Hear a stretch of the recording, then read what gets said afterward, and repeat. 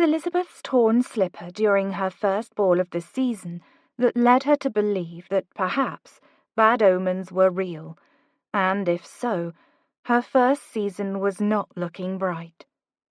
Seeing Oliver lead yet another beautiful young lady onto the dance floor only increased her worry. She had suspected the season was going to be torturous, and she was not wrong. But Elizabeth was not one to wallow, or brood.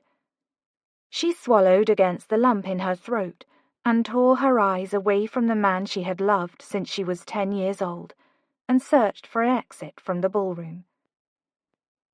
She had only arrived at the ball a little over a half-hour ago, and already she was aching to leave. Not that the feeling surprised her. Crowds were the very worst. Elizabeth lifted up on her tiptoes in search of a doorway that would lead out of the ballroom, but she could not see one around the colourful swirl of satin, lace, and feathers. Really, how did women look in the mirror before a ball, assess the feathers in their hair, and think, "My goodness, how lovely I look impersonating a large bird"? The season was in full swing now, and this ball was a horrifying crush. Despite the short amount of time Elizabeth had spent under the eyes of the ton, beads of sweat were already forming at the back of her neck, and the heat of so many bodies squeezed into one room together was giving her a headache. On top of all this, her rebellious little slipper was all but hanging off her foot. Her eyes raced over the bustling room, noting each of the rosy faces, smiles plastered on, eager to prove their enjoyment in the night. How could every person in the ballroom truly be enjoying themselves? As always, her eyes gravitated to the dance floor, seeking again the tall man with sandy blonde hair and a physique too wonderful for his own good. Oliver appeared to be having the most magnificent time of his life, sweeping easily around the room in spite of the overwhelming movement and noise surrounding them. In the crush, Elizabeth felt short of breath, as though she wanted to disappear and melt into the wall. Feelings she was certain her older siblings never felt among society.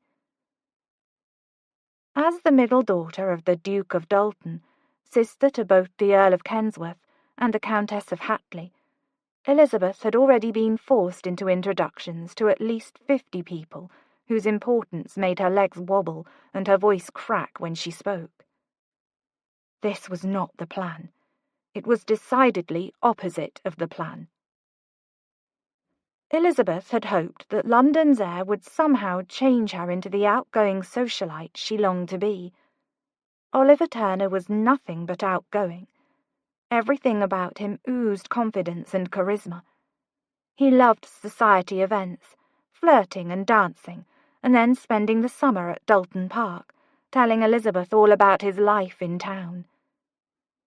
As the younger sister of Oliver's best friend, Carver, Elizabeth had not always counted herself as his friend.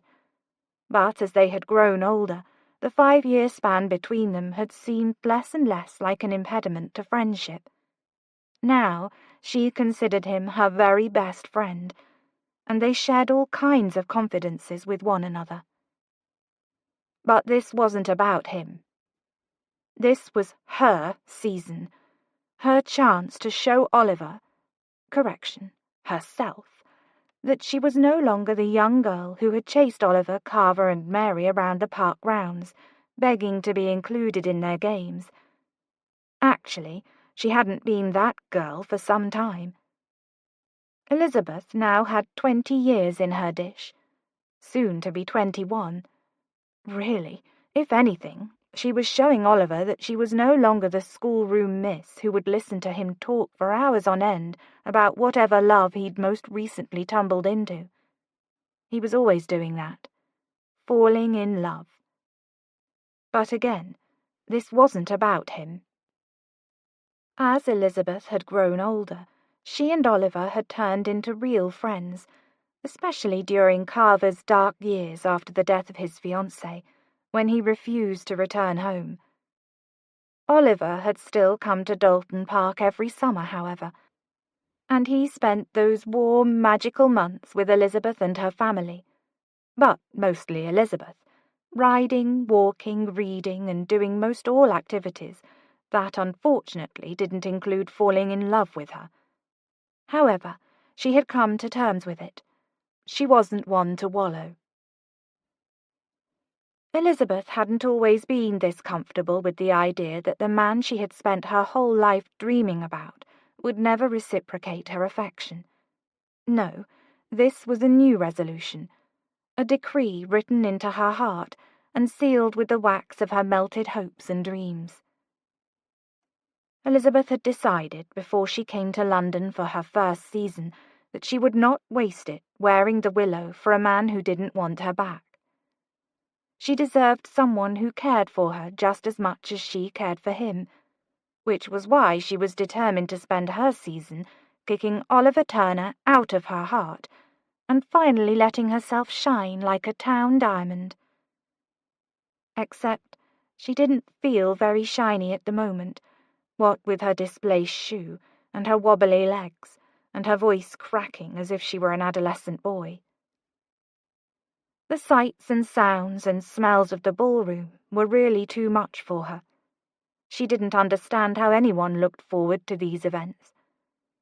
Everywhere Elizabeth turned, someone fluttered a fan, wafting the smell of sweat directly into her face. She pushed around a group of flittering debutantes. Still no exit. She did, however, have a perfect view of Oliver in his beautifully tailored blue jacket, flashing that charming smile of his to a young woman whom Elizabeth didn't actually know, but still managed to hate all the same. Someone should really tell the girl that pink was not her colour. It washed her out. Elizabeth was still seeking an exit when a large feathered coiffure swayed to the music, out of the way enough to give Elizabeth a blessed view of a door. She shuffled across the floor, careful to slide her foot with the ripped slipper instead of fully picking it up. It was just like her to somehow manage to rip a brand-new slipper during a ball. It was a subtle, or not so subtle, reminder that even though she was a daughter of the Duke of Dalton, she didn't fit in there with the ton, and she would never get Oliver to see her as the right woman for him. Drat! Not Oliver.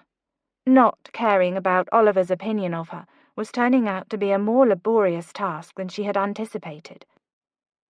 She pressed on toward the door, not allowing herself to glance back at the man she loved, but stopped when she felt someone grasp her arm. Elizabeth took in a deep breath. It's not going to be Oliver. It's not going to be Oliver. It wasn't Oliver. Where are you going? Mary, her older sister and chaperone for the season, shouted above the orchestra. Elizabeth leaned so Mary could hear her. To the ladies' retiring room. I just need a little air. She tucked her torn slipper a little farther under her dress. Mary's light grey eyes pierced Elizabeth with scepticism. Elizabeth knew that look well. As the oldest of the 4 siblings, Mary possessed the uncanny ability to sniff out a problem when one of them was in trouble. Elizabeth wished she could plug her sister's nose. She didn't want Mary to know the truth just then. Mary couldn't know about her torn slipper, or that she had the urge to scream every time someone addressed her as Lord Kensworth's darling little sister. And, most of all, Mary couldn't know that Elizabeth ached to accidentally spill a glass of sherry on the pretty miss currently on Oliver's arm. She was wearing a silk gown, and it would stain famously. Mary must have seen the evil look in Elizabeth's eye. Are you feeling well? She asked, not releasing Elizabeth's arm. Mary's eyes scoured Elizabeth's face for the truth. Perfectly, Elizabeth lied. I'm simply not accustomed to a crush like this, but I'll adjust. You're sure? Do you want to leave early? Yes, she did. But Mary had been smiling all night as if she had actually been enjoying the smell of so many perspiring bodies. So Elizabeth lied again. "I'm having a grand time, Mary, so you may stop giving me that mother-hen look of yours."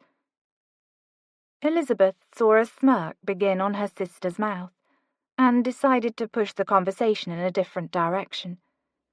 "How are you feeling? Is it too hot in here for you?" She glanced briefly to the swell of Mary's abdomen. Elizabeth had been hesitant to accept her sister's offer to act as her chaperone for the season when Mary had first suggested it. Mary was pregnant with her second child, and Elizabeth worried that all of the late-night balls, morning callers, and constant events associated with launching a debutante into society would be too much for her sister's constitution, especially since Mary's pregnancy was considered delicate, given the loss of her last pregnancy. But then, just before it had been time to leave Dalton Park for the season, Kate, her younger sister, had fallen ill with influenza, and Mamma had not felt comfortable leaving her. Elizabeth was forced to accept Mary's chaperone. But just now, when she was hoping to go home early, Elizabeth was feeling glad that Mamma had stayed home to nurse Kate back to health, instead of accompanying her to London, and hoped that perhaps her sister's swollen ankles would work in her favour. Mary smiled broadly. "Actually, I'm feeling fantastic. It's so nice to be out in society again, now that the constant feeling of sickness has left me." "Just wonderful." "Wonderful. Enjoy yourself. I'll only be a minute." Elizabeth mustered a believable smile and hoped it would be enough for Mary to release her hold. Her older sister looked hesitant, but then finally relented. "All right, if you're sure. Shall I come with you?" Part of Elizabeth wanted to state that she was a grown woman and perfectly capable of taking herself off to the retiring room on her own. But instead she said, "That's not necessary, thank you." Mary walked back to join her husband, Robert, and Elizabeth darted, or slid, toward the inviting door on the edge of the ballroom. No one seemed to notice her open the door and slip through. One glance around the dim hallway told Elizabeth this was not a part of the home in which she was supposed to be. The ladies' retiring room must have been through a different door. Elizabeth pressed her lips together, looking both ways down the empty hallway. Her palms were sweating and butterflies fluttered in her stomach, in the way they always did when an adventure was in the making. Thoughts of spending the remainder of the night exploring the halls played in her mind. It could be like a game, trying to avoid detection, like a... No. Focus, Elizabeth. You are an adult now. Act like one. She refocused her attention on the matter at hand, raising her gown and removing her slipper to inspect it. Of course, irreparable. She flicked the limp hanging sole, no longer attached to the rest of the shoe, and silently cursed its delicate fabric.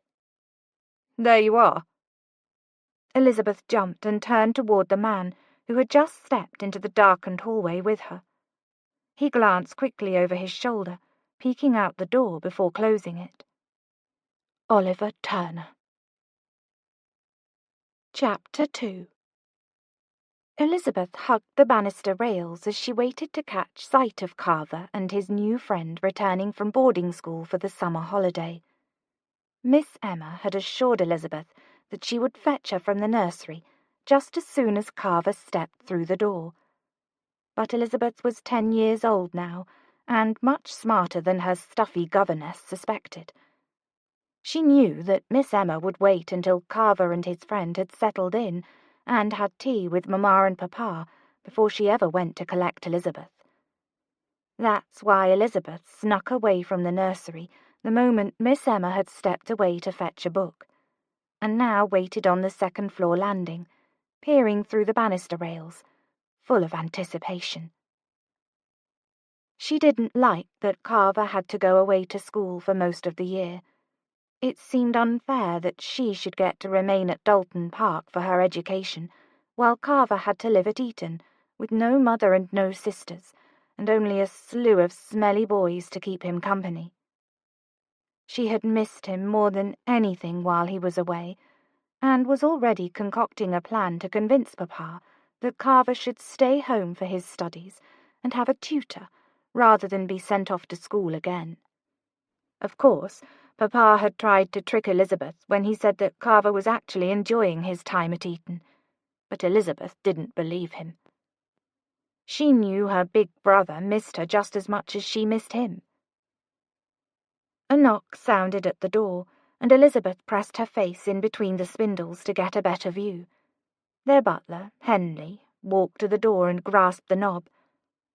Elizabeth heard Mamma's swishing skirts before she saw her rushing toward the door. "They're here," Mamma called out over her shoulder. Mamma had missed Carver too.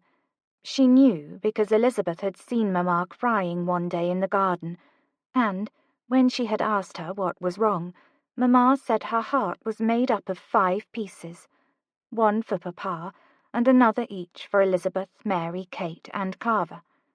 She said one of her pieces was away at school, and she couldn't wait for it to return. Elizabeth's own heart raced as Henley opened the door. Mamma stretched out her arms, and Carver stepped through the door to wrap Mamma up in one of his big hugs. Elizabeth couldn't wait for one of her brother's hugs. He would probably even pick her up and spin her around as he always had.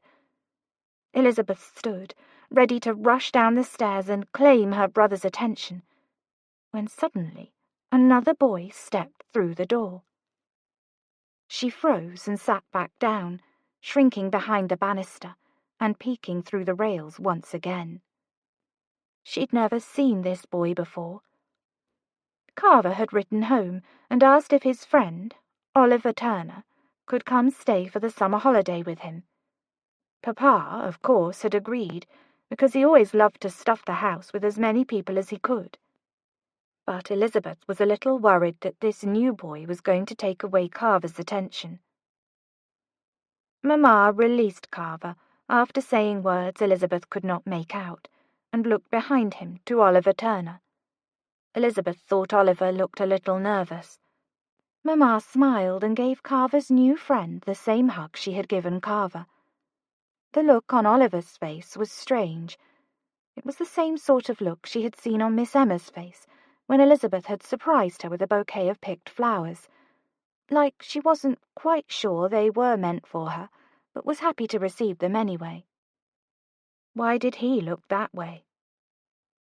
Elizabeth continued to watch, still unsure of this Oliver Turner, and not ready to announce herself yet. Papa's happy voice boomed into the room, as it always did before he came into view. She could hear and see them all exchanging more hugs and greetings, but Elizabeth never looked away from Oliver. He didn't look like Carver. She knew he was the same age as her brother, 15 years old, but his hair was lighter, and he wasn't quite as tall. But then again, no one was ever as tall as her big brother. The biggest difference between Carver and Oliver was that Oliver looked a little scared. He stepped back as Papa approached him. Papa looked like he was going to hug Oliver, but then he paused and, instead, slowly extended his hand. Oliver stared at Papa's hand a moment before taking it. After the handshake, Oliver smiled, a little tentative, but it was still a smile. Everyone started moving out of the foyer and toward the drawing room. Elizabeth didn't stand up, but she hoped Carver would look up and see her, race up the stairs and capture her in a hug like he always did. But he was laughing at something Papa had said and walked right by without seeing her. Her smile fell and she let go of the rails. It wasn't Carver's fault. She was probably just too high up for him to see her. Elizabeth was just preparing to stand up when Oliver stopped walking. She froze, trying to remain undetected by this boy who she wasn't sure about yet. His blue eyes bounced over the foyer and then up the stairs until they landed on her. Elizabeth gasped. She didn't smile or move. Oliver seemed startled to find her there at first, but then he smiled a nice, kind smile and raised his hand to her in a soft wave. Something strange and new happened. It felt as if 1,000 flutters rushed into her stomach. She wasn't sure about those feelings, or about the boy with the blue eyes, but he seemed nice, and for some reason, she liked that he saw her. Elizabeth simultaneously relaxed and tensed, just like she always did in Oliver Turner's presence. He walked toward her, his impressive frame even more alluring in the darkness. A subtle light played across his face, the warm glow caressing the skin of his jaw in a way that Elizabeth longed to. "What are you doing in here, Lizzie?" Lizzie. He'd been calling her that name since she was 10 years old. Every time she heard the nickname, she had to try very hard not to wince. It sounded childish, a constant reminder of how he saw her, his darling little long-time friend. "Nothing," she said, quickly placing the torn slipper behind her back. He grinned, his usually bright blue eyes looking as dark as midnight in the dim light of the hallway. "What do you have there?" "Nothing," she said again. It was a solid alibi. She was sticking with it. Oliver wasn't quite as massive as her brother Carver, but when he stepped in front of her and towered over her as he was doing just then, he felt very much like a giant. Elizabeth's heart stumbled as she smelled his familiar scent, like mint and fresh rain and something else masculine and spicy that she couldn't name. She wanted to bottle it up and carry it on a chain around her neck, so she could inhale it whenever he wasn't around. "Then let me see your hands," said Oliver, nodding toward her hands still tucked behind her back. "No, they're cold. I'm trying to warm them up." His eyes narrowed. "Mary said you left the ballroom because you were overheated." "Mm-hmm, I am. But my hands are cold." She winced. She was a terrible liar and always had been. As he spoke, he gave her the half-smile that always made Elizabeth's stomach turn inside out. "What scrape have you gotten into this time?" Before she could answer, he darted his hand behind her back and retrieved the broken slipper. She sighed and looked on, a little crestfallen, as he held the pathetic accessory up to the flickering candlelight. He began to chuckle. Elizabeth tried to snatch the slipper back from his hand, but he just lifted it higher. "How in the world did you manage to tear your slipper?" Well, he didn't need to make it sound as if it was such a fantastic situation. In fact, it had torn quite easily. As it turns out, when a lady stands on her tiptoes to get a good look at a gentleman across the ballroom, the back of her slipper might fall off. And when the back of the slipper is lying limply on the ground, another gentleman just might step on it. And when she goes to take a step, the heel of the slipper will remain pinned under his boot, and the whole thing will tear. It was accomplished quite easily. But she couldn't tell him that, because it had been Oliver who she was lifted on her tiptoes trying to see. It was his fault for looking so ridiculously handsome in his evening attire. "I must have snagged it on a chair or something. Who knows?" She shrugged, and Oliver simply raised an eyebrow, knowing her too well to believe such a docile story. He turned his attention back to the slipper and flicked the fabric once again. "I'm afraid I can't fix it. I've left my sewing kit in my other reticule." This was what she loved most about Oliver, his sense of humour. That, and his eyes, as blue as the North Sea. And his laugh, the way it rumbled in his strong chest. And his nose, the way it sometimes crinkled when he was reading. And everything else about the man. Oh, she was pathetic. This was exactly why she had decided to come to London, to find another recipient for her heart. She didn't even feel too particular about who that someone might be. She just needed him to be a gentleman other than the one in front of her. Someone who would return her love, rather than continually dash her hopes of reciprocal feelings. Elizabeth cleared her throat and extended her hand. "Never mind the slipper. I'll manage with it as it is." But the handsome fool just smirked and held it up over his shoulder, as if he expected her to make a lunge for it again. "How?" "The same way I've been managing it for the past half hour. I slide my foot instead of picking it up." His face was too serious to be trusted. "I don't know. I can't picture it. Let me see the walk." She gave him a flat look. "Not going to happen. Give me my slipper, Oliver." "I must insist you show me your sliding walk, so I may judge whether it's a sufficient cover or not. I cannot let my dearest friend parade about a ballroom looking as if she were mentally deranged." "I'm not performing the walk for you."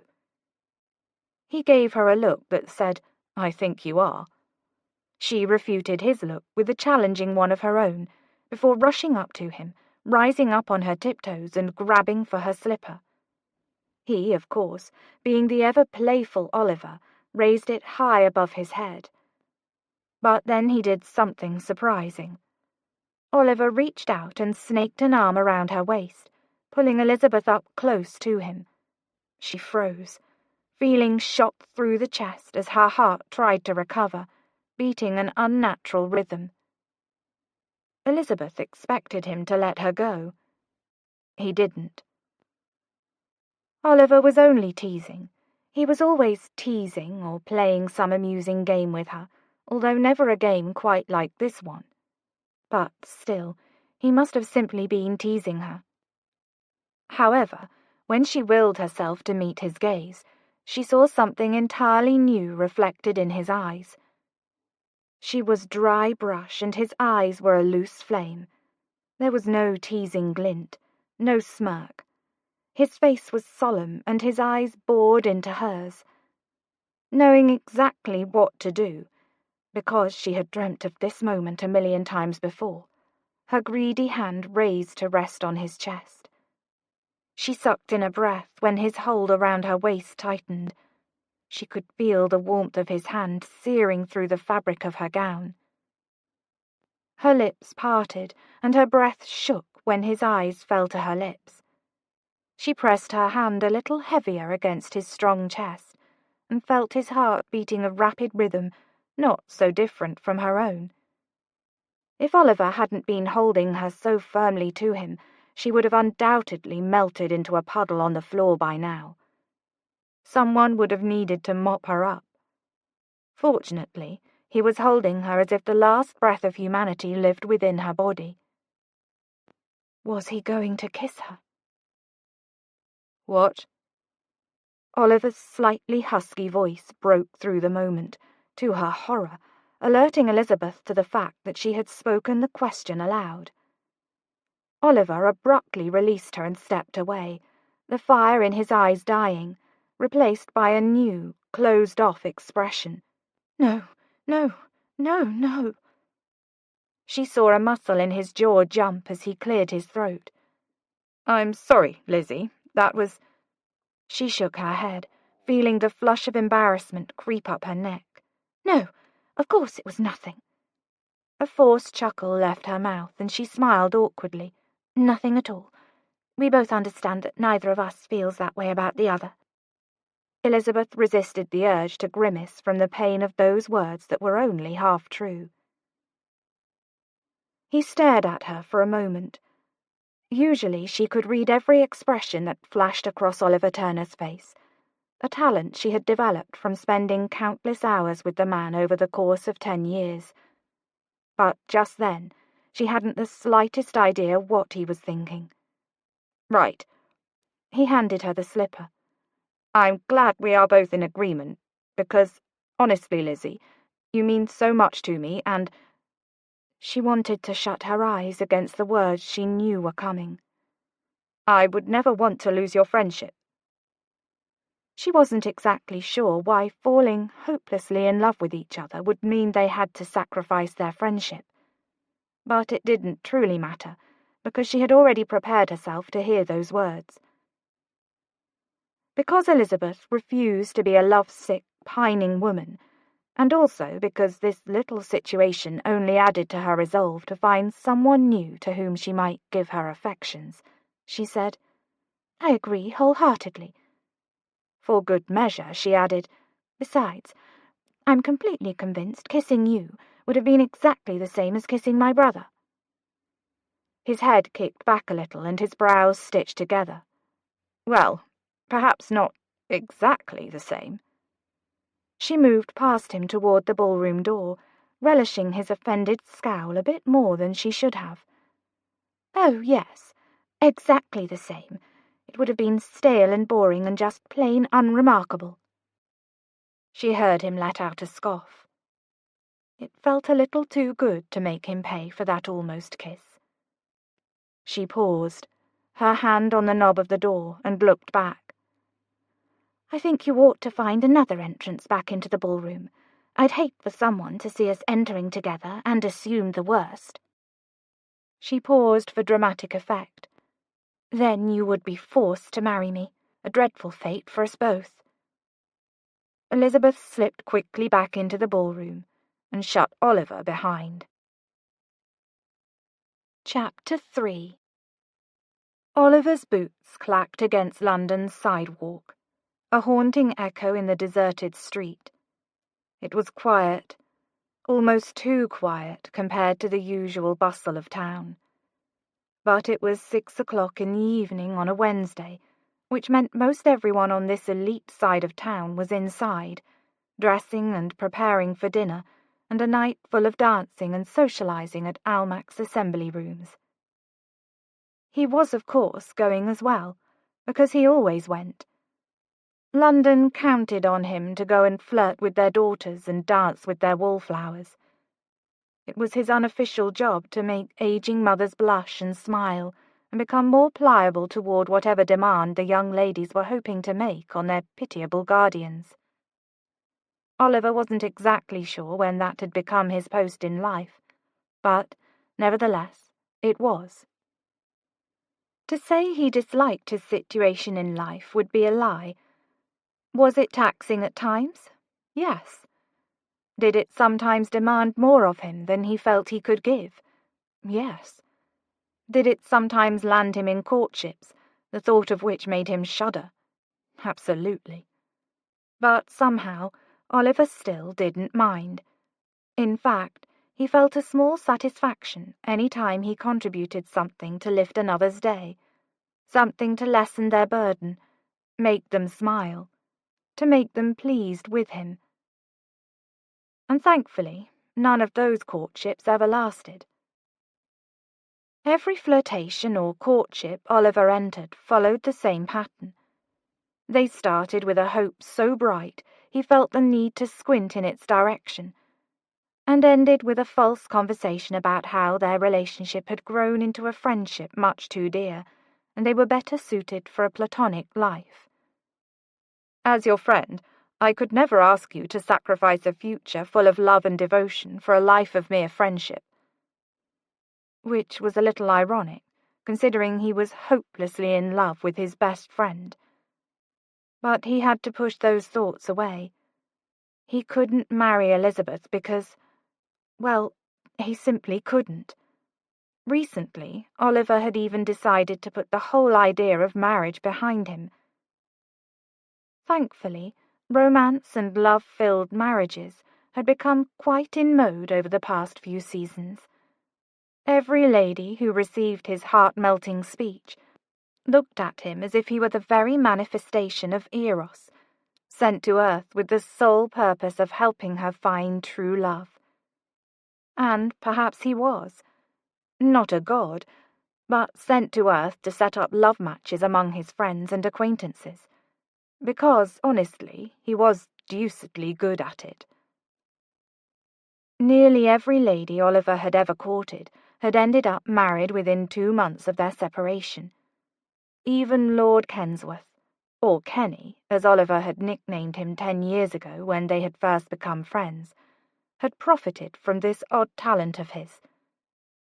A woman who Oliver had briefly harboured a tendre for, which admittedly happened more often than not, had ended up falling in love with Kensworth. They had been married 1 month ago to the day, and Oliver liked to think his presence in the situation was the catalyst for making it happen. There was a reason people of the ton had nicknamed him Charming. Some thought it was because of his smile or the way he flirted, but that wasn't it. The lesser-known reason was because he seemed to be young ladies' lucky charm. Oliver was sought after because to court Charming was to find oneself married and well-situated swiftly after. But he didn't mind, for the most part. It was nice to be wanted, and nice to know that in the end he wouldn't be responsible for that woman's happiness. Oliver would never have to worry over becoming his father. Oliver quickened his steps as the sight of Hatley House, where Elizabeth would be staying for the season, came into view. But then he realized that his steps had quickened and forced himself to slow down. Rushing to see Elizabeth was ridiculous. On the other hand, she was new to London and likely feeling a little alone. As her best friend, surely rushing to make certain she was settled and happy was the honourable thing to do. He let himself hurry his steps again until he was standing in front of Hatley House. The home belonged to Mary and Robert, the Countess and Earl of Hatley. He drew in a deep breath, willing his thoughts and emotions to all line up where they ought to be. Elizabeth was his friend, Kensworth's younger sister, and that was all. Nothing more. There could never be anything more between them. Before Oliver took another step toward the front stoop, something caught the corner of his eye. He turned to face the small alley that separated Hatley House from the neighbouring home and looked up. His body tensed when he realized that a woman was hovering half out of a window on the second floor. A line of knotted bed linens dangled from the window, forming a sort of rope. He didn't even need to see the woman's face to know who it was. Elizabeth. Oliver jogged into the alley and craned his neck to look up at his friend, who had apparently gone mad enough to risk her life climbing out of a second-story window. "Lizzie," Oliver called out as quietly as he could, and still have his voice reach her. He glanced sideways toward the street, hoping his voice hadn't alerted any bystanders to Elizabeth's madness. "Oliver?" said Elizabeth, pausing her descent and peering down over her shoulder with such a pleased smile that it made a warm sensation spread through his chest. No warm feelings, Oliver. But then her smile fell away, and she just looked annoyed that he had caught her. "What are you doing here?" she asked. "I could ask you the same thing," he said, resisting a grin at the sight of her, skirts bunched up in her hand, excitedly scaling down a wall using bed linen as a rope, with more length of her legs showing than he was comfortable admitting he had noticed. Granted, it wasn't actually much. No more than he had already seen when she would lift her skirts to walk with him through the streams of Dalton Park during the blissful summers of their youth. But the difference was, Oliver no longer felt the same way toward Elizabeth as he had during most of those summers. She had been a child back then, but certainly was not now. Which is why he cleared his throat against its sudden dryness and focused his eyes on her face. "I think the answer to that question is self-evident. I'm escaping through my window." She was moving down the wall much faster than he thought prudent. Oliver would have asked her to be careful, but he knew that would be to no avail. The woman was fearless. So instead, he stood directly below her and prepared himself to catch her if she fell. His customary position for most of their friendship. He held his breath when her boots slipped off the wall, but she clung tighter to the makeshift rope until she was able to regain her footing. "Aren't you going to tell me to take care?" she asked, a smile in her voice as she continued moving. "No, I'm much too fond of my breath to waste it on those words." He held up his hands as she neared the top of the first-floor window. Having to fix his eyes on her like that really wasn't helping his determination to deny his feelings for the woman. She possessed a natural grace and elegance that the average woman had to refine for years to achieve. Elizabeth, however, accomplished the look with no effort at all, while scaling down the side of a house. It made his stomach clench to think of how she would draw the eye of every eligible male in London. Elizabeth was going to be an instant success this season. Of that he was certain. Elizabeth neared the ground, but then paused, realizing what Oliver had noted from the moment he walked up. Her makeshift rope did not reach the ground. Instead, the end dangled to just above Oliver's head. Elizabeth would not be able to reach the ground on her own without letting go and jumping from a height that would most likely leave her more than a little bruised. Her eyes reluctantly slid to his. Oliver had to bite the inside of his cheek to keep from smiling. He folded his arms across his chest and leaned casually against the wall, gazing up at her, letting his eyes convey his triumph. Elizabeth took in a long, slow breath and narrowed her eyes. "Oh, just say it." "Say what?" he asked in an innocent tone. She rolled her eyes and adjusted her hold on the linens. "That I do not think before I act." He gasped playfully. "I'm offended, Lizzie. I would never say something so stuffy." "You would, and you have, at least a dozen times over." Oliver grinned. I think you're mistaking me with some other prosy fellow." He had, in fact, said that very phrase too many times to count, but it had never done a bit of good, so Oliver had decided to stop saying it. Besides, if he were being honest, he liked rescuing Elizabeth from the scrape she continuously found herself in. "Well, if you're finished acting as if you're posing for a Grecian marble, could you possibly help me down from here?" Oliver unfolded his arms and pushed off the wall, moving just below Elizabeth again. "Is that your way of saying I'm looking rather handsome today?" "I would, but I'm afraid that if I tend to your ego any further, you will combust." At that moment, Elizabeth reached the end of her rope and peeked over her shoulder down at Oliver. He, being of a tall build, was able to reach her lower legs, though he really shouldn't reach her legs. He stared at the brick wall in front of him, trying to work through the problem. In his mind, he thought he would just take hold of Elizabeth's legs and let her slide down in his arms to the ground. But now, when faced with a very real Elizabeth, it felt too improper. And his racing heart wasn't doing anything to help convince him otherwise. "Lizzie, I think you should—" However, he didn't have time to finish that sentence or formulate a new plan. "I'm letting go," she said, leaving him barely enough time to reach up and take hold of her legs. In a blink, she was sliding down through his arms until her feet gently and safely reached the ground.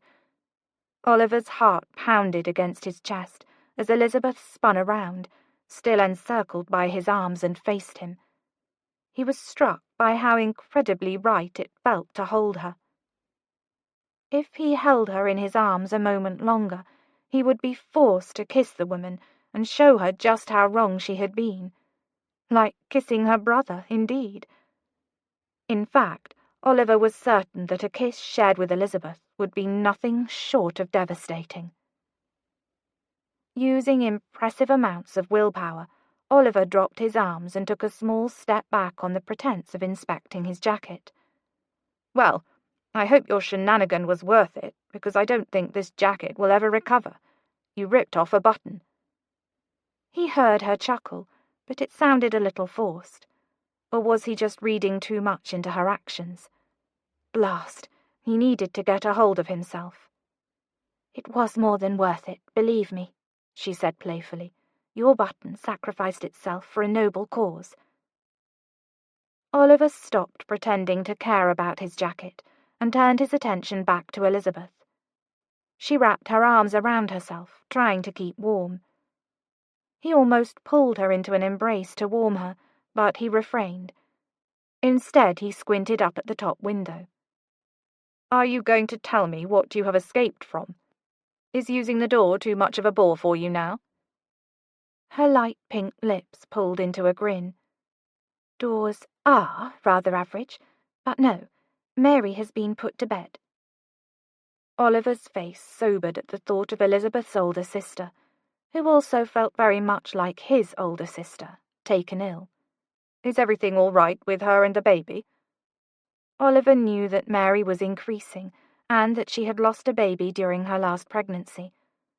Neither of those things were public knowledge, but Oliver had spent enough of his life at Dalton Park with Kensworth and his family that they considered Oliver one of their own, and shared most everything with him.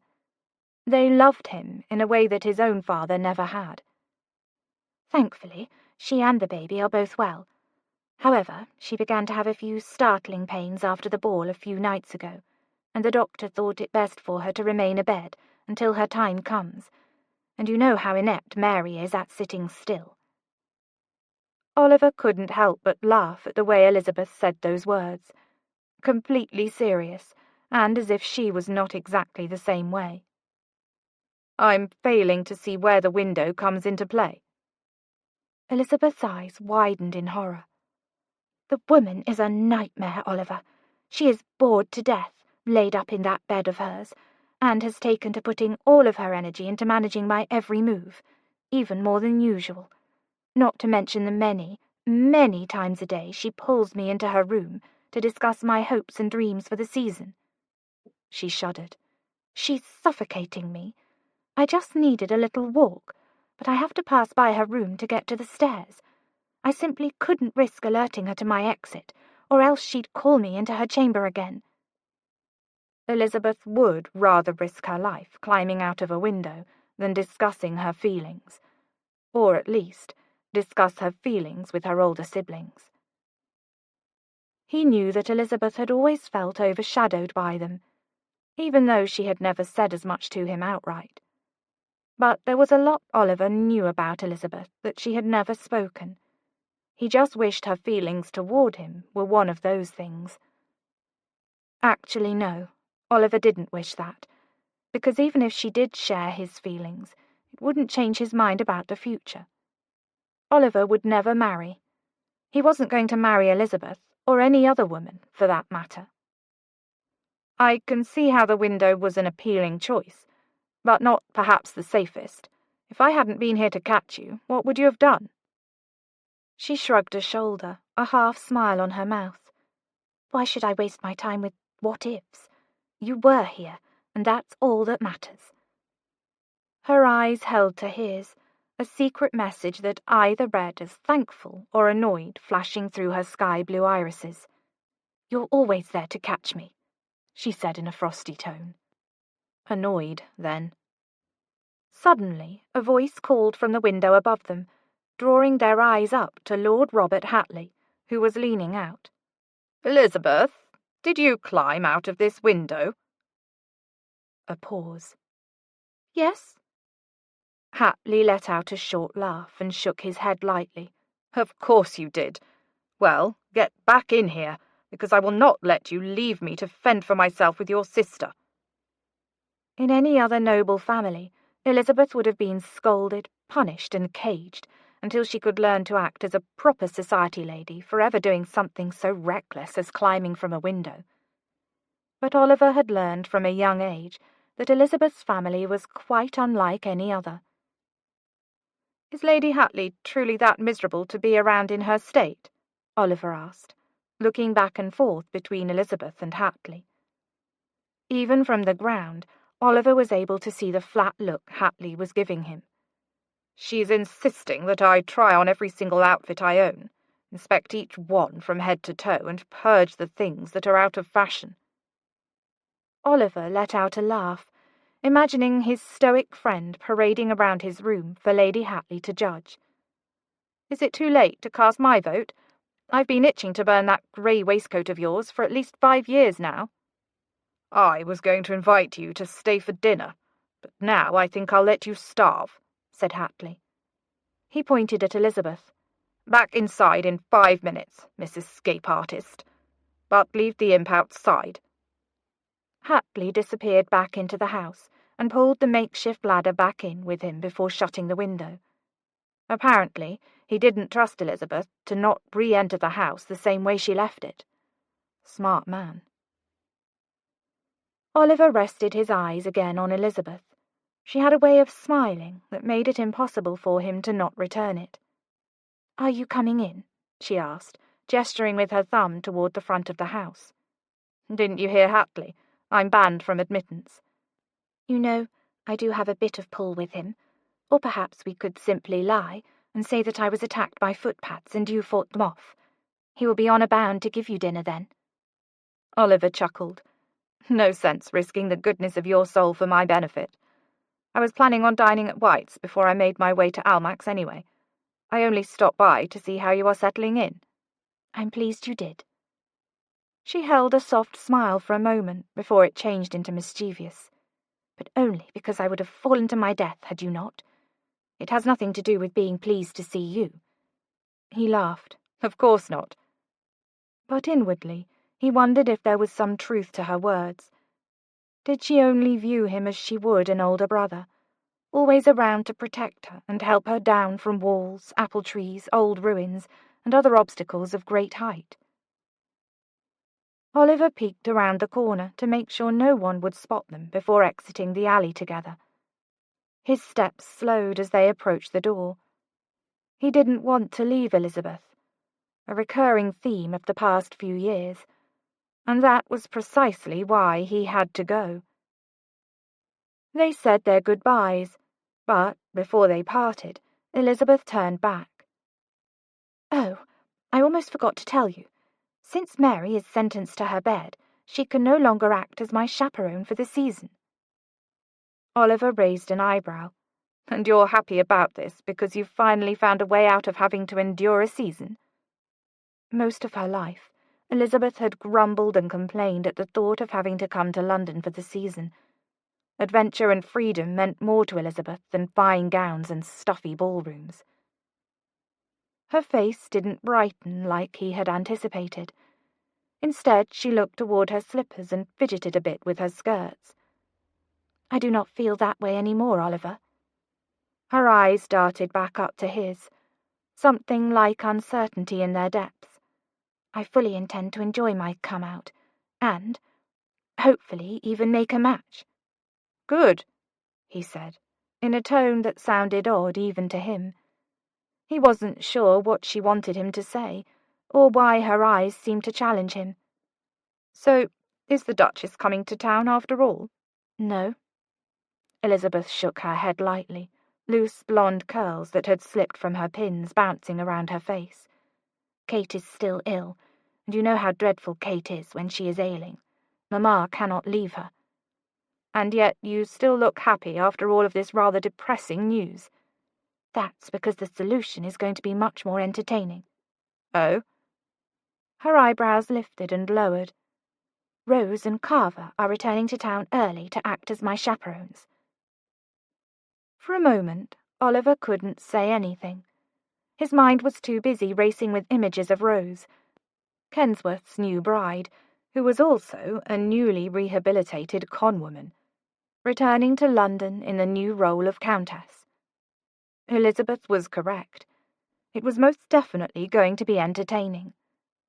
And then he thought of Elizabeth and Rose living under the same roof together, and he couldn't help but laugh. "What?"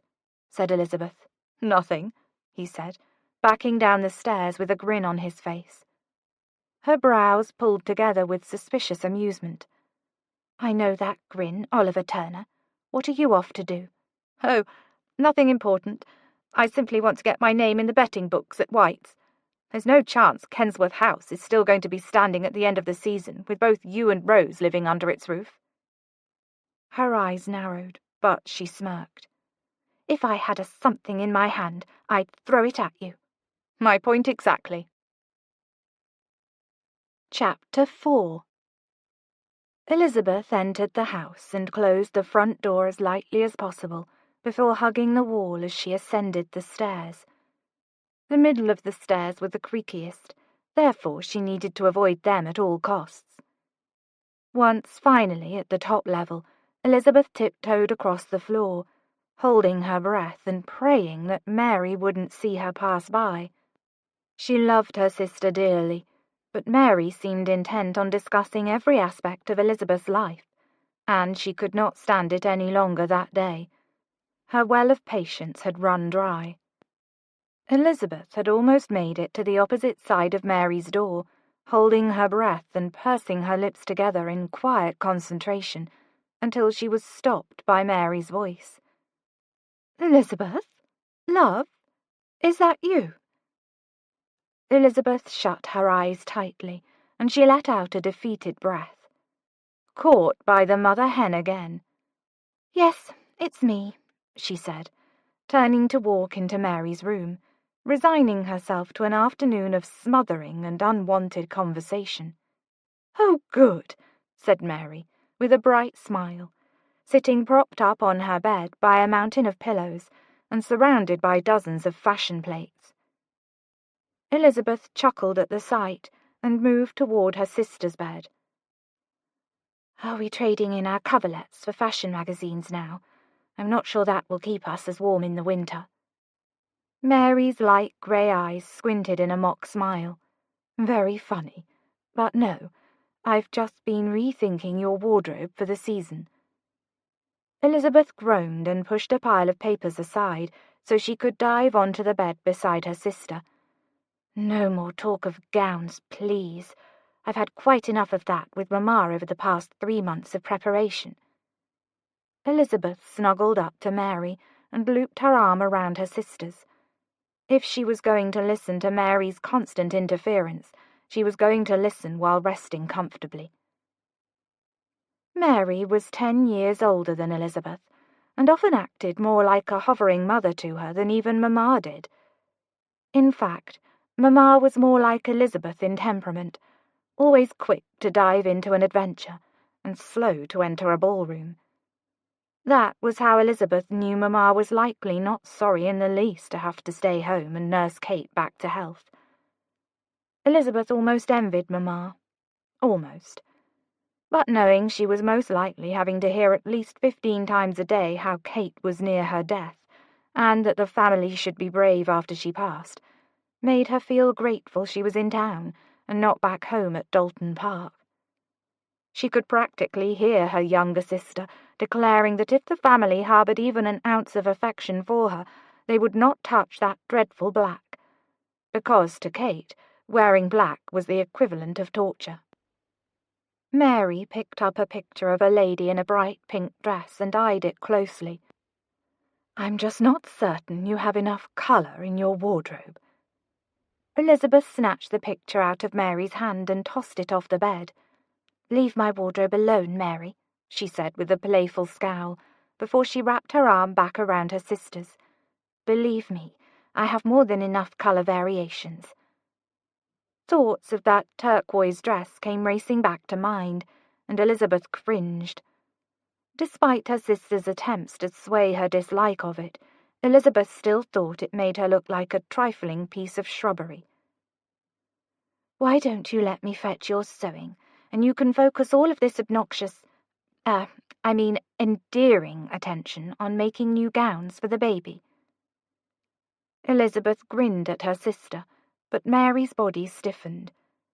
She looked up from the fashion plate she had been studying, and for a brief moment stared out into the room before turning her attention back to the image again. "Are you sure you don't like this one? I think the pink would really set off your blue eyes." Was that it, then? Flags raised in Elizabeth's mind at her sister's blatant attempt to change the subject. Something was wrong with Mary. The rock of the family, the sibling who always had everything well in hand. Elizabeth had no intention of telling Mary how much she admired her, looked up to her. Mary was accomplished, loved, prepared and confident in the face of all trials. At least that was always how she had appeared when she would swoop back in from London with all of her fantastic tales of society and culture. In those moments, Elizabeth had always stood by, silently admiring her older sister and wishing she could be her. She also wished she could be one of Mary's friends and confidants, and Carver's as well. Instead, it often felt as if her older siblings only interacted with her when it was required. The older Elizabeth became, the more strained her relationships with her siblings felt.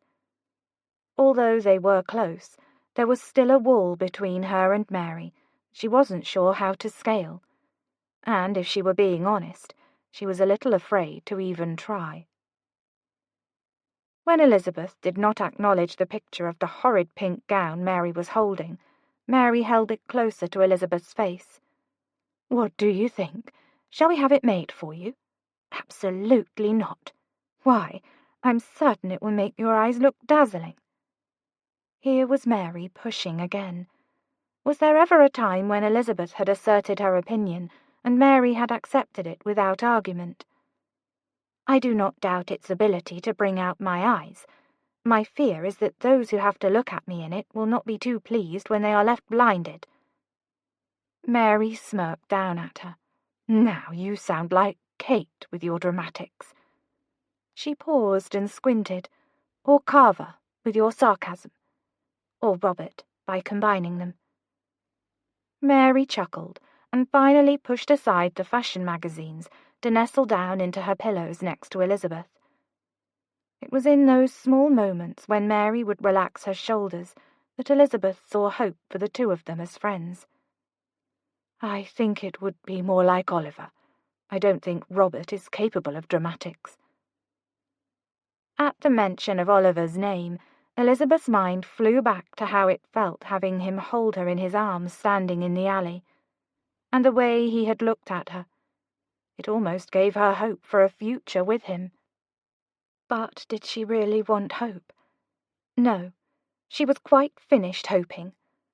What she wanted was to move on and stop torturing her heart like she had every summer Oliver spent with her family. He had started out as a brother figure, a protector. But as the years had progressed, he had gone from someone who simply watched over Elizabeth to a genuine friend, a close friend, someone who shared everything with her, someone who laughed with her, someone who valued her opinion. Maybe someone who... No, she couldn't let herself finish that thought. All of those things were true, but they all simply pointed to their close friendship. Elizabeth wanted nothing more than for Oliver to return her romantic sentiments, but she knew that was a wasted dream. Mary's voice broke into Elizabeth's thoughts. "I'm so sorry I won't be able to be with you this season after all. I feel as if I have let you down." Mary sounded defeated. It made Elizabeth feel a tiny bit guilty that she was glad to have Rose as her chaperone instead of her overprotective sister.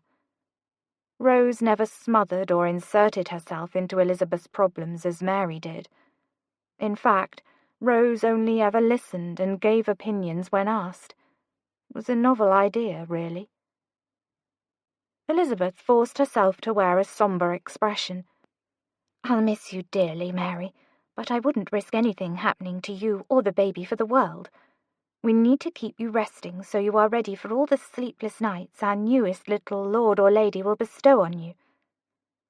Elizabeth looked down and rested her hand on Mary's wonderfully round stomach.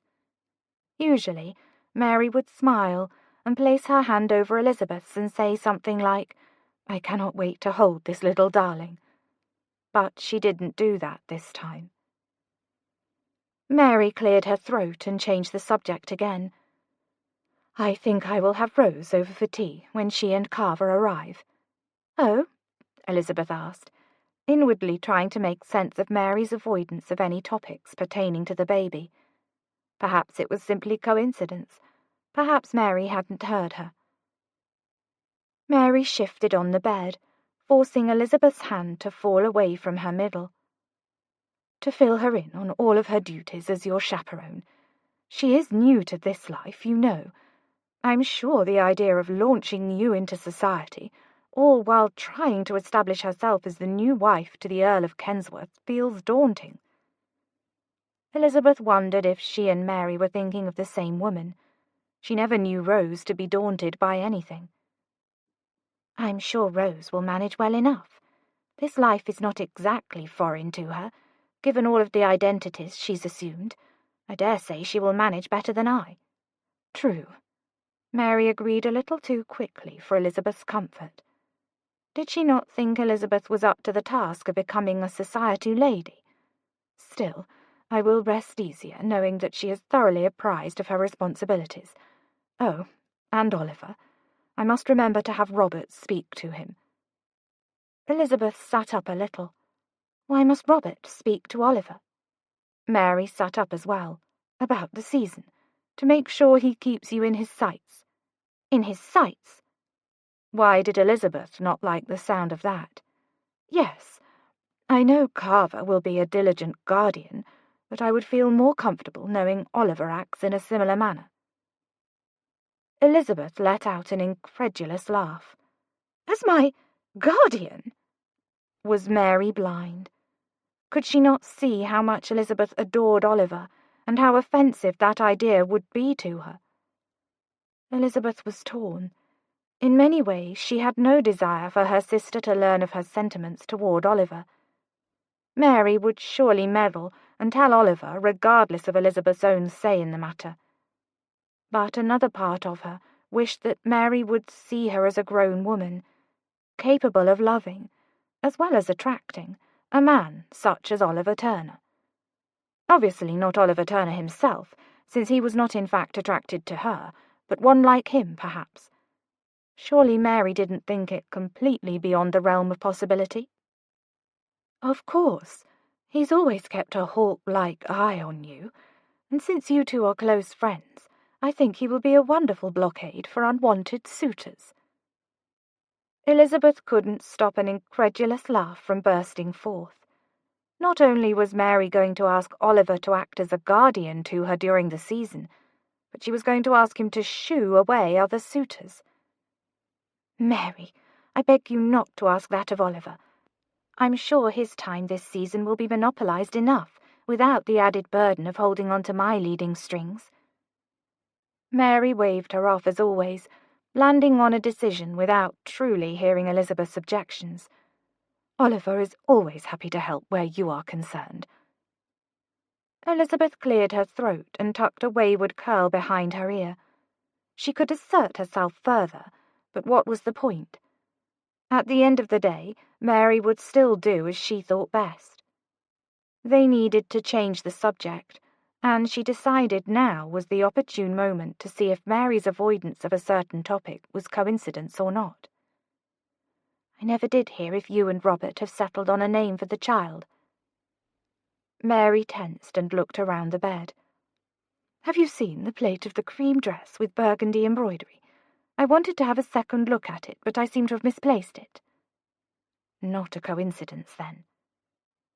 Elizabeth knew she shouldn't press it, but her desire to be more than simply Mary's little sister held sway. She wanted Mary to see that she was capable of helping to bear some of her burdens. Are you thinking of passing Robert's name down if it's a boy and yours if it's a girl? Mary was almost wildly shifting through the papers scattered around her. Perhaps. Oh, it must be around here somewhere. Have you seen it? Do you have a hunch as to what the sex will be? Just wait until you see the embroidery. I've never seen more elaborate floral stitches. This was getting ridiculous. Mary, stop searching for a moment. Mary paused, but would not meet Elizabeth's eyes. Is something the matter? You seem a bit out of sorts today. Is it because of the baby? Are you worried? Mary's eyes shot anger at Elizabeth. Leave it alone, she said, speaking with such force that Elizabeth took a retreating step back. An unwanted stinging touched the back of Elizabeth's eyes, and she blinked against the sensation. I was only trying to— I know what you were trying to do, and I wish for you to stop. My affairs do not concern you." Elizabeth gripped her skirts and willed herself not to cry. Tears would only make her appear even more childish in Mary's eyes. After a moment, Mary's posture relaxed and she let out a breath. "What I meant to say is, you have enough to think about with your come-out and all that is expected of you as a debutante. No need to overload your mind with things that do not pertain to you." Yes, Mary had made that sentiment perfectly clear. Elizabeth was in no way needed by her sister and should focus all of her efforts on not making a muddle of her season. Wonderful. Perfect. Then that was precisely what she would do. The air felt heavy. Elizabeth wanted to breathe, but she was afraid that if she did, it would come out shaky and tearful, and tears would do no one any good. Very well. She looked down and smoothed her skirts, hoping her sister couldn't see just how much her rejection had stung. "I shall leave you then. I have a letter to Mamma to finish writing." Mary nodded, but would not meet Elizabeth's eye again. "Send her my love." She gestured toward the copy of La Belle Assemblée. "Will you hand me that one before you leave? I don't believe I've looked through it yet," said Mary, using one hand to point toward a fashion plate at the bottom of the bed, and the other to retrieve a pillow and cover her middle. Something was most definitely upsetting Mary, and Elizabeth's heart ached at the sight. She hurt for her sister, and also at the distance she felt between them. She had hoped this season would change things between them, but clearly she had been wrong.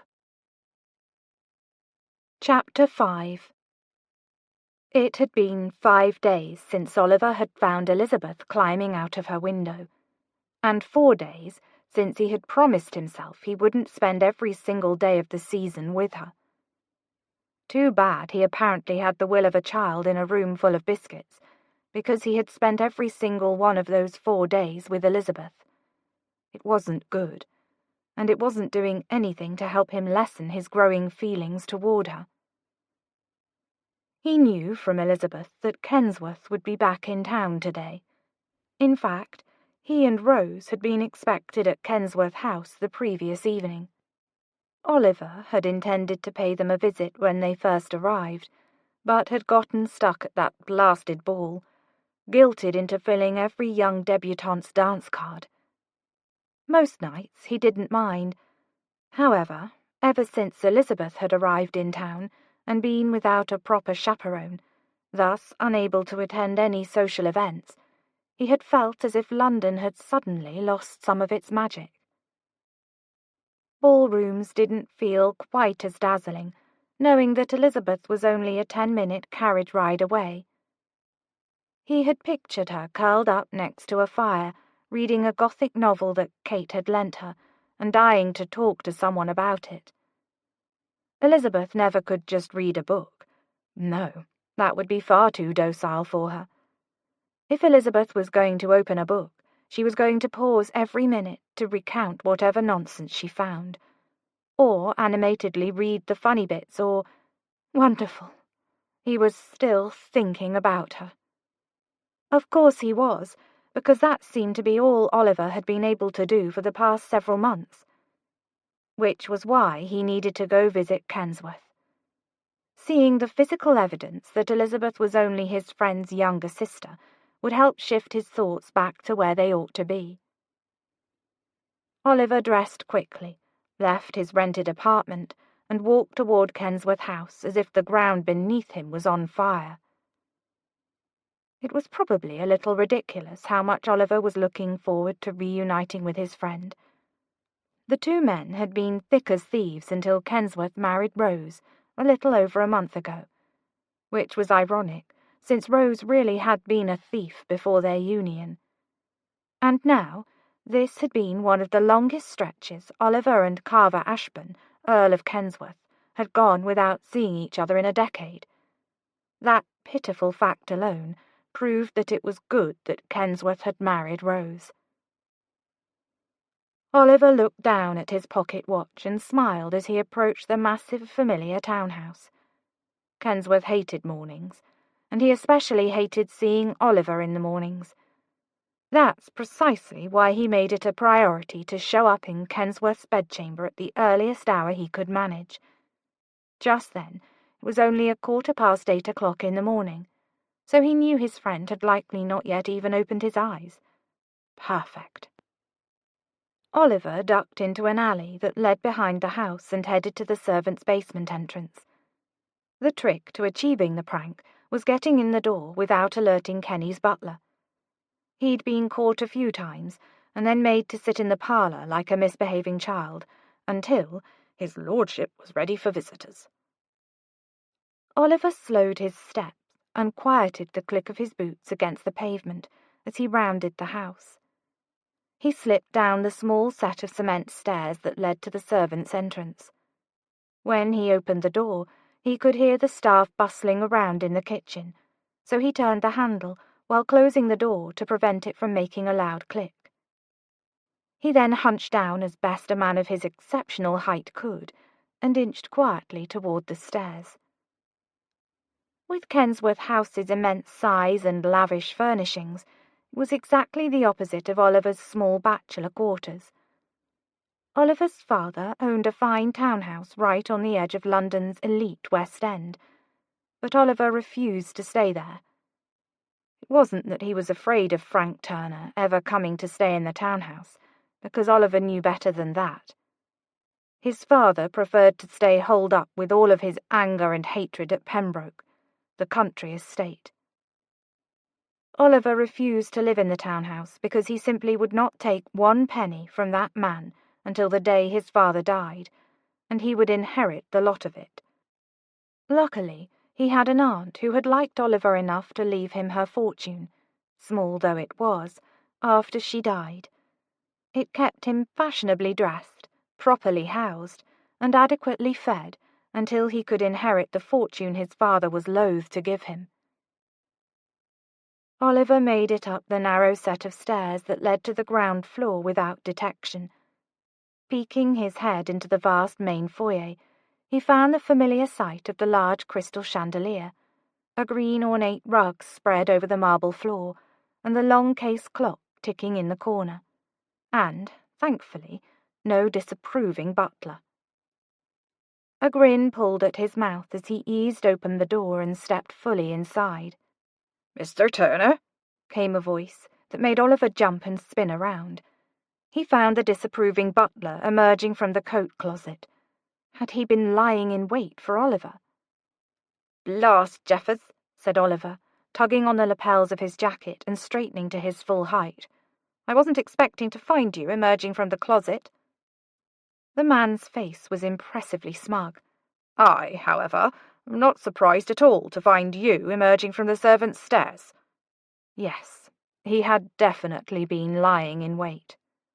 "Well," said Oliver with a grin, "it's lovely to see you, as always, Jeffers, but I can see myself up to Lord Kensworth's rooms." "Mr. Turner," said Jeffers in a lazy tone, most likely weary from having to utter the same phrase he had said dozens of times before. "His lordship does not receive visitors before the hour of 10 o'clock. I know," said Oliver, waving a dismissive hand in the air. "But surely by now you know me well enough to make an exception?" Oliver flashed his most charming smile. "No." His smile fell. "Fine. I will go in the parlour until his lord—" But then he spun around the scowling butler and ran up the stairs, taking them 2 at a time. Oliver didn't look back. He knew he would find Jeffers wearing a black look and possibly muttering profanities under his breath. It never failed to make Oliver grin. Elizabeth would have been proud of that spin manoeuvre. Oliver paused and took a moment outside of Kensworth's room to collect himself. He tugged at the bottom of his light blue waistcoat, ran a hand against his hair, attempting to put it back in place, and rolled his shoulders in preparation for waking the esteemed Earl of Kensworth. Once, Oliver had thrown a basin of water on Kensworth and then taken off, running out of the house before his friend had time to catch and murder him. Another time, he had woken him by placing a live chicken in his bed. The lengths he had gone to catch and find that chicken were perhaps a little mad, but it had been worth it to see Kensworth's face when he opened his eyes. Today, however, he was going to settle for the simple run and jump, startling yet effective. The moment after Oliver turned the handle and opened the door, something soft and fluffy smacked into his face. Apparently the butler wasn't the only one who had been expecting him. Oliver blinked down at the pillow lying innocently at his feet. He chuckled and stepped into Kensworth's darkened room. "Well, good morning to you too, darling." "Go away, Oliver," said Kensworth, his voice muffled by the pillow covering his face. "Did you just throw a pillow at me?" Oliver asked, moving more fully into the room to stand next to the bed. "No, that was Rose." Oliver froze. Rose! His eyes shifted for the first time to the opposite side of the bed. Sure enough, he saw the form of Rose under the coverlet, pulled all over her head, leaving only the ends of her brown hair visible. Heat rushed to Oliver's face as he realized he had just barged in not only on Kensworth, but also on his new wife in bed. "Oh, blast," he said, quickly turning away so that his back was to the bed. "I'm sorry, Rose, Lady Kensworth. If I had known that well, I wouldn't have come in here." He heard her laugh, a short laugh, as well as the sound of covers shuffling. "Don't you dare start calling me Lady Kensworth. And yes, how could you possibly have known that Carver's wife would be in his bed with him in the early morning?" He grimaced at her words. It was so obvious that she should be there with him now. Why had that thought never occurred to him before? "Right, I'll just be on my way then," he said, charging toward the door. No, no, I'm already up and going into my own room, so you two ladies can have your morning chat, said Rose, followed by the sound of feet shuffling against the floor, and then a door shutting on the far end of the room. Assuming that meant it was safe, Oliver turned back around slowly until his eyes landed on his friend. Kensworth was now sitting on the edge of the bed, looking as annoyed as ever. "Oliver, do me a favor and go get your own wife, so you can have someone to talk to in the mornings who isn't me." Oliver smirked. "But you know me so well. Imagine how long it would take for a wife to learn all of my complexities." "Believe me, you're not as complex as you think." "Is that your way of saying I'm daft?" Kensworth ran his hands through his hair with a small grin. "I think you must be, if you thought you would find me alone in my bed after marrying Rose only a month ago." Oliver couldn't help but chuckle. It really was stupid of him. "Don't worry, it won't happen again. I don't doubt that. Rose will shoot you if you do it again." "Relying on your wife to be your bodyguard?" Oliver tusked. "Shabby, my man."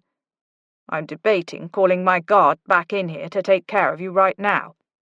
Oliver smiled and moved across the room toward the parlour that connected to Kensworth's room.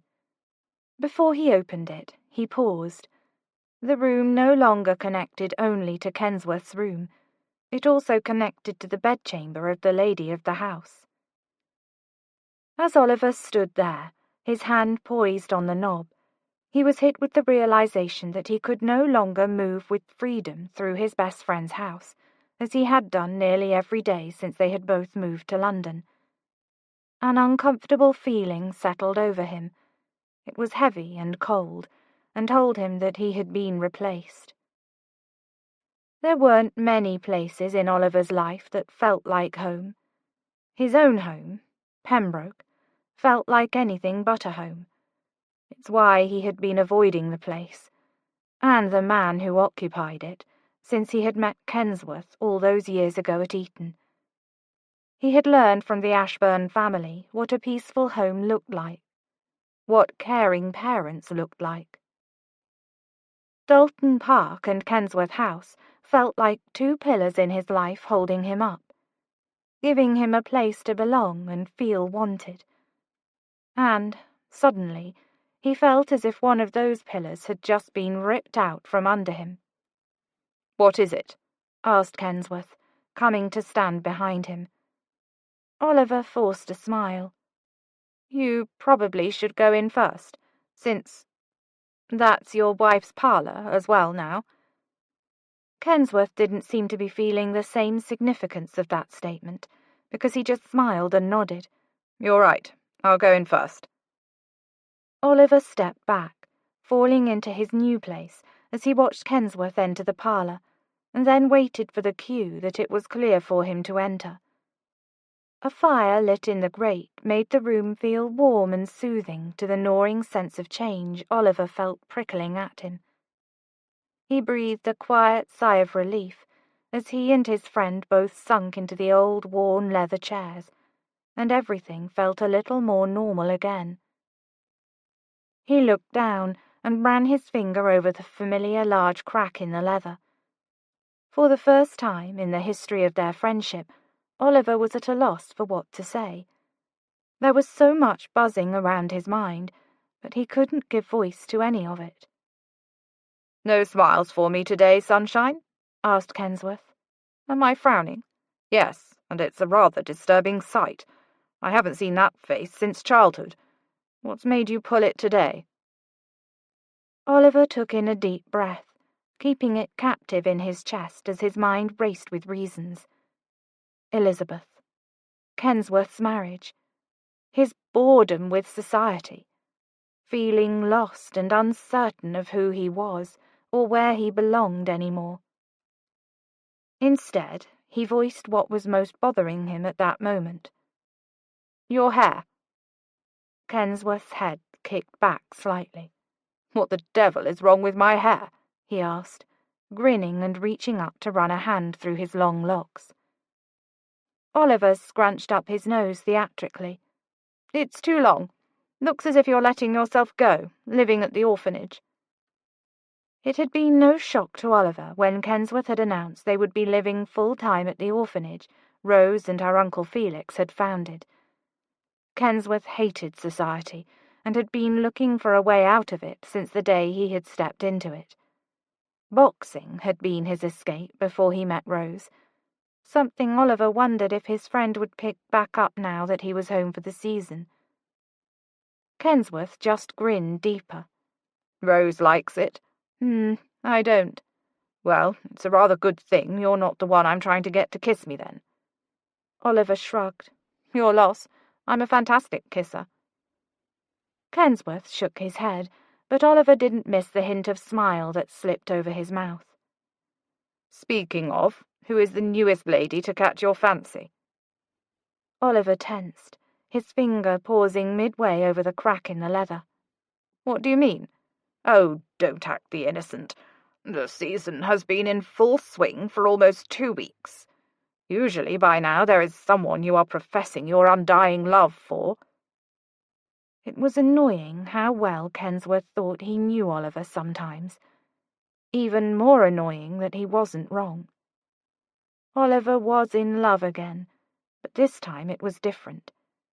His feelings for Elizabeth were frightening and long-standing.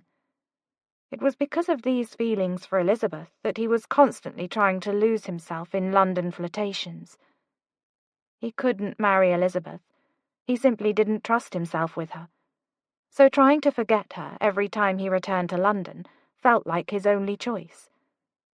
But now she was here in London and he couldn't escape her, or his feelings for her. "I'm sorry to disappoint you, but no lady has caught my fancy this time." He tried not to let his eyes dart away from Kensworth's steely grey gaze, but he was unsuccessful. He looked to the fire and stretched his boots out to it, pretending he was only shifting in his seat to warm himself, and not because he was as uncomfortable lying to his friend as he would be on a bed of needles. "No one?" asked Kensworth, eyes narrowed suspiciously. "What can I say? Maybe I'm outgrowing my lovesick ways." "Doubtful." Kensworth continued to eye him for several uncomfortable minutes, as if waiting for Oliver to crack under the pressure. Beads of sweat began to form at the base of Oliver's neck, but he refused to look away. Finally, Kensworth broke his gaze and readjusted in his seat, suddenly intrigued by his fingernails. Elizabeth is coming to stay with us. Moving in today, in fact, he said, as if it was the most natural and spontaneous topic in the world, and had nothing to do with what they had been previously discussing. Which meant he knew. But how? Oliver had said nothing to his friend about his feelings for Elizabeth, and he absolutely wouldn't now either. There was too much risk that Elizabeth would find out. Kensworth and his entire family were wretched secret keepers. Yes, she told me. He opened his hands, indicating his presence. How else would I have known you had returned to town? I thought perhaps you had caught my scent on the wind or something. He smirked. So, you've seen her, then? Oliver chuckled. Did it normally sound so high and bubbly? He didn't think so. Of course I've seen her. Is that surprising? Act natural. Don't let him see you sweat. Not in the least, actually. Kensworth rested his chin on his fist, and Oliver almost rolled his eyes at the look directed at him. It seemed his friend was in a mood to prove something. Well, not today. Oliver was a closed book, but Kensworth continued to try to crack him. I think we both know I am getting to the point in the conversation where the gloves come off. I assumed it. The air felt too hot. Ollie, do you love Elizabeth? He curled his toes inside his boots. It wasn't fair of Kensworth to ask him outright like that.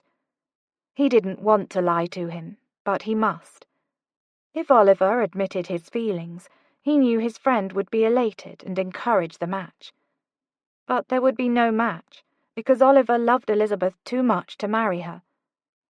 If there was even a chance his father's words were right, the words that had haunted him every day since he had finally confronted the man 3 years ago, he would never let himself come anywhere close to forming an attachment with Elizabeth. She deserved the best. Oliver would never be that for her. Pushing his feelings for Elizabeth away was his only focus now. He took in a discreet breath through his nose and looked his friend in the eyes before he lied to him. No, I do not love Elizabeth. Something flickered across Kensworth's eyes. Skepticism? Or maybe disappointment. It definitely wasn't relief, which at least made Oliver feel a little pleased. It would have been difficult to see his friend sigh with relief. That's too bad, said Kensworth. You could have saved me from the many insufferable balls I'm going to have to attend.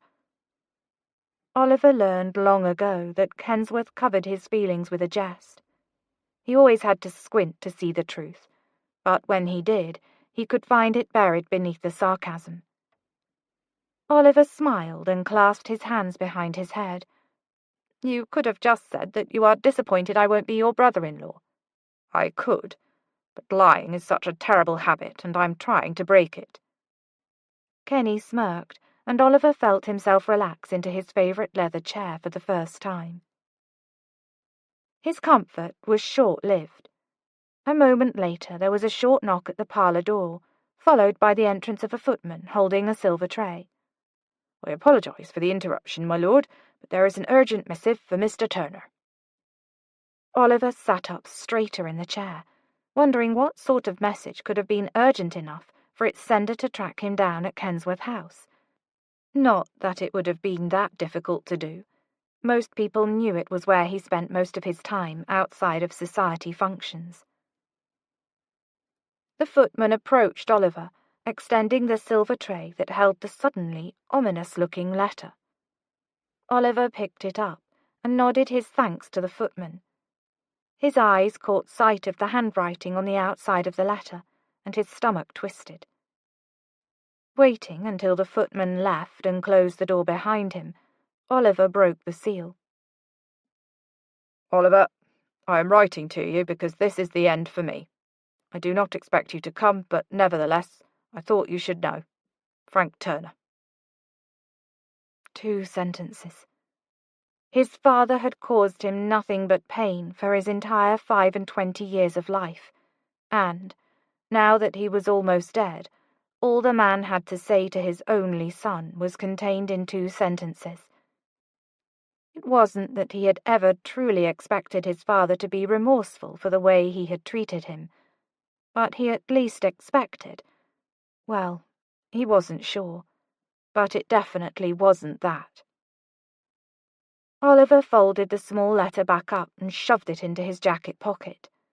Really, he ought to have just thrown it into the fire. "Who's it from?" asked Kensworth, leaning forward in his seat. Oliver pursed his lips together and looked into the fire. "My father."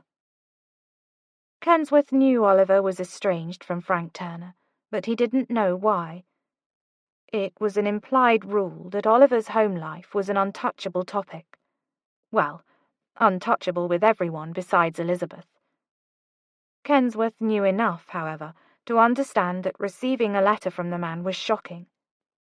"You don't really expect me to be content with that short answer, do you?" Oliver just looked at him, wishing very much his friend would be content to not prod. "Well, what did it say?" Kensworth asked again. "He's dying, but he doesn't expect me to go see him." A heavy, uncomfortable pause filled the room. "And will you?" Oliver looked to the fireplace and watched the flames dance, running his thumb against the crack in the leather. "No." Chapter 6. Elizabeth finished tying her bonnet under her chin and assessed her outfit in the looking-glass. Kensworth House had become her new home earlier that morning, and she was a little ashamed to admit how much she was already enjoying the freedom that came along with being away from Mary. Things felt strange between them. Mary was unreasonably closed off, unwilling to share anything of herself with Elizabeth, but all too eager to manage every breathing moment of Elizabeth's life. The space would be good for them. Maybe it would even give Elizabeth the chance to show Mary that she was a grown woman, capable of managing her own life and even, gasp, contributing to others' lives as well. But no, Mary would probably think it was far too ridiculous a notion that Elizabeth was capable of offering wisdom to another human being. Wonderful. Now she was stewing. Elizabeth hated to stew. It made her feel a little too unhinged, and very much like her younger sister Kate. What she needed was a walk. That had to be the reason for all of her agitated feelings. She had simply been cooped up too long. Grabbing her shawl, Elizabeth headed toward the door. Suddenly, a loud bang exploded through the air, making the walls rattle and a picture frame fall off of the nightstand. Elizabeth gasped and clutched her chest, feeling her heart pound against her palm as the reality of what she had just heard sunk in. It was a gunshot, she was certain. But from where? She rushed to the door and flung it open. At that exact moment, Carver was running out of his room. His eyes were wide and filled with fear, his enormous body poised for battle. He swept his gaze quickly over Elizabeth, checking for any signs of harm, before he glanced down the hallway. Their eyes met again, worry and questions reflected in both. "Rose is downstairs," Elizabeth said, remembering she had left her sister-in-law in the drawing-room earlier that morning. Carver's whole body went rigid. "Stay here." His large shoulder brushed past her as he advanced toward the stairs. He must have been mad if he thought Elizabeth was going to just stay put, while he ran headfirst into what could be a very dangerous situation. No, she picked up her skirts and followed quickly behind Carver down the stairs. "Do you think it was an intruder?" she asked in a loud whisper, trying to let her voice carry over the loud thumping of their feet against the stairs. Should they be tiptoeing? Was announcing their presence a mistake? Carver darted a glance back at her over his shoulder. I told you to stay put. But you knew I wouldn't. Perhaps he saw her as a reckless little girl, but Elizabeth was too full of concern to care. He paused briefly, as if thinking everything through, and coming to the conclusion that there was not one scenario in which Elizabeth would remain upstairs. Fine. At least stay behind me. She nodded and obeyed as they approached the closed drawing-room door. She could feel the pulse in her neck and hear a whooshing sound in her ears. Was an intruder on the other side of that door? Was Rose harmed? Several petrified maids and a few nervous footmen had formed a group in the foyer. They advanced toward the drawing-room door, but Carver waved them away. They agreed, each looking ready to be of service to their master, but utterly dreading the idea of confronting a gunman. It was good of him not to send them in first. Sometimes Elizabeth wished she possessed a bit more healthy fear, but the only fear that touched Elizabeth was for the safety of her sister-in-law, because, if she was being honest, Elizabeth felt alive at the possibility of what waited beyond that door. Possibly too alive. Danger and excitement always felt like a siren calling to her.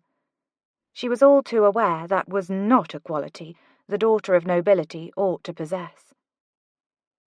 Carver put his hand on the door and looked back at Elizabeth. Are you ready? She nodded firmly, and he pushed the door open. Immediately, laughter rose in Elizabeth's throat. Carver's eyes widened momentarily before he pulled Elizabeth into the room and then kicked the door shut with his heel before the staff had a chance to spot their new countess.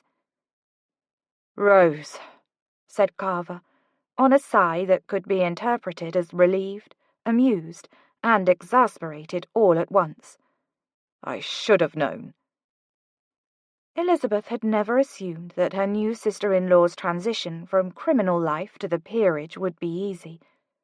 But she had never imagined she would find Rose standing in the drawing-room, clothed in a lovely lilac morning dress, wicked smile, and holding a smoking pistol in her hand.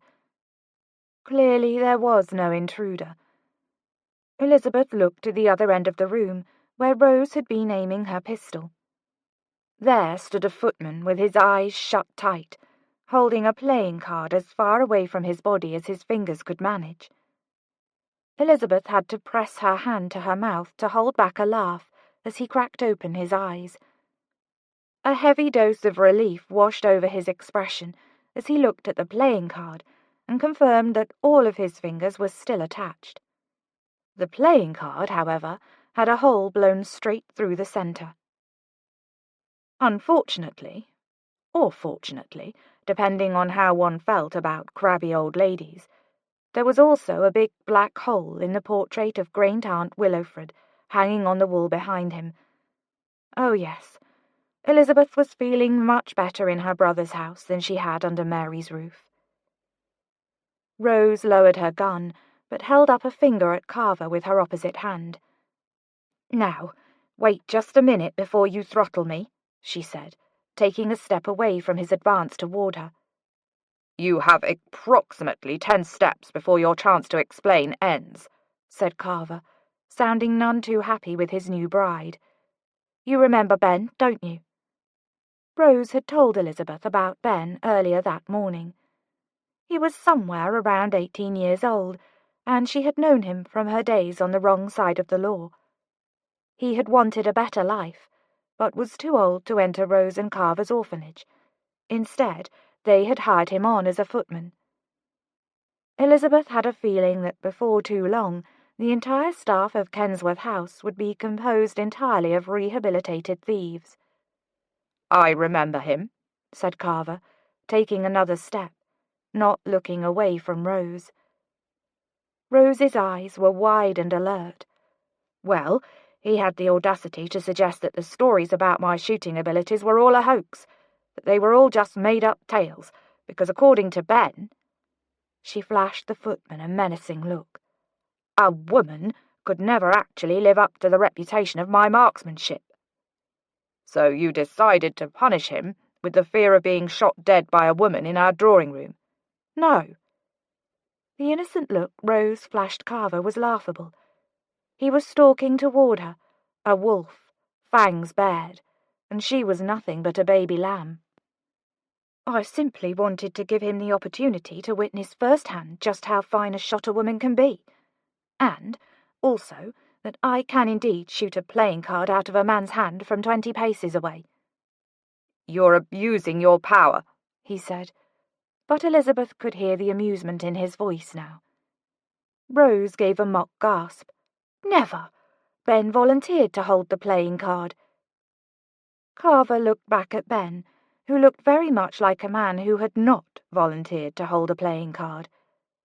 Carver looked back at Rose with a lifted brow, and she gave a deep, resigned sigh.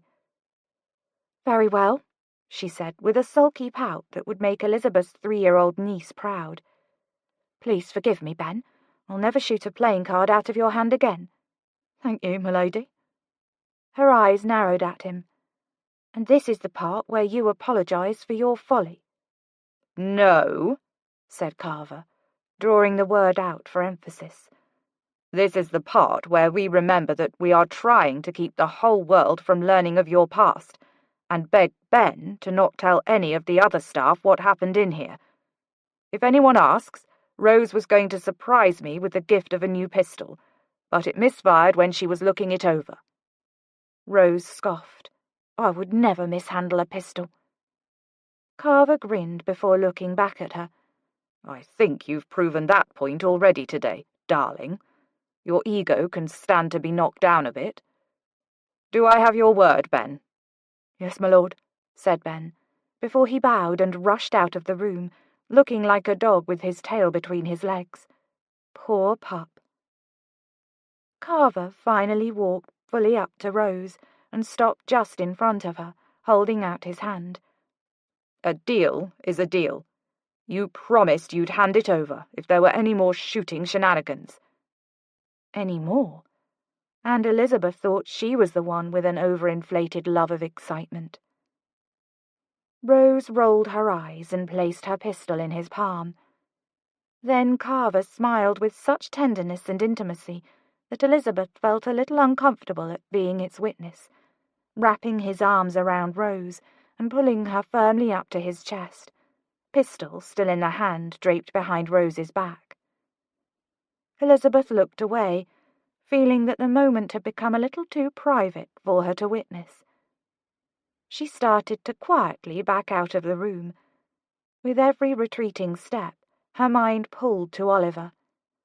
She wondered what it would feel like to be held by him the same way Carver held Rose. That brief moment, when Elizabeth had been encircled in Oliver's arms, had felt like coming home.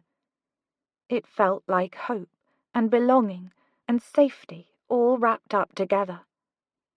How much more wonderful would it feel to be really held by him, with real intention, held because of a mutual love, too strong to keep them apart. No, Elizabeth needed to stop thinking about Oliver. It wasn't going to happen. One day she would be held as she dreamed, only it would be with someone else. Hopefully, a gentleman as equally wonderful as Oliver, who would be worthy to receive her heart. She did worry, though, that someone equally as wonderful did not exist. "Elizabeth, wait!" Rose's voice caught Elizabeth just before she escaped the room. Elizabeth paused, and Rose tried to wriggle free of Carver. "I need to talk with your sister," she said, looking up at him. Carver just adjusted his arms more securely around Rose. "Go ahead, love. Don't let me stop you." She narrowed her eyes at him. "Alone?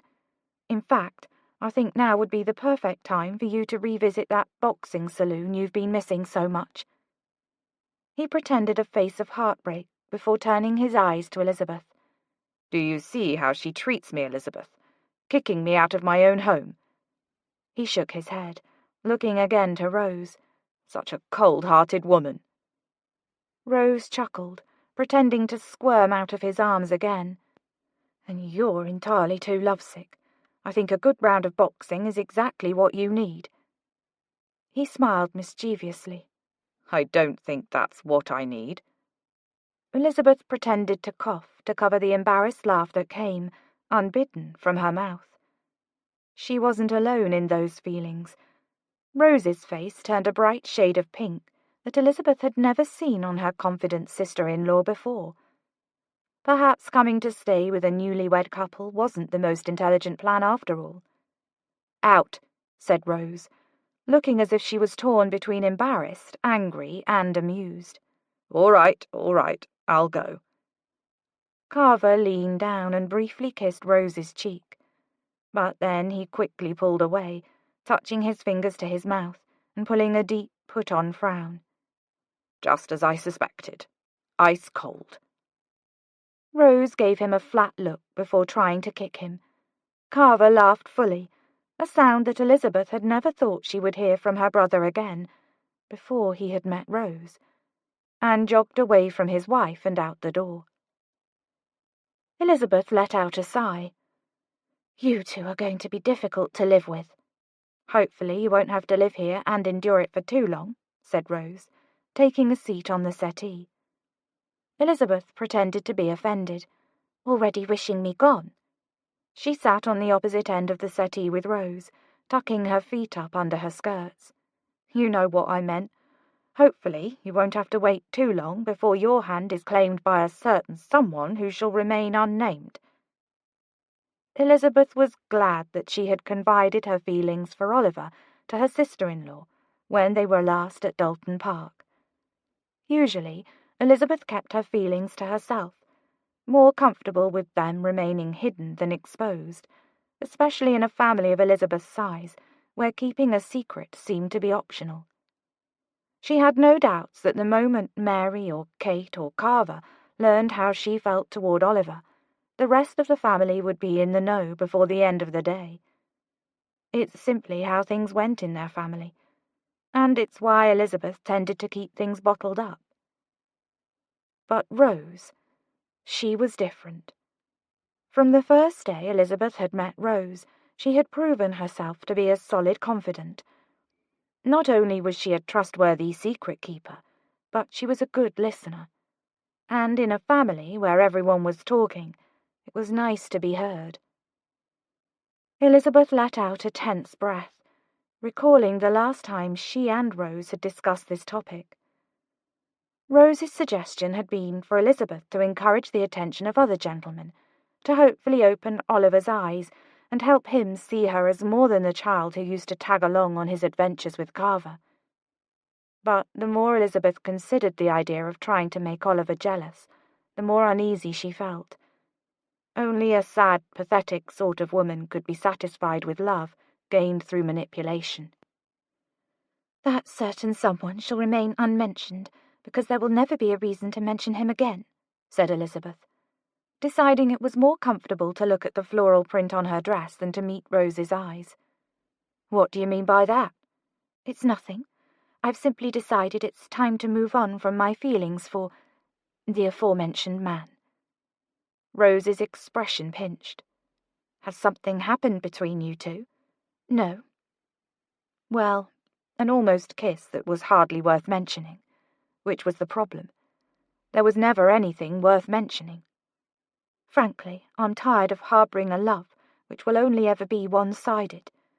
He sees me as his dearest friend, and that's all. I'm ready to broaden my horizons and look for someone who will return my affections."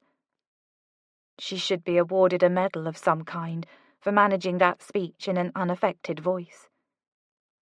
Rose remained quiet. Elizabeth fidgeted with the fabric of her dress. "Which is why I am hoping that you might help me." "Help? How?" "Well, I was hoping that you would help me become more confident as a societal woman. Stand out a little more." Oh, she felt ridiculous asking this. "I want to catch the eyes of eligible gentlemen, but I don't think I can do it as I am now." Rose laughed. "Why ever not? Elizabeth, you're stunning. I will be very shocked indeed if you do not catch every gentleman's eye, not only the eligible ones." That's only because you haven't seen me in social situations. I'm a bumbling nightmare of awkward interactions. I've seen you at Dalton Park. You seem just fine to me. That's different. I'm comfortable there, and I'm only ever surrounded by family at home. And Oliver. You've never seemed awkward or uncomfortable around him. That's because Elizabeth never felt more comfortable in her life than when Oliver was near. But that was beside the point. Oliver doesn't count. I'm trying to forget him, remember? Rose sighed. Yes, She broke off and shook her head. Never mind. No, tell me what you were going to say. Perhaps it was because Rose listened more than she offered advice, but when Rose did offer her thoughts, Elizabeth always wanted to hear them.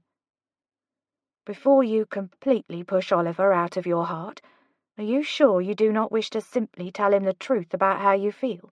See if perhaps he— No, Elizabeth cut her off. I cannot. But why? Rose's voice sounded a little pleading. What if he does return your affection? You could both avoid the whole season and get on with your life together that much sooner. Or he might tell me he does not return my affections and will never be able to look me in the eyes again. Then I would lose my best friend, as well as having to live with the humiliation of it all for the rest of my life. Kate would be proud of that tragic speech. Elizabeth smiled. She would, wouldn't she?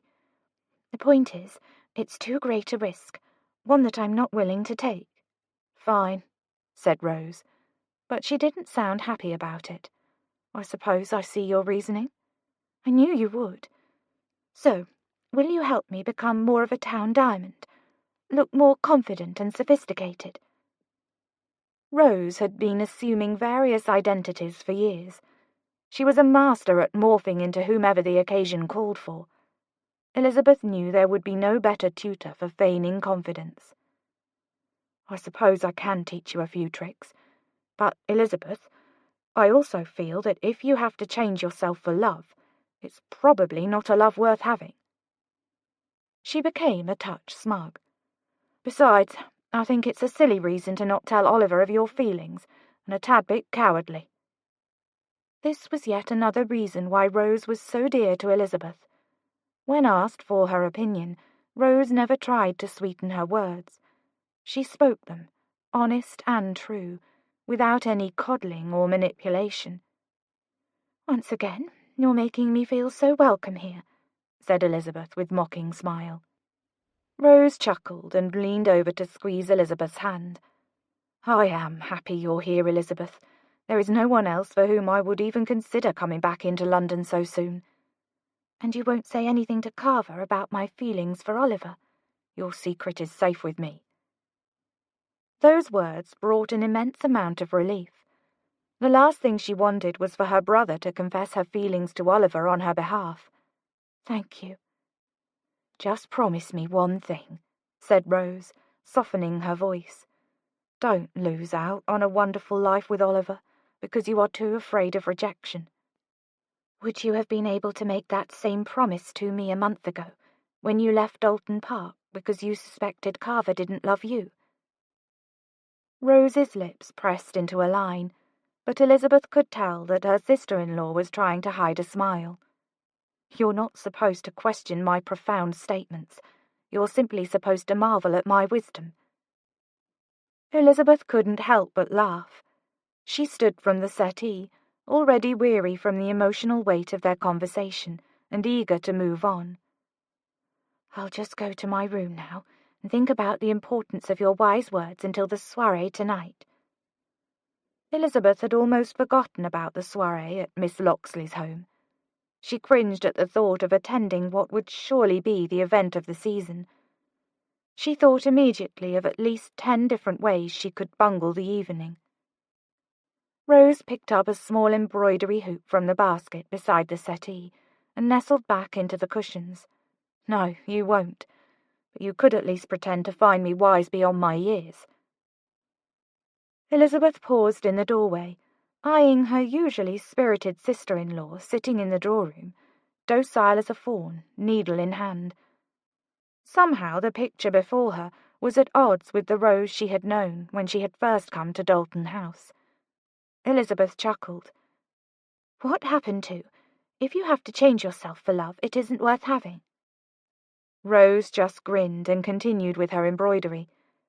If there is anything I've learned in the short time I've been married to your brother, it's that there is a difference between changing yourself for someone to love you and growing into a better person.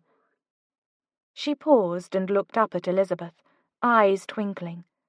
Now, go away, and don't say anything else before you ruin my wonderfully profound statement. Elizabeth decided to take her walk after all. After a quiet, and rather dull, walk in the park with her maid, who seemed too nervous to engage in even the most trifling of conversations, Elizabeth returned to Kensworth House. Really, she didn't understand what was so exciting about London, or why everyone raved about it so. The air felt uncomfortably thick and hazy, and it smelled of the manure that filled the streets. Everywhere she looked, everywhere besides Grosvenor Square, where she stayed with her titled brother, she saw poverty and deprivation, and no one paying a whit of attention to the needs of those who suffered. So far, she was thoroughly unimpressed. As she returned to her bedchamber, untying the bonnet strings from her chin, Elizabeth heard her name spoken from within Rose's bedchamber. She paused by the door for a moment, wondering if maybe Rose had called out to her. But when she recognized the hushed voice of her brother, she knew she was the subject of a conversation she was not meant to hear. To keep moving would have been the proper decision. Eavesdropping was not exactly the habit of an upstanding member of society, and yet they were talking about her. Her feet remained glued to the rug outside Rose's door. "You've spoken with him about her?" asked Rose. Spoken with whom? About what? Propriety be hanged. Elizabeth pressed her ear to the wooden door. "I did," said Carver. "And what did he say?" Who was this he? If Elizabeth pressed her ear any harder into that door, she was going to fall right through it. "Oh, you know Oliver." Oliver? Elizabeth pressed her hand to her mouth to keep from audibly gasping. She, without a doubt, had heard her name mentioned a moment ago. Did that mean that Carver had asked Oliver about her? "He's not one to be tied down. I think even just the question made him feel faint." What question? Really? Rose sounded a little sad. There was a pause before she spoke again, sounding more energetic than before. Well, perhaps you misunderstood him. Tell me your conversation, word for word. Bless her. Elizabeth wanted to fling open the door and hug her sister-in-law for requiring such clarity. "I asked, 'Do you love Elizabeth?' To which he responded, 'No.' I hardly think there is room to misconstrue his words." Elizabeth's heart dropped. There was her answer. Oliver didn't love her. Hearing the words out loud hurt more than she had thought possible. Did he say why he didn't love her? Did he give a reason? Asked Rose. Carver gave a short, soft laugh. "May I know why you are so inquisitive about this topic, Mrs. Bow Street Runner? Is there something I should know?" Elizabeth held her breath, wondering if this was the moment Rose would disregard her promise and break confidence. Rose chuckled, sounding completely at ease, the exact opposite of how Elizabeth felt. "Nothing to tell. I suppose I'm just a little disappointed by this news. I'll admit I've been hoping that Oliver and Elizabeth would make a match of it." Elizabeth heard Carver let out a strong breath. She could picture him running his hands through his hair, as he did when he felt overwhelmed. "I've been hoping for that same thing." This was news to Elizabeth. "Oliver has always taken excellent care of Elizabeth. I know she would be safe with him." Oh. Of course that would be the reason he wanted Elizabeth and Oliver to marry. Not because she had anything to offer, but so that Oliver could be a guardian for her for the rest of her life. He and Mary must be in cahoots.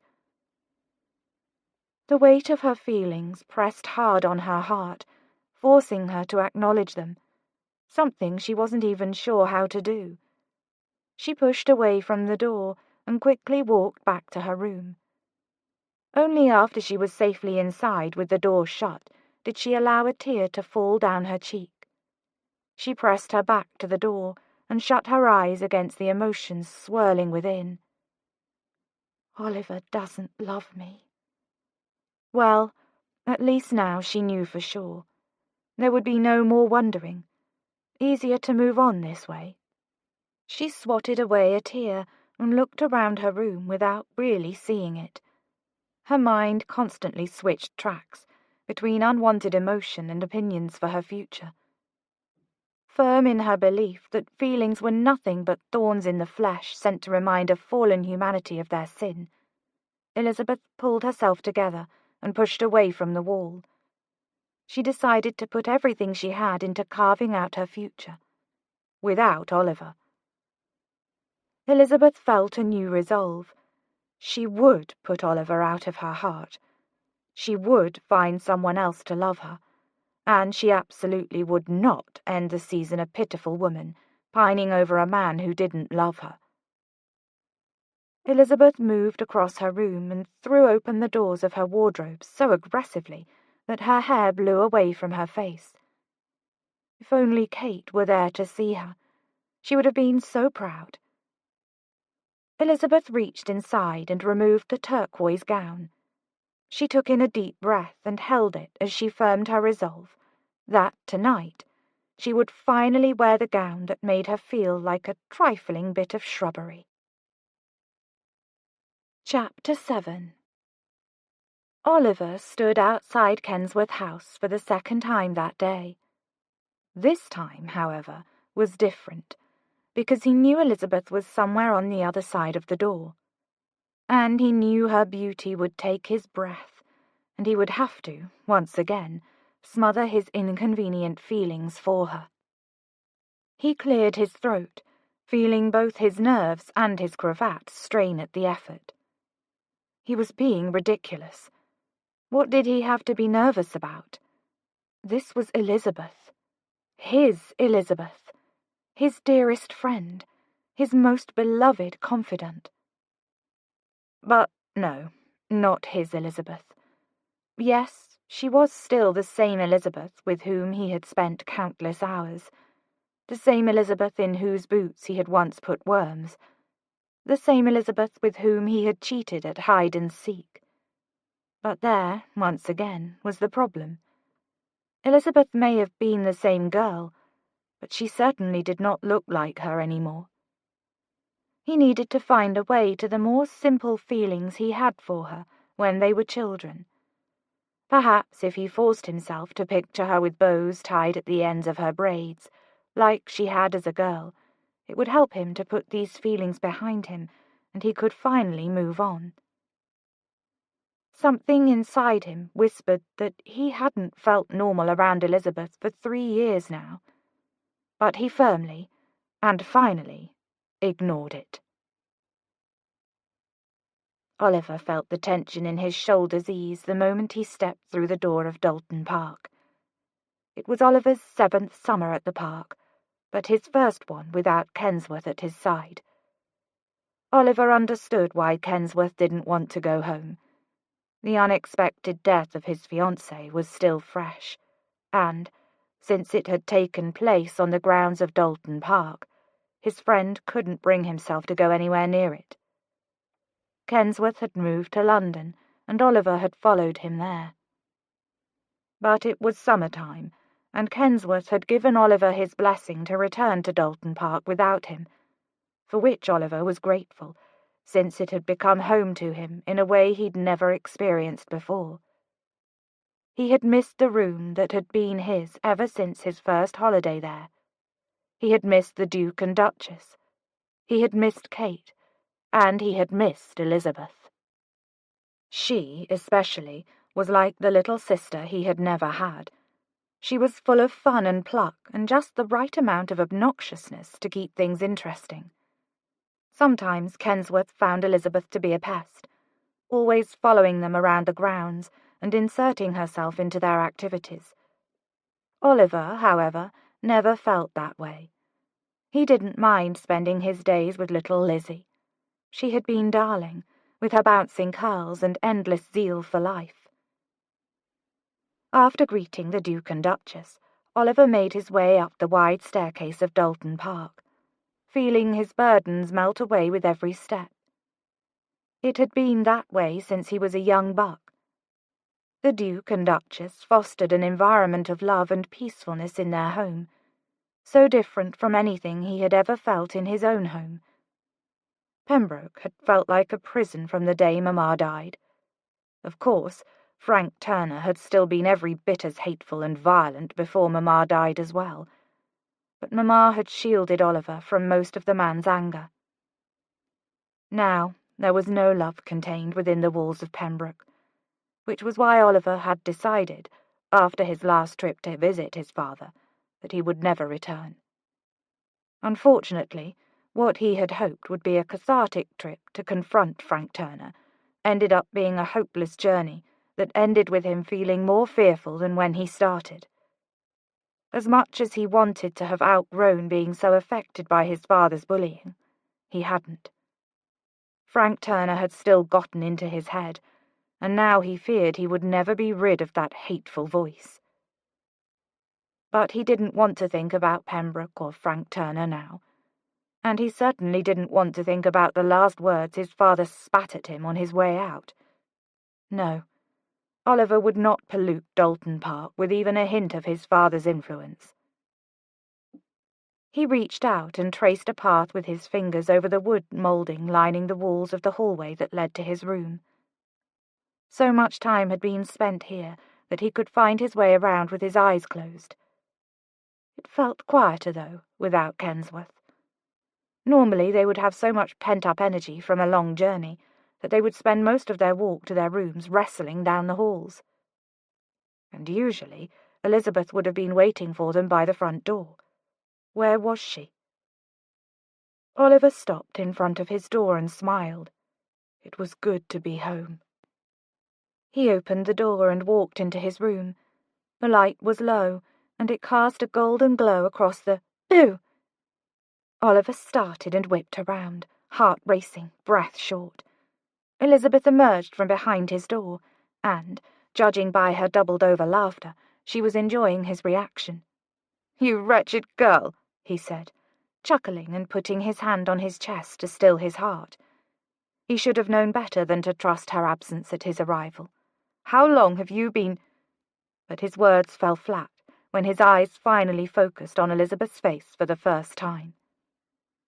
She was still laughing, but had emerged from the shadows and stepped fully into the golden light he had been admiring only a moment ago.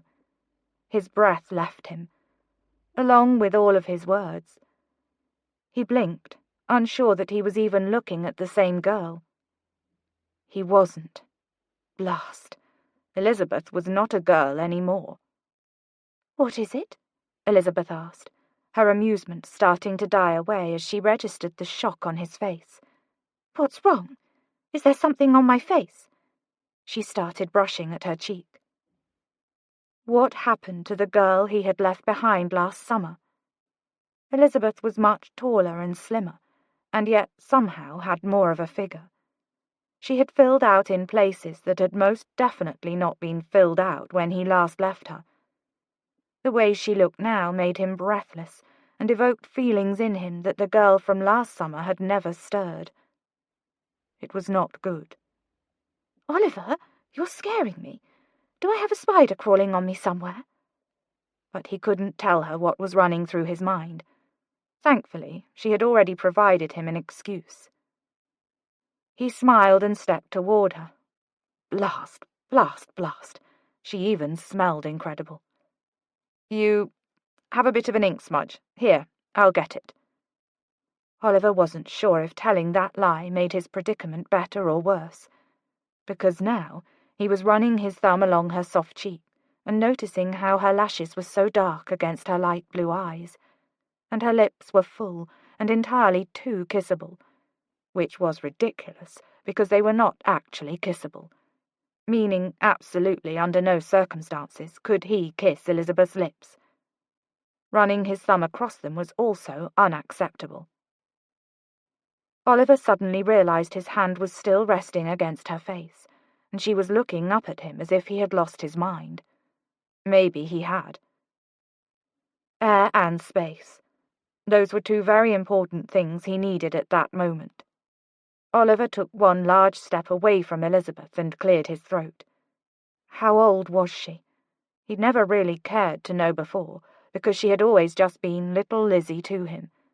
Now it felt like a very important question. He quickly added up the years in his mind and realized she was now 17 years old. It made being alone with her in his bedchamber highly inappropriate. "Are you feeling all right?" asked Elizabeth, taking a step toward him. That single step did things to his heart. "Never better." He looked in her twinkling blue eyes and wished he hadn't. She was stunning, and she smelled fantastic. But she usually smelled like oranges. He was mesmerized by her, bewitched. "Actually, no," he rushed to say, when his thoughts turned again to kissing her. "I think I may be coming down with something. Feels like influenza. You should leave straight away so you don't catch anything." He began to push her from the room. Another monumental mistake. He didn't have his gloves on, and she felt so warm beneath his touch. No, no, no. What was happening to him? Elizabeth spun around to face him once across the threshold of his door. "Shall I have Mamma call for the doctor?" Her big blue eyes blinked up at him. His legs felt unaccountably weak. "No, definitely not." The doctor wouldn't find a fever, but he may diagnose an infatuated fool. A good night's sleep will set me to rights. She stepped a little closer, setting her sweet orange scent on the air again. Everything about Elizabeth intoxicated him, and when she smiled, he was a goner. "I'm glad you're back, Oliver. I've missed you." He would never forget the way Elizabeth looked while saying those words to him. He could feel all of it, every little detail, etch itself into his soul. "I missed you too, Lizzie." Feeling rather good about his plan to picture Elizabeth in bows and braids, Oliver ran his hand over his own hair, making sure everything was in place, and straightened the lapels of his most well-fitting coat. He wore it because everyone else seemed to enjoy the sight of him in it. Certainly not at all because he hoped Elizabeth would find him irresistible in the deep green tailored jacket.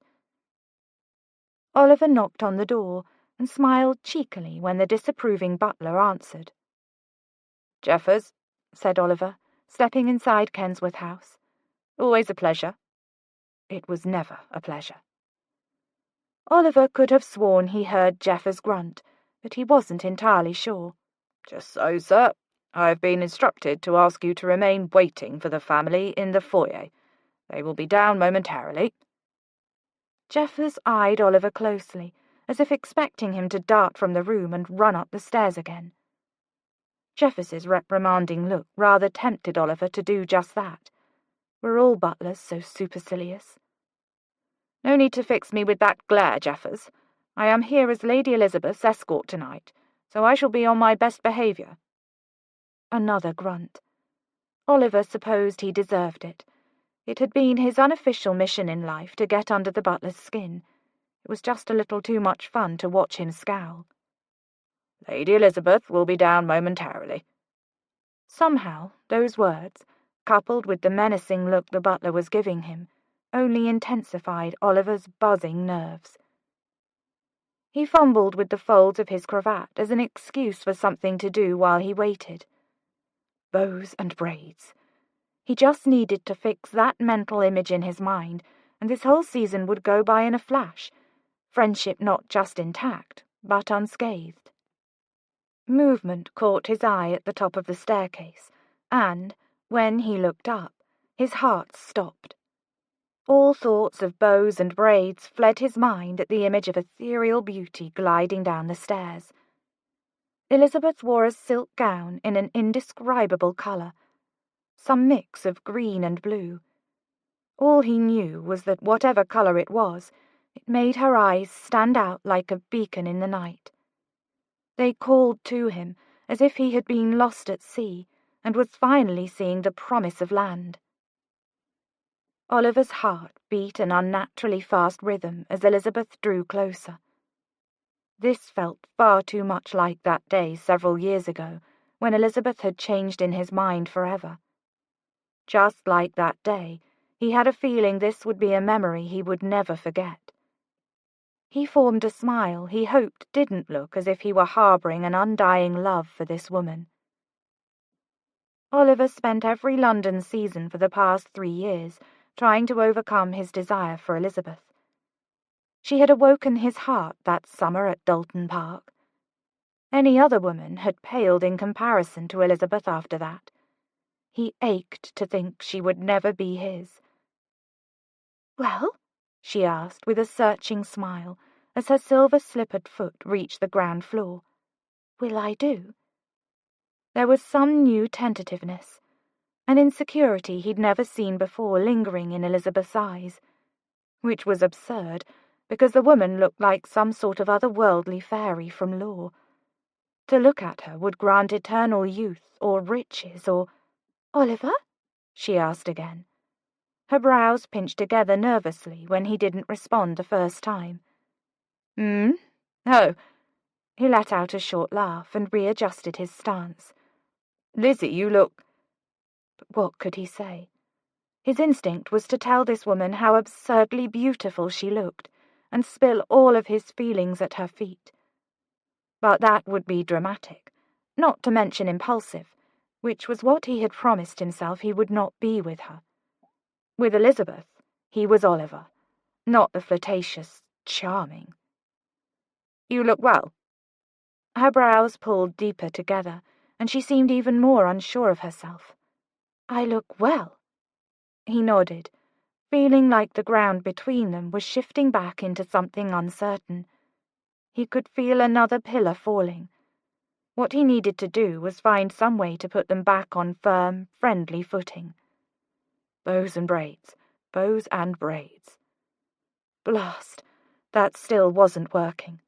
Her soft golden curls were intricately braided and pinned beautifully around her head in a way he hadn't seen on her before. A single curl hung loose, dropping down to graze her lovely, slender neck, which he could not stop staring at. Wonderful. He needed to get a hold of himself. He'd been resisting this woman for 3 years. He could certainly resist telling her how he felt for one more night. Oliver cleared his throat and forced his eyes up the stairs to where he hoped Lord and Lady Kensworth would emerge momentarily. "Do you suppose the lovebirds will be much longer?" He saw Elizabeth shrug out of the corner of his eye, only the corner because he didn't quite trust himself yet to look at her again. "I'm not sure. To be honest, I'll be surprised if they even emerge from their blissful bubble to join us tonight." Oliver whipped his head to look at Elizabeth. "You think they might not come with us? Why not?" He could hear the sharpness in his voice and saw the evidence of it registered on Elizabeth's face. He cleared his throat and forced himself to speak in a more normal tone. "I just think Miss Locksley will be terribly disappointed to do without Lord and Lady Hatley, as well as Lord and Lady Kensworth." Elizabeth took a step toward him, but he instinctively took a step back. Wonderful Oliver. He hadn't done that since he was 22 and she 17. Could he be more obvious? Oliver felt like he needed to go run around the block just to relieve some of the tension he felt building. Would he never grow used to Elizabeth's beauty? But it wasn't just her beauty. This woman was incredible to him in every way. "Are you all right, Oliver? Is something wrong?" It was as if it was 3 years ago and they were back in his room all over again. "Oh, no, I'm just fine," he said, reaching out to rest his hand on the wall behind him. Unfortunately, he completely missed the wall and nearly fell to the ground. He was able to right himself quickly with a springy little jump that made him look even more insane than he already had. He forced a smile. "I think I'll just go tell the coachman that we'll be another minute." Elizabeth's eyes were wide, and her mouth was slightly open as he turned away from her and darted out the door. Oliver flew down the steps and paced at least 10 circles before he felt he had gained enough composure to go back in the house. Never once had he denied himself the ability to flirt with a woman whom he found attractive, or to court her as soon as she had caught his eye. But he had never allowed himself the privilege of either of those things with Elizabeth, because he knew that if he courted her, he would never be able to let her go. Any time he even remotely contemplated the idea, Frank Turner's words pierced through his mind, angry and unwavering. The memory returned unbidden of Oliver's last meeting with his father. He had finally summoned the courage to tell his father just how much he had been hurt by his violence and hatred. And what had Frank Turner done? He had laughed. His father had laughed in his face and said, "I wouldn't be so judgmental if I were you, boy. My blood runs through your veins. One day you'll be just like me, and my father before me, and his father before him. We Turners are all the same, and there's no use pretending you're any different." Oliver clenched his fists at his sides and looked back up at the now ominous-looking front door. He would never hurt Elizabeth the way his father had hurt his mother, the way his father had hurt him. Oliver would make sure Elizabeth got the very best in life, which meant letting her go. Chapter 8. Everything was under control. Kensworth and Rose finally made their way downstairs, and the four of them settled in the carriage. Seeing Kensworth and Rose had helped Oliver regain some of his composure and steeled his determination. The only problem was, now they were in a dark carriage and he couldn't really see Kensworth any more, but he could certainly feel Elizabeth sitting beside him, her arm brushing against him every time the carriage bumped and swayed. Oliver was torn between wishing the carriage ride was a little less jostling and hoping they never met a smooth patch ever again, because, blast it all, he liked the way Elizabeth smelled tonight, and the way his arm felt as if it had caught fire every time hers brushed against him. But he had the situation completely under control. "Any more news of Mr. Turner?" Kensworth's voice, mixed with the sound of his father's name, felt like a bucket of cold water dumped over him. "What's happened to your father?" asked Elizabeth, concern colouring her tone. Every so often they passed a street lamp, and its light would cast a brief warm glow across Elizabeth's face. In those moments he could see the questions in her eyes. Elizabeth was the only one in the Ashburn family who knew the true extent of Frank Turner's abuse toward Oliver. Many times over the past few years, when he had continued to summer at Dalton Park without Kensworth, he and Elizabeth had spent their days walking for hours over the grounds, talking about anything and everything. During those summers, he had let Elizabeth inside the walls of his heart that no one else even knew existed. Kensworth knew that Oliver's father was difficult to be around. He knew that his father was harsh, and that they had an unfixable relationship. But Elizabeth knew more. She knew that Frank Turner was never awake without brandy coursing through his veins. She knew that Frank Turner had a heavy fist and a short temper. She knew that Oliver was hated by his father, and that the only words ever spoken to Oliver by his father were of his worthlessness. Oliver looked toward Elizabeth. "I received a letter from him not long ago. He's not well." He heard her take in a deep breath, and then in the dark carriage, Elizabeth reached over and took his hand. She squeezed it once and then pulled hers away. Oliver almost reached back for it again, but thankfully Rose's voice stopped him. "We're here," she stated, as the carriage pulled to a stop outside of Miss Vienna Locksley's home, in line behind at least 10 other carriages. Oliver relaxed a little. He had been to several of Miss Locksley's eccentric dinner parties over the past few years, and he knew that inside that 4-story townhome would be plenty of entertainment to distract him. "I'm not quite sure you're prepared for this evening," he said, pulling himself away from the heaviness he had been feeling before, and grinning at Elizabeth. Elizabeth's head turned quickly to look out the window at the home of her sister's oldest and closest friend. Vienna Locksley was a woman quite unlike any other in London, possibly the world. "I think I am actually feeling a little excited about this event," said Elizabeth. "Hold on to that feeling. It's likely the only event you will truly enjoy the whole season," said Kensworth. His bland tone made it clear to everyone listening just how he felt about having to attend any of the ton events. Rose nudged him in the ribs. "Be nice." He sighed. "Must I?" "Yes." Kensworth leaned across the carriage toward Elizabeth. "Darling, are you sure you wouldn't rather skip this whole entire come-out and return to the orphanage with Rose and me? We could always use another teacher. I'm sure we can find you a very nice farmer to settle down with." He wagged his eyebrows playfully. Rose pulled her husband back into the seat. "Any more unhelpful comments like that, and you'll be finding yourself sharing Oliver's bed tonight rather than mine." Kensworth's eyes widened, and he pretended to button his lips. "Why must he intrude on my good night's sleep?" asked Oliver. "Doesn't he have his own bed you may sentence him to?" "Yes, but I don't think that would be punishment enough." Oliver squinted a smile at Rose. "Very flattering. Thank you for that." "You're quite welcome." She smiled sweetly back at him. Rose was certainly throwing a new dynamic into his and Kensworth's friendship. Elizabeth and her brother laughed at the bickering. The carriage inched forward again as the other equipages were emptied and began to drive away. Finally, it was their turn to exit the carriage. A footman opened the door, and Oliver quickly stepped down to help Elizabeth out of the carriage before wrapping her hand around his arm and escorting her inside.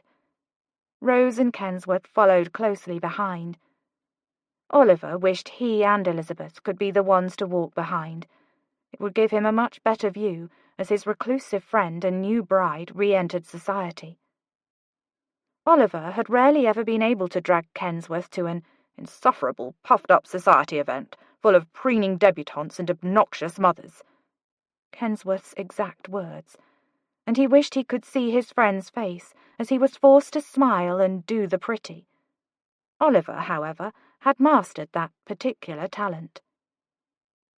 They all made their way up the front stairs of the home behind the line of invited guests, and just before the door opened, Oliver leaned toward Elizabeth's ear. "Prepare yourself," he said, quiet enough for only her to hear. He felt her shiver beside him, because of his breath against her ear, or because of nerves. She turned wide eyes up to him, and he felt as if they were voicing a question to him, one he couldn't interpret. His gaze dropped briefly to her lips, which were, at the moment, tantalizingly close to his. But no, thoughts of her lovely mouth were not allowed. He looked toward the open door of Miss Locksley's home. It was time to focus on the evening ahead of them, helping to launch Elizabeth into society. Chapter 9. Elizabeth stood in the entry hall of Miss Vienna Locksley's London townhouse and gaped. She had heard her sister speak of Vienna, but never had she actually met the woman.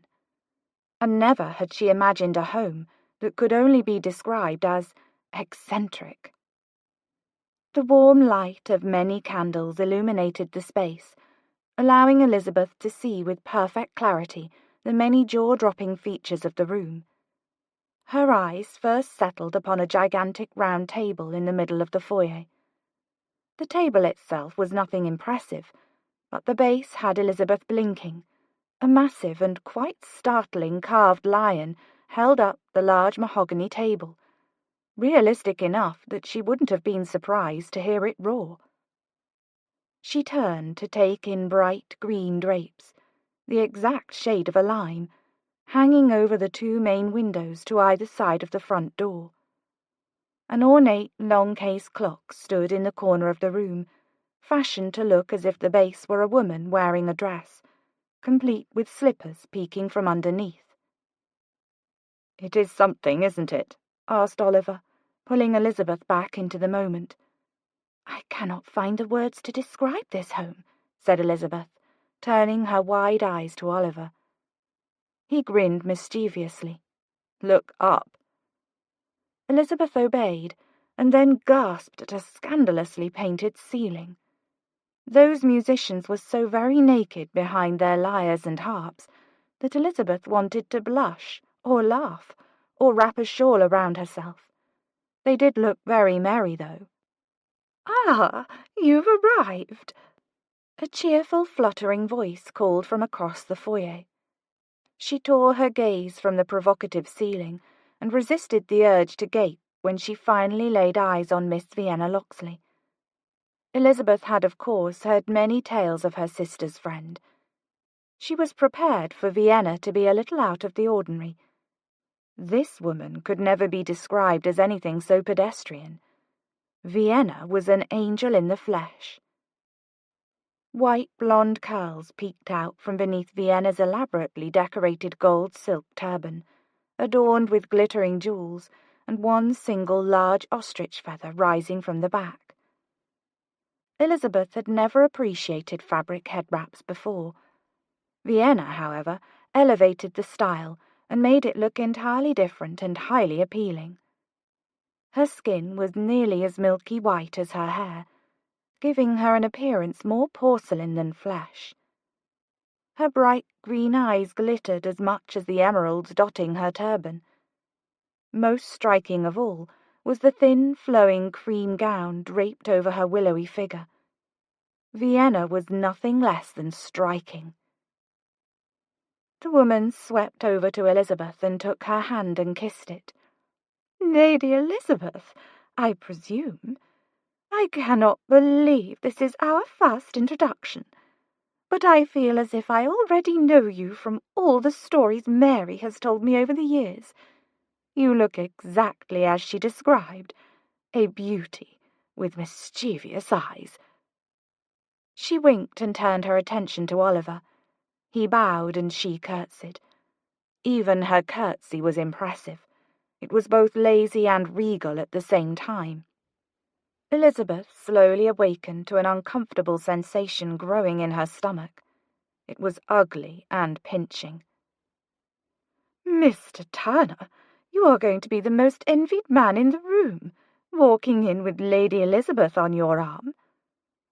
Elizabeth's eyes followed Miss Locksley's hand as it reached out and landed on Oliver's forearm.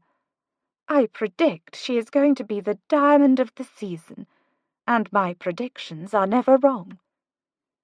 "When is Turner not the most envied man in the room?" said Carver from behind them. Vienna laughed, a lovely, soft, fluttering sound. "Quite right. Such a flirt." She tossed a saucy look at Oliver that peeved Elizabeth. Her feelings toward Vienna were shifting rapidly, and they were beginning to smell terribly of jealousy. "Lord Kensworth, I almost feel as though I'm seeing a ghost. How many years has it been since you've been out in society?" Elizabeth felt Oliver's arms stiffen at the exact moment that she did. Elizabeth and her family knew to the day how long it had been since Carver had become something of a recluse. His fiancée had died a little over 3 years ago, and, for those 3 years, her brother had felt lost to all of them. It wasn't until Rose had come along and helped Carver heal that he had been able to surface from his grief. "It's been too long," Carver said. It was enough. He looked down to Rose with a look of deep adoration, a look Elizabeth very much wished that Oliver would give her. "Miss Locksley, allow me to introduce you to my wife, Lady Rose Kensworth. Love, this is the famous Miss Vienna Locksley, Mary's closest friend." Vienna laughed again. "I doubt Lord Hatley would appreciate me still holding that title, but I do love Mary dearly, so I shall claim it proudly. Lady Kensworth, welcome to my absurd home. I hope you find it Amusing." Shocked by those words, Elizabeth looked at Miss Locksley to judge her meaning, but she looked neither sarcastic or self-deprecating. Instead, she looked rather pleased and joyful. "I can honestly say I'm pleased to be here," said Rose with a curtsy, looking at ease and confident as always. "I have heard endless tales from your parties. I am extremely intrigued about what entertainment we may encounter this evening." Vienna smiled a little wickedly. "All I will say is, you will not be disappointed." Just then, the butler opened the front door again, and a new line of guests gathered behind them. Vienna excused herself to welcome the newcomers. The four of them moved into the expansive drawing-room, and Elizabeth watched with dismay as Carver and Rose were almost immediately pounced on by those already assembled. Would she be next? She didn't feel ready. Her legs felt weak, and she feared she looked ridiculous in her brightly coloured gown. Oliver must have sensed her nerves, because he guided them toward the edge of the room, farthest away from the other guests. Part of her hated that he knew how she felt before she expressed it. Actually, all of her hated it. It was annoying for him to be so in tune with her, and yet to not have more tender feelings towards her. It made not loving him any more all but impossible. "What do you think so far?" he asked in a hushed voice. "A little stunned. Does Miss Locksley know her decor is ridiculous?" Oliver chuckled a little and retrieved 2 glasses of champagne from a tray as a footman passed. He handed one to Elizabeth, and she eyed it, realizing she had never tried champagne before. Wine, yes, although, if she was being honest, she didn't much care for its bitter flavour. This drink, however, looked light, airy, and promising. "Would it surprise you to know Miss Locksley had this whole house designed with only the intention of making her guests laugh?" Elizabeth watched Oliver put the champagne flute to his lips and take a sip. Never had she envied glassware before. She forced her mind back to Vienna Locksley. "Actually, it does not surprise me in the least. She seems like a fun sort of person, and so confident." She eyed Oliver, searching his face for any signs that he harboured feelings for their beautiful and eccentric hostess. Not that she had any right to care about such things. Oliver was her friend, nothing more. Heavens, she was growing weary of having to constantly remind herself of that fact. The sooner she could find someone else to distract her mind, the better. Elizabeth took a tentative sip of the bubbling drink, and was surprised to find that she liked it. She liked it quite a lot, in fact. "She does give that impression, but when you look closer, you'll see something different," said Oliver. "What do you mean? You do not find Miss Locksley to be confident?" He shrugged and took another sip of champagne. "She will try her best to convince you that she is, but in my experience, sometimes confidence can simply be a mask, something to hide behind so others can't hurt you." His eyes locked with hers, and Elizabeth suddenly felt like maybe they weren't talking about Vienna anymore. Oliver was the epitome of confidence. His manners were engaging, his whole person was beyond attractive, and Elizabeth was certain Oliver could flirt with a fern and make it blush. But she also knew the parts of him he kept hidden, his deepest injuries. She had always assumed his personality was a product of overcoming his childhood hurts. Never, until that moment, had she considered it could be his mask. This, however, was not the place to engage Oliver in a deep discussion. She raised her glass to her lips again, casting her eyes out on the quickly filling room. "This is an annual party that Vienna hosts, is it not?" She took another sip, realizing for the first time that the walls were pink. Actually, everything in the room was pink. The curtains, the settee, the rugs. Had there ever been a more absurd room? "Yes, she's been hosting it since she inherited her fortune from her uncle several years ago. You must count yourself lucky. It is ridiculously difficult to secure an invitation to one of her parties." "More difficult than procuring a voucher to Almack's?" Oliver chuckled. "Exceedingly. In fact, Lady Jersey and her whole set have never once been able to garner invitations to Miss Locksley's. It's rumoured that she's been so ill about it that she's tried to have the watch shut it down for several years now." Elizabeth laughed, feeling a little lighter with every sip of her new favourite drink. "And what is it that makes this party so fantastic?" Oliver's eyes filled with amusement. "The entertainment. She converts her ballroom into a stage theatre for the occasion." Elizabeth's excitement grew at the eagerness in Oliver's voice. "Every year, Vienna hires some sort of entertainment, but manages to keep it completely under wraps until it is revealed the night of the party. One year, Lord Byron performed a reading of one of his poems that scandalized the entire room. The next year, Vienna somehow arranged for an exclusive bout between two prize-fighters. No less than 5 ladies fainted dead away at the sight of so much blood." Elizabeth could easily imagine it. Mary was always saying the ladies of the ton adored fainting.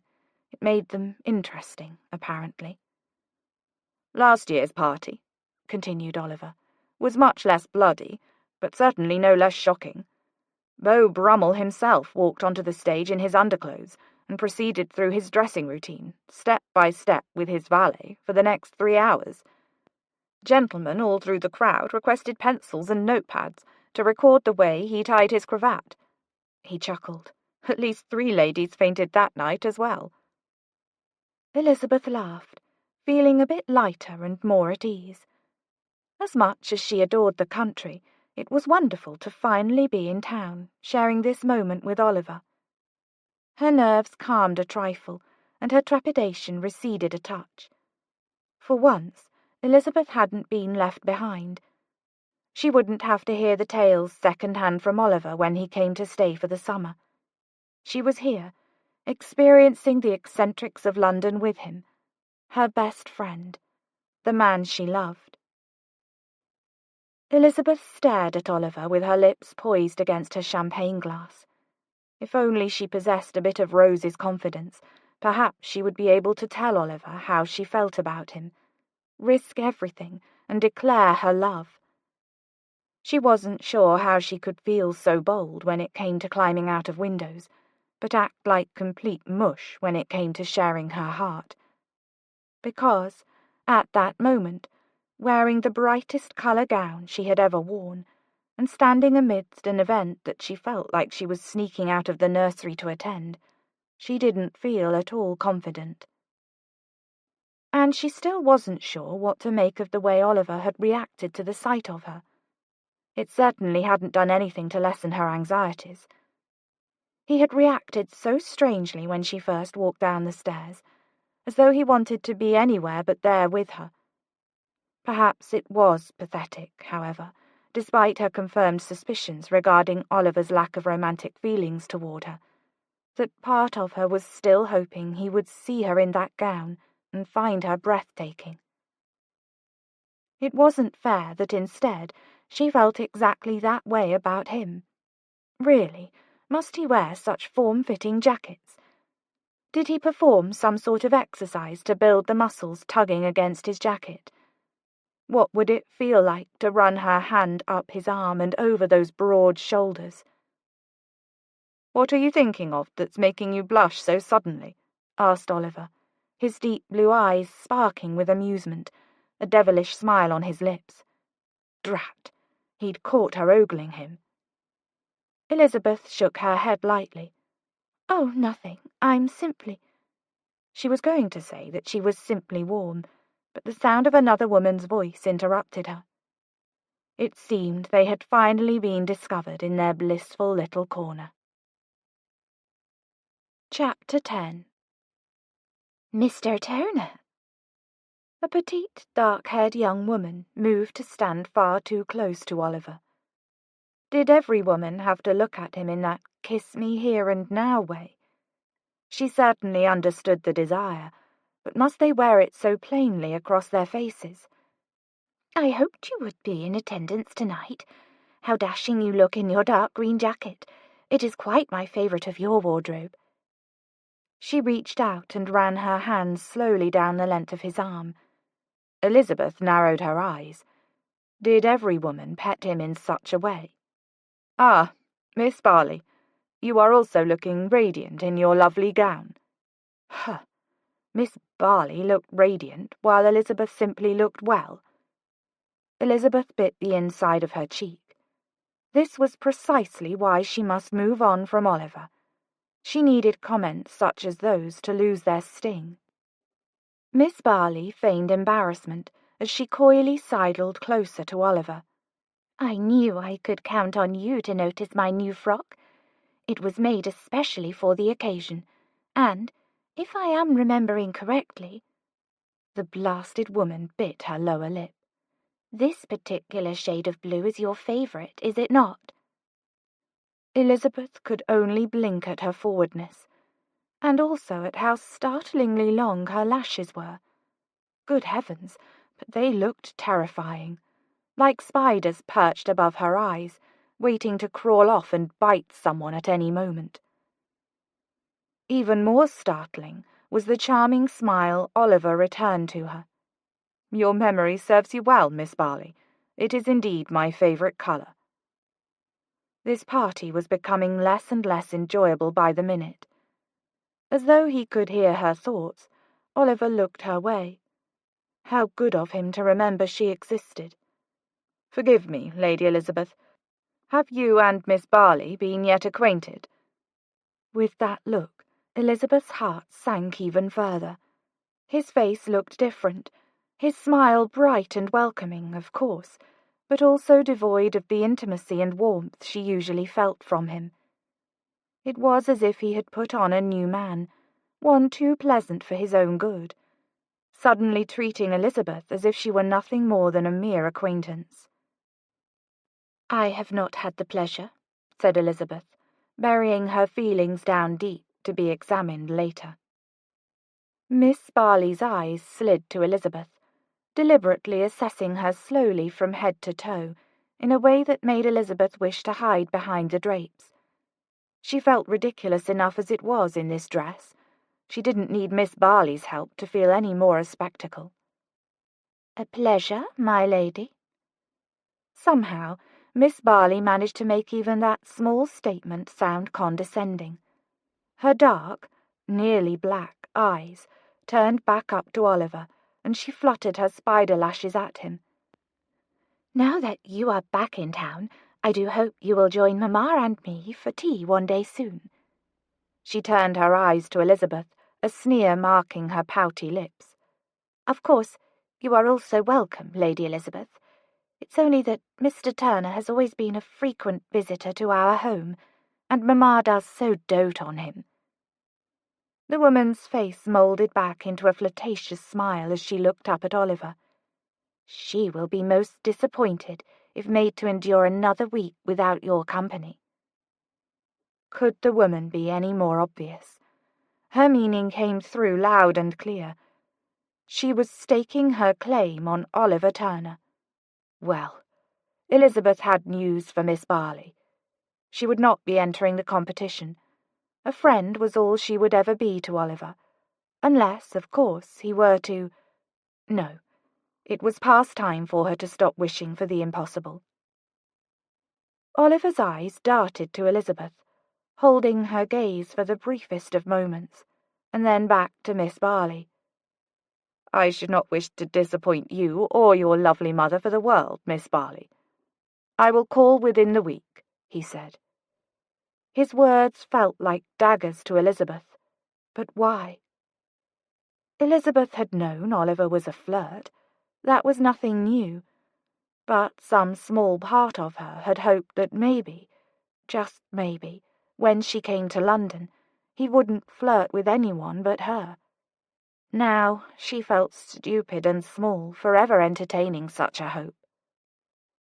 The last few bubbles slid across Elizabeth's tongue as she finished off her drink.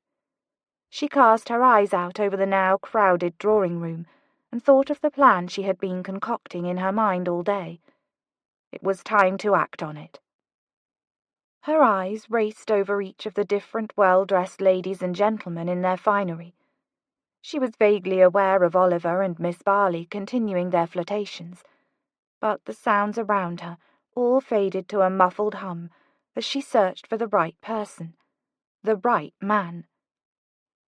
Her eyes bounced, sorted, and measured each person in attendance until her gaze landed on a tall gentleman in the back corner of the room. And there she lingered. He was much taller than the other men gathered around him, and he was dressed in the height of fashion. He had brown hair, closer to the colour of honey than true brown, and a nice, lazy sort of smile. He was handsome, exuding a quiet confidence. Elizabeth was determined to detach her heart from Oliver, and this man just might be the one to help her do it. Miss Barley's voice suddenly cut through Elizabeth's thoughts. "I see you've noticed Lord Hastings." Elizabeth chose to ignore her smug tone and use the opportunity to her advantage instead. "Yes, I admit I have." Elizabeth resisted the urge to look at Oliver. She turned her eyes to Miss Barley instead. "What can you tell me about him?" Miss Barley let out a short laugh and managed to move even closer to Oliver, casting her eyes toward Lord Hastings. Elizabeth's feet itched to step on the woman's toes, but she refrained. She had no claim on Oliver. "Only that he is a viscount, and referred to as the unobtainable. Many a woman has set her cap for him, but none have ever caught his eye." Interesting. For some reason, Elizabeth liked that thought. It was exciting, and goodness knows she liked excitement. "Not only has he never courted a woman, but he never dances at balls, and very rarely pays attention to any females." Her eyes slid like serpents back to Elizabeth. "But by all means, try your hand at the man, my lady." Elizabeth could feel Oliver's gaze burning into the side of her face. Did he disapprove of her forward questions? It didn't matter. She couldn't allow his opinion to hold weight any more. As much as it pained her, it was time for their relationship to undergo a change. "Are you acquainted with the Viscount?" Elizabeth asked Oliver this time. He held her eyes, face nearly expressionless. "A bit." His voice was quiet. "If you will both excuse me, I see a friend who has just arrived. But do find me later, Mr. Turner. We have much catching up to do." Miss Barley fluttered her lashes at Oliver and dropped a curtsy before walking off. But Elizabeth did not miss the way Miss Barley's fingers lightly trailed over Oliver's elbow as she passed him. A possessive fire swept through Elizabeth's body, and she had to force her gaze to her feet in an attempt to smother it. Jealousy, anger, hurt, longing. It all washed over Elizabeth like a wave. She didn't want to feel these things, but her mind insisted on replaying every single moment that had transpired between Oliver and Miss Locksley, Oliver and Miss Barley, and Oliver and every other woman with whom she had seen him interact. It wasn't fair.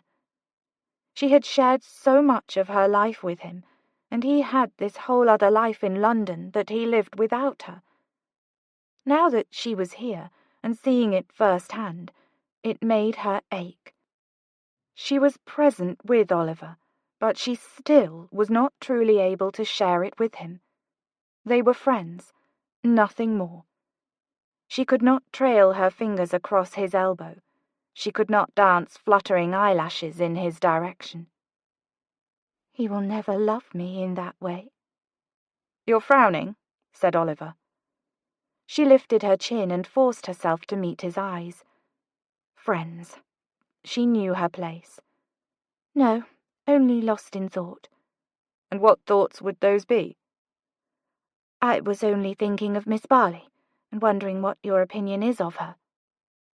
For so many years she had been forced to hear about the latest young woman to steal Oliver's attention. By reopening that line of communication, she was inserting herself back into the role of devoted friend. His boyish grin made her insides ache. I think her eyelashes are quite fantastic. Do you agree? She couldn't answer the question, and she was angry at him for finding the woman, and her obvious attention, attractive. Elizabeth dug her nails into her palm. Mr. Turner. She forced her voice to stay calm and unwavering as she faced him. His smile dropped entirely at the formal use of his name. She hoped he wouldn't notice that her hands were actually trembling. I would like to make Lord Hastings' acquaintance. Would you be able to make the introduction for me? His eyes remained fixed on her for 2 breaths, his face unreadable. Was he contemplating? Was he irritated at the idea? Jealous? No, Elizabeth wouldn't let herself hope for such a thing. The same cold and disconnected smile from a moment ago spread again over his mouth, and he nodded. Of course. I'd be more than happy to make the introduction. Hastings has a good reputation. I think you two would deal well together. She noticed Oliver tug at the top of his cravat, but other than that, he seemed completely at ease with the idea. Wonderful. She smiled, and then took another glass of champagne from a tray when a footman came around again. She was going to need all of the liquid courage she could get if she was going to attempt to become exactly what Miss Locksley had predicted. Elizabeth was done being the adventurous young girl from Dalton Park. She was quite through being infatuated with Oliver. It was time to shake off her nerves, step into the role Miss Emma had worked for years to mould Elizabeth into, and claim her heart back from a man who would never love her in return. She was going to become the first and last woman to catch the eye of the unobtainable Lord Hastings. Chapter 11. How had Elizabeth gone her whole life without ever having tasted champagne? It was magnificent, and the more she consumed, the more she enjoyed it. In fact, the more she consumed, the more she enjoyed everything. Even Miss Barley's eyelashes were beginning to look more appealing. Elizabeth especially liked the way the feather, in the hair of the matron with whom she was conversing, seemed to be dancing. How amusing to have a dancing feather! Where had the woman even found such an accessory? Was there a bird still attached to it somehow? She had just opened her mouth to ask the woman when Oliver's voice boomed, seemingly out of nowhere. When had he even walked away? They had just finished dinner and were waiting again in the drawing-room for the butler to announce them into the ballroom for the entertainment portion of the evening. And then Oliver had excused himself and left her in the care of... Oh, right. He had left her with Rose. Rose? She had lost Rose. No, there she was, right beside Elizabeth, where she had left her. Ever faithful Rose. Lady Elizabeth, Lady Kensworth, may I present to you Lord Hastings? Elizabeth's eyes widened when she realized the man she had decided to make fall in love with her was standing just in front of her, and he was staring at her. Why was he staring at her? Had he already fallen in love with her? Oh, no, it was because she wasn't talking. Were all of these words simply in her head then? Pleased to make your acquaintance, Rose started to say, but Elizabeth's voice suddenly realized how to work again, and it shot out of her mouth like a cannon. So wonderful to meet you, my lord, said Elizabeth, with a confident smile and a curtsy. There, she'd spoken, and she had done such a fantastic job of it that she rewarded herself with another big sip of the lovely, bubbly drink. Lord Hastings cleared his throat and bowed. A pleasure, Lady Elizabeth, and Lady Kensworth. I offer my sincere congratulations on your recent marriage. Thank you, said Rose, and again Elizabeth was amazed at Rose's poise, despite the fact that she had been a wanted thief only a month ago. Oh dear, Elizabeth was suddenly worried she was going to blurt out that Rose used to be a wanted thief. She covered her mouth to protect the words from escaping on their own. "I feel very lucky to be joined to such a wonderful family," continued Rose. She glanced at Elizabeth, frowning ever so slightly at the hand pressed over her mouth. "And to have gained such lovely sisters." Rose removed Elizabeth's hand from her mouth and wrapped it around her own arm. How nice that she wanted to snuggle. Only Elizabeth couldn't really focus on snuggling Rose just then, because Oliver's face looked pinched, and she wondered why he should be scowling in such a way. "Is your cravat too tight?" she blurted out. Oliver's eyebrows flew up, and he looked between Rose and Lord Hastings before settling his gaze back on Elizabeth, a small, tentative chuckle escaping from his mouth. "No? Why do you ask?" "You look grumpy." She noticed everyone's faces suddenly looked as if they had just peeked again at the painting on Vienna's ceiling, and she wondered if she had said something wrong. But what was it she had said again? Elizabeth's memory suddenly escaped her, and had her tongue always felt so heavy? "Perhaps it is a bit too tight. I believe I'll go and attempt to retie it before we move into the ballroom." Tie what? And why was Oliver always trying to get away from her lately? Because he clearly was. It was probably her offensive shrubbery dress. "Lady Elizabeth," said Lord Hastings in his lovely baritone, after Oliver walked away, "I understand this is your first season." "Forgive me," Rose interrupted, placing a hand on Elizabeth's arm. "I must leave you for a moment. I can see that Lord Kensworth finds himself backed into a corner with Lady Humphrey, and he keeps flashing me the look of the desperate, in need of rescue." Lord Hastings chuckled. "By all means, go save your husband. I myself have succumbed to the same fate once or twice, and would not wish it upon anyone." Rose smiled and, with a curtsy, hurried over to Carver. They were wonderful together. Elizabeth wanted to be wonderful with someone. She looked back to Lord Hastings. Now was her chance to win him over. She took the last gulp of her friendly drink and noticed he was watching her with the hint of a smile. He extended his hand toward her now empty glass. "Allow me." He retrieved it from her and handed it off to a servant.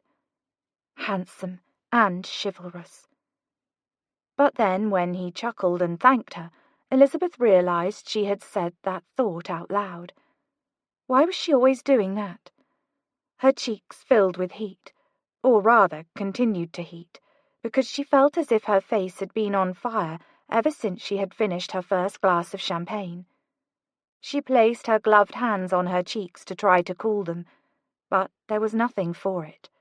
Still hot. Lord Hastings cleared his throat. "As I was saying, this is your first season, is it not?" "Yes." "And are you enjoying it?" "Quite."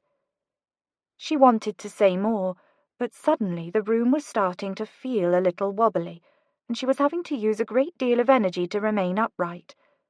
And her tongue. So heavy. This wasn't normal, was it? She noted Lord Hastings pressing his lips together, as if to keep from smiling at something again. But she had no idea what it could be, since neither of them had said anything funny. Lord Hastings was nice, but not at all as funny as Oliver. "And may I ask what aspects of London you are most excited about experiencing?" "None of it." Oh, blast. She shouldn't have said that. I mean, all of it. He gave a half smile. "No, I don't think you meant that." "No," she sighed. "I didn't." She wished the bloody floor would stop shifting. "You are a daughter of the Duke of Dalton, are you not?"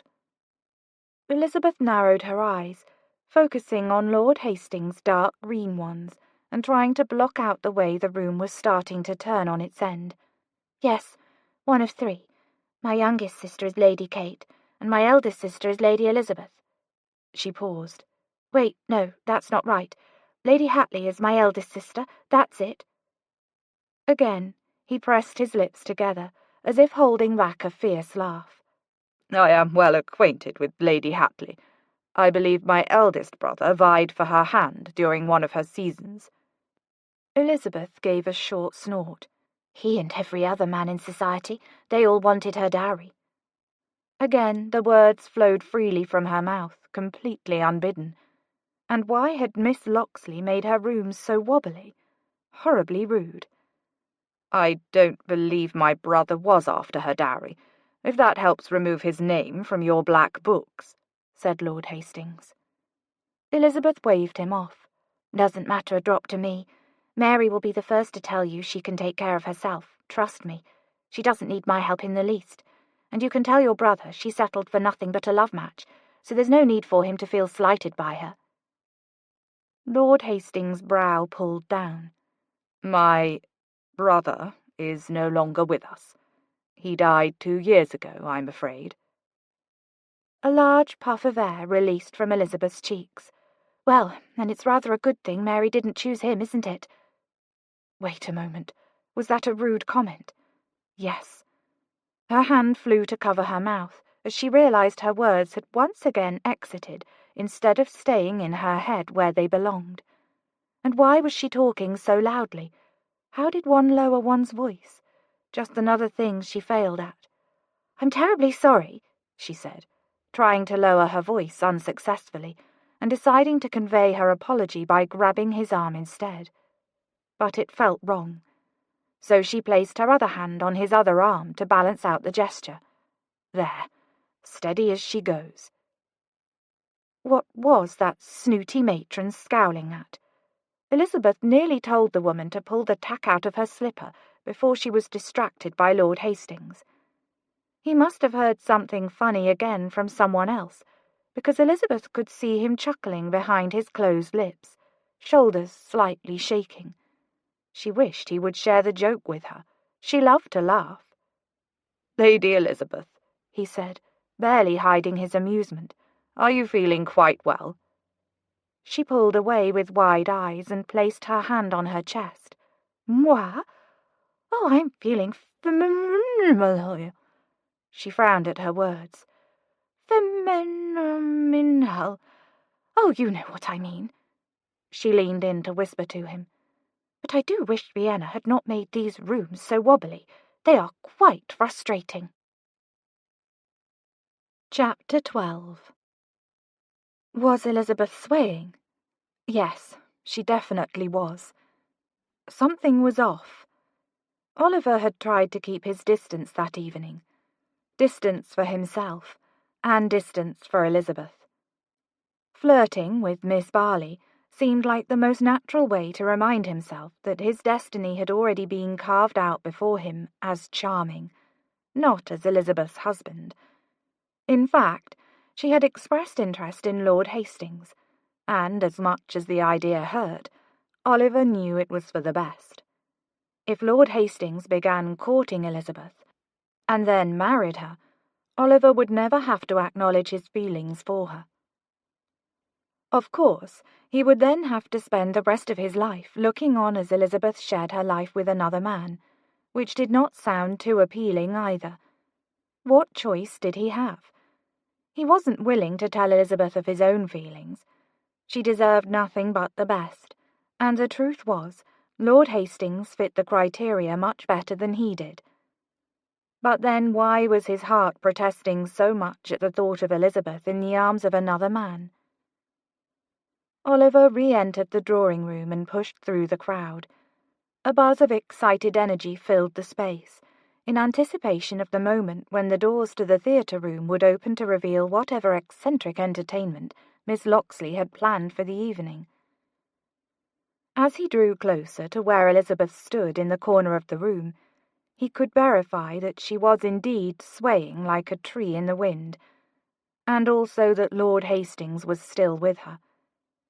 The man had claimed her attention ever since Oliver had introduced them after dinner. His teeth clenched together, even though he knew he was being ridiculous. Good for Elizabeth, catching the eye of the unobtainable. If anyone could, he knew it would be her. which is why he had wanted to shake the annoying Miss Barley for even suggesting it. He felt like an invalid, faced with a horrible yet necessary remedy. Elizabeth being taken off the market was the cure, but he just couldn't bring himself to swallow the medicine. It tasted too much like poison. Oliver had almost made it to Elizabeth's side when he heard her laugh, such a boisterous, shrill laugh that it caused him to cringe. This was not at all like her. Something was definitely amiss. He stopped beside Elizabeth and Hastings. "Enjoying yourself tonight, Lady Elizabeth?" he corrected, feeling unnecessarily angry that he must address her formally.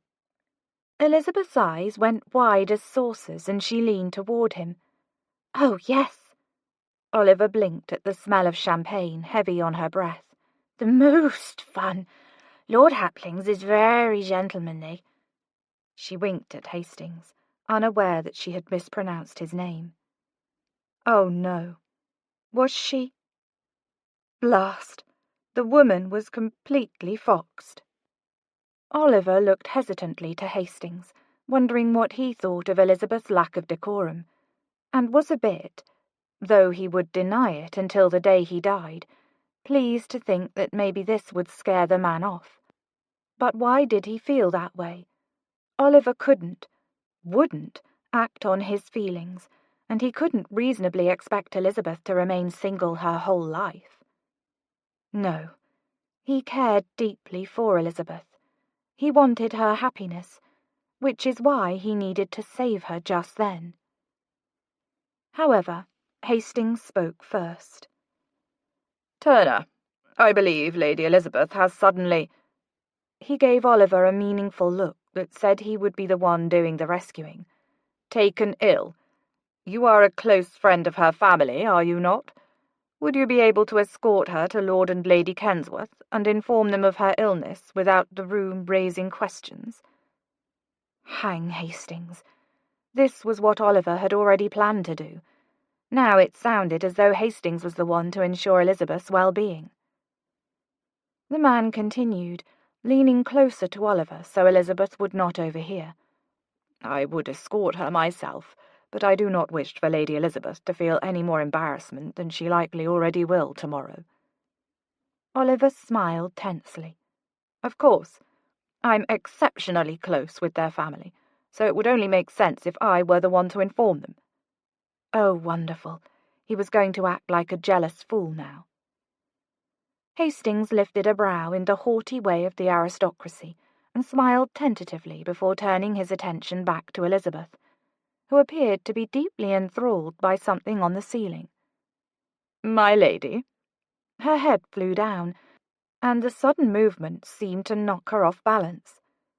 Hastings and Oliver both lunged to grab an elbow, and she giggled, the sound jolting him back to a time when a 10-year-old Elizabeth had begged Oliver to help her play a lark on her brother by gluing his boots to the floor.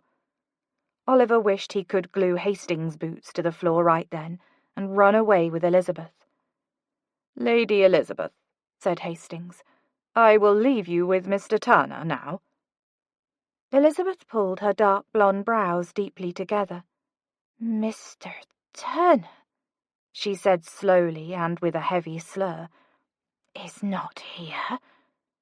She leaned into Hastings and whispered conspiringly, and loudly, "Apparently he is not well, but Oliver didn't think me important enough to inform me sooner." Oh, good heavens. Oliver pulled her to his side and flashed a tight smile to Hastings. "I'll take the lady from here. Good evening, Lord Hastings." The Viscount bowed and watched as Oliver wrapped Elizabeth's arm securely through his arm, and then managed to somehow get her safely out of the drawing-room. He caught Rose's eye, however, just before they exited the room, and she immediately noted the urgency of his look. He watched as she quickly excused herself from the group of tabbies surrounding her, and rushed from the room with an elegance that would make the Duchess proud. Once into the hallway, and safely away from the judgmental eyes of society, Oliver wrapped his arm around Elizabeth's shoulder and guided her toward an empty parlour at the front of the house. "What's happened?" asked Rose in an anxious tone, after stepping into the parlour and closing the door behind her. Oliver sat Elizabeth down on a settee, and she immediately started to fall over. He sat down beside her and wrapped his arm around her shoulder again to keep her upright. And then Oliver met Rose's wide eyes. "She's foxed," he said bluntly. "Oh, blast!" Rose crossed her arms in front of her. "We need to get her out of here, or this will follow her through the whole season." "I agree." Elizabeth seemed to become alert to the world around her for the first time. She sat up straighter and looked at Oliver. "I'm not drunk," she nearly shouted. She gave a crooked grin and then put her finger on the tip of his nose. "You're drunk, Ollie," she chuckled. "Drunky Ollie." "All right, Lizzie, I'll make you a deal," he said, removing her finger from his nose and trying not to laugh. "I'll let you call me Drunky Ollie, but only if you promise to walk with me out of this house to the carriage, and be very, very quiet." She saluted him. "Yes, sir, Drunky Ollie." Rose's face reflected both the amusement and the horror of what they were about to attempt. It would be a miracle if they got her out of there without anyone realizing Elizabeth was drunk as a wheelbarrow. "I'll go fetch Carver. It's not even necessary for me to ask you to remain here with her, is it?" She gave him a smile that said she meant more by that statement. Did she know? How? He'd been so careful the past couple of days to not show his affection. He'd even been forcing himself to flirt with other ladies all evening.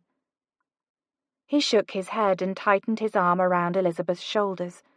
Rose left, and Elizabeth laid her head on Oliver's shoulder, the sweet smell of her hair flooding his senses.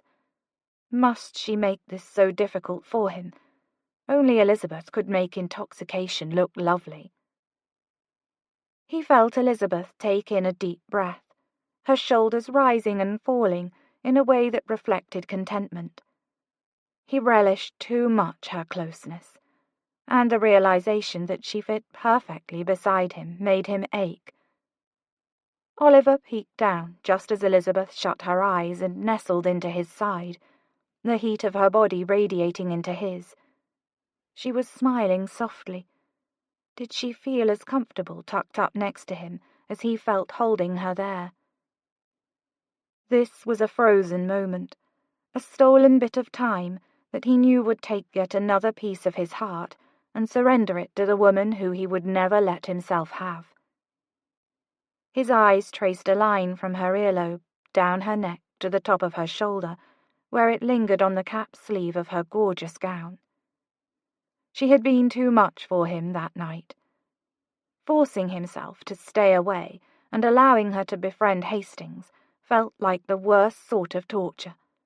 But it was what was best for her, his sweet, wild-hearted Lizzie. Oliver lifted his hand and, without thinking, wrapped one of her soft, dangling curls around his finger.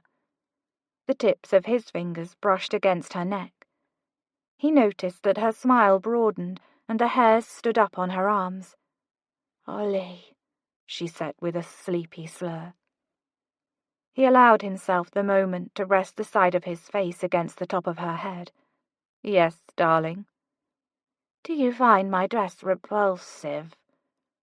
That last word was a mouthful for her, but she eventually got it out. He shut his eyes and smiled. "No, Lizzie." For a moment, he considered leaving it at that. But the night and the smell of her hair and the realization that she would not remember anything he said was bewitching him. He could not hold his words inside him any longer.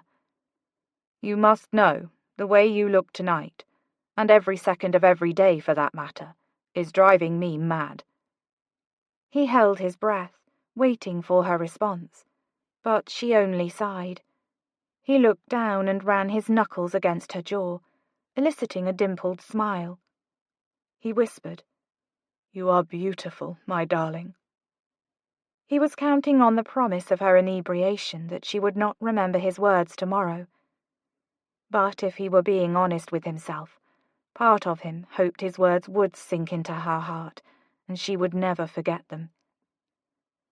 A second later, the door opened and the moment was pierced. Oliver dropped his hand to wrap around her shoulder once again, while Rose and Kensworth snuck into the parlour. Kensworth paused and gave Elizabeth a pitying look before squatting in front of her and taking her hand, coaxing her to open her heavy eyes. She blinked at her brother with a frown. "My poor little love," said Kensworth, smiling kindly at his nearly incoherent sister. It wouldn't be long until the room was spinning wretchedly. He doubted the carriage would come away unscathed from their trip home. "You mustn't feel too badly. We've all been a little jug-bitten at some point in our lives." Kensworth placed a hand under Elizabeth's elbow and gently pulled her to her feet. "Let's get you home." It was selfish, but Oliver wished Kensworth and Rose had not been so hasty in coming to Elizabeth's rescue. He would have liked a few more minutes to sit with her in his arms. "Here," said Rose, taking Elizabeth's arm in hers. "Let me be the one to escort her out. It will look more natural, and I can hold her up without anyone thinking it too odd." "No." Oliver's voice shot out too quickly. "I shall escort her out." He felt reluctant to leave Elizabeth in her state. Rose shook her head. "We need you to stay behind and spread the rumour of Elizabeth's sudden illness. Hint at a fever, and let everyone begin to draw their own conclusion. But whatever you do, do not outright say that she has influenza, or else no one will believe you. People like to feel as if they are intelligent enough to crack a code on their own." Leave it up to Rose to concoct a scheme. And as much as he didn't want to leave Elizabeth, he knew Rose was right. He needed to give a reason for Elizabeth's sudden disappearance that would draw sympathy for her, rather than raise eyebrows. Elizabeth stumbled a little bit to the side, her eyes looking glazed and heavy as she swung them to Oliver. "I don't know what you are all talking about. I'm perfectly sober. In fact, I have something I wish to say to Oliver." She stood straighter and squared her shoulders at him, but still looked like she could fall over at any moment. "Oliver, I'm tired of hiding it.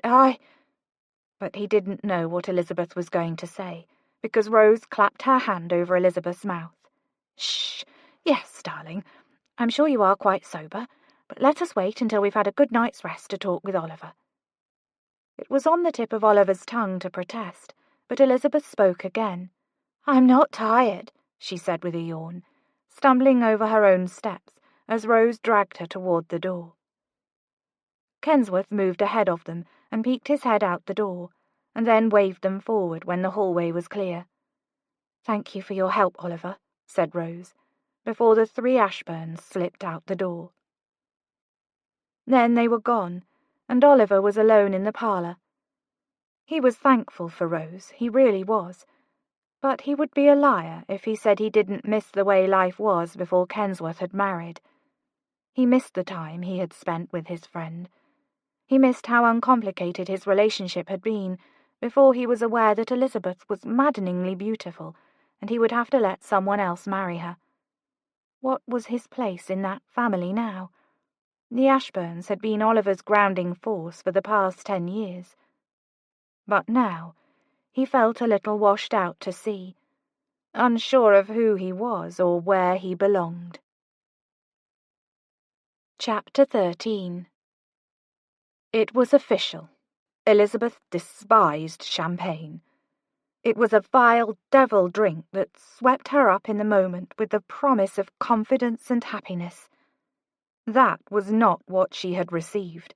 Not at all. She pulled her legs up under her and nestled further into the settee in her favourite room of Kensworth House, the Gold Parlour. Situated in the back of the house, it was the room least frequented by any other members of the household, which she thought was ridiculous, because it had the most wonderful little settee in front of a large bay window, overlooking the back gardens. She liked this room, and she could be alone here. Today, its most important feature. And, despite being surrounded by walls, she still felt free. Elizabeth, head full of galloping stallions notwithstanding, had been unable to sleep a moment past 7 o'clock this morning. But oh, how she wished she could have slept away the entire day. Her stomach still reeled from the previous evening's overindulgence, and every bone in her body ached, not to mention the creeping sense of mortification that grew in inverse proportion to her sobriety. Elizabeth had opened her eyes that morning, recalled the previous evening as a hazy nightmare, and promptly decided to slip back into an ignorant slumber and avoid facing reality ever again. But she couldn't. Her head throbbed, and sitting upright seemed to be the only thing for it. Knowing that Rose and Carver would not likely leave their rooms for another few hours, Elizabeth dressed in a simple cream walking dress and retrieved the ridiculous novel Kate had lent her. Kate, of course, had sworn it was the most romantic story ever told. Elizabeth could not stop laughing at the silliness of it, but it would provide just the kind of mindless diversion she needed today. She needed an escape, to somewhere far from the reality of her bungled attempt to catch the eye of any gentleman, much less garner the attentions of Lord Hastings. She winced as she remembered how many times she had grabbed his arm, and, oh goodness, had she told him how fortunate it was that Mary had not married his recently deceased brother? She had surely ruined her chances with him, utterly ruined. Elizabeth groaned, running her hands over her face, wishing that was all it took to scrub away her dreadful memories. Well, never mind. She would find a way through it. She would find some way to recover, as long as Lord Hastings was good enough to not besmirch her reputation. She picked up her book, determined to put all bad thoughts out of her mind and lose herself in a silly novel. She read an entire page before she realized she was comprehending exactly none of it. No, her mind was instead playing, or replaying, a scene she wasn't sure was a dream or a memory. It was of Oliver, his strong arm wrapped protectively around her. She closed her eyes and could smell him. She could almost feel his fingers brushing against her neck. But when Elizabeth remembered his whispers of how beautiful he thought her, she realized it must have been a dream. A wonderfully blissful dream. The only good thing that had come of her run-in with the devil's drink. She tilted her head to the side and touched her fingers to the nape of her neck, remembering a touch that had felt all too real. Elizabeth sighed. Reclaiming her heart was going to be more difficult than she had imagined. Oliver stepped into Kensworth House as Jeffers closed the front door behind him. The dour butler turned back to level his ever-present glare at Oliver. "Simmer down, man," said Oliver. "I'm aware of the time, and I have no intention of being seen yet. You will be pleased to hear that I learned my lesson the last time I attempted to intrude on Lord Kensworth's morning." Jeffers grinned, the sight making him somehow even less attractive. Really, he must talk to Kensworth about finding a new butler. "Pleased, sir? I should never be pleased to hear that you have had an unsatisfactory visit. Shouldn't be, but you are nonetheless," Oliver said, turning away from the butler and walking toward the drawing-room. "I'll await his lordship in the drawing-room." "Very good, sir," said Jeffers, in a way that made Oliver feel as though he was being patted on the head and given a biscuit. Oliver had almost made it to the drawing-room when a familiar sound caught his ear. He paused.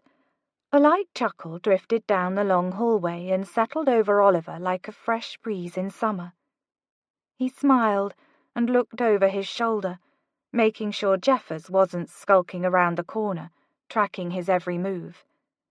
He then hurried down the hallway toward the parlour at the back of the house. The door was slightly ajar, and Oliver peeked in, the sight stealing his breath. Elizabeth was curled in the corner of a settee, bathed in a warm glow of sunlight. Her loose curls glinted like gold in the sun.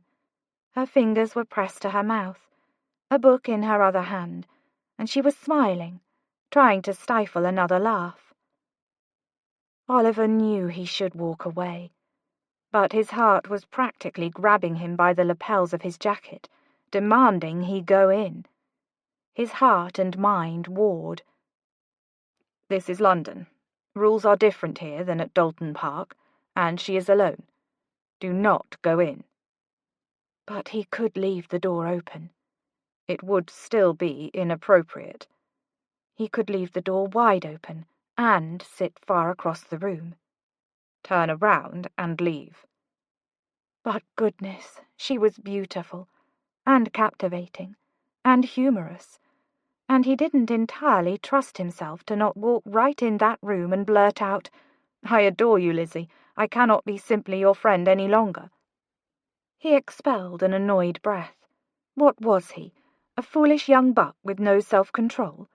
No, he was a grown man. He could go into that room and be Elizabeth's friend just like he'd been doing for the past 10 years. Besides, it wasn't as if he could avoid her forever. Now was the time for him to school his feelings, until those feelings fled altogether, because they would. He would make sure of it. But he seriously doubted they would dissipate at all today with her looking like the goddess of beauty. For this reason, he officially decided that he would turn away and wait in the drawing-room, as far away as possible from Elizabeth Ashburn. "Good morning, Lizzie," he said, pushing the door open. Blast! No control. And now her bright blue eyes were flying to him, and her smile was blooming, and he was walking to her, walking right to her, not to the chair where he had promised himself he would sit, but to the very settee where she was already perched. Oliver!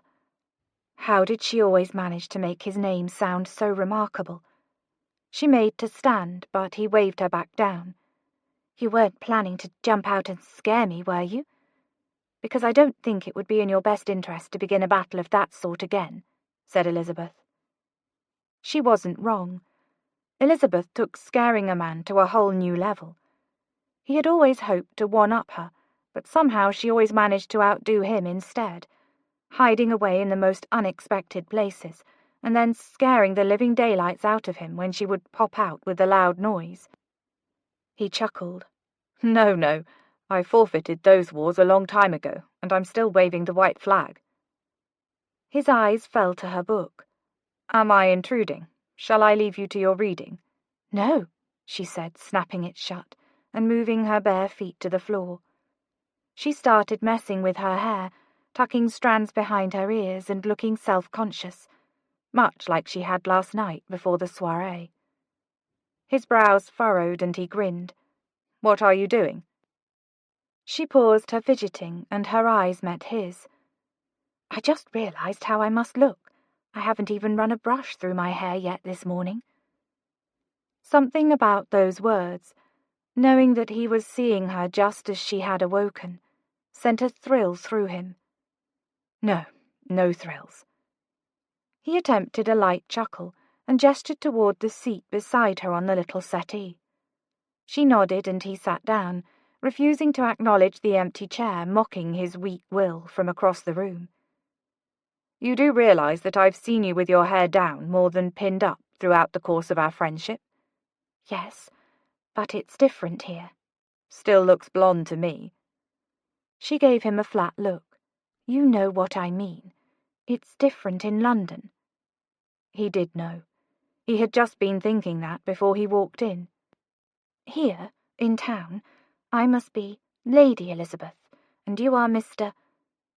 She paused a moment, her thoughts seemingly moving to his father just as his did every time he heard his own surname. Turner. His chest tightened. Why did he have to share that man's name?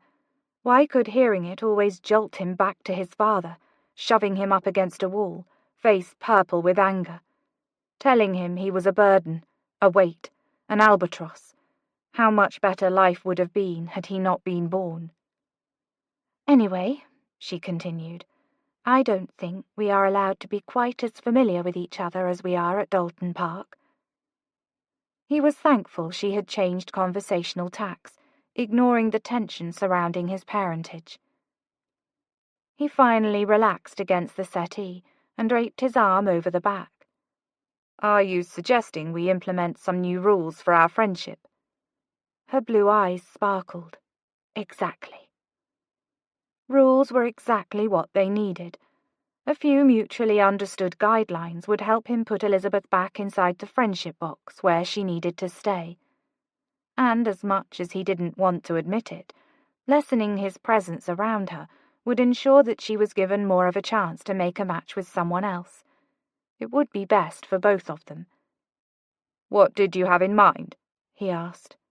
Well, for one, I suppose we should not be in here alone at this hour of the morning without my chaperone's knowledge. Oh, definitely not, he said with a grin, making no attempts to move. In fact, he was trying to stay very still. Elizabeth's curls were only a whisper away from brushing up against his hand, where it was draped over the back of the couch, and it was taking all of his willpower to not run his fingers through it again. It was soft. He knew not only because of last night when he had wrapped a strand around his finger, but because of a time last summer when he'd had to gather it up for her after she had come down with a stomach illness during one of their morning horseback rides. He had held her hair back while she had retched into a bush. The fact that he had never forgotten how it felt, and that he hadn't minded holding her hair for her while she was violently sick, spoke of just how much he adored her. What other rules shall we put in place? He asked. Addressing me formally while we are in public is a must. No more calling me Lizzie in ballrooms or at dinner parties. He gave an offended huff. I've never addressed you as Lizzie in front of anyone else but your family. I know, she said, lifting her shoulder and peeking at him playfully over it. The flirtatious look made him want to groan. But you must admit that you do call me Lizzie when we are talking alone at dinner parties or balls. She paused, her brow crinkling together, which puts me in mind of another rule. She rotated a little on the settee, placing herself even closer to him. His eyes drifted to his hand, where his knuckles now rested lightly against her arm.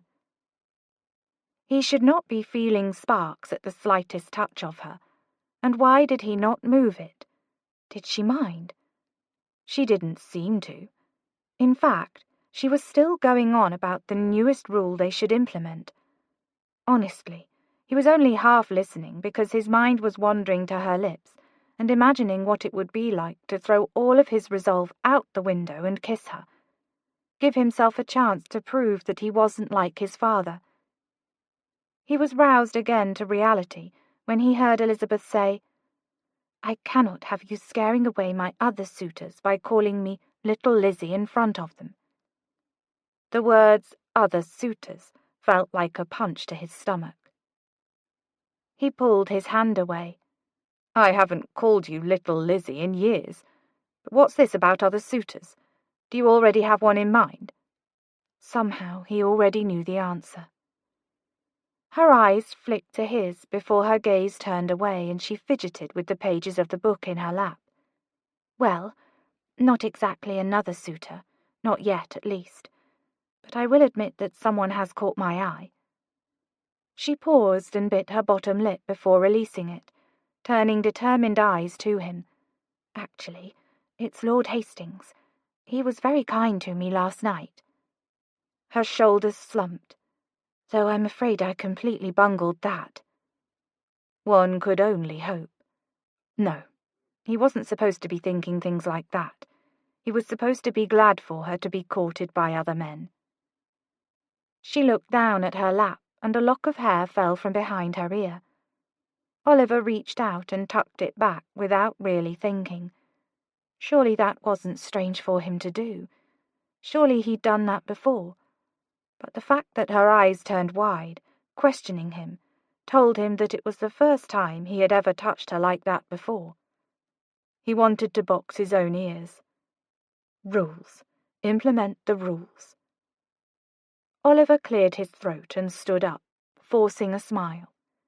I sincerely doubt you have deterred Hastings by indulging in a little too much champagne. She pulled a pained look and put her face in her hands. Oh, Oliver, I was so stupid. How could I have had so much to drink? I said the most mortifying things to him. I will be surprised if he ever looks in my direction again. Was he a terrible man to be fighting a joyful smile? Yes, terrible. You're being too hard on yourself, Lizzie. I doubt he thought a thing of it. But I must ask, Hastings, are you sure he is the one you wish to court you? What was he doing? Why was he asking that? Why shouldn't I wish for Lord Hastings to court me? Her tone was curt. He tipped a shoulder and stood to mindlessly assess a few books on a nearby shelf. Just seems a rather dull fellow to me. I doubt he could keep up with you, or your sense of adventure. What's that supposed to mean? I am not such an untamed creature as you may think me, Oliver. He turned around at the sudden edge to her voice. No, Lizzie, that's not what I meant. Her eyes were fixed on his, the blaze sparking in them all too familiar. Everyone had always found Elizabeth agreeable and docile, but he knew a side of her that no one else did, all fire and ferocity. It had put them in any number of rows over the past few years of their new, closer friendship. I think it's exactly what you meant. She stood up abruptly and winced a little, touching her hand to her head. He knew it must ache like the devil. I'm a grown, refined— Now, wait a moment, he said, cutting her off, and taking a step closer. I never implied that you were not grown or refined. She crossed her arms. Didn't you? I said Lord Hastings was dull, and that he couldn't keep up with me. He shrugged. You run fast. And my sense of adventure, what was that supposed to mean? It means that you climb out windows. She let out a heavy breath and released her arms. Must you keep bringing that up? He grinned, trying not to find her agitation attractive. Yes, if you continue climbing out of them. She held up a finger. That was one other time, Oliver. One. He stepped closer to her and folded her finger down. She watched the action closely. Elizabeth, there's nothing wrong with your sense of adventure. It's who you are. That's all I meant. I don't want to see you settle for someone who will not bring you happiness. Her gaze held his and then dropped to his mouth before returning to his eyes. That was all it took to send his heart racing. Her voice was quiet. Would hate for anyone to think I am not capable of making a good wife because I am too reckless. He swallowed, becoming aware of a sudden conviction to say all the things that he had resolved should remain unsaid. I don't believe anyone would think such a thing about you. Their stares fixed, and neither broke away for several breaths. I had the strangest dream last night, Elizabeth said, reaching up to lightly rub the side of her neck. He watched her movement, knowing she was remembering what he had hoped she wouldn't from the night before. He and Elizabeth had always had a way of speaking with their eyes. He could see her questions. He could see her wondering if all he had said the previous night was true and real. Did she hope for that? Was it a good dream? He asked, even though he shouldn't have. She smiled softly. Wonderful, in fact. The air closed in.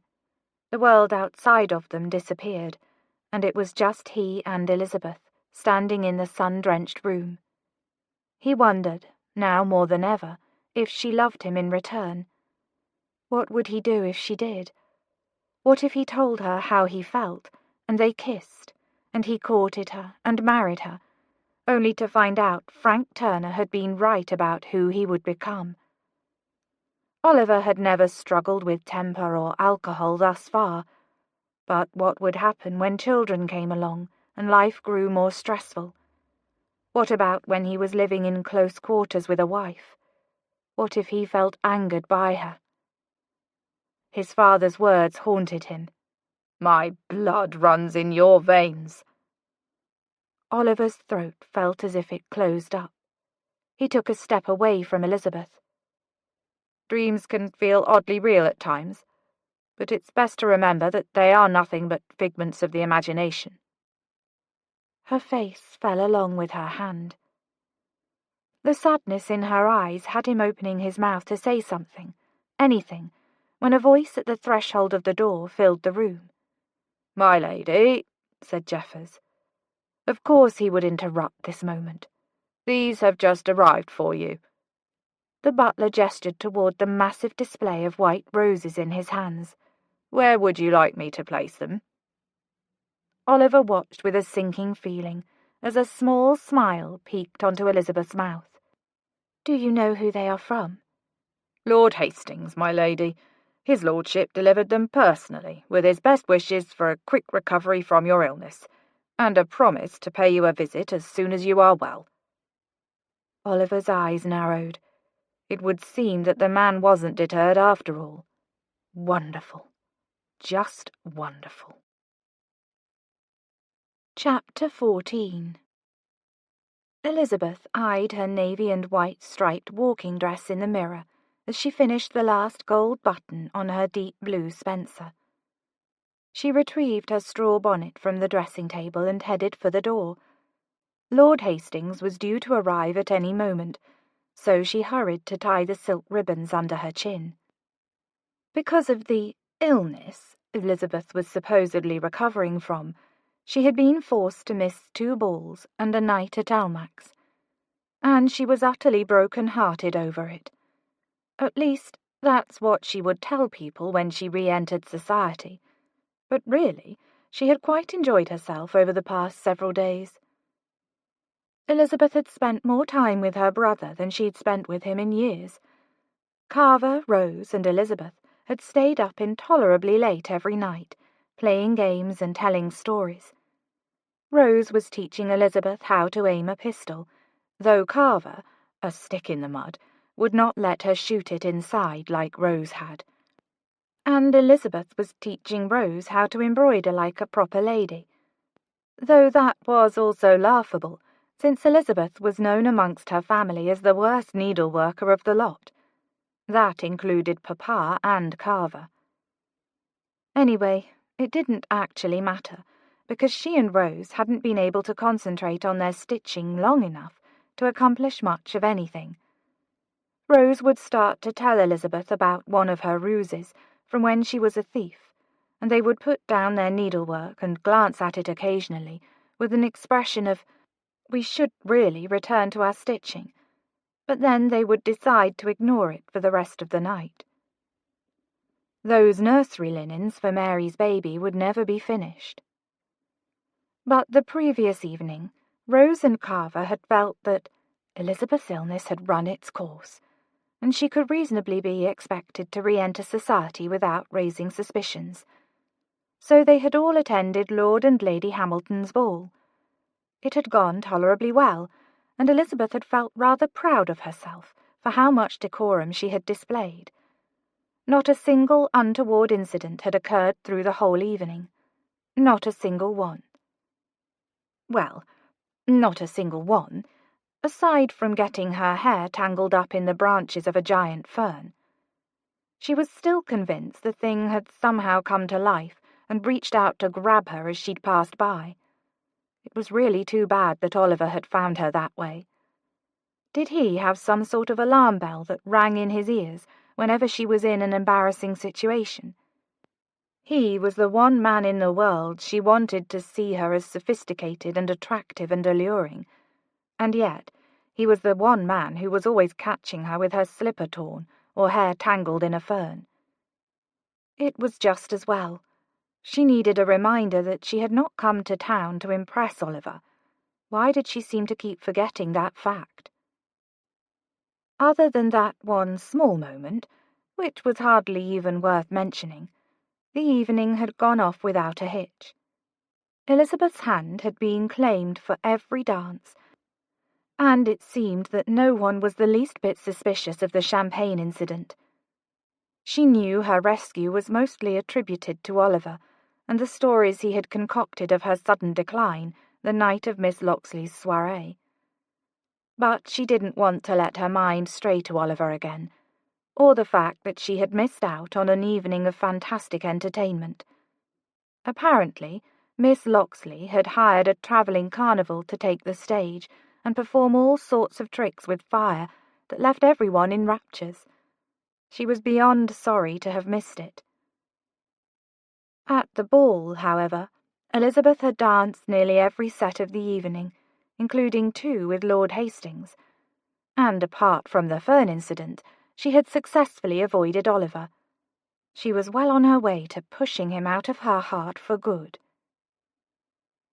During Elizabeth's days of quarantine, Rose had given her a few pointers about how to appear confident in times of stress. Lessons on how to effectively flirt without taking it over the top, and even examples of how to extricate herself from unwanted conversations. Because of those lessons, Elizabeth had been able to smile demurely at plenty of potential suitors, not once trip over her dance steps, carry on polite conversations with gentlemen and matrons, and overall, remain miserable throughout the entire evening. Not once had she found herself smiling because she felt like it. Not once had she laughed out of instinct rather than force. Not once had she danced with Oliver. But never mind all of that. Everything was going on as planned. Somehow she had managed to hold the attention of Lord Hastings, and he was currently her most serious suitor. Elizabeth would let herself be happy later, when she was married and starting a family, and had forgotten all about her unrequited love for Oliver. Elizabeth finished tying off the ribbons of her bonnet, and made her way downstairs to await Lord Hastings' arrival. The previous night, after he had escorted her from the dance floor and back to Rose's side, he had asked for permission to call on Elizabeth and take her for a drive in the park the following day. Rose had momentarily flashed Elizabeth a look that said, "Do you want to do this? There's still time to tell Oliver how you feel." To which Elizabeth had flashed a look back that said, "Oliver who?" Rose gave her consent in a haughty, motherly way, which made Elizabeth want to openly laugh.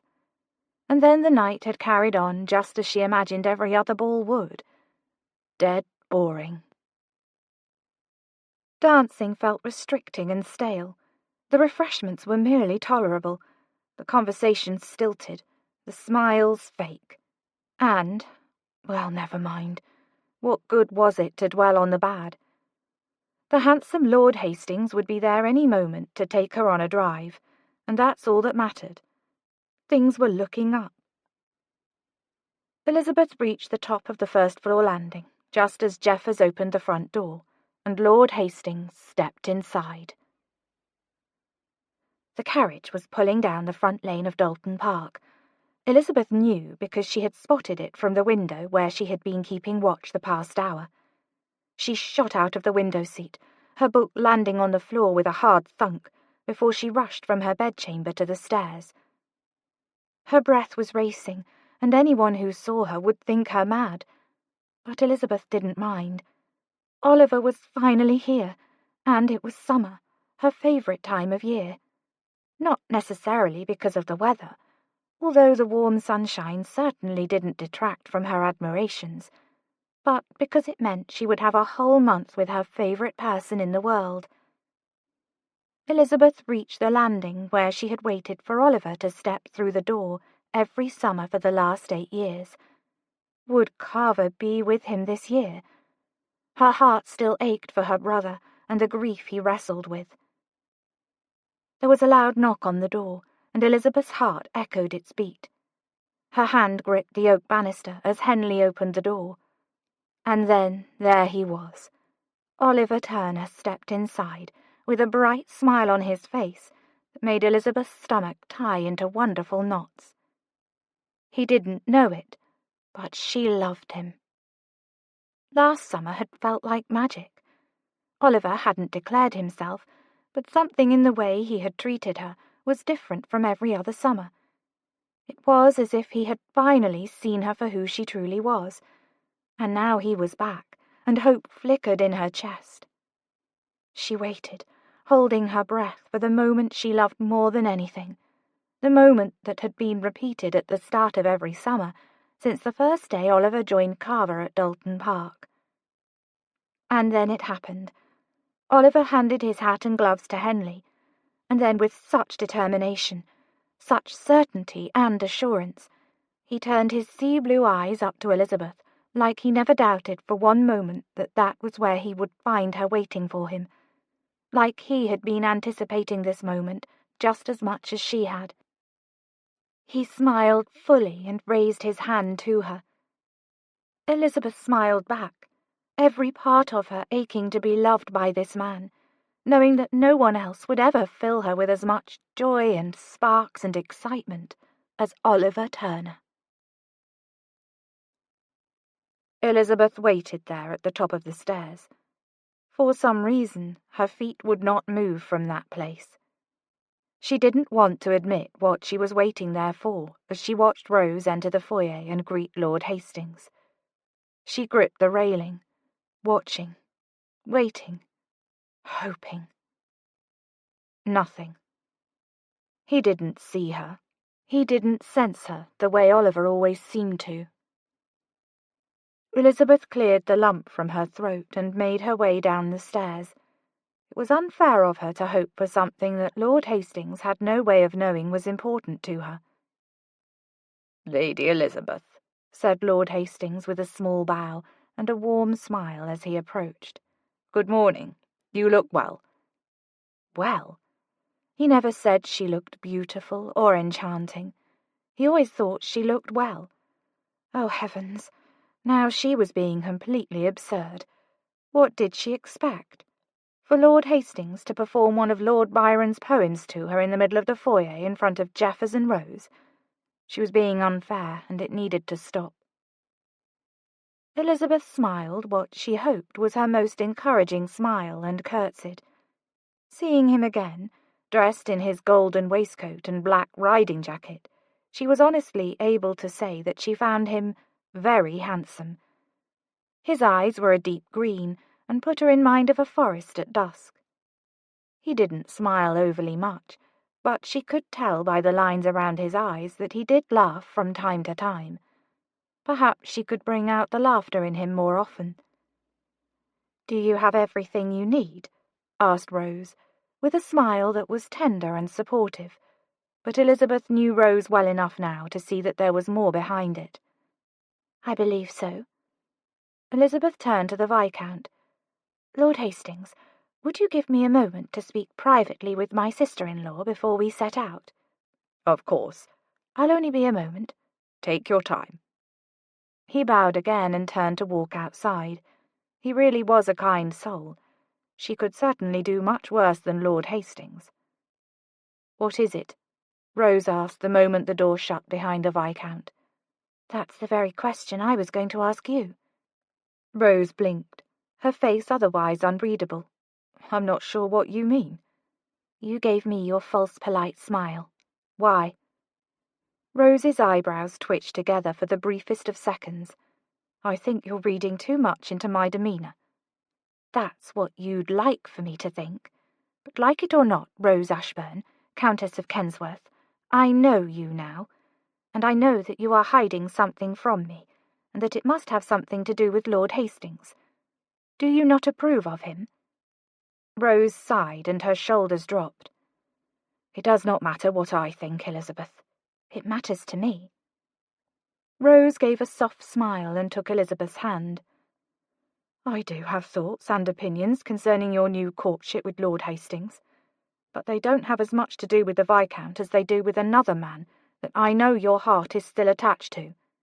However, I'm not going to tell you all of these opinions, because I feel like this is a decision you need to make for yourself. Only you know your heart and what's right for it, Elizabeth. I trust you to know what's best for yourself." It would be the very worst thing to cry in the foyer just before going on a drive with a potential suitor, and yet tears were beginning to accumulate behind her eyes. No one had ever put such faith in her before. Well, no one else except Oliver.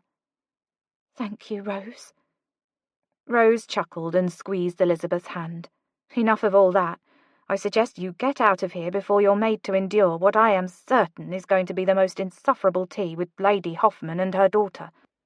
I conveniently scheduled their call during the hour that you would be out on your drive." Those two insufferable ladies were the queens of backhanded compliments. She certainly did not envy Rose. If anything, she loved her all the more for returning to town and sacrificing the safety and solitude of Havenwood Orphanage to face the claws of the London tabbies. Elizabeth kissed her sister-in-law on the cheek. "You are the most wonderful sister in the world. I'll be sure to inform Mary and Kate of that next time we are all together." She winked before Elizabeth left the house. Chapter 15. "Still no new tendre this season?" asked Kensworth, making Oliver completely miss his shot in the game of billiards they were playing.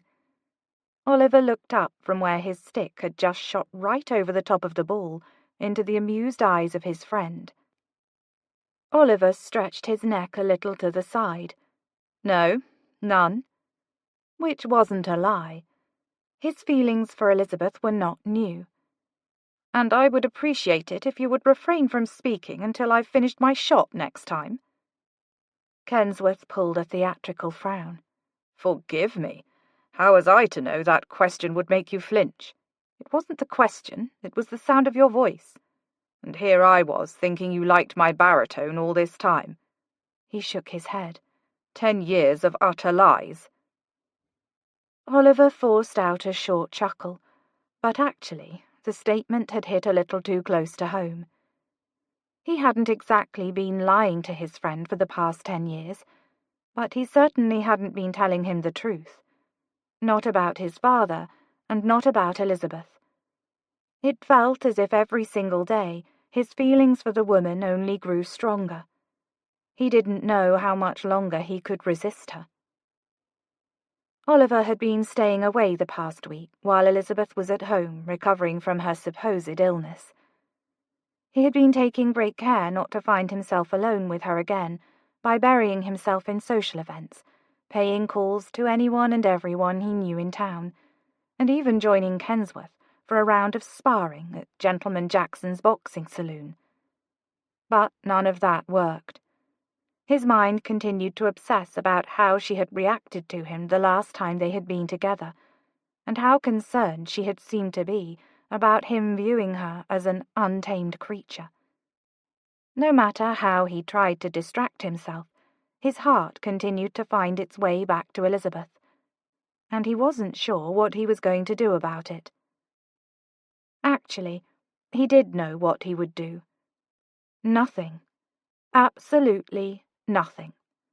He was going to keep his distance until Elizabeth was married off, and then he would have no choice but to swallow his feelings for the rest of his life. At that moment, Hatley stepped into the room. "Who's telling lies?" asked Hatley. He had heard the tail end of their conversation. Oh, wonderful. That's exactly what Oliver needed. Mr. Inquisitive on the case.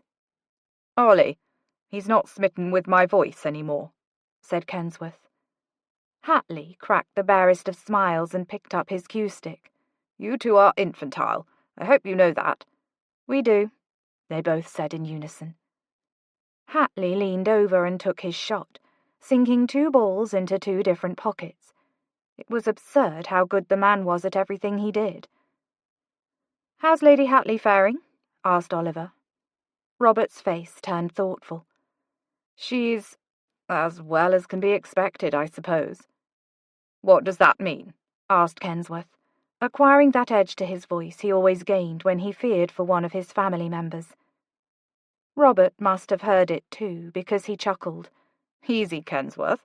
Mary's all right. She's simply distant in mind. I can see that she's terrified of what may happen to the baby. but she's refusing to acknowledge it." He leaned over and sunk another ball into a pocket. "She's taken on all sorts of jobs from her bed, redecorating the drawing room, ordering a whole new wardrobe for yours truly, having the staff bring up nearly every serving dish from the pantry to have it inspected for chips and cracks, and, of course, spending lots of time reading to Jane. But never will she even mention the pregnancy or the new baby." He paused a moment, and Oliver could see the way his knuckles were turning white as he gripped the cue stick. "I mentioned the idea of having her redecorate the nursery to make room for the baby, and Mary didn't even acknowledge it. She simply pretended she hadn't heard me and continued talking about something else." "What will you do, then?" asked Oliver. Robert looked at him, a sad smile tugging at his mouth. "Nothing. I don't think there's anything I can do but wait this out with her." "But you would tell me if there was anything I could do?" asked Kensworth, his question mirroring Oliver's thoughts as well. Robert nodded. "Of course." But he looked tired. No, more than tired. He looked weary. Normally, Hatley was vibrant and alert, and always ready to impart wisdom. But just then, he looked almost as if he were giving up on something. It troubled Oliver to see the man look so worn down. Hatley shot the last ball into the pocket, ending the game. Kensworth shook his head, eyeing the billiards table in sad disbelief. "Last? Hang you, Robert. That's 4 times in a row. Can you never show a little mercy on us?" Robert smirked. "That was mercy. I let you both get a shot in, didn't I?" "You are goodness itself," said Oliver. Kensworth set down his stick and looked toward the door. "All right, gentlemen, I'm off to find my wife." "You're always off to find your wife," said Oliver with a smirk, as he returned his stick to its holder against the wall. Robert pretended to whisper at Oliver. "Devilishly clingy, that one." Kensworth just laughed and threw his hands up in defeat. "Call me whatever you like. If being married to the most beautiful woman in the world, and wishing to spend every spare moment with her means I'm pathetic, so be it." Oliver made a sound of disgust. "Just get out of here already and quit spouting poetry at us." Kensworth turned and left the room with a chuckle. Hatley poured 2 drinks from the beverage cart and gestured toward the sitting area. It wasn't until they were both seated and Oliver had taken his first sip that he realized his mistake. "I'm surprised you're not out paying a call to some lovely new debutante," said Hatley. Blast! Oliver knew better than to allow himself to be caught in a room alone with Robert when there was something weighing on him. Even worse, that it was a secret. "Mm-hmm," said Oliver, taking a sip of his brandy to gain himself a moment to think. Oliver always took small sips, forcing himself to take more time in consuming an alcoholic beverage than was necessary. Knowing what he knew about Frank Turner, Oliver took extravagant precautions when it came to all intoxicating substances. "Just wasn't feeling quite the thing today." There. That was non-committal. There was absolutely nothing in that to allude to his pent-up feelings. "Really?" Hatley took a sip of his brandy, one leg crossed easily over the other. "And why was that?" "No reason in particular. It's simply been a long couple of days, and I—" But then he stopped and looked up at the Earl, who was studying him with those dark, all-knowing eyes. Oliver chuckled and waved his hand. "Oh, no, you don't. No, no, no." Hatley looked amused as he reached in his jacket to pull out his silver snuff-box. "What?" "I know what you're doing," said Oliver, watching Hatley skillfully flick open the snuff-box and take a pinch. "I've witnessed enough of these conversations between you and Kenny to know that you're about to drag me into an emotional tunnel and have me spilling my whole budget before I ever know what's hit me." Hatley just chuckled. "I don't think I do that." "Oh, believe me, you do." Oliver rested his glass on the armrest. "And it almost always starts by you hypnotizing me with that deuced snuff-box of yours." He paused, not wanting to watch Hatley take a bit of snuff, but unable to look away. "But really, Hatley, you've got to show me how to flick it open like that. Very elegant." Hatley laughed. "Some other time. For now, why don't you tell what's put that grave look on your face? I don't have a grave look. You're not smiling. What was with everyone suddenly becoming so interested in how often he smiled? And that makes it grave? When we are speaking of Oliver Turner, the eternally smiling man, yes. Oliver grimaced. What a weak picture you've painted of me. Hatley's brows pulled together with a contemplative look. You think smiling makes you a weak man? Oliver laughed and then pointed to Hatley. You're doing it again. Keep your bloody psychology to yourself, Hatley. The man shrugged with a smug grin and a silence fell over the room. Neither of them made a move to stand. At first, the silence was comfortable, but after a time, when Oliver's mind returned to Elizabeth and his father, the silence felt unbearable. And the way Hatley continued to just stare at him, as if he could see Oliver's thoughts written in the air around him, and knowing it was only a matter of time before Oliver cracked, only added to his discomfort. Lizzie and I had a row, he finally blurted out, immediately put out with himself for allowing Hatley's hypnosis to succeed. A row about what? And if I remember correctly, aren't disagreements fairly common between you two? Hatley wasn't wrong. Elizabeth and Oliver were never afraid to come to cuffs with one another. It's why their friendship felt so strong. But when he thought back on the encounter between he and Elizabeth in the back room of Kensworth House, he felt agitated. This one was different. It was what? Oliver's eyes met Hatley's. I don't know exactly. That's what bothers me. It was something she said to me. Lizzie seemed to think that I only viewed her as an untamed creature, someone who could never make a good wife. He shook his head. I can't think why she would imagine such a thing, or care, even. One of Hatley's brows was lifting, along with the corner of his mouth. Can't you? He paused, as if waiting for Oliver to fill with some obvious revelation. She's in love with you, man. Oliver sucked in a deep breath, right as he had taken a drink, and it sent him directly into a coughing fit. After a few moments, he recovered himself from coughing and wiped his mouth with the back of his hand, shaking his head. Lizzie does not love me. Or did she? No. He absolutely could not allow himself to wonder that, or even believe it, because if he believed that, oh, blast no. That made everything so much more complicated. It made staying away from her more difficult. It made not telling her the truth unbearable.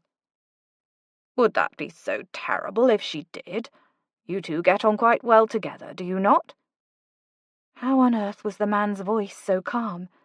Oliver's world was spinning, and Hatley's subdued tone simply did not fit. It would be terrible, Oliver said firmly. Why? Don't ask me that. Why? Robert asked, undeterred. Oliver's nerves felt like bees swarming inside him. He needed to get up, to pace. He shot out of his seat and walked to the window across the room. But that wasn't nearly enough walking, so he paced back. He didn't want to tell Hatley anything. He wouldn't tell him anything. Remember, he was a closed book, a locked chest, because I would manage to hurt her somehow. Oh, yes, definitely a locked chest. Robert leaned forward in his seat. How are you so certain? He wasn't certain, and that was the problem. It wasn't as if he had ever been aggressive or spiraled out of control with alcohol before. But still, Frank Turner's words seemed to creep up his spine like a dangerous spider, ready to bite and inject poison at any moment. Oliver couldn't bring himself to tell Robert about his father, or the abuse he and his late mother had endured over the years. So instead, he told a version of the truth. Surely you know my ability to fall in and out of love at the drop of a hat. What if I pursue Lizzie, only to fall out of love with her in a few weeks? Our friendship would be ruined. Her family would hate me. Oliver didn't even realize that was a real fear, until he spoke the words, and they resonated deep within him. How was Hatley so blasted good at extracting information? There was a silence, a long one that left his vulnerable words hanging in the air around him, and leaving him even more exposed. "Or perhaps," said the Earl, "you've simply never known true love before." Oliver slid his eyes from his boots up to meet Hatley's dark eyes. Hatley leaned back again. "The thing about emotional scars is that they often distort our view of ourselves. Sometimes we think we are seeing our skin ugly and marred, but really we're just looking at a scar and don't realize it." "You think I'm scarred?" "I know you are. We all are in some way, but our hurts manifest in different areas." Oliver let out a short laugh, growing more and more uncomfortable. "And mine manifests in the form of falling in and out of love with women, rapidly." Stupid. If anything, Oliver's flighty feelings were simply a fulfillment of Frank Turner's constant prediction of how worthless Oliver would be to the world. "Better if you had never been born," were the actual words his father had used. Robert shook his head lightly, his confidence and gaze never falling away. "The opposite, actually. I think whatever demons you fight leave you feeling the need to be loved by everyone you meet." Oliver sunk back in his chair, realizing that he was coming out the other side of the Hatley emotion tunnel. How had he let this happen? He hated discussing his feelings. He hated the way that his friend's words felt like a sudden knife to his chest. And he hated the way that hearing the words, "need to be loved," conjured up memories of his father slapping him across the face. He shut his eyes against the memories and the heat he felt building behind his eyes. Oliver stood up. "You're wrong this time, Hatley. I'm just a flirt. There's nothing more to it. No deep underlying pathology. No emotional scars blinding me. I'm just a man who falls in love too much and has too fickle of a heart to form anything lasting. And because of that, I will pretend I never heard what you said about Elizabeth." And for more reasons that he wasn't willing to divulge. He turned on his heels, ready to storm out of the billiards room and leave the Earl and his wrong-headedness behind. He wasn't some weak, jaded man looking for love and acceptance. He could live with being a flirt. He could live with the whisper telling him he would never offer anything of value to the world.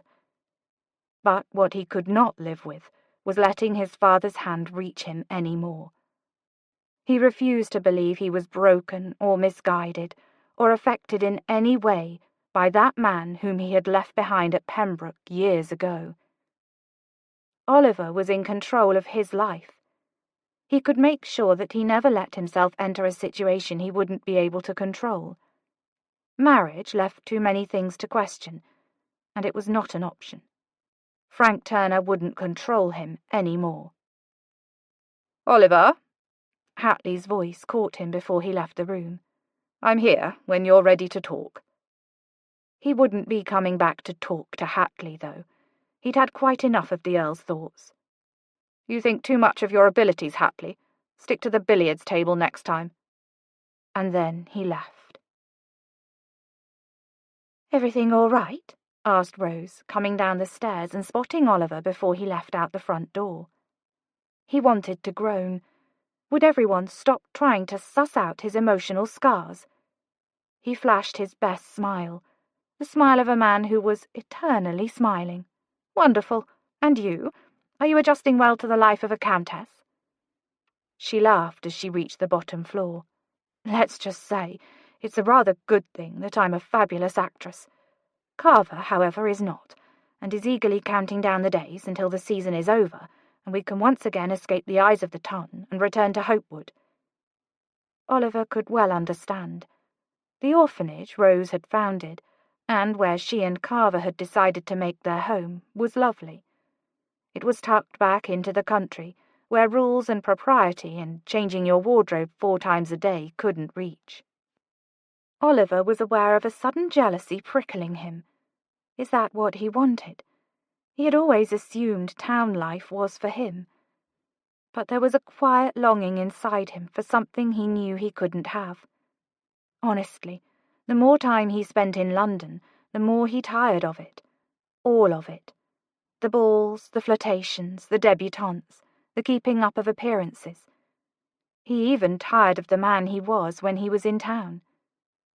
Was Robert's assessment of him correct? Was this man he had become not his true self?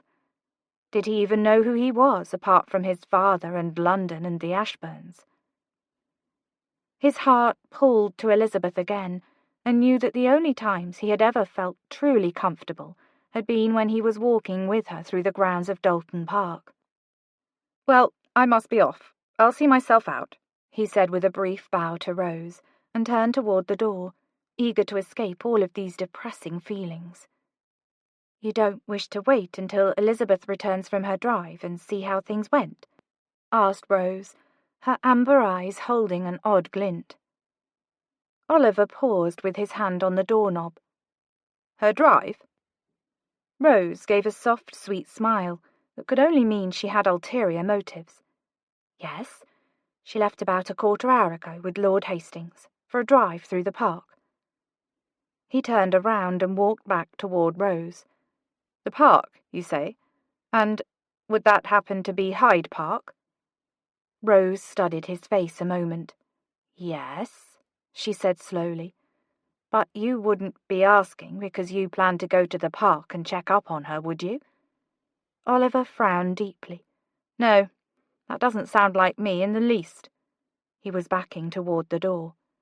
"Oliver, I'm happy to wait with you in the drawing-room for her return, where then you may ask her about her afternoon. But Elizabeth deserves to go on a drive with a gentleman without your interference." Apparently, her scheme was not unfolding in the way she had hoped. He opened the door. "Of course she does. I'd never dream of interfering." Rose followed him out the door. "You're not going to the park, are you?" Her voice sounded as if she already knew her answer. "Definitely not." He definitely was. "I don't believe you," Rose called out, though he was already down the steps and mounting his horse. "Good. You shouldn't." He heard her puff out air and saw defeat in her slumped shoulders. "I would shoot you in the leg to stop you if Carver hadn't taken my blasted pistol away." "Remind me to give him an extra gift at Christmas," said Oliver with a smile and a tip of his hat. He wasn't exactly sure what he planned to do once he arrived at Hyde Park. He really should be keeping his distance. But knowing Elizabeth was enjoying an afternoon with another man blinded the rational, thinking portion of his mind. Chapter 16. Lord Hastings really was a handsome man. Sitting beside him in his curricle as they moved at a sedate pace through the park, gave Elizabeth the opportunity to admire his short, honey-brown hair and chiselled jawline. And although he didn't seem to talk overly much, he made everything he said count.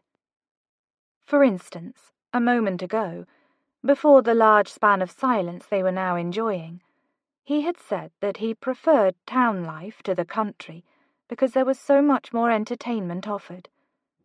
Elizabeth had been able to gather from that statement that Lord Hastings was not an outdoor enthusiast, and that he had likely never stepped foot outdoors in the country, or else he would have known that country life held much more appeal than London, with its fetid air, no matter the entertainment available. "Do you enjoy riding?" she asked, hoping to both find a mutual hobby and fill the seemingly never-ending silence. "I do." Oh, there. Something they could agree on. "But only when I absolutely must. Otherwise, I prefer to drive my curricle or ride in a carriage. Not as much road dust or horsehair spoiling my breeches. Makes a little less work for my valet." Oh. Well, never mind if he was a bit dull. And it actually showed a kindness in him to be aware of the workload he put on his servants. She simply needed to focus on the good in Lord Hastings, and not allow Oliver's obnoxious assessment of the Viscount to cloud her judgment. "What about you? "Do you ride often?" he asked. "Oh, yes, as often as time and circumstance allow.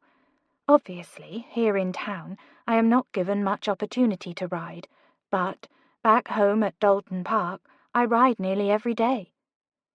His brows raised a little. "Every day? Well, I suppose it is excellent exercise." "Yes, it is."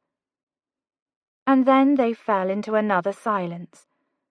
Only the sound of the wind moving through the trees and horse hooves beating the ground broke the heavy silence. Elizabeth moved her lips from side to side to give her something to do. Perhaps it had only been the champagne, but the night she had met Lord Hastings, she had found him much more personable, easier to talk to. Then again, that champagne also had her talking to the carved lion head in Miss Locksley's foyer, so that wasn't necessarily saying much. At least 5 minutes passed without anyone muttering a single word, and the quiet was beginning to drive Elizabeth mad. If this man, a man who supposedly never showed any females any attention, had singled her out, it must have been because he wanted to further his acquaintance with her in some way. So why wasn't he talking? "May I be frank, my lord?"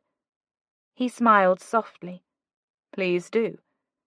She fidgeted with her lace gloves. "I was rather surprised that you wished to call on me after the night we first met." "Oh?" "Yes, She could feel her face growing hot. "I remember saying some rather unpleasant things to you, and acting in a way that was not at all becoming. Honestly, I wouldn't have blamed you if you had decided to give me the cut direct." He chuckled a little. The sound was nice, welcoming even. "Well, if I may be frank in return." "Oh, yes, please do," said Elizabeth, turning a little in her seat and feeling excited at the chance to have a real conversation with him, possibly even begin a bit of flirtation. Maybe he would tell her that he had secretly adored her silly antics that night, or that her beauty had captured him from the moment he laid eyes on her.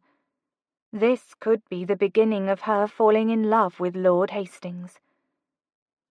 "I'm a little surprised that I didn't give you the cut direct as well." This wasn't exactly the romantic declaration she had been hoping for. She faced forward again. "I see." She could feel his eyes on her. "Was that terribly rude?" Elizabeth tipped her head to the side. "Well, I suppose I did give you permission to be frank, didn't I?" "Blast!" The frustration in his voice caught her by surprise. "I must warn you, I'm no good at this." He gestured to the space between them. "You might have heard the rumours that I've never courted a woman before, and it's for good reason." "Stop," she said, putting a hand on his arm and forcing him to stop the horses. Elizabeth looked toward the commotion that had drawn her attention. A little dog had run in front of their carriage, and Elizabeth squinted to see 2 children in the distance yelling and running after it. Her head swung in the direction of the little mutt, and then back to Lord Hastings. "What is it?" he asked, alarm in his tone. Did he not see? Could he not hear the children? "Those children have lost their dog," she said quickly, pointing in the direction of the brown ball of fur that had momentarily stopped to scratch his ear. "We must catch him." Lord Hastings looked both puzzled and as if he were about to break out in full laughter. "Catch that dog?" "Yes." "That filthy-looking animal over there, who I imagine at one point was white and is now brown?" "Yes," she said, exasperation growing. "Will you not go catch him for the children?" She searched his dark forest eyes, but saw no hint of the answer she was hoping for. "No," he said on a chuckle, "I will not. I apologize, Lady Elizabeth, but this is a new western coat, and I paid far too much for it to have it dashed to bits by that grungy dog." He looked forward again and adjusted the reins to start moving again. The dog finished scratching and prepared to bolt again, as the children neared, but Elizabeth knew there wouldn't be enough time for them to catch it. If Lord Hastings couldn't be bothered to help, she would simply have to do it herself. Elizabeth gathered up the skirts of her dress and jumped swiftly down from the carriage. "Lady Elizabeth," said the unhelpful man in horror, "what are you doing?" "Isn't it obvious?" she yelled back, as she began running as fast as she could toward the dog, hand on the top of her straw bonnet to keep the wind from ripping it from her hatpins. Elizabeth had almost made it to the dog when she felt a hand on her arm pull her to a stop. She spun around, ready to do battle with Lord Hastings, when her eyes locked with the set of blue eyes that never failed to make her stomach swoop and immediately long for the sea. Oliver. He smiled, and the unexpectedness of his presence made a soft, warm flutter soar through her body. "Wait here, Lizzie. I'll catch him." His hand was still on her arm, and part of her forgot all about the dog, and wished she could spend the rest of the day right there with his hand gently holding on to her. "Thank you," she managed to say, before he darted off in pursuit of the dog. Elizabeth continued behind Oliver at a slower, more ladylike jog. All right, so perhaps not ladylike, since a lady would have never jumped out of that carriage in the first place, but at least she wasn't running with her skirts up any more.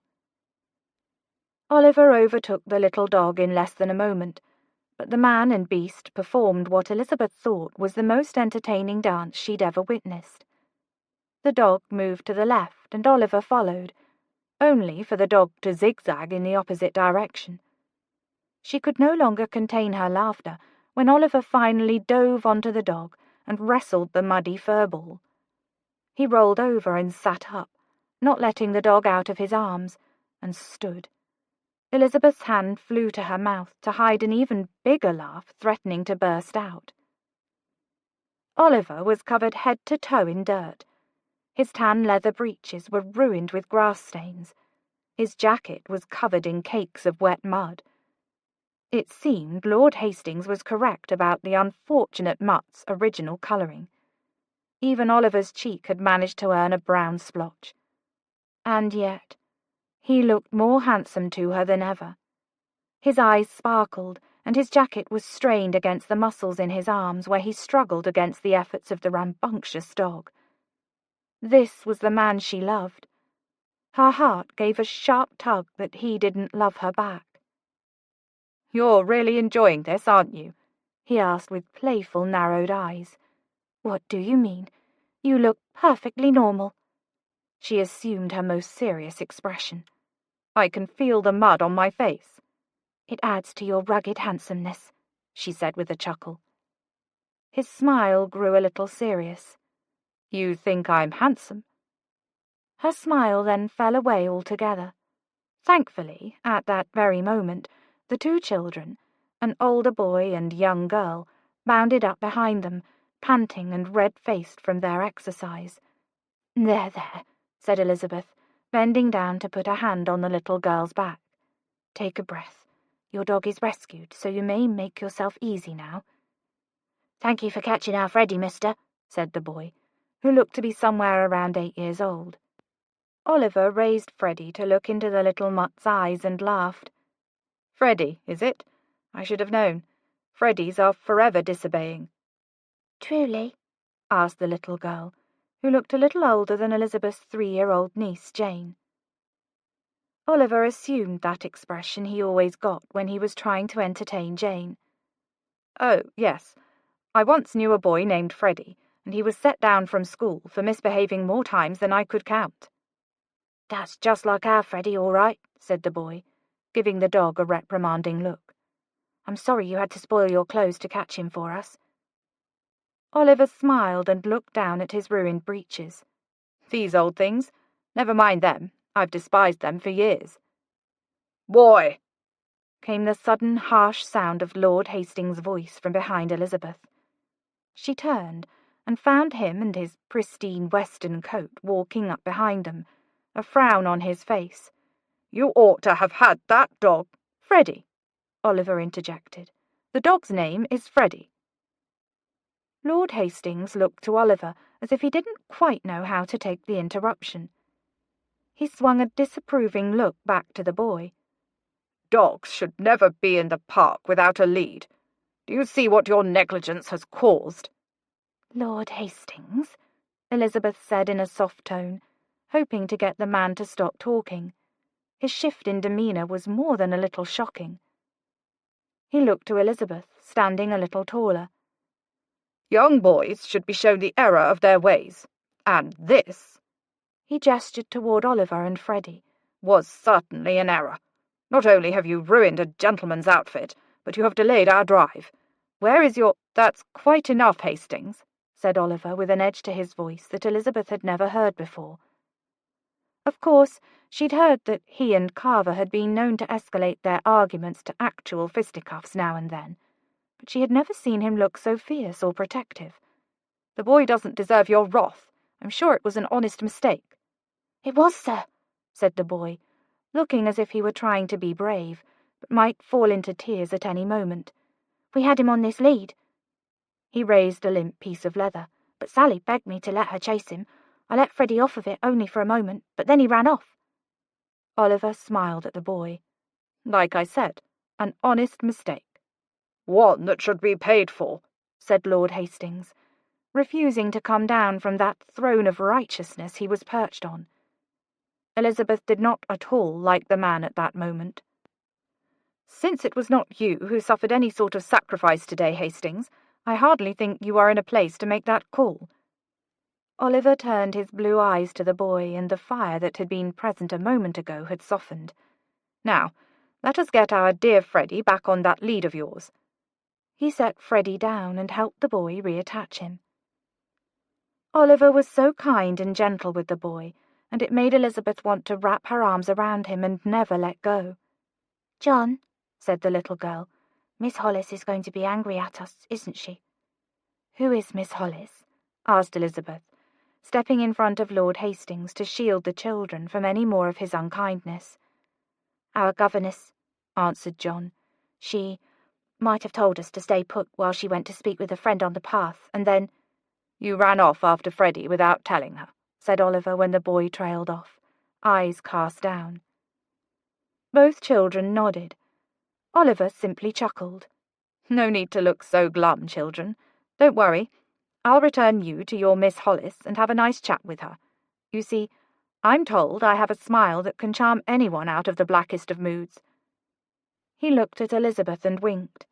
He winked. Had he ever winked at her before? No, she didn't think so, because she would have definitely remembered the way she was feeling, like melting or skipping or giggling. A hand on her elbow made her jump. "We need to be going, or Lady Kensworth will grow anxious." Lord Hastings' voice sounded grave. Oh, right. She had to drive back with him. Her heart sank. In her mind, Elizabeth had imagined herself walking with Oliver and the children back to their governess. After, Oliver would have walked her home, but taken the long way, allowing them to get lost for a time and explore the less travelled paths of Hyde Park. Instead, she was climbing into that stuffy curricle with a man who made her long to step on his toes, while she watched Oliver disappear across the park.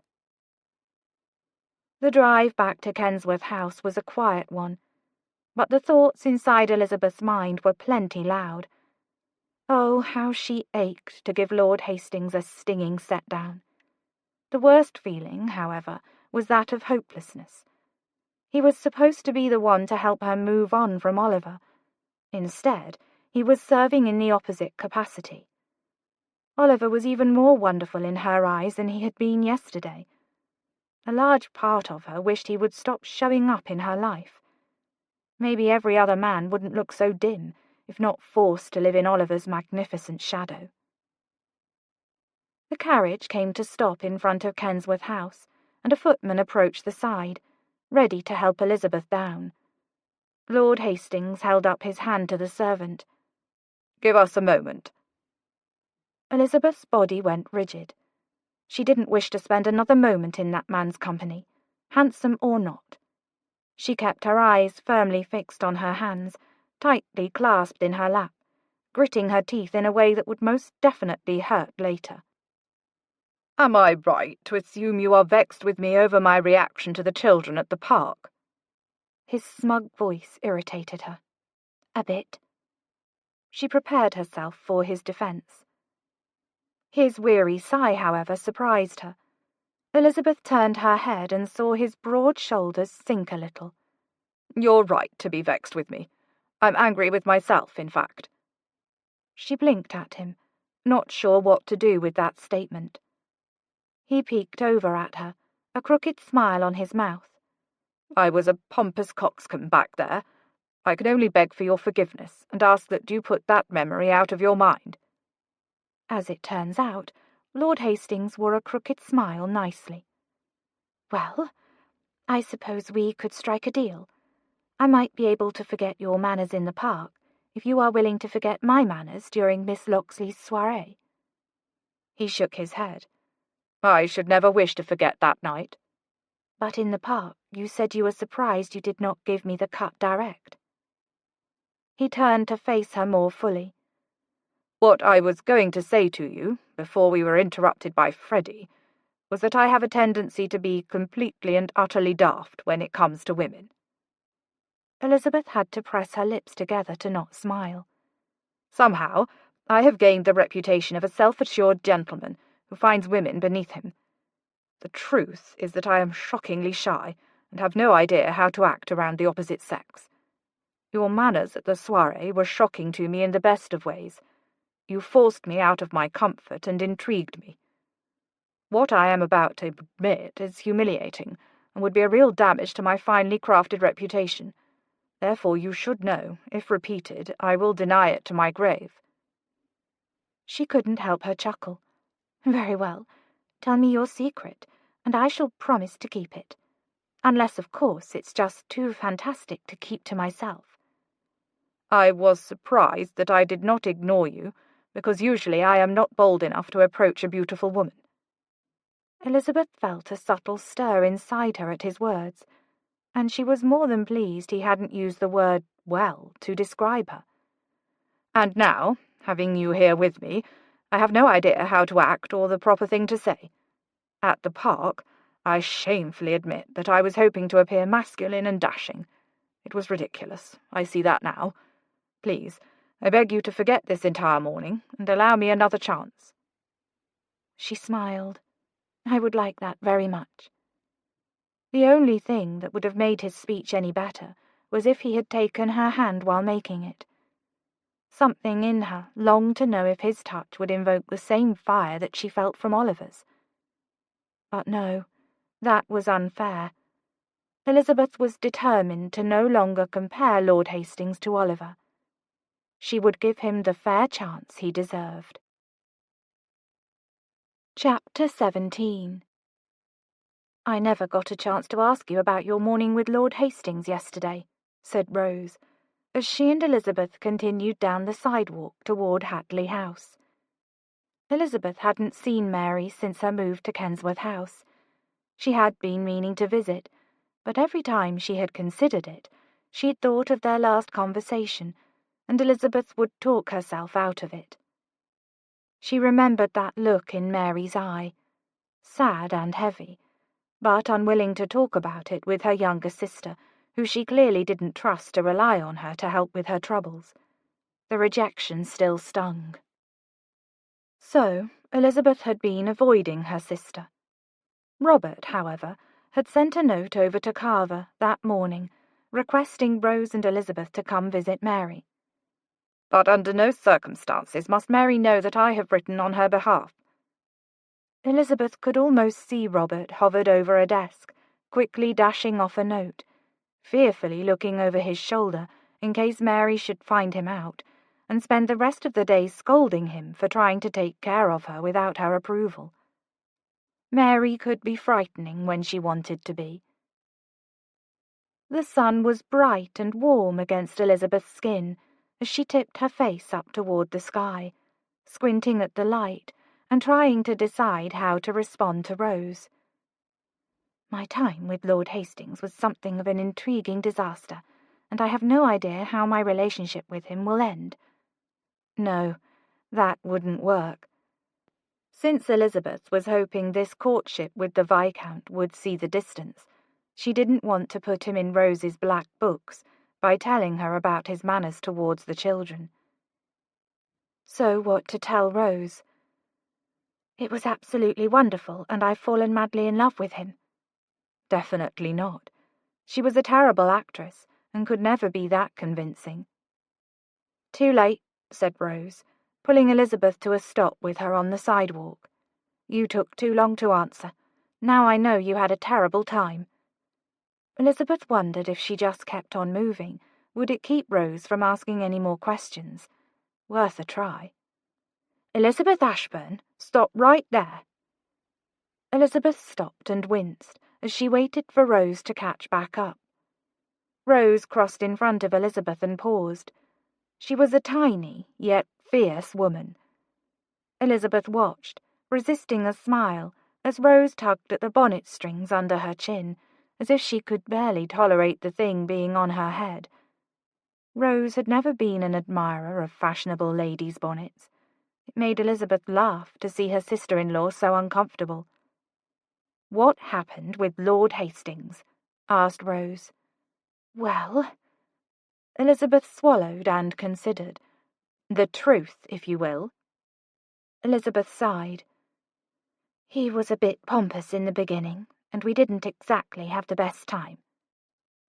Rose looked relieved that Elizabeth had suffered a bad morning with the Viscount, but then she seemed to remember that she was trying to be supportive of Elizabeth making a match with the man, and frowned. That's too bad. Actually, it all ended rather nicely. He and I had a nice talk, and I think I would like to give him a second chance. Oh, splendid! Rose's voice hit an octave Elizabeth had never heard from her sister-in-law before. Elizabeth's mouth tugged with a smile. Holding back your opinions is killing you, isn't it? Slowly and painfully. Rose sighed with a grin. They linked arms again and continued down the sunlit sidewalk. Well, if you are serious about him, then I suppose I ought to plan some sort of dinner or outing to allow you two more time together. What do you think it ought to be? Something that absolutely under no circumstances included Oliver Turner. The sound of laughter and voices trickled through the hallway, reaching Elizabeth and Rose before they ever stepped through Mary's door. It sounds like we are not the only ones visiting Mary today, said Rose. Elizabeth welcomed that realization. The less time she had to spend alone with her sister, the better. Feelings swarmed through her that she wasn't sure what to do with. She had always complied with her siblings' suggestions and demands. It had never been a problem before. But now, as she was trying to make her own place in the world, it annoyed her to have Mary refuse to see her as equal. Are we intruding on a party? Asked Rose, as she inched open Mary's door, revealing Carver and Robert standing near Mary, lovely in a modest deep purple dressing gown, resting on a chaise. Miss Vienna Locksley occupied the chair beside her. The first thing Elizabeth noticed was that Mary was smiling, albeit a tense smile. She looked from Mary back to Miss Locksley and felt a tug of jealousy. Jealousy was the last feeling in the world Elizabeth wished to be experiencing. She should be grateful that Mary looked lighter, rather than frustrated she had not been the one to put the smile on her face. Come in. Now it most certainly is a party. Mary held out her hand to Elizabeth, squeezed it and smiled her mother-hen smile. I'm happy to see you, darling. You've met my dearest friend, Vienna, have you not? Elizabeth swallowed the words, dearest friend. She had no idea how badly she wished to be Mary's friend until she had come to London. Now that want stared her in the face and mocked her in the form of a beautiful friend named Vienna. Of course, Vienna wasn't actually mocking her. In fact, her smile was so warm and kind that Elizabeth could see quite easily why Mary adored her. That somehow made it worse. Elizabeth and I were able to chat briefly at my soirée, but it wasn't nearly enough. I want to know all about how you are enjoying your first season." Elizabeth opened her mouth to respond, but Vienna continued. "I hope it has been nothing like the first season your sister and I endured together." Vienna and Mary exchanged knowing looks that said they had gone through battle and back together. "I haven't heard any tales of your first season, Mary," said Rose, from where she now stood beside an adoring Carver. Come to think of it, Elizabeth had never heard her sister speak of her curtsy to society either. "Was it so terrible?" asked Elizabeth. Elizabeth looked back and forth between Vienna and Mary, catching the moment that Vienna gave Mary a sad, understanding smile. Mary returned it and then looked to Elizabeth. "It was not the best of seasons for either of us. But never mind all that. Let's hear how yours is getting on. Any suitors?" Mother Hen had appeared again. Elizabeth could feel her cheeks pinking. She could also feel that all eyes were on her, and she did not care for it one bit. The truth was, she would have told Mary about Lord Hastings if they had been alone, but with Vienna perched in her chair, looking like an older and more sophisticated version of herself, Elizabeth felt a little crippled. "Not as of yet." "That's not what I've heard," said Robert, shifting on his feet and clasping his hands behind his back. Robert was known for his unreadable expressions. The man was a master at cards. But the face he was wearing just then said he had a good hand, and he wished for everyone to know it.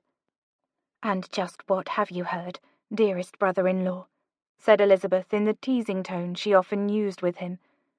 Like Rose, he had never been one to pat her head and shoo her back to the nursery. He smirked slightly. "That Lord Hastings, the unobtainable himself, seems to have set his sights on you." Mary gasped and looked at Elizabeth. "Is that so? I'm missing everything being holed up in this room." Vienna grinned. "I thought I saw a spark between you two at my soirée. He was very dedicated to remaining near you the entire evening." Elizabeth curled her toes inside her slippers, hoping Vienna had not noticed the real reason for Lord Hastings' devotion that evening, making sure she didn't fall over. Mary could certainly never know about that unfortunate slip-up. From the corner of her eye, she could see Carver open his mouth. But then Rose shoved her elbow into his ribs, and something between a squeak and a cough was all that left his mouth. They both then smiled innocently. "Where did you hear that?" Elizabeth asked Robert, trying to turn the conversation away from any topic that could lead to Mary learning of Elizabeth's overindulgence. "From the informant I've hired to watch you," he said, stone-faced. But then a smile cracked his mouth. "Turner, of course." Something inside her felt shocked by his statement, but she wasn't quite sure what it was yet. "You and Oliver were discussing my courtship with Lord Hastings." "Interesting."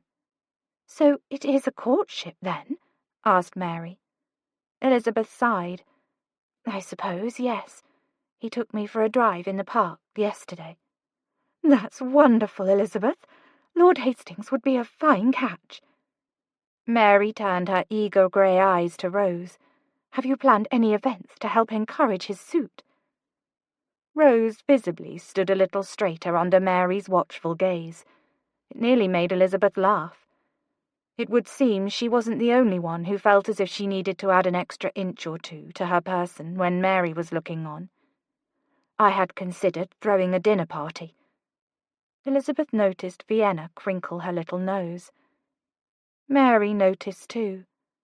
"You don't think a dinner party will suit Vi?" Vi? Mary even had an endearing name for her friend. Elizabeth was painfully aware of her jealousy.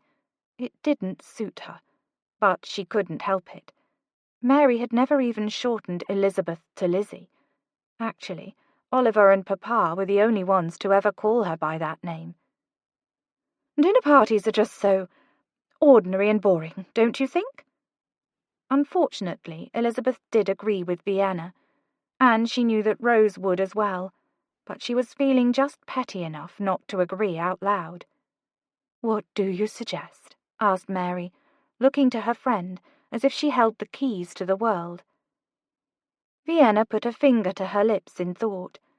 Most women only did such things when trying to make themselves appear more attractive or seductive. But somehow Elizabeth knew that, for Vienna, the look was one of genuine contemplation. It was very difficult not to like her, but Elizabeth was giving it her best effort. Vienna's finger popped into the air, her bright green eyes sparking with an idea. "A riding party." "A riding party?" asked Elizabeth. Mary's grey eyes lit up. "To Charlotte's house for a picnic." It seemed Mary and Vienna could communicate telepathically. "That was such a hit when we were young." "Exactly my thought. The weather has been so wonderfully mild as of late, and her house is only an hour's ride from town. I think Lord Hastings would enjoy an expedition, and from everything that I've heard of Elizabeth—" Vienna looked up at her. "You would more than enjoy an event that keeps you moving, rather than seated at a stuffy table." Must she pretend that she knew Elizabeth so well, and must she be so spot on? But she was wrong about one thing. "I'm not sure. I don't think that Lord Hastings would enjoy it as much as you think." After all, he had told her himself that he preferred to avoid riding as much as possible. Mary spoke up quickly, waving a dismissive hand. "Nonsense, he'll love it. Everyone loves to ride, Rose. I'll handle writing to our friend, Lady Stanton, and arrange the whole thing. I will even handle sending out the invitations, so you won't need to do a single thing other than show up."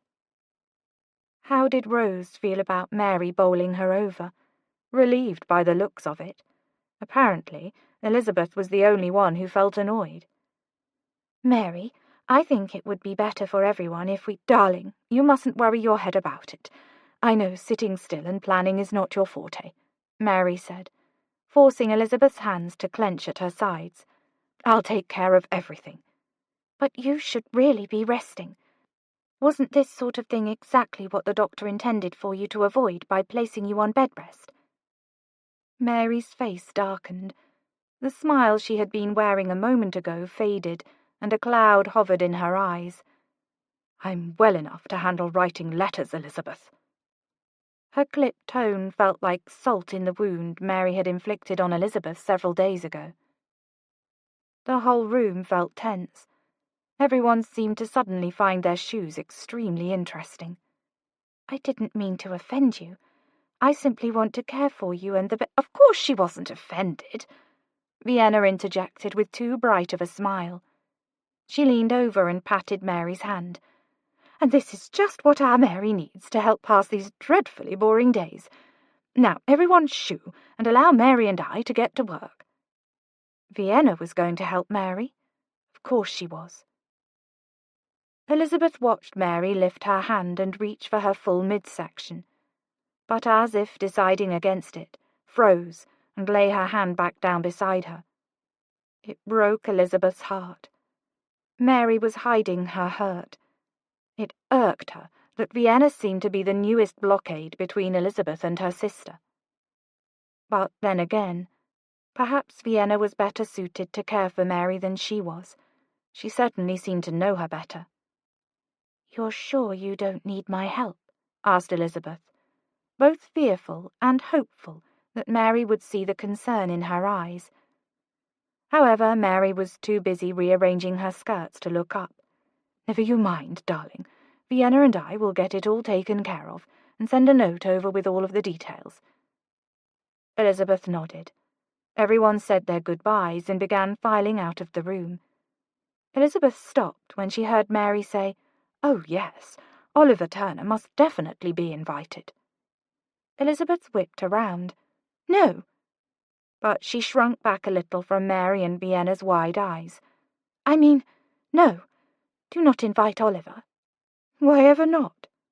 That was a very good question, one with an answer that could not be spoken aloud. "He has been under the weather, and you know Oliver. If he's invited, he will most definitely attend, but I think it would only hinder his recovery." It was a bold-faced lie. However, Elizabeth couldn't bring herself to care at the moment.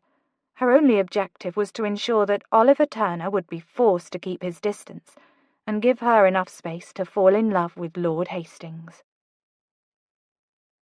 Chapter 18. "What's happened?" Oliver asked no sooner than the daughter Hatley's study closed behind the butler. Hatley had sent a letter around to Oliver's flat that morning with an urgent message that he was to come to Hatley House straight away. At 8 o'clock in the morning, Oliver was striding into Hatley's foyer, ready to be met with some sort of terrible news. The butler, who liked him much more than Kensworth's butler did, immediately showed him to the Earl's study. He had been dreaming up all sorts of terrible scenarios involving Elizabeth or Mary, and, because of that, was prepared to be met with the news that Elizabeth had gotten in a carriage accident and her arm had been trapped under the wheel and they had been forced to amputate it, or that Mary had developed another complication with the pregnancy and was in dire straits. Only the Earl was lounging behind his desk with his feet propped up on the surface and a book in his hand. "Have you read this?"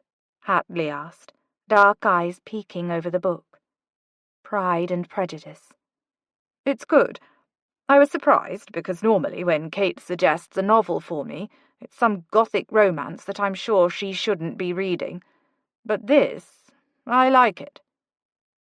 Oliver gaped at the man as he forced his racing heart to slow down. "You've brought me here, in a panic, because you wish to inform me of a book recommendation from Kate." Oliver was fond of the youngest Ashburn sibling as much as the rest, but he didn't give a dash about her choice of reading material. Hatley set the book down. "Why did you come in a panic? No one said you needed to panic." Oliver let out an incredulous laugh as he pulled a letter from his jacket pocket. He opened it with a flourish and then cleared his throat before reading. "Turner, get here now. It's urgent. Signed H."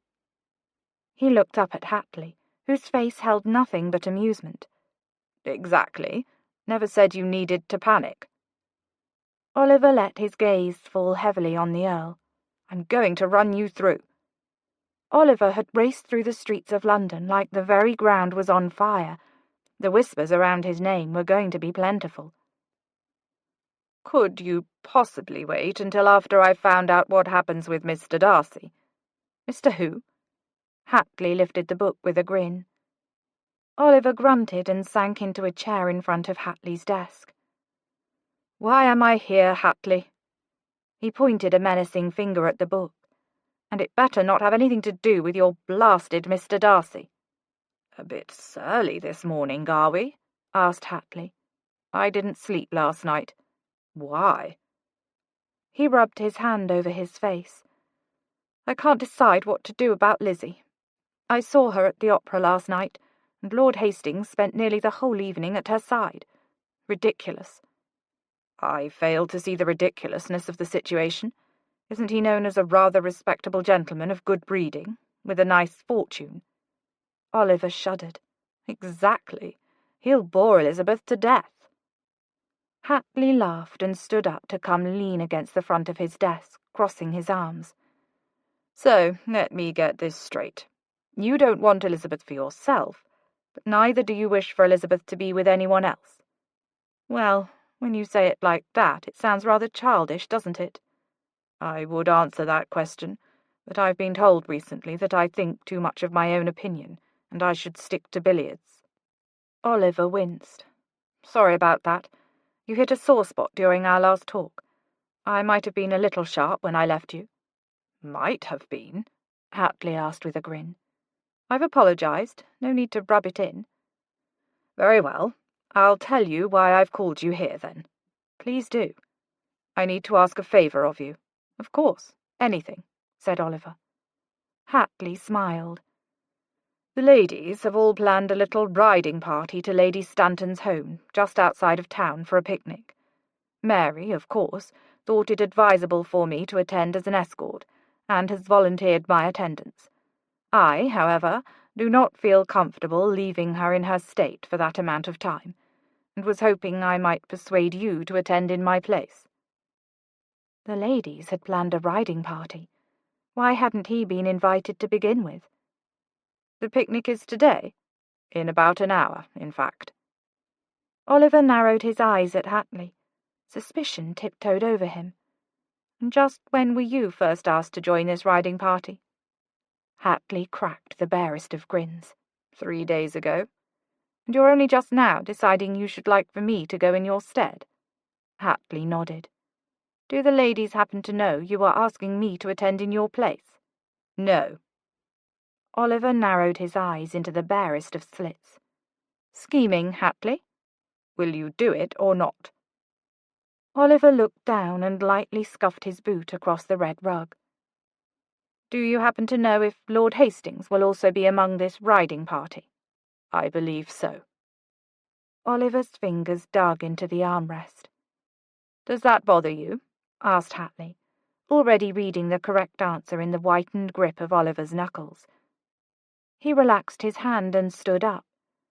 "Of course not. As I told you the other day, Elizabeth deserves the best. I hope this for her as much as she hopes it for herself." Was that believable enough? "I thought you said Hastings would bore her." "He will, but he will be safe." His gaze dropped to the floor, seeing a memory of Elizabeth laughing, instead of the ornate swirling pattern of the rug. "All I want is for Elizabeth to be safe. For what it's worth, Turner, I have no doubt she would be safe with you." Oliver looked up and met Hatley's eyes. "Only because you don't know my whole story. Tell it to me." He couldn't. Even if he wished to, Oliver couldn't get the words out. With words came memories, and those memories still hurt today as much as the day they were created. However, this time he didn't feel like snapping at Hatley's prodding. He held his gaze and admitted, at least in part, the truth. "I can't. It hurts too much." He swallowed, and Hatley remained quiet, giving him the space he needed to collect his thoughts. "Trust me, Elizabeth is better off with the Viscount. He can offer her all of the things that I cannot. I'll go in your stead today, but only because you need to be here with Mary.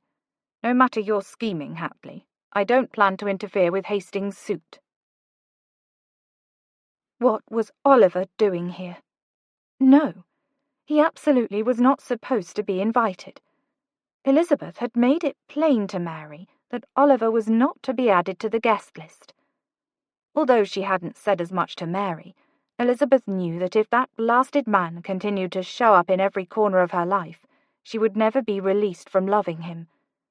And she thought that, for once in her life, her sister had listened and submitted to her desires for Oliver Turner to be left off of the guest list. But there he was, ruining all of Elizabeth's well-thought-out plans, walking his horse up next to hers, with a smile that sent a warm rush through her chest.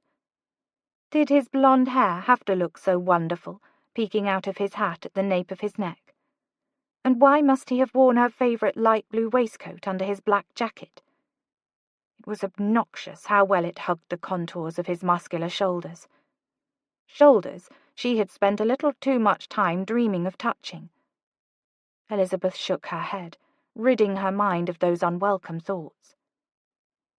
Rose and Carver, Lord Hastings and his younger sister, Lady Olivia, as well as Miss Barley and her younger sister, Miss Marian, were already in attendance and seated on their mounts, waiting to set out.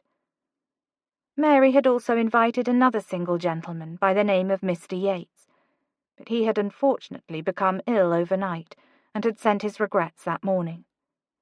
Unfortunately, the atrocious Miss Barley had weaseled an invitation for herself and her sister from Rose, and had not come down with an illness overnight that would have prohibited her attendance. No sooner than Rose and Elizabeth had left Mary's house the day the riding party had been decided, had Miss Barley and her mother crossed their path on the sidewalk and pounced on she and Rose. Rose was a mastermind when it came to spinning conversations in the direction she wanted them to go, but even the retired conwoman walked away from their talk in a haze, wondering how the devil she had been manipulated into extending an invitation to the obnoxious pair. Rose was a bit testy for the remainder of the day, sulking around the house, claiming she had completely lost her touch. Carver had managed to pull Rose out of her blue devils by sweeping her off to a remote section of Hyde Park, rumoured to be a popular duelling ground, and returning her pistol. He had nailed a playing card to the trunk of a tree and had her shoot several rounds until she was smiling again. She had returned home in the best of spirits, and Elizabeth couldn't help but long for the type of union Rose and Carver shared. Which is why she was so spitting angry to find Oliver standing in front of her, looking like the most attractive man alive. She would never find her soulmate when he was always showing up and taunting her with what she could never have. "Mr. Turner," said Elizabeth in a cold tone, as Oliver stopped with his horse next to hers. "What a nice surprise." He lifted a brow in an amused smirk. "Really? I'd hate to see what your face looked like if it was an unpleasant surprise." He winked and lowered his voice, leaning closer so his breath tickled her ear. "Don't worry, Lizzie. I won't step on your time with Hastings." Could he not see that he already was? Just the feel of his breath against her ear was making her head spin. And it was irritating that he did not look the least bit upset by the knowledge that she was wishing for alone time with another man. Not that she was trying to make Oliver jealous by her courtship with Lord Hastings. But maybe she had been secretly hoping it would make him at least a tiny bit jealous. "Ollie," said Carver, walking his horse up next to where they were standing. "Come to play chaperone with us. I'm dreading this day a little less now that I know you get to suffer with me." Luckily, the rest of the group was engrossed in conversation and hadn't heard her brother's ineloquent speech. But he wasn't wrong. The day would, unfortunately, be vastly more enjoyable with Oliver present. Everything was more enjoyable with him, and more attractive, and smelled better. "You know how much I enjoy being tortured by the tongue," said Oliver with a glittering smile. "I do, which is why I was a little surprised when I heard you didn't wish to make up one of our party." Oliver's eyes slid to Elizabeth's, slow and deliberate, piercing her with one of his looks, conveying meaning in a secret language only the two of them could understand. He raised his brows. Her face filled with heat. "Believe me, Kenny, I'm just as surprised by my choice to not attend as you are." He smiled wickedly in Elizabeth's direction. "But Hatley did not feel comfortable leaving your sister and persuaded me to take his place." Oliver inched just the slightest bit closer to Elizabeth. She could feel the hairs on her arms stand up from the challenging look in his eyes, but refused to acknowledge the sensation. "You don't mind, do you, Lizzie?" She pressed her lips together in a closed smile before replying, "Don't be silly. Of course I don't mind." Except she did, very much. She wanted to murder Robert for giving up his place, and murder Oliver for acting so smug about finding a way into the party he had clearly been excluded from. Well, murder him or kiss him, one of the two. Elizabeth turned her eyes to Lord Hastings, poised upon his horse. She was a little surprised when she realized he was watching her from the corner of his eye. Watching her and Oliver? She was suddenly filled with the urge to shove Oliver away from her.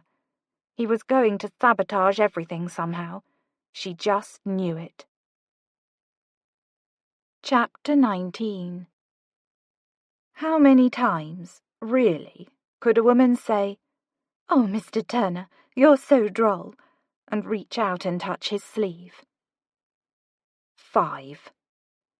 Elizabeth knew because that's exactly how many times she had heard Miss Barley utter the insipid phrase. Elizabeth had been forced to ride behind Oliver and the woman who was named after a grain and possessed the eyelashes of a spider. She had listened to her flirt with Oliver, and he had returned her flirtations with charming smiles for the entire ride thus far. One obnoxious smile after another. How was it that Elizabeth was supposed to be having an afternoon of flirtations that made Oliver jealous? No, wait, where had that thought come from? She was not here to make Oliver jealous. The flirtatious afternoon was only meant to encourage Lord Hastings, but instead her thoughts were too focused on trying not to grind her teeth into dust, while being forced to watch Oliver prove how effectively he could flirt with the opposite sex. Miss Barley had used every trick in the book. At one point, she had even asked Oliver to ride a little closer to her so that she might retrieve a leaf, or rather, a non-existent leaf, from his hat. They had not even ridden through foliage. The worst part of it all was that Oliver complied with every one of Miss Barley's outlandish requests, and there were many. Elizabeth continued to hope that Lady Olivia or Miss Marion would draw Oliver's attention, if only so that Elizabeth might have received a respite from hearing the woman's nasally voice. But alas, no. The two younger ladies seemed perfectly content to ride in one another's company, giggling and swapping stories in hushed voices. Elizabeth envied the young ladies. It would have been nice to gain a female friend in London, rather than constantly be on the receiving end of Miss Barley's haughty sneers any time Oliver reciprocated one of her vapid compliments.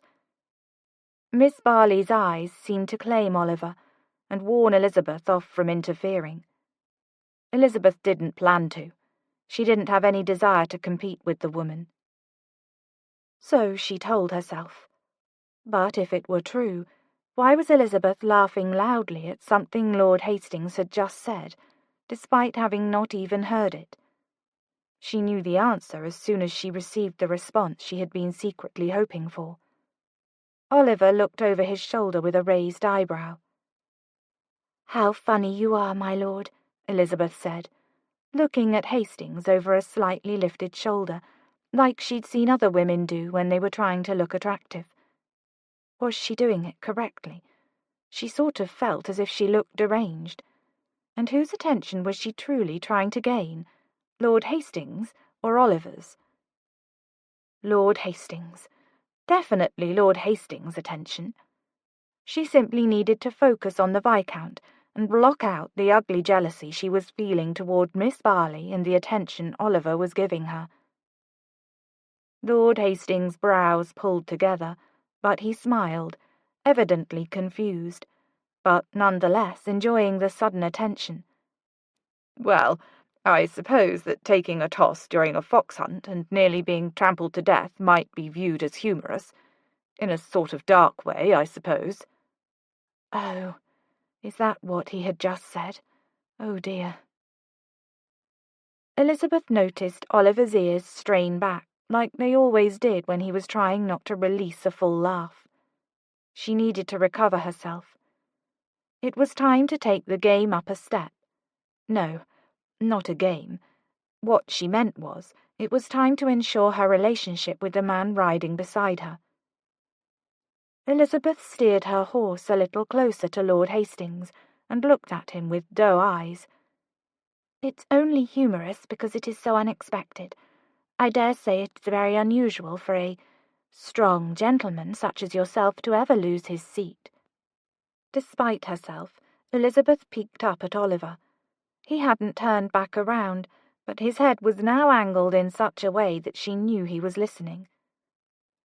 Lord Hastings looked confused again. "Perhaps. But if you will remember, the story to which I was referring was inflicted on one of my friends, not me." Oh, drat. Her face flamed. She should have known it wasn't him. Lord Hastings didn't seem to do anything besides float around to various card parties and bury his head in politics in the House of Lords.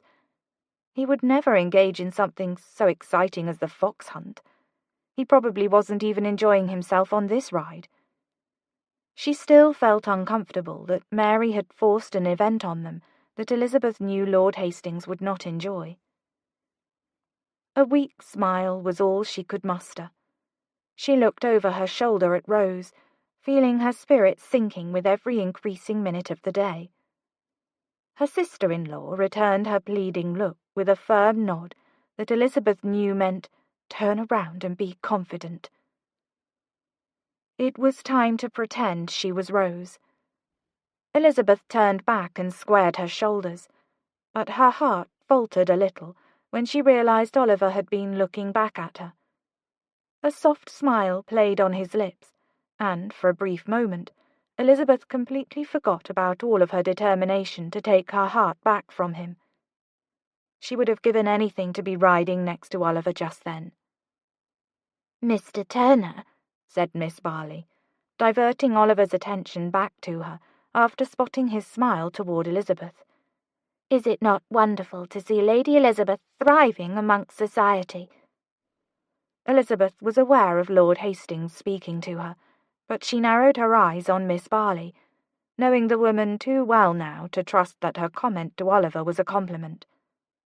The conniving woman continued, "Because, knowing how close you are with her family, and how much you care for her like your own sister, you must be eager to see her well situated. Or perhaps I am wrong, and your sentiments toward her are not familial after all." Elizabeth sucked in a breath, waiting for Oliver's response to the forward woman, and wishing Lord Hastings would cease talking so she could hear him more clearly. She didn't have to hold her breath long. Oliver responded almost immediately. "You are not wrong, Miss Barley. Lady Elizabeth is my dearest friend, and I am most eager to see her established in her own home." Elizabeth had thought it wasn't possible for her to feel any further pain or disappointment when it came to Oliver. Apparently she had been wrong. His response somehow served to make her heart sink even lower. When would she come to terms with the fact that he was never going to regard her as anything other than a friend? Did he have romantic feelings toward Miss Barley? Would he finally decide to settle down with a woman? And if so, was this how their friendship would look for the rest of their lives? It felt all too wrong. "And so I think it's safe to assume that you will be receiving an invitation soon," said Lord Hastings, pulling Elizabeth's attention back to the present. What was that about an invitation? Blast! She hadn't been listening to him again. But in her defense, the man did have a rather monotonous voice. Simply adding a bit of modulation would go a long way to augment his storytelling abilities. "Right," she said, trying to sound as if she had been attending the entire time. "And this invitation? I should be excited to accept it, no doubt." Lord Hastings looked at her with an expression that was the closest thing to warm she had seen from him thus far. "Shall we speak frankly with one another again, Lady Elizabeth?" If frank meant with a little more excitement, she really hoped he would. "My mother has never felt a need to extend an invitation to visit Addington Hall to an unmarried lady and her family before." A visit? To Lord Hastings' country seat? Elizabeth swallowed. "But she does now." He smiled a little. She had to admit he looked handsome when he did that. Her stomach didn't flip over like it did when Oliver smiled, but she could appreciate the sight nonetheless. "I think she does, yes." "Oh." She needed to smile. This was good, was it not? He was essentially admitting that a proposal was imminent. Good. Wonderful. Brilliant. This was exactly what she wanted. Elizabeth looked down at the reins, held a bit too tightly in her hands. She mustered a smile and aimed it at Lord Hastings. "I should be delighted to receive an invitation." There was no going back now. Oliver suddenly slowed his horse's pace to drop in beside Elizabeth. She resisted the urge to look at him. She wasn't going to let him ruin this for her. "I don't think Miss Barley should have to ride alone," she said to Oliver. Getting rid of Oliver was a must. She couldn't focus on Lord Hastings when she was constantly trying to put out the fire that rushed over her when Oliver was near. "Neither do I, which is why I've come to fetch Lord Hastings." Oliver looked around Elizabeth to make eye contact with the Viscount. Miss Barley wishes to bend your ear a moment. Something about hoping to join the committee that helps sponsor young women who have found themselves in unfortunate situations. You know, the committee over which your mother presides." Something about Oliver's tone made Elizabeth's eyes narrow. What was he up to? She looked to Lord Hastings, and he frowned. "I'm afraid Lady Hastings is not associated with any such committee." Oliver looked flabbergasted, completely and utterly flabbergasted. "You don't say. I thought for certain she was. Well, you'd better set Miss Barley straight, then." Elizabeth looked to Miss Barley and noted her wildly possessive eyes staring Oliver down. It did not look like the face of a woman who wished to have a private chat with Lord Hastings over any such committee. What was Oliver's aim? "Very well," said Lord Hastings, looking as if he'd rather have his hair plucked out one by one than ride beside Miss Barley for even a moment. She could at least admire him for that. "Do you mind, Lady Elizabeth?" Elizabeth was a little startled when the first thought that popped in her head was, "For goodness sake, go." It only served to make her angrier with Oliver. She would have been perfectly content with Lord Hastings' monotone stories if it weren't for that obnoxious best friend of hers. "I will be sad to lose your company, but I quite understand," said Elizabeth. He smiled, pleased by her reply. Her eyes widened as he reached out and squeezed her hand. The first contact they had shared, other than when they were dancing. "I will return to you soon." "Oh, come on, you rebellious heart. Why won't you beat faster for him?" The moment Lord Hastings led his horse up to the front, Oliver guided his to ride close to Elizabeth, the same way they always rode at Dalton Park. Or, not exactly the same way, because his leg had never brushed up against hers before, like it was doing at that moment. "Shouldn't you be the one to set Miss Barley straight, since you were the one to lead her astray?" said Elizabeth through tight teeth, and turning to glare at Oliver. "Oh, no. She might think I'm simply trying to needle her out of position. Better leave it to Hastings." Unbelievable. Oliver's horse, Romeo, tossed his head against the reins, trying to gain the attention of Lucy, Elizabeth's mare. Knowing how much Lucy meant to Elizabeth, Papa had been kind enough to have the horse transported to town with her. It was nice having this bit of home away from home. Elizabeth couldn't help but smile down at the two horses that were the best of friends. Any time they were let out to pasture together, they always played and raced and danced around, as if they were the animal embodiments of Elizabeth and Oliver. She laughed and leaned down to pat Romeo. "Not today, boy. Lucy has to focus." It hadn't surprised Elizabeth a bit, the day Oliver had told her he had named his new horse after the Shakespearean lover. "Poor old chap," said Oliver with a chuckle. "He's missed his friend, and now that she's with him again, he can't even get her to play." Elizabeth looked down at the grass. Was he actually talking about Lucy and Romeo? She was so tired of Oliver just thinking of her as a friend. "Come on, let's have a race and give these horses something to do. I know you're just as bored as I am on this dull ride." He hadn't looked bored, laughing at all of Miss Barley's jests. But he was right. She was dying to let her horse run. She knew Lord and Lady Stanton's home wasn't much farther. She itched to spur her horse into a gallop and surprise Oliver before he was ready. It wouldn't take long for him to catch her. It never did. And he would laugh, telling her she was a dirty cheat. Last time she had jumped the start of a race, he had taken her dessert at dinner as penance. She smiled just thinking of it. "See, just the thought of a race is making you happy. Come on, Lizzie, I know you want to." Elizabeth's smile fell, and his nickname reminded her that she couldn't act in such a way any more. He was still thinking of her as little Lizzie. What did she have to do to get him to understand? To see that she was different? No longer that little girl, eager to run with him into any adventure. Things had to change. It was time for her to become a wife and a mother. If he didn't wish for her to fill that role in his life, he was going to have to move aside. Lord Hastings was her future now.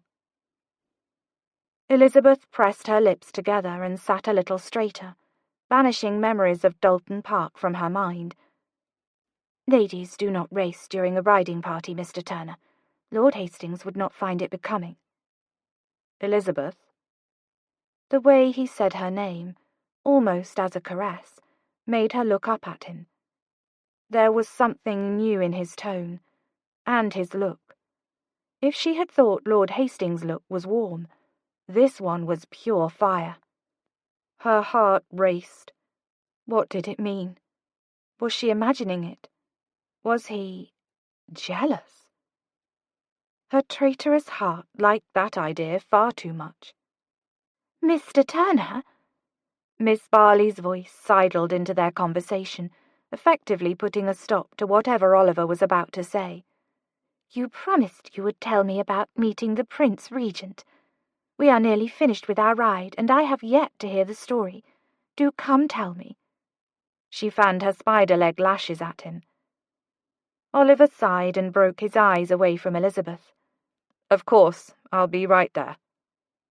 Elizabeth could feel Oliver looking at her again, but she refused to meet his gaze. Why could he not just tell the woman no? Clearly, whatever it was he had been about to say was important, but apparently his dedication to the flirty miss, and every other blasted debutante in London, was more important. Oliver only wanted Elizabeth when he was bored, when he needed a friend, when they were safely tucked away at Dalton Park and no one of the ton was around to entertain him. When would she stop forgetting that? Elizabeth's anger boiled. She was sick to death of being there whenever he was ready to talk. "Elizabeth, could we speak later?" asked Oliver, as Lord Hastings rejoined her on his staid and sensible mount. She snapped her eyes to Oliver. "No, I don't think there will be time." His brows furrowed. "But, Carver," she cut Oliver off and looked over her shoulder at her brother. "How much farther?" She frowned at her chaperons, who had fallen back and floated so far away from the group, looking so deeply lost in their own blissful newlywed world it was laughable. They both only had one hand on their horses' reins. Their other hands were entwined together. Mary would have been aghast. No, she couldn't think of Mary just then. She still wasn't sure what to do about her sister, and that frightened her. Oliver cantered back up to Miss Barley's side. Lord Hastings fell in line with Elizabeth. She still had an entire afternoon stretched out in front of her, of faking a smile and pursuing a man she didn't love. And suddenly she wanted to cry. Everything felt wrong. Flirting felt wrong. London felt wrong. She and Oliver felt wrong.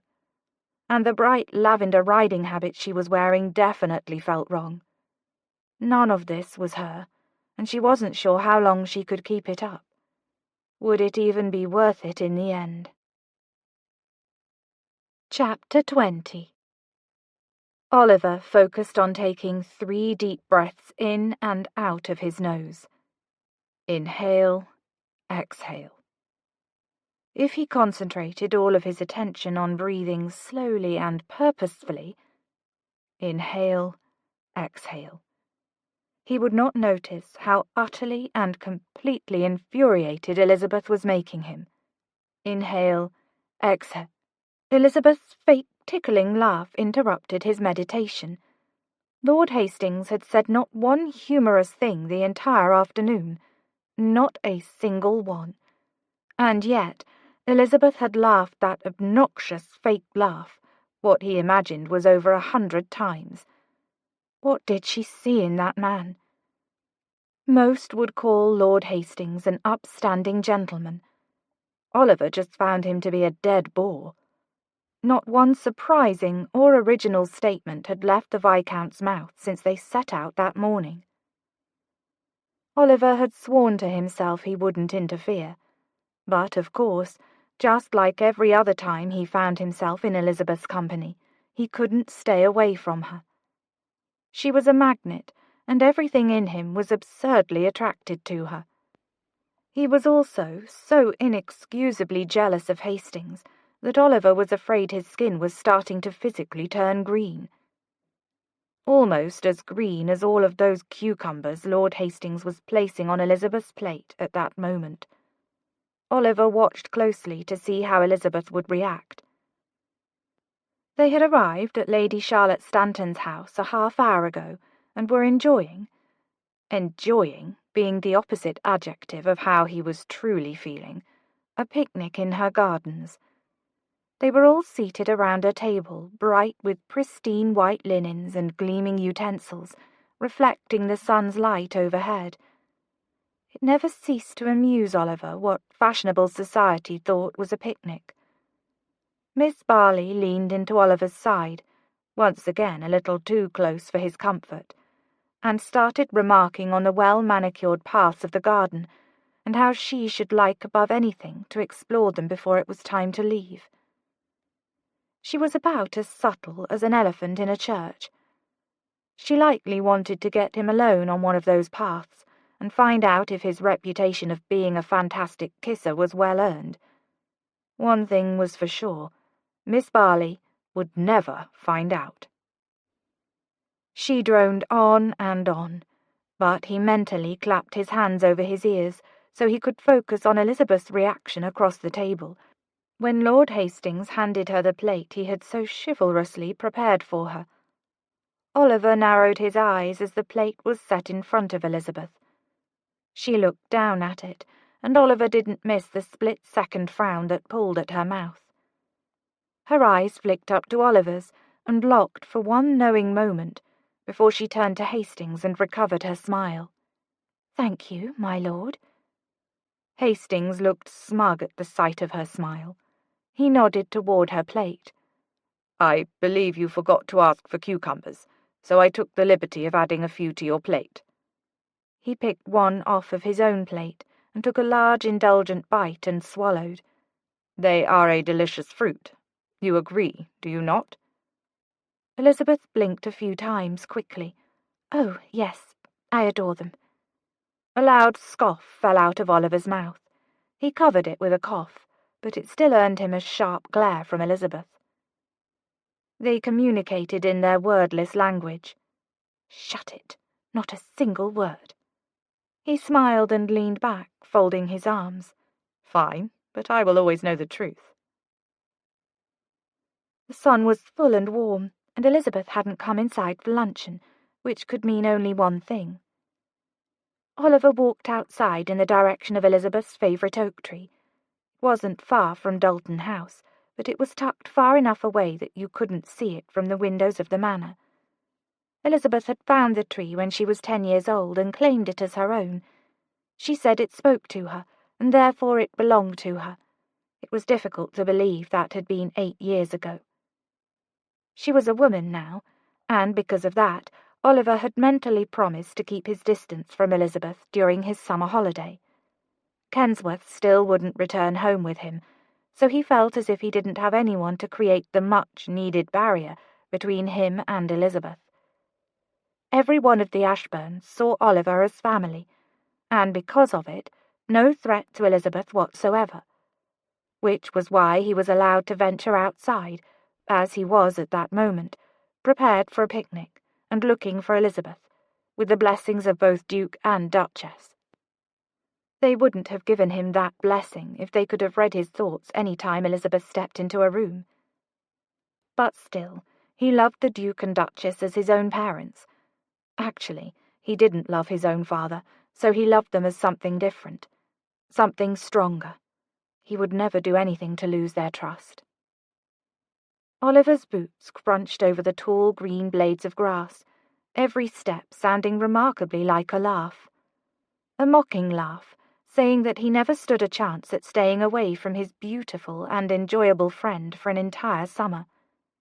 No, in fact, he'd spent nearly the entirety of every day in Elizabeth's company. Mornings they spent together riding, the afternoons taking walks together or playing cards with Kate, and the evenings reading by candlelight in the library while the Duke and Duchess played chess nearby. Elizabeth's tall tree came into view. It was a peculiar tree, split down the middle, but the two halves were joined together by a small plank of wood he had nailed into the tree to create a secret hiding place for Elizabeth during his first summer at Dalton Park. The sun was golden, and there wasn't a cloud in sight, so he knew he would find Elizabeth on the opposite side of the tree, resting her back against the trunk. He smiled when he approached, and saw a slip of green fabric and a bare foot poking out from behind the tree, boots and stockings discarded haphazardly across the ground. Oliver rounded the tree and found Elizabeth exactly as he suspected he would, asleep, bonnet cast even farther away than her boots, a book in her limp hand on the ground, a faint pink strip forming on the bridge of her nose. Oliver gently used his boot to nudge her bare toes. A small, slow smile pulled at one corner of her mouth, but her eyes didn't open. "Oliver?" she said in little more than a whisper. His heart shook to life. "Yes?" This time she jumped and opened her eyes, as if she only just now realized he was standing in front of her. So then why had she just... "Oliver!" She sat up straighter and touched her hand to her wild curls that had come loose from the knot behind her head, and then crinkled her nose, evidently noticing the crispness of her skin. "Oh, drat! How long have I been out here?" He chuckled, retrieved her bonnet and tossed it in her lap. "Hours." She pulled a frown and put the bonnet on her head, leaving the ribbons hanging untied. "I never know how I managed to fall asleep." She always said that after he found her this way. An afternoon nap was never what she intended, but the warm summer sun never failed to lull her into slumber. Oliver attributed it to the fact that Elizabeth awoke before the sun and spent nearly all of the day in constant motion. Sleep was something that must only ever sneak up on her. "One might assume it begins with closing your eyes." She flashed him an annoyed look and pretended to kick him. He dodged it and chuckled. "Have you brought something delicious inside that bag, or are you simply carrying it as your newest accessory?" He held himself a little taller, satchel hanging off his shoulder, and pretended to strut. "It's all the rage in town. What do you think?" Oliver looked down his nose at her, and she suppressed a smile. "I think you're an infantile dunderhead carrying an ugly satchel." He feigned reproach and clutched the bag. "Now I'm definitely not going to share my delicious food with you." Her blue eyes glittered. "I knew you brought me something." "I did, but I fully intend to eat it all myself now." "You are going to make me apologize, aren't you?" "To the satchel." Her mouth cracked with a slight grin, but she controlled it. "Very well." She looked at the bag. "Do forgive me, Satchel. I was most unkind, and I regret my poor manners deeply." He smiled, enjoying their games a little too much. Elizabeth never found herself important as the other women of society did. She never shied away from a playful exchange. She never smothered her laugh. Elizabeth was wonderful. Oliver plopped down on the ground beside her and began digging through the contents of the satchel. He removed a small sandwich wrapped in linen and handed it to Elizabeth. Their hands touched when she took the offering from him, and just that small contact sent a jolt through his body. He wasn't supposed to feel that way about her. He swallowed and turned his full attention to removing the wrapping from his own sandwich. She gasped after unwrapping her sandwich. "Cucumbers?" "Oh, here, I gave you mine by mistake." They exchanged again, but this time he was careful not to come into contact with her. He couldn't help but smile when she blew out a long dramatic puff of air. "I was fearful for a moment that you had forgotten my dislike of that horrid green fruit." "How could I, when you've reminded me of your hatred toward it every day since you were 10 years old?" He leaned in close to her and took a big, taunting bite of his own cucumber-filled sandwich. She wrinkled her adorable nose and leaned away. I despise them. I know. Loathe them, in fact. I know. Wish that Adam had stomped them to bits in the Garden of Eden and abolished them forever. He smiled. I know. Good. Only making certain you never forget. She peeked up at him, and he felt his stomach turn over from the almost flirtatious look she gave him. Their gazes held for a moment before she cleared her throat and looked down at her own sandwich, which really couldn't be even considered a sandwich, since it was only bread and cheese. I don't know what it is you see in the fruit.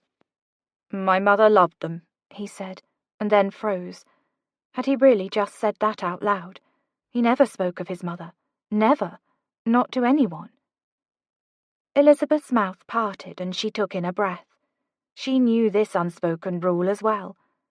Questions, concern, and uncertainty ran through Elizabeth's sky-blue eyes. Her gaze dropped to her sandwich, and something in him longed for her to cross the line he'd drawn. The line he'd never allowed anyone in the world to even get close to. Go ahead, he said, his voice shaking a little at the permission he was offering. Ask me. She turned her face to him, her expression soft and tender. What was she like? A breath released from him like the first cleansing breeze of spring. He shut his eyes to conjure up the soft memories he kept tucked inside his chest. She was lovely in every way. He smiled as he pictured her. I have the most vivid images of my mother's eyes crinkling in the corners as she held my hands and spun me around in the pasture as a child. She was the sort of mother who would chase and play and laugh, and she protected me with everything she had. Oliver had to clear his throat against the emotions he felt welling up. In the darkest of days, she laughed, just to make sure I always had a reason to smile. She told me the most wonderful stories of adventure and romance, and somehow managed to make our very dark life brighter. And then she died, and all of his light fled with her. Oliver felt the familiar knife twist through his chest at the memory of losing his mother, at the feelings of loss and heartache and fear he had experienced as a young boy, when he had learned that the only person who loved him in the world was gone. The only relief from the pain was to force himself to return his focus on the present, where he was no longer a helpless child. With his eyes still shut, he tuned into the world around him, the smell of summer, the warmth of the sun, the sounds of birds overhead, and the breeze pushing through the leaves of the tree. He stretched his fingers, then gripped the sharp blades of grass under his hands. After a moment, the twisting of the knife subsided a little. But then an unexpected feeling joined the rest.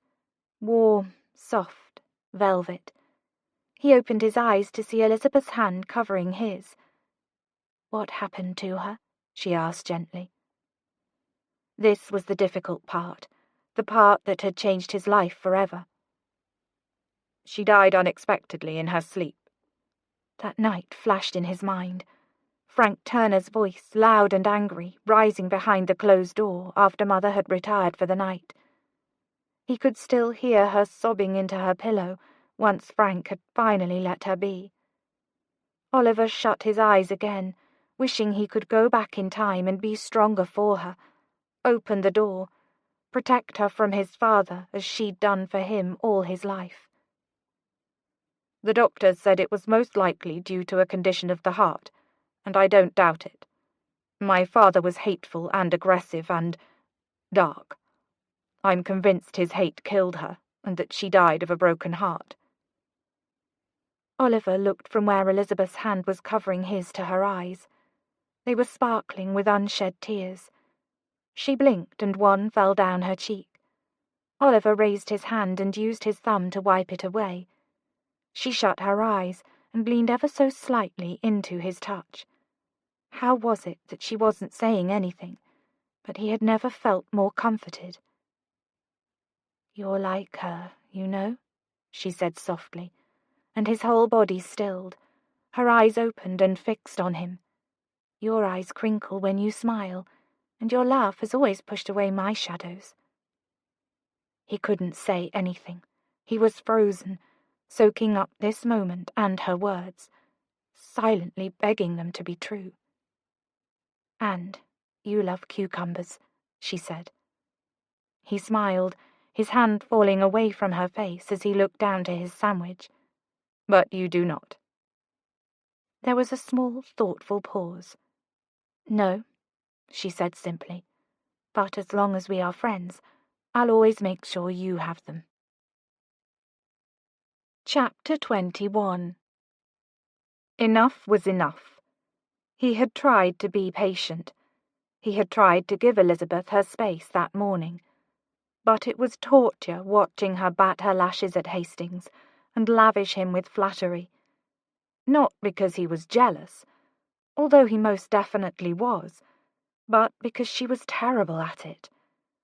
This version of Elizabeth was painful to watch. She was rigid and uncomfortable, and very clearly enjoying her new change about as much as he was. He was confused. Why would Elizabeth be throwing herself away on that buffoon? No, buffoons were at least interesting. Hastings was a statue. He wished for Elizabeth to marry an upstanding gentleman who could take care of her in a way that Oliver feared he couldn't. But that did not mean that he wished for her to marry someone who would do nothing but make her yawn for the rest of her life.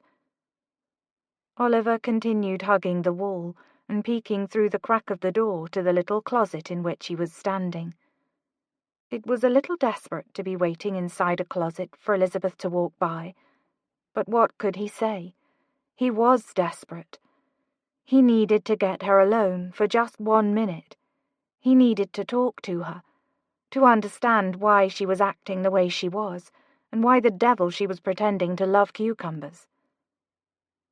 The sound of footsteps approaching drew his eyes to the left outside the closet.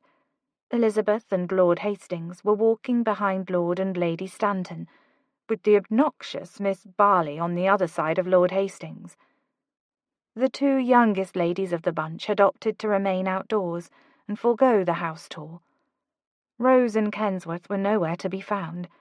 They were the very worst of chaperones. But at this moment, Oliver was thankful for it. He waited until the couples had passed by the closet, and then licked his lips and quietly whistled a quick, loopy sound that he hadn't whistled in years. Would she remember their call? It was the secret signal he and Elizabeth had used when they had played hide-and-seek in the woods many years ago. Elizabeth, being much younger than he and her siblings, had a difficult time finding anyone when it was her turn to be the seeker. It always hurt Oliver to see her little face so sad when she would search and search to no avail. So he had concocted a secret whistle to help Elizabeth cheat and find him. Carver and Mary never caught on. Unfortunately, he had to be seeker more than he liked, but it was worth it to see her smile. He wanted to see her smile again.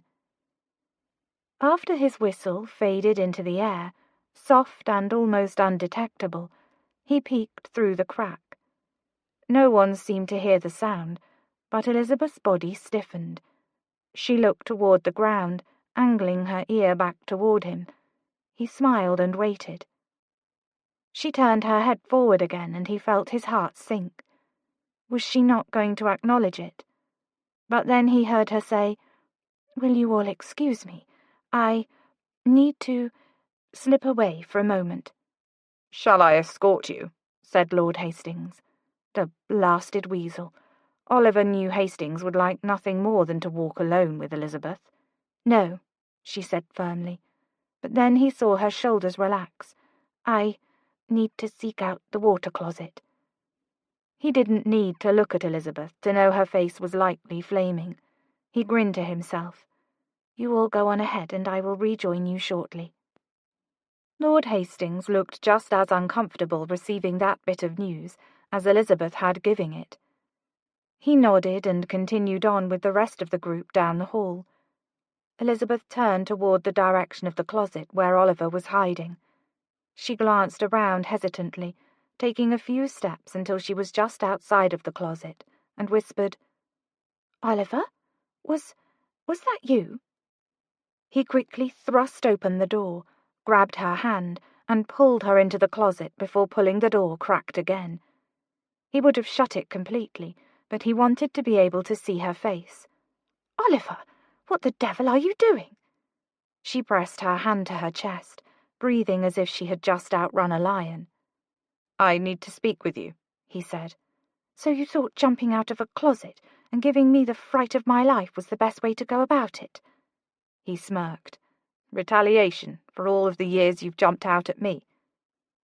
Her gorgeous light blue eyes looked fully into his, and she smiled.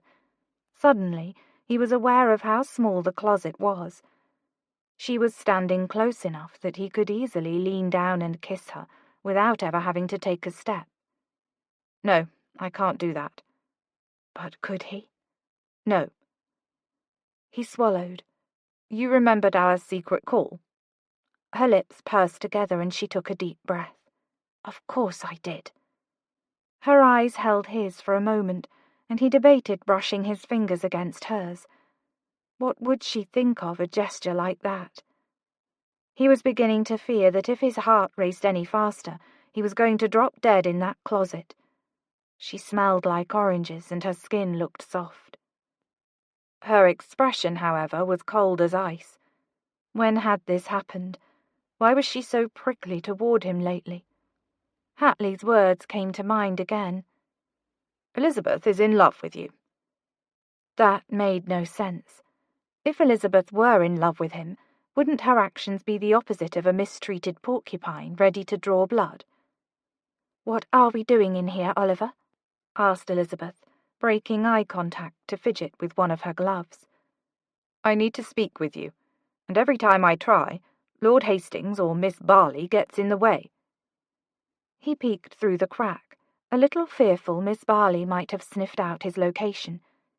He considered taking her in lieu of a hound on a fox hunt. Her tracking abilities were unparalleled. "The woman won't leave me alone." He looked back at Elizabeth, and her blonde brows were pulled tightly together. "Getting in the way? What an interesting way to talk about a woman whom you are clearly mad for," she said in an angry whisper. He gaped at her. "Mad? For Miss Barley? Now that's madness." She narrowed those bright blue eyes at him, finally shedding some of the obnoxious, proper lady facade she'd been wearing all day. "Admit it, Oliver." She shoved her finger into his chest. "You're in love with her and her beautiful eyelashes." He let out a short, disbelieving laugh. "Beautiful? Good gracious, that can't be what you believe." Well, he supposed he could see how she might get the impression, since he had in fact been trying to avoid the painful sight of Elizabeth and Hastings by pouring his attention on to Miss Barley. That, however, had backfired terribly. Now the woman seemed permanently stuck to him. He half expected to look over his shoulder and find her clinging to the back of his jacket. It seemed he would be giving her the friend speech in the near future. "You told me yourself you thought they were fantastic." She changed her voice on that last word and blinked her eyes, as if he always spoke in a nasally, obnoxious voice when he discussed other women. "I meant it in a frightening way, as in, they are so fantastic they haunt my dreams. I fear for my life when she blinks at me. How in the world could you ever believe I would be in love with that woman?" She looked down and shuffled her feet, lightly kicking his boot in the process. "Oh, I don't know. Perhaps because you have flirted with her constantly." "You're one to talk," he mumbled. "What?" "Nothing." He smiled down at her, resisting the urge to tip her chin back up to him. "Were you perhaps a little jealous when you thought I loved Miss Barley?" Elizabeth's eyes snapped to him. "Absolutely not. That's ridiculous. I was only confused by all of the attention you give her and wanted to know for sure." "Mm-hmm." She was jealous. "Wipe that stupid grin off your face," said Elizabeth. Her heated cheeks and obstinate refusal were having the same effect on him as the champagne had on her. He was drunk off of hope, and the inebriation was numbing his better judgment. You were jealous. I want to slap you, or step on your toes, or both. He leaned down a little closer to her, narrowing an eye, and whispering as if it were a great secret. Exactly which part made you the most jealous? This is absurd. I'm leaving. She turned toward the door, but he caught her arm before she could take another step. I'm only teasing, Lizzie. He had yet to let go of her arm. He should, but his hand wouldn't move. He followed her gaze down to his hand resting on the side of her arm, chill bumps running like a wave over her skin, before she looked back up at him. You've broken 2 of our rules now, she said quietly, a slight tremble to her voice. He wanted to break a few more. What had gotten into him? This wasn't good. He could feel his resolve wavering, and he needed to let Elizabeth go. But the sight of her and Lord Hastings was tearing him up inside. What are rules if not made to be broken? She didn't smile. Her gaze challenged him. Why are we in here, Oliver? Because. His hand trailed down her arm until his hand clasped hers, lacing their fingers together in a way that was intimate and daring and honest. You ate cucumbers. He didn't realize she had been holding her breath until it all released in a puff of disappointment. She yanked her hand from his and crossed her arms in front of her. She was back to prickly Elizabeth. I knew you would not let that go. It was only a few cucumbers, Oliver, hardly a reason to get your petticoats in a tangle. There was more than just cucumbers, and we both know it. Her eyes narrowed. I'm not sure to what you are referring. Ah, we are going to play the ignorant game, are we? Then allow me to enlighten you. He gestured toward her outfit. For starters, I know that you cannot enjoy wearing that colour. She raised her chin defiantly. There is nothing wrong with this colour. No, there's not. And you look stunning in it, might I add. But I happen to know that bright colours make you feel ostentatious in the worst sort of way. Am I wrong? She looked at him as if she wanted nothing more than to argue, or strangle him, or kiss him, but couldn't. He wouldn't mind one of those things. I thought so, he continued. And earlier today, when Hastings stated that taking a carriage would have been much more enjoyable, you agreed as if your life depended on it. When I know that you would have hated taking a carriage above all things. Not only does your stomach feel weak in closed carriages, but you despise being deprived of the sun and wind in your hair. She pursed her lips together and looked down to her folded arms, her dark lashes fanning against her cheeks. Oliver lowered his voice and inched even closer. He was taking liberties, but he couldn't bring himself to care just then. Taking her chin gently in his hand, he tilted it up to look her full in the eyes. What I want to know, Lizzie, is why you have not been honest with Lord Hastings today. She dropped her gaze to his chest, eyes locked on the fabric of his waistcoat. Because I couldn't. Why? You've always been honest with me. That's different, she said, a subtle tremble touching her voice. How? Why was he pushing this? What would be the end result? Her eyes raised and her stare fixed with his, poignant and accusatory. Because you are not my suitor. Those words strangled him. I have nothing to prove to you, Oliver. No need to impress you. Her voice sounded desperate and almost aching. It matched the way he felt. What was happening between them? I'll tell Lord Hastings the truth eventually, but for now, I simply need to have at least a few common interests with him. But they are not common interests. You are sacrificing your likes and dislikes to fade in the presence of that boring imbecile. She pulled her chin from his hand and edged away from him. "Oh, stop, Oliver. That's unfair. You have no right to speak to me like this. You have no claim on me." No right? No claim? Oliver had to ball his fists at his sides to keep the words from coming out. He had more claim on Elizabeth than anyone. Oliver knew and understood her better than anyone else in the world.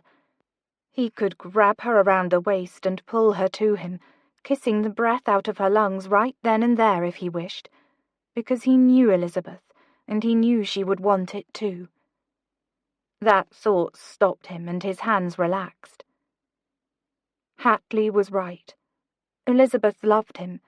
It was clear and shining in the challenge of her eyes. They seemed to be pleading with him to see her heart and want her. How long had she felt this way? How had he never recognized it so plainly before? Or perhaps he had never seen it because he didn't wish to.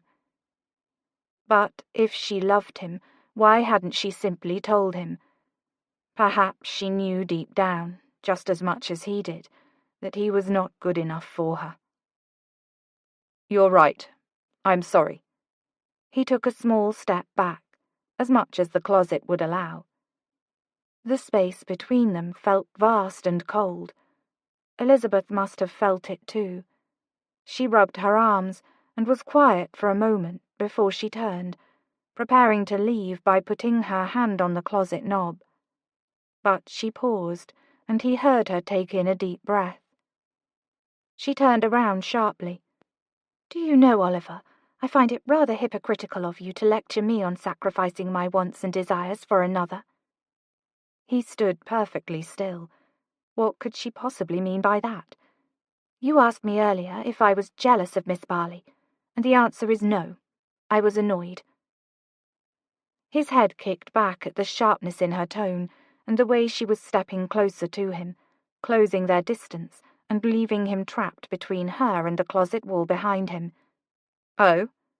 Had he stopped breathing? "What have I done to annoy you, Lizzie?" "You've been flirting with the woman endlessly. No wonder she will not leave you alone, not to mention becoming her personal manservant. You were quick to comply with every ridiculous request the woman made, from retrieving the non-existent leaf from your hair to swapping places with Lady Olivia at the picnic so you could protect her from the bees, which were also imaginary. You've been giving her every indication that you find her desirable. In fact, you give every woman in London that same indication." Somehow, she managed to step even closer to him. "That is not who you are, Oliver Turner. You're better than that." Was he, though? "And as you are certainly not a manservant, you must stop acting as one." "Elizabeth, you don't understand. I'm only providing the ladies of society a service. It is not that they wish to spend their lives with me. They simply use my attentions to attract those more eligible, men more like Lord Hastings." "You truly believe that?" "Yes." Her brows pulled together. "Then you are a fool, Oliver.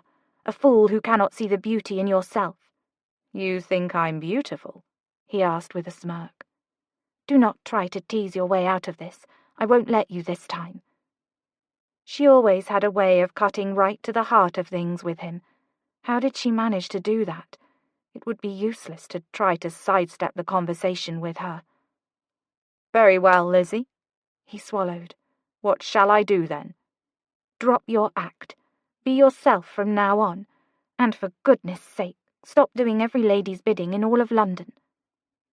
He pursed his lips together and thought on it a moment. Unfortunately, her words rang true. He was exhausted from acting the part of Bond Street beau. All he wanted was a quiet, happy life with Elizabeth. But if he couldn't have that, he was going to ensure that she had it with someone. "All right. I will do as you say, but only on the condition that you do the same." He only wanted Hastings to marry Elizabeth if the man could properly adore the woman for who she was. Elizabeth should never have to hide her adventurous spirit.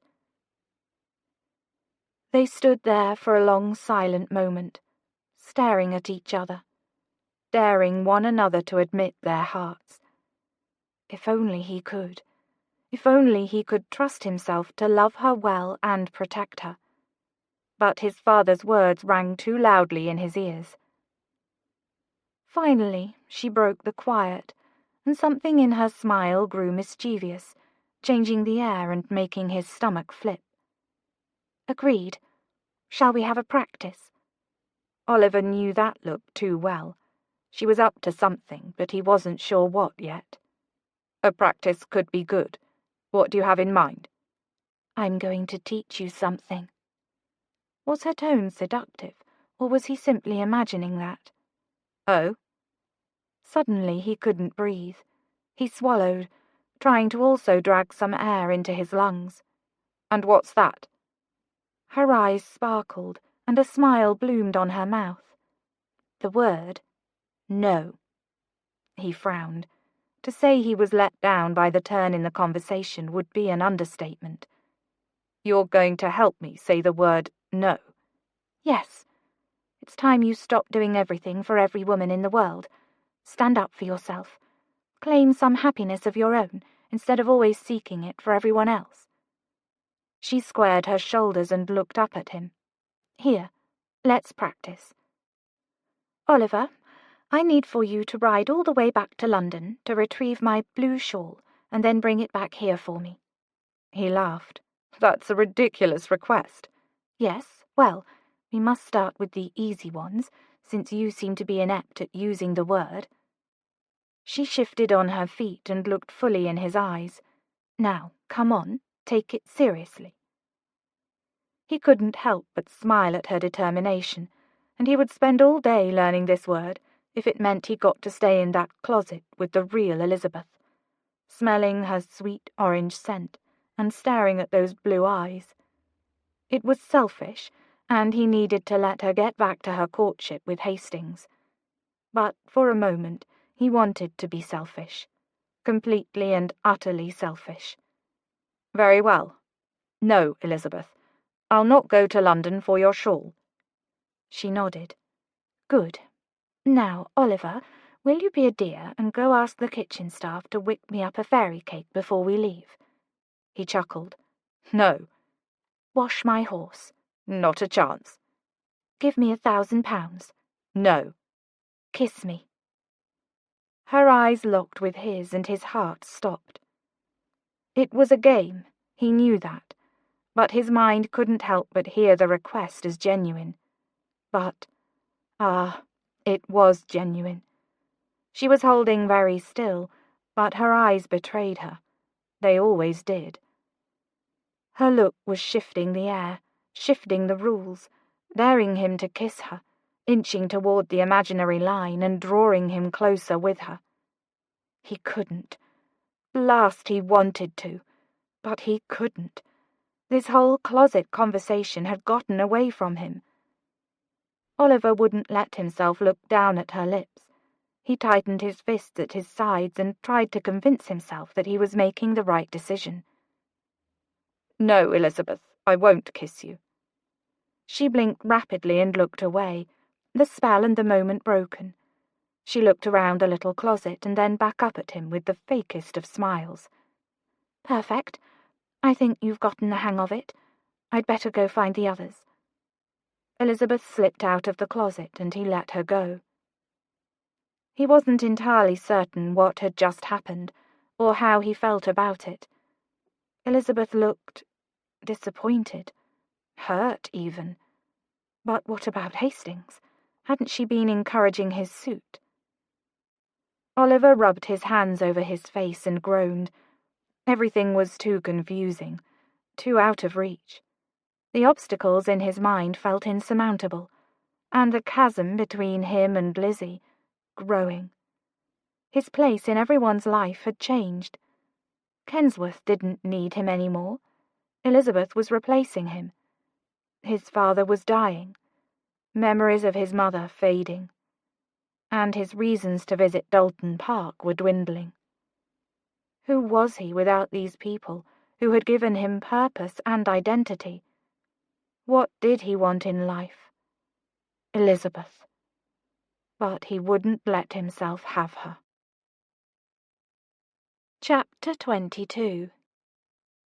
Elizabeth wasn't entirely sure what she was doing, walking as she was toward Mary's house. They didn't live far, but Rose had insisted she take a maid with her. Not because Rose gave a dash about propriety, but because she was afraid if Mary found out Rose had let Elizabeth walk by herself, she would be on the receiving end of quite the dressing down. She was possibly the only person Rose feared in this world. Elizabeth understood the sentiment. If she was being perfectly honest, Elizabeth didn't care to see her sister. She still felt angry at her, pushed aside, overlooked. If her sister didn't wish to include her in her life, well, then fine. Elizabeth didn't want Mary to be a part of her life either. Only one tiny problem. She did wish for Mary to be in her life, and as much as she wanted to make her own decisions and be treated as a grown woman, she also had an invitation in her hand and no idea how to respond to it. Elizabeth was going to put all of her feelings aside and ask Mary to make the choice for her. Elizabeth had entered the breakfast room that morning to a frowning Rose, holding the invitation from the Dowager Lady Hastings in her hand. The Dowager had put together a little house party, which, thankfully, Elizabeth had already been prepared to learn about from Lord Hastings, and requested their presence. Rose didn't seem to like the idea too much, but refused to make a comment, saying Elizabeth needed to make this choice for herself. Rose seemed to understand the implications of their family being invited to a private house party at the Hastings estate in the middle of the season. And yet another problem. Oliver had left Elizabeth feeling too mixed up to make the choice for herself. It was either accept the invitation, therefore encouraging Lord Hastings and his suit, or come to terms with the fact that she would never love him the way she loved Oliver, and decline the invitation, sending him a clear message that their courtship was over. Mary was overbearing at times, but she was good at making life decisions. She'd tell Mary the facts, leaving out her unrequited love for Oliver, of course, receive her answer, and then go right back to feeling angry at her sister. Elizabeth sensed an eerie feeling as she stepped inside the house. The butler's face looked pinched. The house was quiet and dark, but that was probably due to the fact that the day was rather grey outside. A maid hovered in a corner, her back toward Elizabeth, slowly dusting a picture frame. The butler followed Elizabeth's gaze, and the maid must have sensed it. She flashed nervous eyes over her shoulder to him, and he snapped his head back to Elizabeth. "Should my lady need anything, please do not hesitate to ring the bell." "Thank you." Something was odd. The staff looked as if they were standing on needles, or holding their breath. Possibly because she was stalling, Elizabeth peeked into the nursery to spend a few minutes with her niece. But the governess must have taken Jane on a walk, because she was not inside. There was nothing left for Elizabeth to do but inch her way to Mary's room. With every step, some strange awareness prickled at her. Something was definitely wrong. She couldn't explain it, but those feelings were beginning to override her sisterly anger and pulling her down the hallway faster. When she knocked and opened Mary's door, she found her sister lying on the bed, curled up on her side, her face in a pained expression. Elizabeth rushed in and knelt down beside the bed. "Mary, is everything all right?" Mary opened her eyes quickly, startled to suddenly find Elizabeth at her side. Her wincing expression fled, and she gave a tiny smile. "I'm perfectly fine. What are you doing here?" Apparently Elizabeth and Mary held different definitions of perfectly fine. "Do I really need an excuse to visit my favourite sister?" Mary gave a ghost of a chuckle and spoke quietly. "Shall I tell Kate you said that?" Her breathing was laboured. if you'd like, but she will simply tell you that I've said the same to her. And Rose as well, of course." Mary smiled, and it was plain to Elizabeth that her sister was trying to hide something. Mary was putting on her mother hen face. A tiny bit of Elizabeth's anger poked its head up once again. "What's in your hand?" Mary asked, this time sounding pained. "Oh, actually, I have come with a bit of news and for advice." Elizabeth took in a deep breath, trying to gather her courage and swallow her pride. She stopped short when Mary shut her eyes tight and let out a muffled moan. Elizabeth gripped Mary's arm. "What is it?" Her sister shook her head, dark brown locks of hair shaking with the force of her movement. "Nothing. Everything is fine. Continue with what you were saying." "Why won't you tell me what's going on?" Mary snapped her face to Elizabeth, and her eyes were blazing. "Because it doesn't concern you. I can take care of myself." Of course. Typical Mary. Sting and anger and humiliation snatched at Elizabeth. She stood up and forcefully wiped the wrinkles from her skirts. "Yes, you've made that perfectly clear over the years, Mary." She walked to the door, ready to bolt from the room and not look back. Mary could handle herself. Elizabeth turned back, her hand on the knob of the door. "Never you mind. I will stop trying to interfere in your life. I understand our roles perfectly now, and if you don't see me as a friend or confidant, I will stop trying to—" Mary's face contorted. Her body pulled up in a tight, painful ball. Her hands gripped the coverlet with such force that Elizabeth wondered if her fingers would make holes. And then suddenly she realized. Elizabeth's hand fell away from the door, and she rushed back to the side of the bed. "Mary?" Elizabeth took her sister's hand and squeezed it. "It's the baby, isn't it? It's time." This must be why the maid had seemed so unnerved. She, too, knew it was time. Mary shook her head fervently, not opening her eyes. Beads of sweat were beginning to form on her head. "No, it's not. I'm simply not feeling well is all." Not feeling well? This was more than not feeling well. Elizabeth stood up. "Where are you going?" asked Mary in a frantic tone. "To fetch Robert. He needs to know that things are starting." "No, things are not starting," said Mary, sitting up slightly onto her elbows and piercing Elizabeth with her grey eyes. They looked feral. "Besides, he's in Parliament right now. I'm just uncomfortable, but it will pass. It's not time yet. It's too early." It was early. Elizabeth knew that. But she'd also heard of women delivering children quite early before, although the hard truth was most of those babies did not make it through delivery.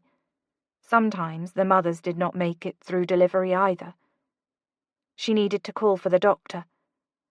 "Mary, please, I really think—" "No, Elizabeth." Mary's voice was hard and unwavering. "I said it's not my time, and it's not. Sit down." Her voice was somehow both commanding and fragile at the same time.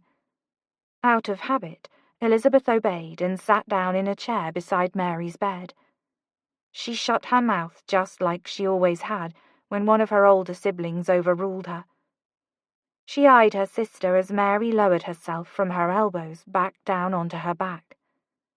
Elizabeth heard her push out a shaky breath. She'd never seen her sister like this before, so clearly frightened, but unwilling to admit it. "What advice did you need?" asked Mary. "Oh." Elizabeth looked down to the invitation she was still clutching. It was bending from the pressure of her grip. It felt so wrong to bring it up now. But what else was she going to do? She couldn't very well just sit there and stare at her sister writhing in pain. "Well, things have been progressing with Lord Hastings and his—" Elizabeth broke off when she saw her sister's whole body clench up in pain again. Mary reached out and gripped Elizabeth's hand with the strength of Goliath. This time, A shriek escaped Mary's mouth. Elizabeth shot to her feet, her eyes roaming over Mary's clenched body. "This is absurd, Mary. You must let me call the doctor." "No!" Mary called out through her pain. "No, it's not time yet," she said in a sob this time, still gripping the covers. Elizabeth's shoulders sunk and everything in her felt helpless. Robert needed to be notified. The doctor needed to be called. The bed linens needed to be prepared. Like it or not, this child was coming. Elizabeth pressed her lips together as her own agony welled up inside her. After a time, Mary's body relaxed and she looked exhausted. Elizabeth shifted on her feet. "At least allow me to fetch you some tea. Perhaps some chamomile will soothe you." "Do you promise me you will not call the doctor or Robert?" Blast! How did she know? Elizabeth let out a tense breath, not sure what else to do. "I promise." Mary nodded her consent, and Elizabeth flew out of her room and down the stairs. She was moving as fast as her feet would allow, but to what purpose? She felt helpless, scared. What if something happened to Mary or the baby? What if the cost of Mary's poor judgment was her life? At the bottom of the stairs, Elizabeth sat down and put her face in her hands. Tears of frustration and uncertainty dropped down her cheeks. It was in that moment that black boots entered her vision. "Elizabeth?" She looked up and met Oliver's eyes. She blinked a moment, wondering if she was imagining what she hoped to see. "Oliver, what are you doing here?" She stood up, and his eyes roamed over her face. He stepped forward and put his hands firmly on her shoulders, as if to protect her. "What's happened?" "It's Mary," she said, and then quickly recounted everything that had just happened. Oliver paced a step away and ran his hand through his hair. "Blast! And Robert isn't here. I was told I could wait in his office until he returned, but there's no telling when that will be." He stopped and looked at Elizabeth. "You must call for the doctor." "I know," Elizabeth said in a pleading tone, tears welling in her eyes again against her will. "But Mary has forbidden me to. She refuses to see reason. She's denying that the child is coming." Oliver came to her again, taking her hands in his. The warmth of his skin wrapped around hers, and she felt a calm rush over her. How did he always have this effect on her? How did he have such a way of suddenly making everything seem right and whole? "Elizabeth." His voice spoke to her heart. "Your sister needs you to be courageous for her right now. She's not well, and if you do not act on her behalf, you could lose her or the child, or both." Oliver was right. Mary needed her. Elizabeth looked toward the top of the stairs and then back to Oliver. She held a little tighter to Oliver's hands, afraid that if she let go, he would take all of the calm and strength she was feeling with him. "I'll ring for the doctor. Will you fetch Robert from Parliament?" "Of course I will." Now was when she should let go, but her fingers would not budge. Instead, she looked down and ran her thumb along the back of his large knuckles. Oliver squeezed her hand. "Everything is going to be all right." "Will it?" He shifted on his feet and leaned forward, hesitation and determination both marking his brow. And then he softly kissed her forehead, his lips lingering against her skin for the span of one full breath. "I hope so." He turned around and walked out the door. "You what?" asked Mary, sounding as angry as a hornet. "I rang for the doctor." Elizabeth rolled up her sleeves, ignored the fuming look Mary was giving her, and instructed one of the many bustling maids in the room to set the basin of water beside Mary's bed. They all looked eager to finally be of service to Mary. "You promised you wouldn't." Mary sounded panicked and near tears. "You promised, Elizabeth. I'm telling you, it's not my time yet. The baby is not coming. It's only... Tears were beginning to pour down Mary's cheeks. Elizabeth sat down on Mary's bed and took both of her sister's hands in her own. She looked into Mary's eyes, and, for possibly the first time in her whole life, Elizabeth realized that Mary was frightened. "Listen to me," she said, trying to keep her own tears from falling. "I know you're scared. I know that you've still been hurting over the loss of your last child, and you feel like you can't bear to lose another." Mary shut her eyes, beginning to shake with a sob. "I cannot promise you that everything is going to be all right, but I can promise you that whatever happens, you will not bear it alone. You have me and Robert and our entire family that loves you and wants to help take care of you, Mary. You don't have to hide your fear from us. Let us help." She reached up and pushed Mary's sweat and tear-drenched hair from her face. "Let me help you." Mary sucked in a breath between her sobs and nodded. "I'm so scared, Elizabeth, and I don't know what to do with these feelings. I know, I'm scared too, but you're strong, Mary." Mary's eyes searched hers. "What if I'm not strong enough?" She didn't know whether Mary was referring to her physical strength or emotional strength, but either way, Elizabeth's answer was the same. "You are, and I'll be here with you the entire time to remind you." Mary's lips pressed together as a fountain of tears continued to stream down her cheeks. Vulnerability felt tangible. "Thank you, Elizabeth. I shouldn't have—" Elizabeth stopped her with a shake of her head. "Never mind all that." She didn't need for Mary to say the words she could see written in her eyes. Just focus on breathing. No sooner did those words fall out than Mary began to grit her teeth with another contraction. Elizabeth drenched a rag in the lavender water from the basin and began to dab Mary's forehead. She heard a loud door slam downstairs and, with a flood of relief, knew that it would be either Robert or the doctor. She stood to go see which it was when Mary reached out and firmly grabbed Elizabeth's hand. "Don't go anywhere, Elizabeth," said Mary. "I need you." Chapter 23. Oliver stopped on the threshold of the nursery and watched Elizabeth sway her new nephew, Matthew Robert Cunningham, back and forth. Seeing her there, holding that child, grabbed him. He could feel his pulse in his neck, and the desire he had suppressed for so long demanding his attention, demanding acknowledgement. He had never wanted to be a father, or a husband, since the two went hand in hand. But there was Elizabeth, bathed in the pink setting sun shining through the window, filling his senses with a new realization that he wanted a family more than anything in the world. He wanted her and her children. He wanted to love her well. He wanted to deserve her. However, fear was a vice that had crippled him for so long. It was unshakable. It was his friend. It whispered that it would keep him safe from himself. "How does it feel, holding a child you delivered?" Oliver asked, keeping his voice lowered to match the quiet room. Elizabeth's tired eyes raised to him. For a moment she paused her swaying, and a smile that sent a tingle down his spine bloomed over her face.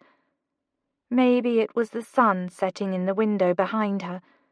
Maybe it was that he had kissed her forehead earlier, and just that small touch had confirmed something for him. Or maybe it was that she was looking at him like she truly wanted him there. But whatever the reason, it had him moving across the room to stand as close to Elizabeth as propriety allowed. All right, propriety wouldn't allow this, but he stood there all the same. Elizabeth shook her head, smiling down at the bundle in her arms. "It was all such a whirlwind, Oliver. I was so frightened when we realized the doctor was not going to make it in time." Even Hatley had nearly missed the birth. Oliver had retrieved the Earl from the House of Lords, and Hatley had only disappeared up the stairs for a quarter-hour before he had come down again with glistening eyes and a smile of triumph. All of the weight he had been carrying for months was gone. His child was in the world, and his wife was well. Elizabeth had delivered the child and tended to Mary until the doctor had arrived. Every bit of the day was a miracle. The child was early, to an extent that most babies did not survive, but the doctor was pleased with his health, and he was hopeful that, with proper feedings, the newest Cunningham would survive. Thrive, even. "I cannot believe I delivered him on my own," said Elizabeth. "I can." He was looking down at the new little Lord Cunningham, but he could feel Elizabeth's eyes on his face. He could always feel when she was looking at him. "Why do you always say things like that?" she asked quietly. "Like what?" "As if you never doubt my courage or strength." He met her eyes. "Because I don't." Her brows were pinched together, studying him, looking for the secret he kept locked away. A few more moments with that look, and she would unlock it. "Sometimes I think you're the only person who feels that way about me, or sees me that way." "Lizzie, I've seen you climb out of enough windows to know that you are full of both courage and strength." "As I've reminded you repeatedly, it was one window, and that's different. Others see my actions as reckless. You've never seen me that way." "I think the real problem is that you see yourself that way." He held her gaze until he couldn't any more. He looked down to the baby and nodded. "And just look.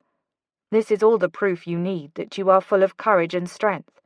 You stepped in when Mary needed you and delivered her child." She smiled and adjusted the blanket away from the tiny baby's cheeks. "It was quite wonderful." She looked back up at Oliver with a playful look in her eyes.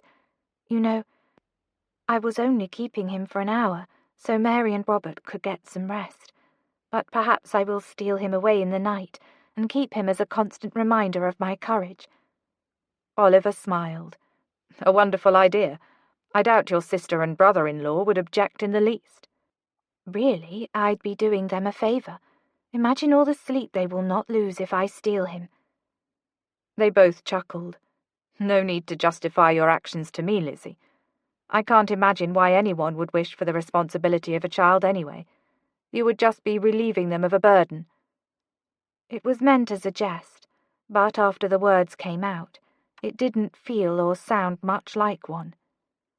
Apparently Elizabeth didn't think so either. She blinked.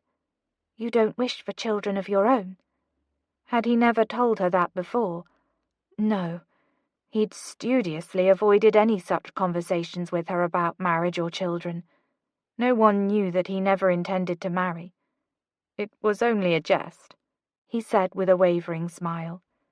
"No, it wasn't. Do not attempt to lie to me, Oliver. I know you too well." She did know him too well, which was a little frightening at the moment, when he felt as if he had so many secrets pinned up inside him. "Why do you not wish to have a family?" Oliver shrugged, feeling uncomfortable with the conversation. It was too closely related to his other secrets. "I simply do not." He looked toward the door.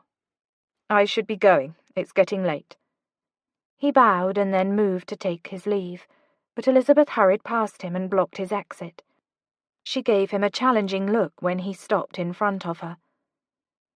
"I don't think Mary would appreciate you using her newborn child as a blockade," said Oliver. Her eyes were on him again. "It's only me, Oliver. Surely you can tell me why. We tell each other everything." He stared in her eyes. "Do we?" Thoughts of Hatley proclaiming that Elizabeth loved Oliver flashed through his mind. If she loved him, why had she never told him? She frowned. "What do you mean?" "Never mind." He shouldn't have even begun that topic. She took a step toward him. "No, what did you mean by that?" Blast. He had gotten himself stuck in a conversation that couldn't happen. As unwanted as the first topic of children was, moving back to it was his only option to keep him from admitting to Elizabeth that he indeed had one large secret he was keeping from her. Fine. I don't wish for children because I don't trust myself with them. Just like he didn't trust himself to love Elizabeth as she deserved. You know the model I had for a father. If there is any chance I could ever end up becoming the same sort of man he was, I won't take it. Her face softened. You are not your father, Oliver. She shifted the baby in her arms and reached out to lay a hand on his forearm. Normally, her touch would be a comfort. Normally, he would sink into the pressure of her hand against him and soak in her attention. But right then he felt restless, vulnerable, scared. He wanted to run away, but her hand was holding him still, forcing him to hear her. You are loving and trustworthy, gentle and loyal. There is not one sliver of anger or violence in you. I have no doubt that. Her words became thick. Whoever you choose to love in life will be the luckiest of recipients. He watched her blink back a few tears. She loves you. He was helpless to her words, numb. The protective voice whispered again that they were just empty words. She didn't know the future. He remembered his mother telling him of a time when Frank Turner had not been so angry, of a time when he would not wake in the morning and immediately reach for the closest bottle of brandy he could find. Oliver's future felt too much out of his control. All he could do was stare at Elizabeth, speechless. Finally, she pulled her hand away and looked up at him with the smile she always gave him when she was pretending to be happy with something. Have you ever held a baby? Instantly he took a step away. No, nor do I wish to today. She chuckled a disbelieving laugh. Oh, come on, Oliver. Surely if I can deliver a child, you can be brave enough to hold a sleeping one, for a moment. He swallowed the lump in his throat and eyed the bundle in her arms. But he's so small and fragile. Making him all the easier to hold. Now, come here and quit being so cowardly. He did not want to hold that baby, but the teasing grin on her lips was drawing him to her again. What do I do with my arms? He asked, feeling stupid and awkward as he attempted to take the child from her. She repositioned the baby out of the crook of her arm and into her hands, stepping completely into Oliver's space, so that her hair was just under his nose. His head goes in the crook of your arm, like so. She was putting the baby in his arms, her arm brushing against his chest as she securely settled the baby in. There. And put your hand under him like this, to make sure you don't drop him. Her hand was so soft as it brushed over his and repositioned it. He should probably be focusing on the baby and making sure he didn't drop him, but he couldn't take his eyes off of Elizabeth. She was beautiful, with her hair falling out of her knot and her smile soft with the setting sun. Realization of just how deeply he loved her was settling like stones in his chest. She didn't move away once the child was settled in his arms. Oliver couldn't help himself. He reached up and brushed the curls from her face to behind her ear, letting his knuckles graze the soft skin of her cheek. Her eyes raised slowly to his. Something in her expression looked nervous, or hopeful, or longing. See? Her voice was a breathy whisper. That wasn't so difficult, was it? Holding the child, or touching her? No, it wasn't. The silence between them was heavy, and the air was sparking with questions and unspoken words.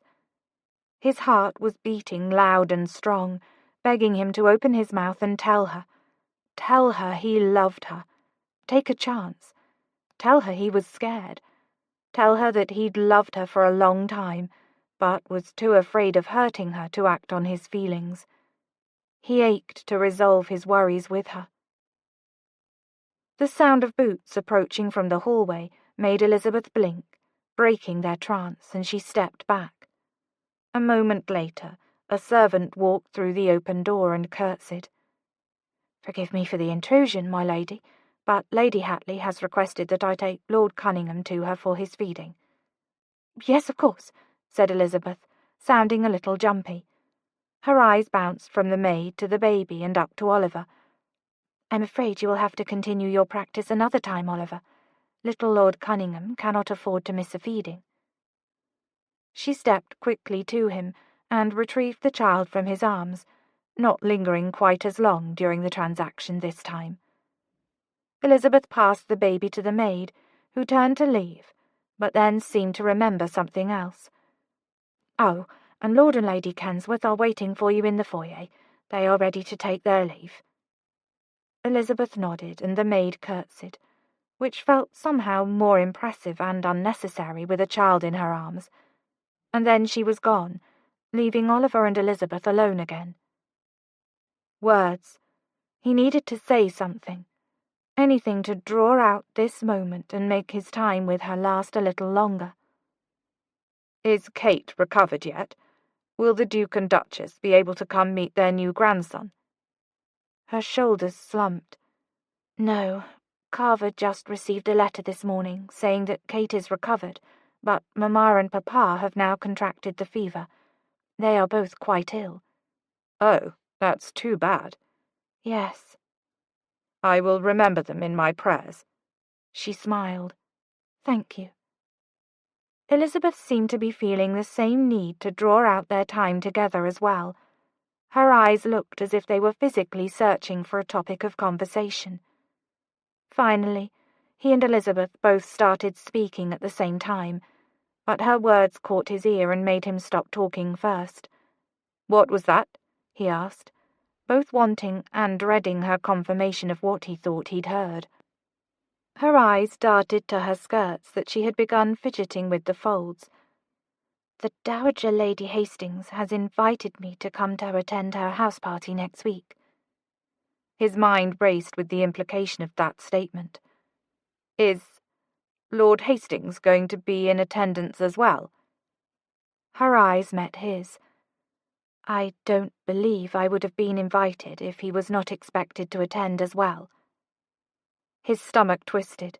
Hastings' suit was more serious than he had realized. "And are you planning to accept the invitation?" There was a pause before she blinked and clasped her hands in front of her. Should I? She was asking him to make this decision for her. Why? But somehow he knew that answer. "She loves me." It felt as if two different paths physically formed in front of him. His heart longed for her. His arms ached to pull her close to him and hold her. He could tell her not to go. He could tell her of his feelings and beg her to choose him. Or he could make sure she was protected. "You should go," he said, choosing to let Elizabeth have the life she deserved, a life with a man who would be constant for her, free of baggage and heartache. He would never trust himself with loving her, but Hastings would take care of her, boring though he may be. Elizabeth nodded. "I will, then." He saw her swallow before pasting that fake smile on her face. "I wasn't sure until now, but you're right. I should go. And who knows?" A tremble ran through her voice. "Maybe this will end up being the start to my forever with Lord Hastings." He felt as if his heart had just been ripped from his chest. Chapter 24. Elizabeth kept her eyes fixed outside the window as the carriage rolled away from Hatley House.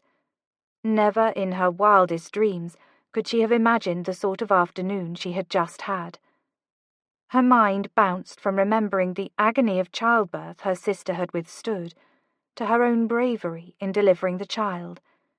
She had finally found her voice with her sister. A few hours after her nephew was born, Elizabeth had curled up on the bed beside her sister, a new favourite little gentleman, and bared her soul. She told Mary all that she had been feeling, and how she desired to have a friendship with her. Mary cried, Elizabeth cried, and then little Matthew cried, but mostly from hunger. Everything was going to change between her and Mary in the most wonderful way. Perhaps Elizabeth would even consider getting to know Vienna Locksley better as well. And then Elizabeth's mind turned to Oliver, and she remembered the way his lips had felt on her forehead, the look in his eyes when he had admitted to not wanting a family, and then how dashing he had looked holding Matthew. She had refused to let herself cry just then. Everything in her had suddenly hurt. Oliver told her to go to the house party, and he knew what that meant for her. She had her final answer concerning Oliver's feelings for her. Again. I've decided to accept the Dowager's invitation for the house party. Elizabeth couldn't bring herself to look at Rose or Carver. She was afraid that if her eyes met her sister-in-law's, she would no longer be able to keep her tears inside. "What house party?" asked Carver. Rose hadn't told him about it yet. Elizabeth, or rather, we all, have all been invited to Lord Hastings' country estate for a house party next week. "Oh," said Carver, sounding slightly let down. Because he hated the idea of attending a house party? Or... "I see. And does this mean what I think it means?" Elizabeth had to look at him now. She tried to look as confident as possible. I believe it does.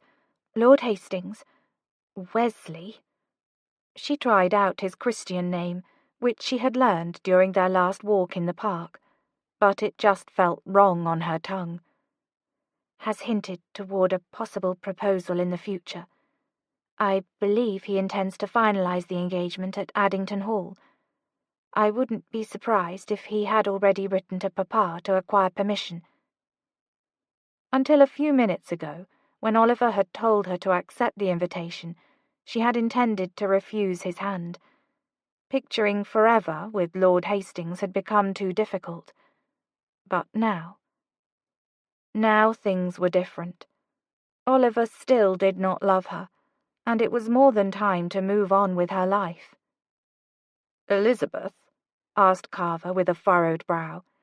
He looked briefly to Rose, and then back to her. "Are you sure this is what you want? Lord Hastings. Do you love him?" She sighed. Not everyone gets to be in love before they marry, like you and Rose. "That's not what I asked," said Carver. She looked in her brother's steely grey eyes. In the past she would have lied.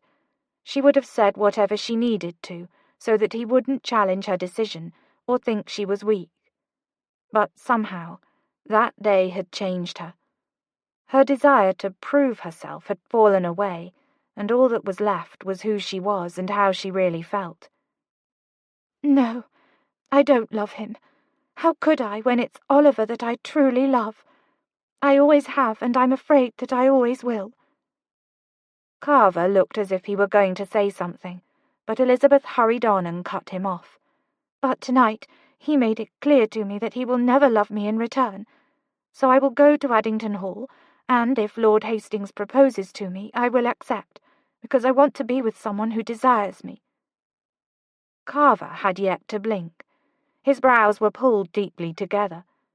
She was ready for him to disagree, to push her in a direction that he thought would be best for her.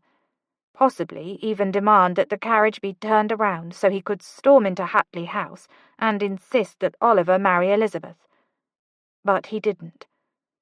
He sighed and nodded softly. "Very well. We will send our acceptance then." Elizabeth let out a relieved breath. "And Elizabeth," continued Carver, but in a different tone than she'd ever heard from him before. It was the same one he used when he spoke to Mary. "Thank you for all you did for our sister today. I hate to think what would have happened had you not been there to intervene. Had I been in your shoes, I don't know that I would have been strong enough to do all that you did today." Elizabeth smiled, some of her pain melting away. He saw her. Her brother saw her. "I'm more than certain you would have handled it just fine." Elizabeth and Carver smiled at each other for a moment, a new friendship blooming between them, and then Rose's voice cut through, irritated and clipped. "This is all well and good, but may I just express what I know everyone is thinking, and admit that I hope Oliver trips and falls down the stairs?" A laugh burst from both Elizabeth and Carver. "No," Elizabeth said through a chuckle. "That is not what I was thinking, nor will I ever wish for such a thing. I will always hope the best for Oliver." "I don't know," said Carver. "He is my best friend, and I love him like a brother. But I wouldn't mind seeing him with a few bruises just now. I was really hoping you two would make a match of it."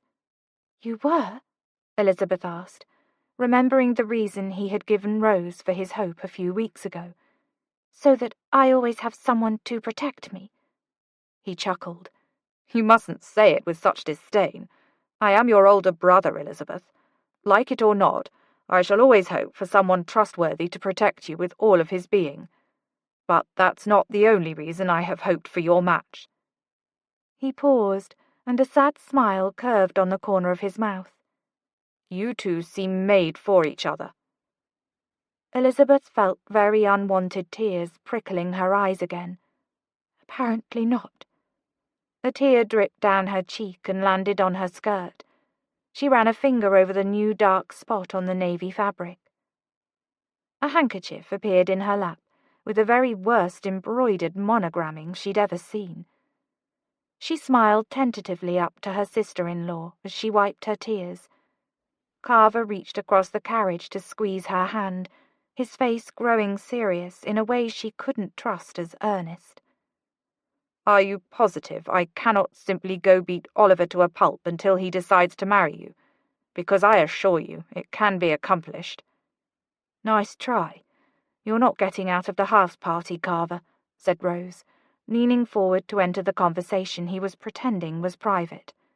"Blast," he said, sitting back firmly against his seat. "No offence, Elizabeth, but I'd rather have a tooth extracted than spend the week with Hastings and his family." Well, that made two of them.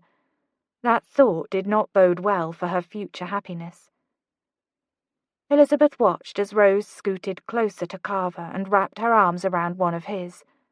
Perhaps it won't be so bad. He lifted a brow and looked down at her. "No?" A flirtatious smile played on Rose's lips. "I'll be coming with you." That smile only grew, and Carver leaned down as if he were going to kiss Rose. Elizabeth groaned loudly, forcing them both to look at her with lifted brows. "I swear to you, if I have to endure an entire carriage ride to Addington Hall, listening to you two acting like this—" She gestured wildly in the air toward them. "I will ride my own horse outside the carriage and scandalize everyone who passes by." Carver just raised his brow again. "That actually sounds rather tempting." Rose shoved him in the ribs, and he winced with a smile. "Fine. I shall refrain from kissing my wife in your presence." "Thank you for your sacrifice," said Elizabeth. "But know that one day you will want to kiss your husband when I am nearby, and you had better believe there is no chance I shall allow it after you have forced my own restraint." It was meant to make her laugh, but instead, dread settled in her stomach. If she married Lord Hastings, she doubted she would ever be filled with that desire. Chapter 25. Oliver's eyes scanned over the letter that had arrived to his flat a moment ago, and it fell out of his hand, fluttering innocently to the floor, as if it didn't contain the heavy information that his father was now dead. Dead. Frank Turner was dead. His hateful father was gone from the world, and had taken with him any chance of reconciliation or forgiveness. A sick feeling formed in his stomach. Should he have gone to see him after the first letter had arrived? He honestly didn't know how to feel at that moment. Oliver couldn't say he loved his father. It was difficult to love a man who had instilled such fear and pain in him for so long. But still, he felt sad. Not knowing what to do with those emotions, or the multitude of other feelings swirling around his head and heart that week, Oliver pulled on his jacket and left his flat. Who he needed just then was Elizabeth, the one person in the world who truly knew what Frank Turner had been to him. But no, he couldn't go to her. She was moving on to Hastings, and he had to let her go. She would belong to the Viscount soon, and that meant they could no longer continue on as they had previously. Oliver's feet stopped outside of Kensworth House. He knocked on the door and silently prayed that Elizabeth was not at home. The door opened, and, expecting to see the disapproving face of Jeffers, Oliver was taken aback to find a new face on the other side of it. "Who are you?" Oliver asked. The younger man stood a little taller. "Norton, sir. May I help you with something?" Oliver shifted on his feet. "Where's Jeffers?" Although he had never liked the man, it felt wrong for him not to be there that day. It felt as if the world was turning upside down, and he couldn't do anything to stop it. "Jeffers is taking a holiday to visit his family, sir. I am filling his position until he returns." Oliver did something he never imagined himself doing at the words, "until he returns," concerning Jeffers. He sighed with relief. Not everything was changing. Norton showed Oliver into Kensworth's study, where he found his friend examining a bookshelf on the far end of the room. "Finally, trying to sharpen your mind?" Oliver asked when he stepped in the room. "I hate to disappoint you, but I'm afraid it's too late for your improvement." Kensworth turned around with a smirk. "In a lovely mood today, I see. Have I done something to put myself in your black books? Shall I send flowers or sweets to revive your affection?" Oliver sank into a nearby chair. "Brandy. My father died." He watched his friend's smile fall just as he had suspected it would. "Blast," said Kensworth, running a hand through his hair and moving to the beverage cart. "I had no idea." Oliver smiled a little. "No, I didn't suspect you would, since I only just found out myself." Kensworth finished filling the glass of brandy and came to take the chair near Oliver. "But we are like brothers. Shouldn't I have felt that something was wrong when I woke up this morning?" Oliver chuckled, knowing that Kensworth was not joking. "What sort of something? A nagging deep in your soul, or as if your eggs simply did not taste as wonderful as usual?" "Undoubtedly a nagging deep in my soul. I still swear the time you returned to school with a broken arm, mine ached for weeks," said Kensworth with a smile. Oliver never told anyone that he hadn't broken his arm from falling out of the tree, like he had claimed. Like all of the other accidental cuts, bruises, and mishaps, his father had been the author of that break. But he wasn't alive to cause such pain any more. "Only because you were jealous of the attention my injury was gaining me. I still think I would have looked better in a sling than you," said Kensworth. Oliver should have laughed, but he didn't feel like it. He looked down and swirled his glass of brandy, lost in memories, heartbreaking and unwanted. "What can I say to help?" Kensworth added. "You could get Elizabeth. She would know what to say." "Nothing." Oliver rubbed at tightness in his chest. "Do you regret not going to see him?" asked Kensworth. Oliver shrugged, staring at the amber liquid. "Perhaps. Or no, I don't think so. It wouldn't have changed anything between us." "I see." Kensworth fell quiet again. both men content to remain silent with their drinks for a time. "I think I know what you need," said Kensworth, finally breaking the silence. Oliver looked up, knowing that feeling helpless was probably killing his friend. "And what would that be? To go visit your home? Pembroke?" No, that's definitely not what he needed. He had planned to write to his father's solicitor and demand that the cursed house be sold immediately. Oliver never wished to step through the front door of his childhood home again. "Definitely not." The wake and funeral were set to take place in the next few days, and Oliver had already decided he would not go. "Hear me out," said Kensworth, leaning forward in his seat. "You never got the chance to say a final farewell to your father, so it probably feels as if he's not really gone. But if you go, and see for yourself, you will get the closure you need. Trust me. I wish I had faced my grief sooner than I did, rather than simply trying to push it away." But this was much different than Kensworth not being willing to face his fiancée's death. He was talking about a man who had caused Oliver nothing but a lifetime's worth of emotional and physical scars. The man who had made Oliver feel so little and unsure that he couldn't even allow himself to pursue the woman he loved. No, this was different than needing closure. This was different than never being able to admit to himself that his father was dead. If he were being honest, he mostly felt relieved that his father could no longer plague him, and that made him feel so utterly guilty and unchristian. "I'm not going back to Pembroke, but no." Kensworth shut his mouth and nodded. He sank back against his chair. "All right, I won't force you. I just thought it might also be a good excuse for you to help me keep tabs on Hastings." But that caught Oliver's attention. He narrowed his eyes. "How?" Kensworth tipped one of his big shoulders, looking stupidly innocent, even though Oliver knew very well that whatever he was about to say was premeditated. "Did you not know that Hastings' estate is very near Pembroke?" No, he did not. "How near?"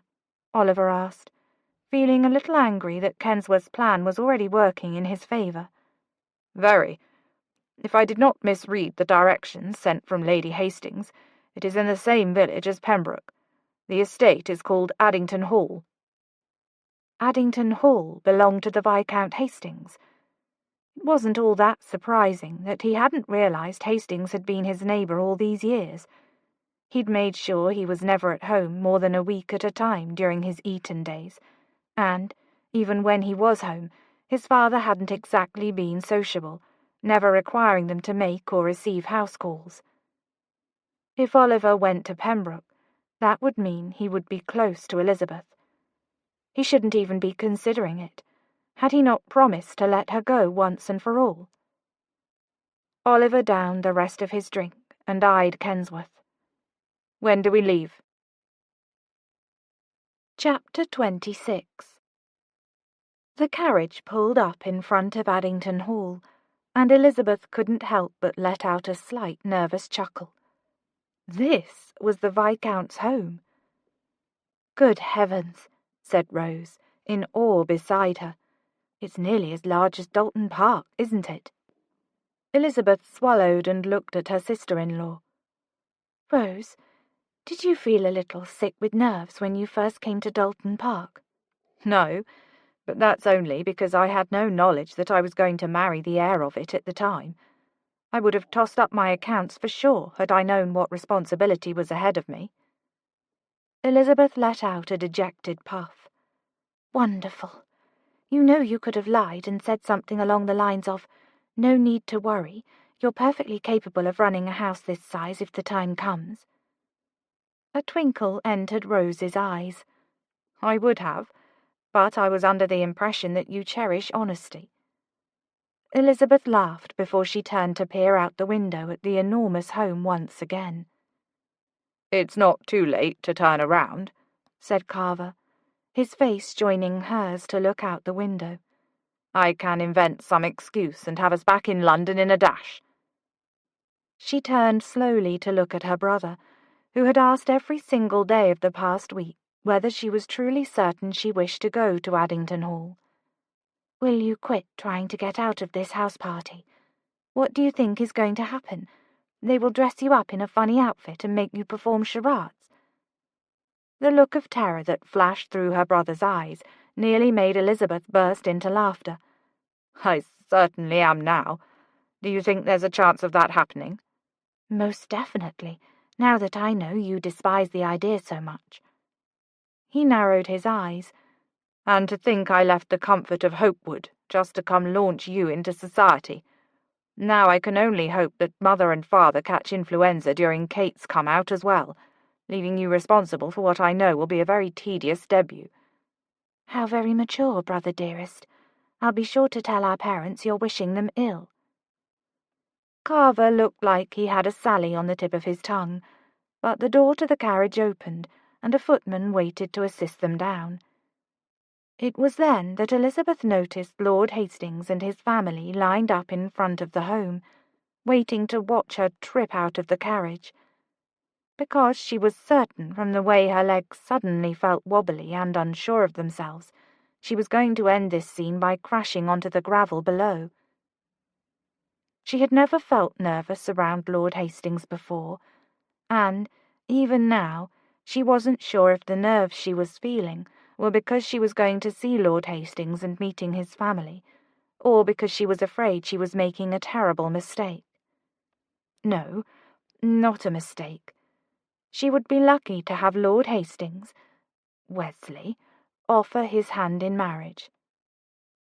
"Lady Elizabeth," said Lord Hastings, after Elizabeth had exited the carriage, and miraculously managed to not fall on her face. His smile was different from any Elizabeth had ever seen before on his face. It was unrestrained and genuinely excited. It gave her a flicker of hope. "I trust you had a pleasant journey." Well, if he thought that trying to avoid catching glimpses of one's brother making inappropriate eyes at his new bride for several hours was pleasant, then, yes, it had been extremely pleasant. It was a lovely journey. Perhaps one day she would feel comfortable enough with him to tell him what was really in her thoughts, instead of just polite answers. "I'm glad to hear it." He continued to exchange pleasantries with Carver and Rose, and then his eyes were back on her, and she was painfully aware of his family watching from only a few paces away. He noticed Elizabeth's glance their way and grinned. "Allow me to introduce all of you to my family." He leaned in slightly toward Elizabeth, so that only she could hear him.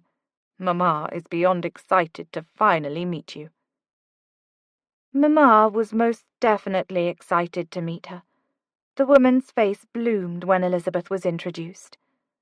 Lady Hastings' already rosy cheeks turned 2 shades deeper with excitement as she began lavishing compliment after compliment on Elizabeth.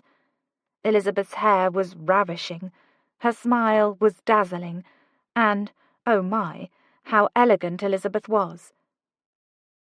Elizabeth had been expecting the stoic Lord Hastings' mother to be very like him in temperament. She could not have been more wrong.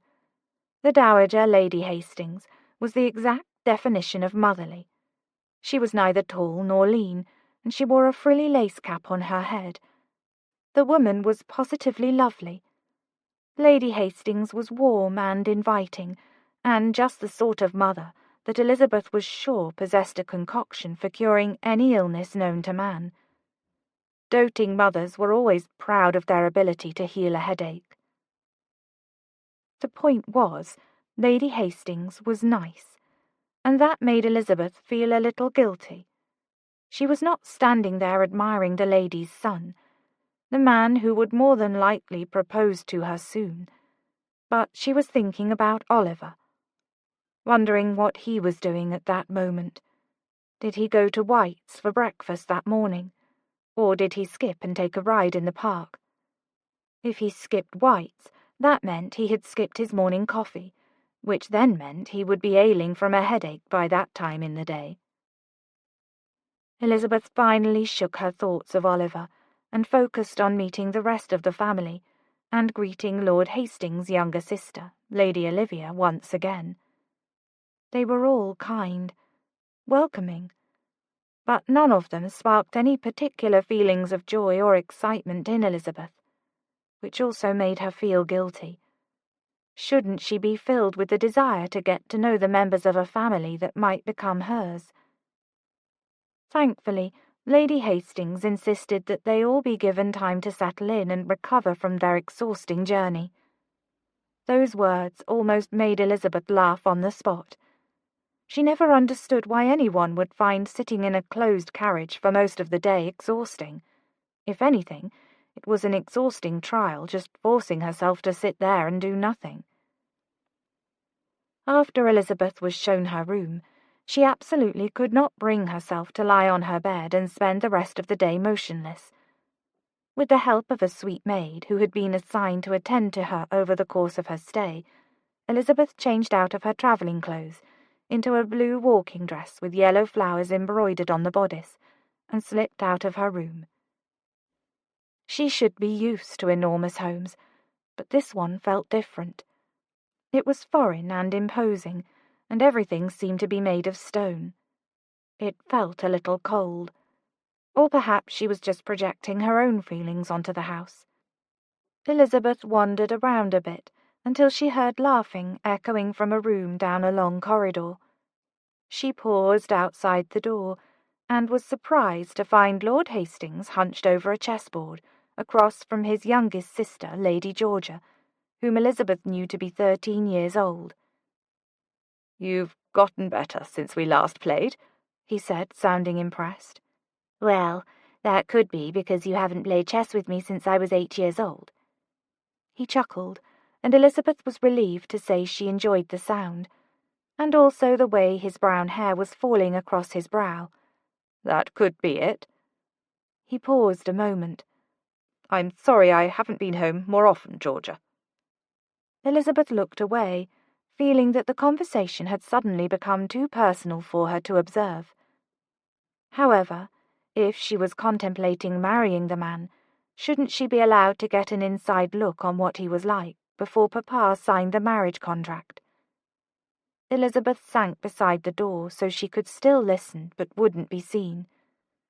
Eavesdropping was a slightly unsavory thing to do, but apparently she was getting a lot of practice, and had perhaps become good at it. She would deal with the guilt later. "I'm sorry for that, too.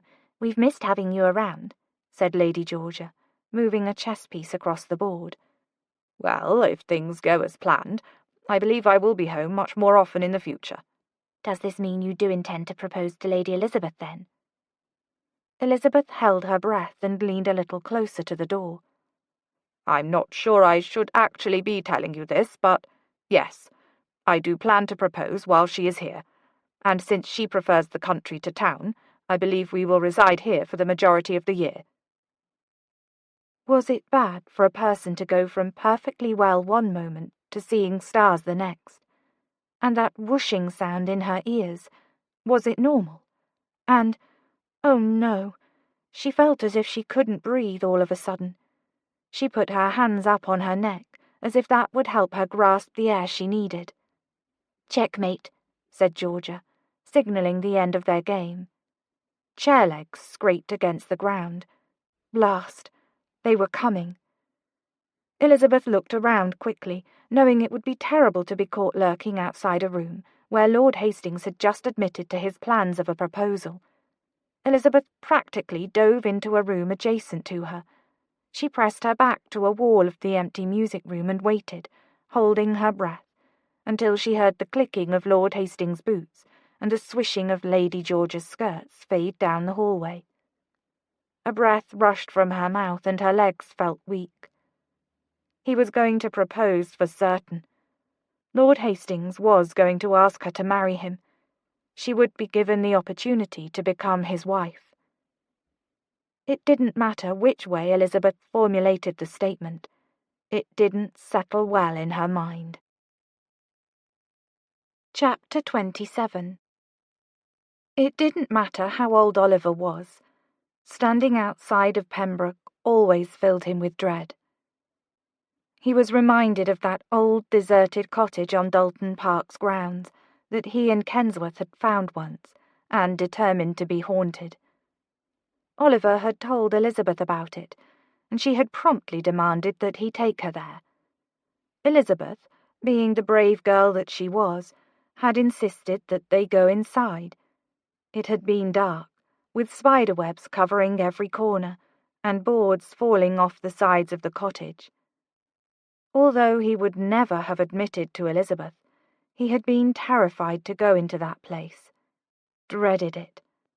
But Elizabeth had given him a mischievous smile and said that if it was haunted, she simply must go inside, because she'd always wanted to meet a ghost.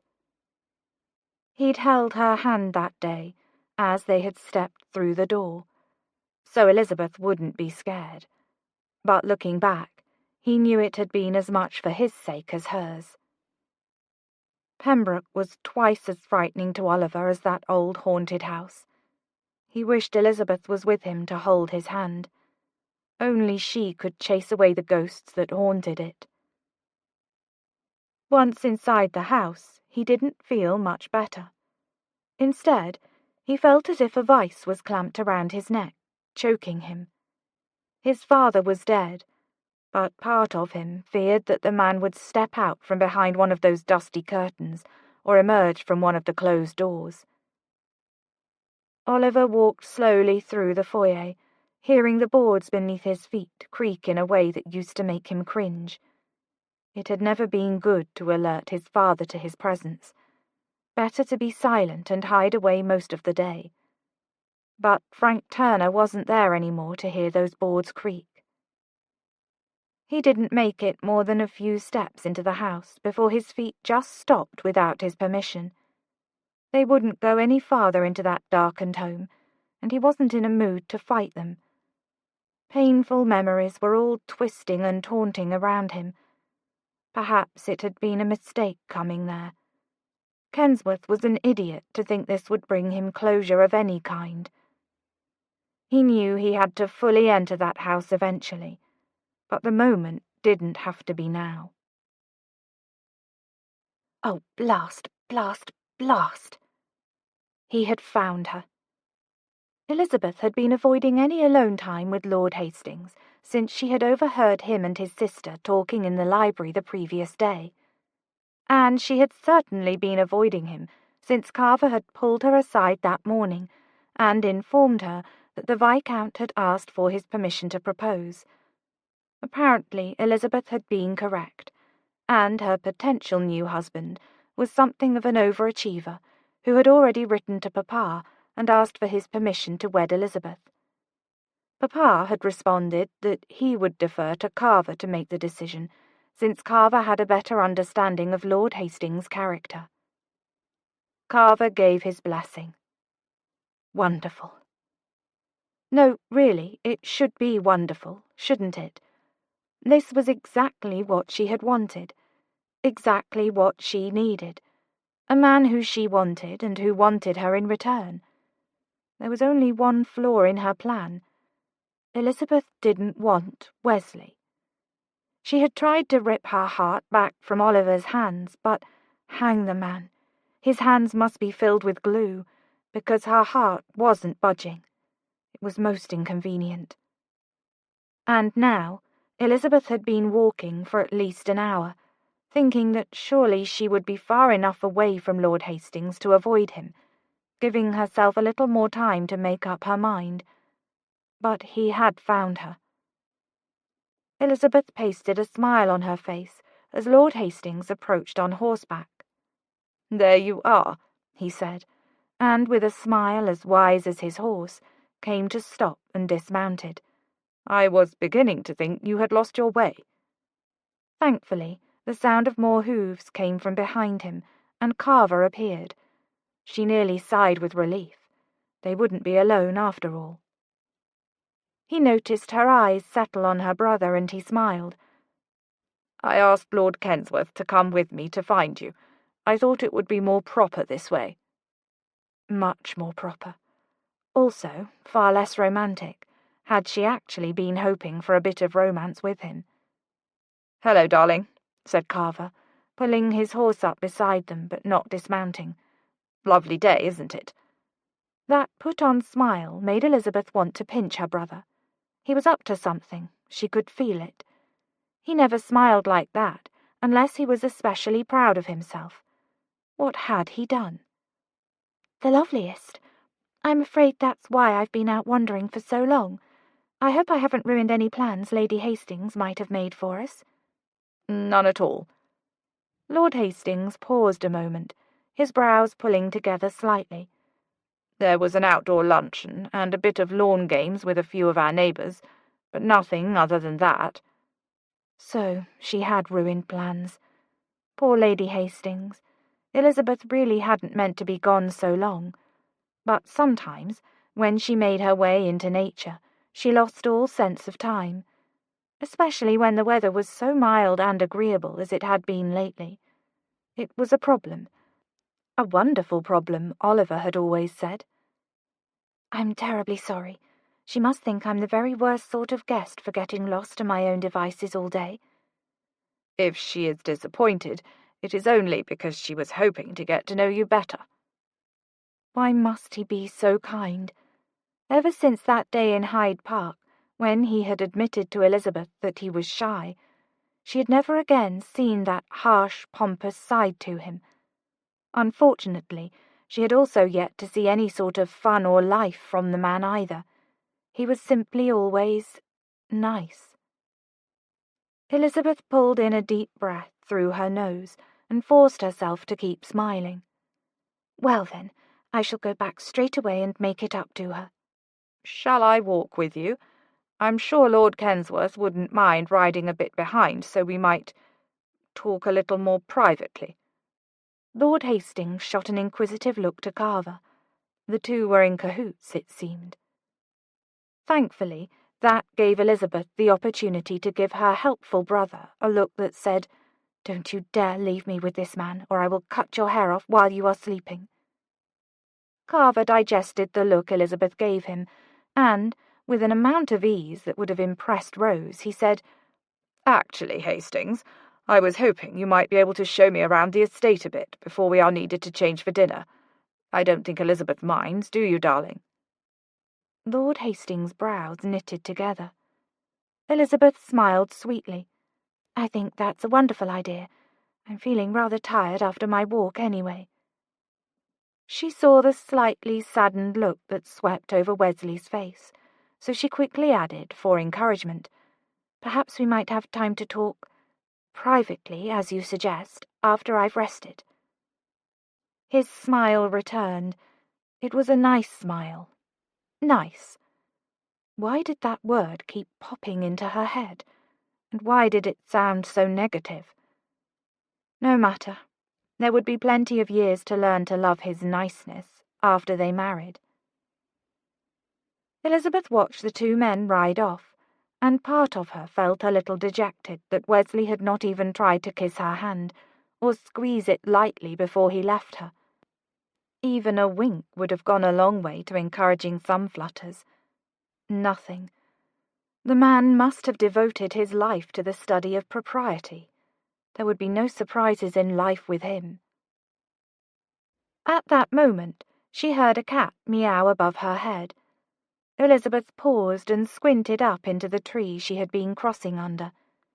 There was an adorable little kitten perched on a high branch, sending out cries of help.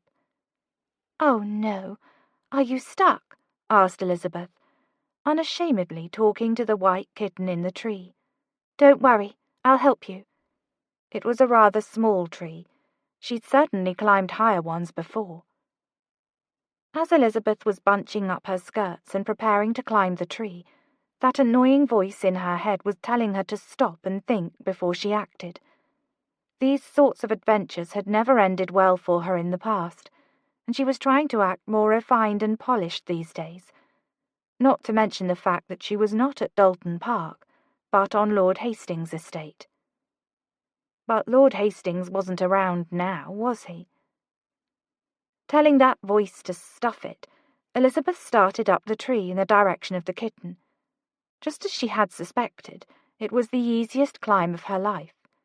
She was on the branch just under the kitten. It would be easy to reach up and retrieve the animal if her stupid bonnet wasn't so large, obstructing her vision. Elizabeth untied it and tossed it off, relishing the freedom of that small act. Reaching up, she took the kitten gently in her arms and began to climb down. When she had almost reached the lowest branch, the kitten jumped from her arms to the ground and darted off. Elizabeth gave a mock scoff.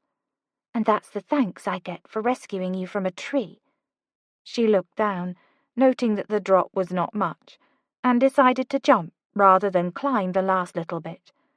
But, just as always in her life, there was a slight hitch.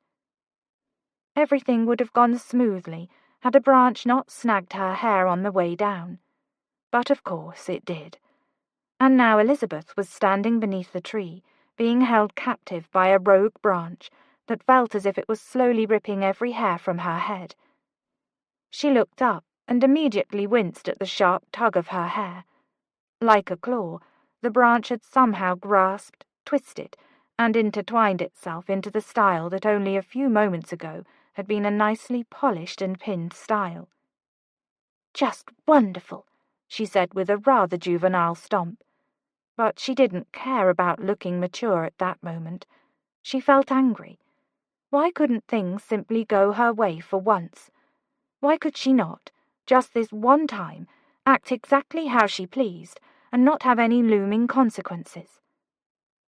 Elizabeth reached up, careful to not tilt her head again, lest she be further punished by that cursed branch. Her fingers stilled when she heard the approaching sound of hooves again. No, he's back. Could this day get any worse? Lord Hastings was going to ride up and see her tangled in this vindictive branch and ask how the situation came about. She was going to have to tell him the truth, and would bet a pony he wasn't going to like it. She sighed, preparing herself for her fate as the horse stopped and she heard the sound of Wesley dismount and chuckle. Wait, that wasn't Wesley's chuckle. That wonderful sound belonged to— "Do I even want to know, Lizzie? How the devil do you always manage to get your hair tangled up in shrubbery?" asked her best friend in the world as he approached her from behind. Her eyes widened and her breath caught in her chest. The sound of his voice washed over her, making chill bumps fly across her skin. She tried to whip around to see him, but the branch said no. She hissed at the pain stinging her scalp. "No, don't move." Oliver came into the periphery of her vision.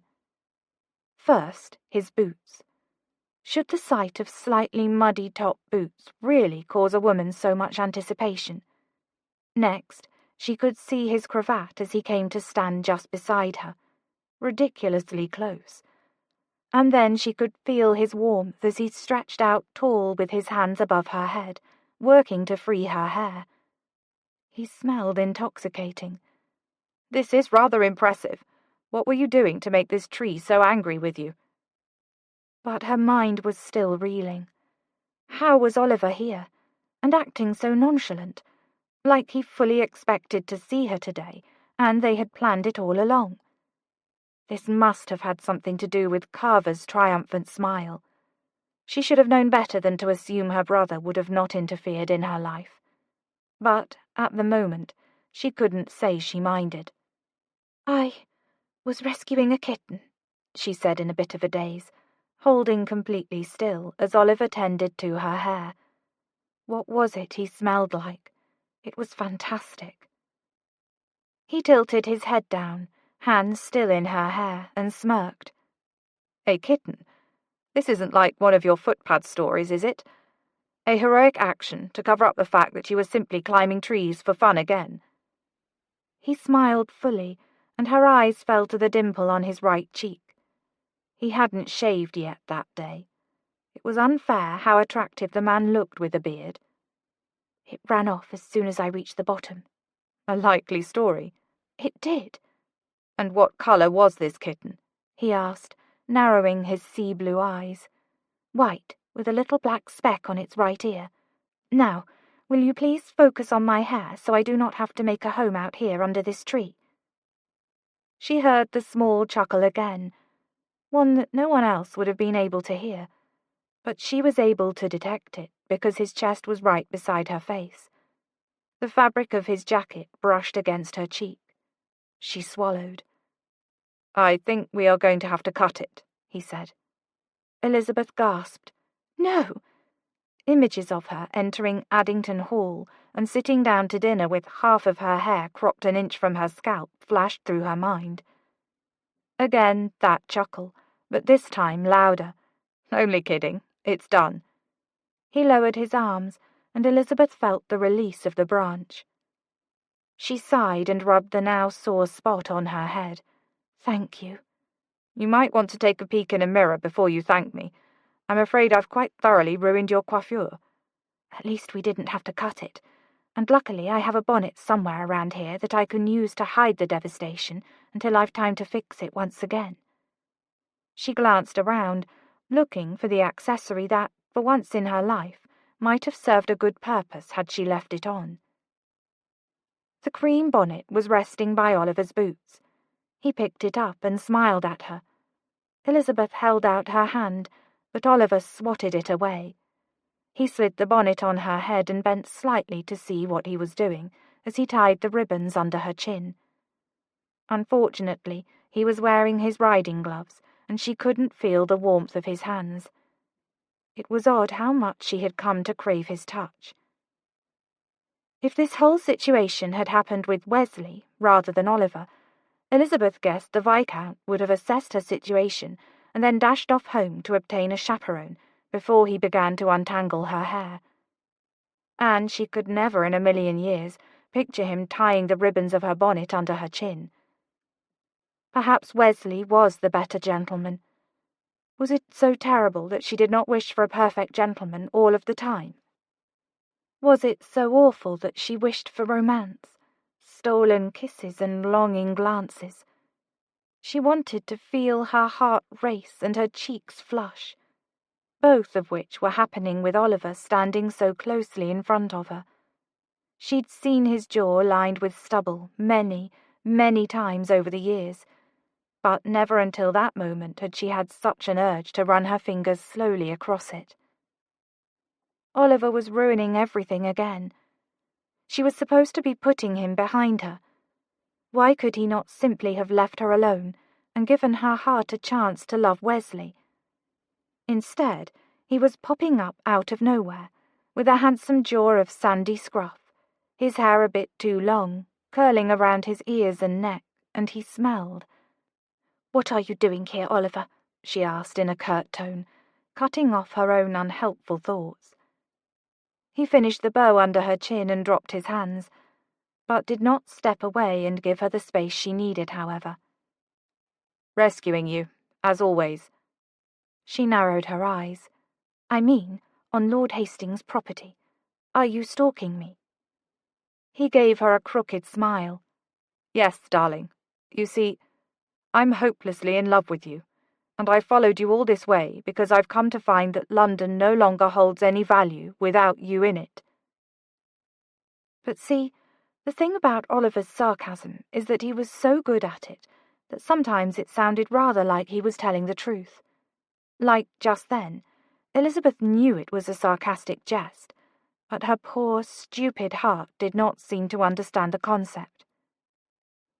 She held his gaze for a few breathless moments, not daring to say anything, lest something horribly wrong and vulnerable fell out of her mouth. "Well," he finally said, breaking first, "those reasons, and because my father died." Elizabeth sucked in an audible breath. "When?" "Last week." "Last week? So long ago. Why didn't you tell me?" It hurt that he hadn't informed her. No one had.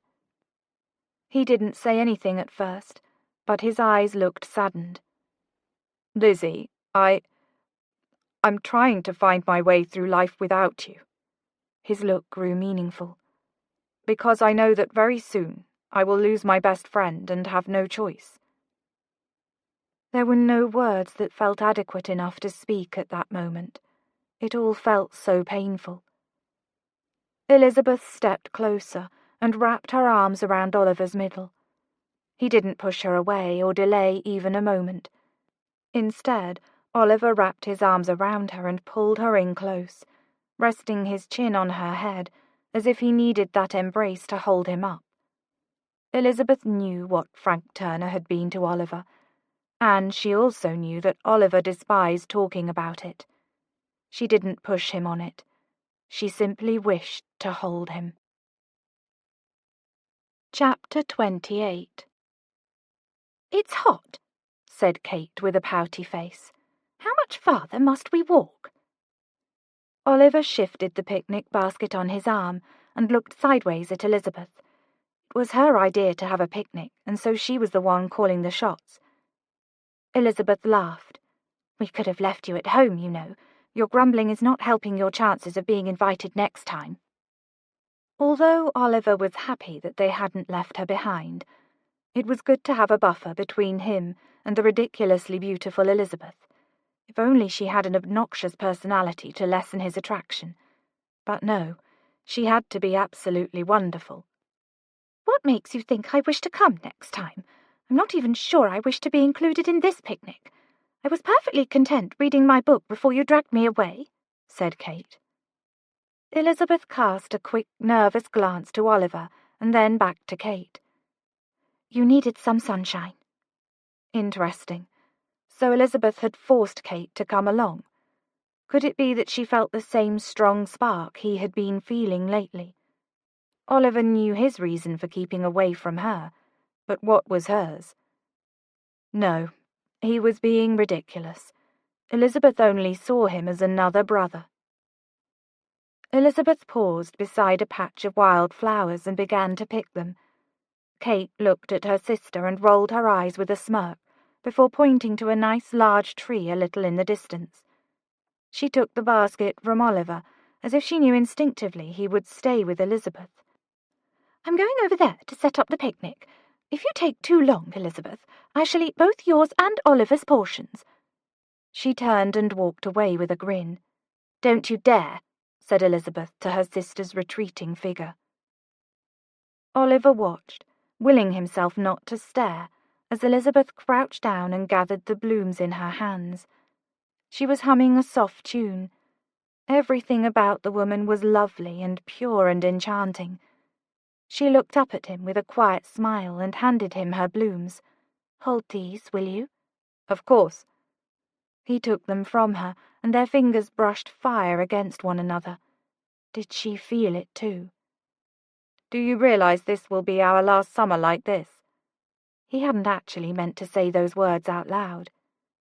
Elizabeth stood and brushed her hands against her skirts, her eyes sparkling with the light of the sun. Like what, exactly?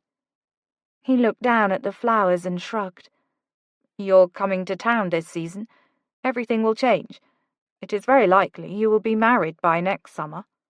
"You have more faith in my success than I do," she said on a small laugh. He didn't feel like smiling. "I'm certain of it." Their gazes fixed on each other. The air felt heavy and thick with feeling. Was he the only one fighting this attraction? Oliver had been both anticipating and dreading this last summer with Elizabeth. He fully intended to spend as much of it as was possible with her. It was selfish, but he wanted to steal as many memories with the woman as he could, before he would have to let her go to another man. He would take those memories and hold them close to his heart for as long as he lived. It was all he could have of her, and he would take all that he could carry. Elizabeth must have felt something, most likely the fear of losing their strong friendship, because her eyes glistened with moisture. She blinked quickly and looked away. When her face turned back, her sadness had vanished and her eyes spoke of mischief. "The summer is not over yet. Let's have a race," she said. Oliver smiled. "Where to?" "To the tree where Kate is waiting." "Very well. Winner gets to eat the loser's dessert tonight." Elizabeth laughed. "What is it with you and desserts?" I know, it's becoming a problem, isn't it? She bumped his shoulder. Only if you continue to take mine. Well then, you must learn to run faster. Elizabeth looked up from her lashes, a wicked grin on her pink lips, and then her eyes dropped to his boots. You must tie the laces of your boot before the race. What? He frowned and looked down before realizing it was a trick. In fact, it was the oldest trick in the book, and he had fallen for it. His boots did not even have laces. Oliver looked back up to see Elizabeth sprinting off, skirts gathered in her hands, laughing like a villain. He took off behind her, catching her quickly and grabbing her hand to try to slow her down.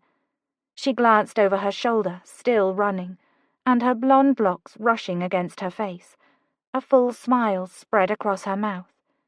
They were both laughing as he tugged on her hand a little harder to slow her down. "Let go," she said, trying to rip her hand free.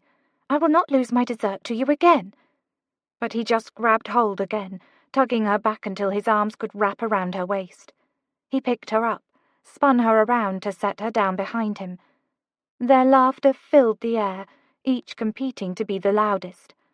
Oliver tried to make a break for the tree, but this time Elizabeth caught his arm and tugged him back forcefully. They both stumbled over each other and fell to the ground, laughing like children. "You cheat," he said, laughing and lying on his back to catch his breath. He looked over to Elizabeth, who was lying beside him, also trying to catch her breath between laughs. He smiled and held the bouquet he had been holding toward her. She took the flowers and smelled them, looking as joyful and content as he felt. "You're just as big a cheat as I am," she said. "You're not wrong." They had both cheated at games since they were young. Even now, spending time with her in this familiar way felt a little like cheating. Their laughter eventually died out, but she seemed just as content to lie there on the grass, staring up at the blue sky as he was. The sun was hot as it blanketed their faces, but he didn't mind. Oliver raised his arm to lay it on the ground above his head. He could feel Elizabeth's hair against his fingers and see her chest rising and falling from the corner of his eye. He could easily imagine spending every day for the rest of his life like this. Elizabeth was the only woman he had ever been able to imagine in his future, the only woman he wanted in his future. To spend the days adventuring, raising children, running across the grounds of their own estate, sounded like a dream. Maybe having her within the walls of his childhood home would even erase some of the painful memories. No, he would never subject her to that life. He was not going to marry Elizabeth Ashburn. He watched her fingers trace the soft petals, mesmerized by her tender movements. "Speaking of town," her voice trailed off. "Were we?" "A moment ago, yes." Her lashes raised to peek at him, looking almost shy. Which unfortunate debutante was able to steal Oliver Turner's attention this past season? She dropped her gaze to the flowers again. He closed his eyes, wishing he could tell her the truth. He wished he could tell her that he had been chasing women for the past few seasons in attempts to shake her from his mind and no other reason. But no one, not one woman, measured up to Elizabeth. It was as if she were painted in bright colors and everyone else in muted tones. Those words could never be spoken to her. It would cross a line he could never return from. "Miss Surrey was intriguing." Elizabeth smiled, but her grip tightened on the stems of the flowers. What was he supposed to think of that? "Oh? And do you foresee this intrigue lasting?" He rolled his head to look at her. Her sights were fixed on those flowers, which gave him the perfect opportunity to admire the way the sun made her golden blonde hair look like light, sweet, dripping honey. He wanted to run his finger across the freckles on her nose and cheeks. Did she know how beautiful she was? And what was it she had asked him? Oh, yes. Did he see his intrigue in the woman he had only made up a moment ago lasting? "No, I do not. I'm not sure I was made for anything lasting." At least that was the excuse he was using from then on out. She finally removed her gaze from the flowers and rolled her head to look at him. Her eyes perfectly matched the sky above. It was agony having her mouth so close to his that he could feel her breath against his lips, and yet he could not close the space between them. Perhaps, one day, you will find someone who makes the idea more bearable. He already had. Oliver sighed, discreetly feeling the curls lying against his fingers. He wished for time to stop, for the two of them to lie under the summer sun together for the rest of their lives. Kate's voice cut through the air, proving that wishes did not come true. "I was not jesting. I am moments away from eating all of your food." Elizabeth smiled, dimples appearing in her sun-kissed cheeks, before she sat up. He made to follow her, but the next thing he knew, Elizabeth's hand was on his chest and pushing him back down. He only had a moment to relish that action before she sprang from the ground and ran as fast as she could toward the tree, only looking back to yell, "Your dessert is mine, Turner." How had that woman so fully captured his heart? He feared he would never recover. Oliver continued to hold Elizabeth in his arms for several minutes. She made no attempts to step back out of his embrace, and he had no intention of letting her go any time soon. With her near, he felt as if his pain could no longer reach him. "Are you staying at Lord Hastings' house, then?" she asked, her voice muffled by his cravat. "Actually, as it turns out, Lord Hastings and I are something of neighbours. Pembroke is not far from here. I've come to settle my father's estate business." He felt her shoulders stiffen. She pulled back to look at him. Neighbours? Why that word seemed to offend her so much, he didn't know. He nodded, hesitant to confirm it because of the wary look in her eyes. "But that means—" Her voice trailed off, and her expression looked spooked. Elizabeth turned her face away and squinted into the distance, as if seeing something that wasn't there. Finally, she shook her head from whatever painful daydream she seemed to be having. "Never mind." "No, tell me."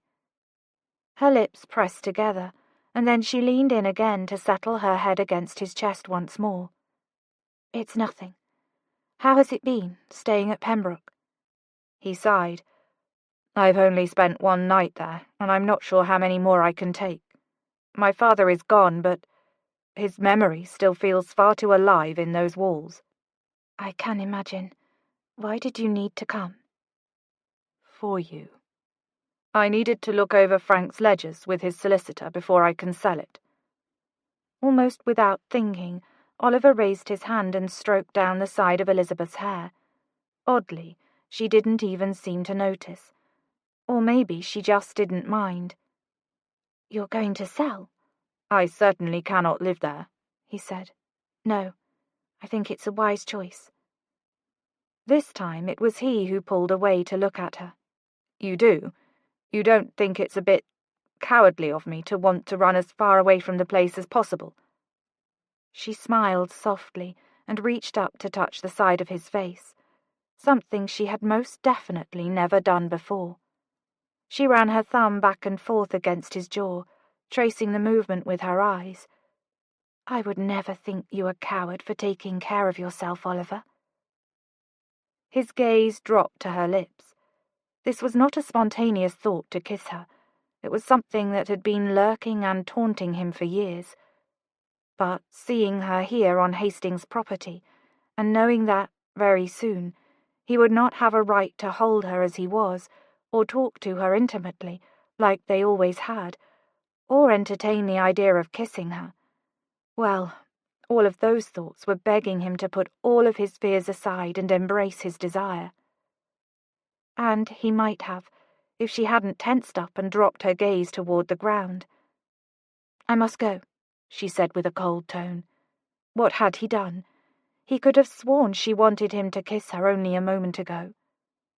Or perhaps she really did have feelings for Hastings. That thought tore at him. Either way, He wouldn't be able to sleep at night, knowing he had upset her. "Lizzie, have I upset you?" "No," she said, pulling out of his arms, and most certainly looking upset.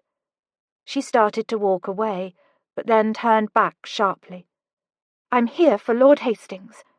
She threw the words at him like a dagger. "I know." Determination hung in her eyes, and her hands were fisted at her sides, gloves straining against the tightness. "He's asked Carver for permission to marry me." Oliver blinked. "I see." "And, you should know, I've made up my mind about it, and I'm going to accept his offer when he proposes." Oliver's legs felt weak. Those words shouldn't have come as such a shock for him. It's what he'd been planning for, and convincing himself was the right thing for her for years. Hastings could love her better than he could, offer her more. But all he could seem to think of was how Hastings didn't know that Elizabeth despised cucumbers, and read romance novels ironically, and sometimes fell asleep outside under a tree on warm days, and would need to be awakened before the sun burned her skin. "If that's what you want." "It is." Then why didn't she look happy? "And this?" She gestured in the air between them. "What we are must change. I have to make room in my life for Wesley." Wesley. Oliver had never hated a name more. "I understand." She rubbed her lips together, blinking as she nodded mutely. They had always known this day would come. Their friendship must change. He found a small comfort in the fact that it was evidently just as difficult for her as it was for him. "Good day, Oliver." She curtsied, turned and began walking away. He watched as she froze again after taking 2 steps.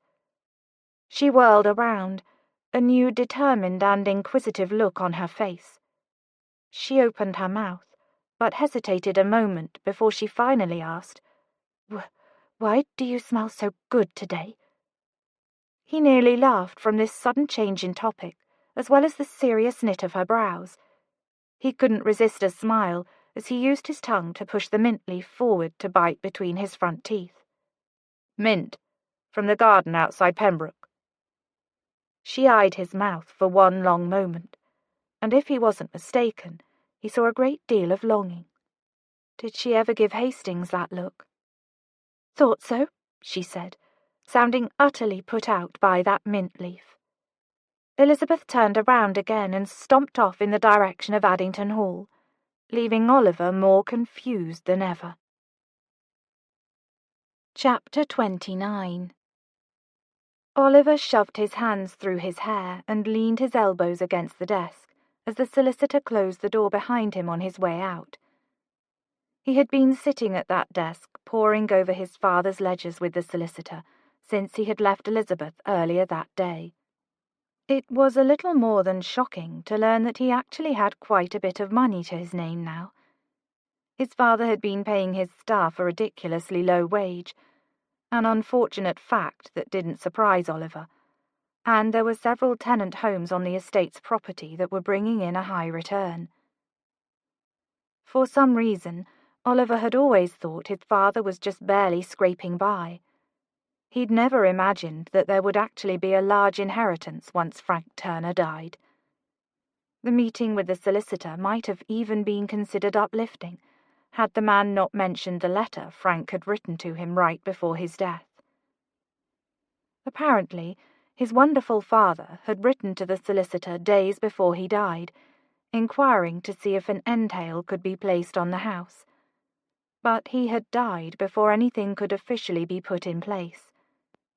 Frank had made it clear that he suspected his greedy son would attempt to sell the house before his body had time to go cold in the grave, and wanted to ensure that it couldn't happen.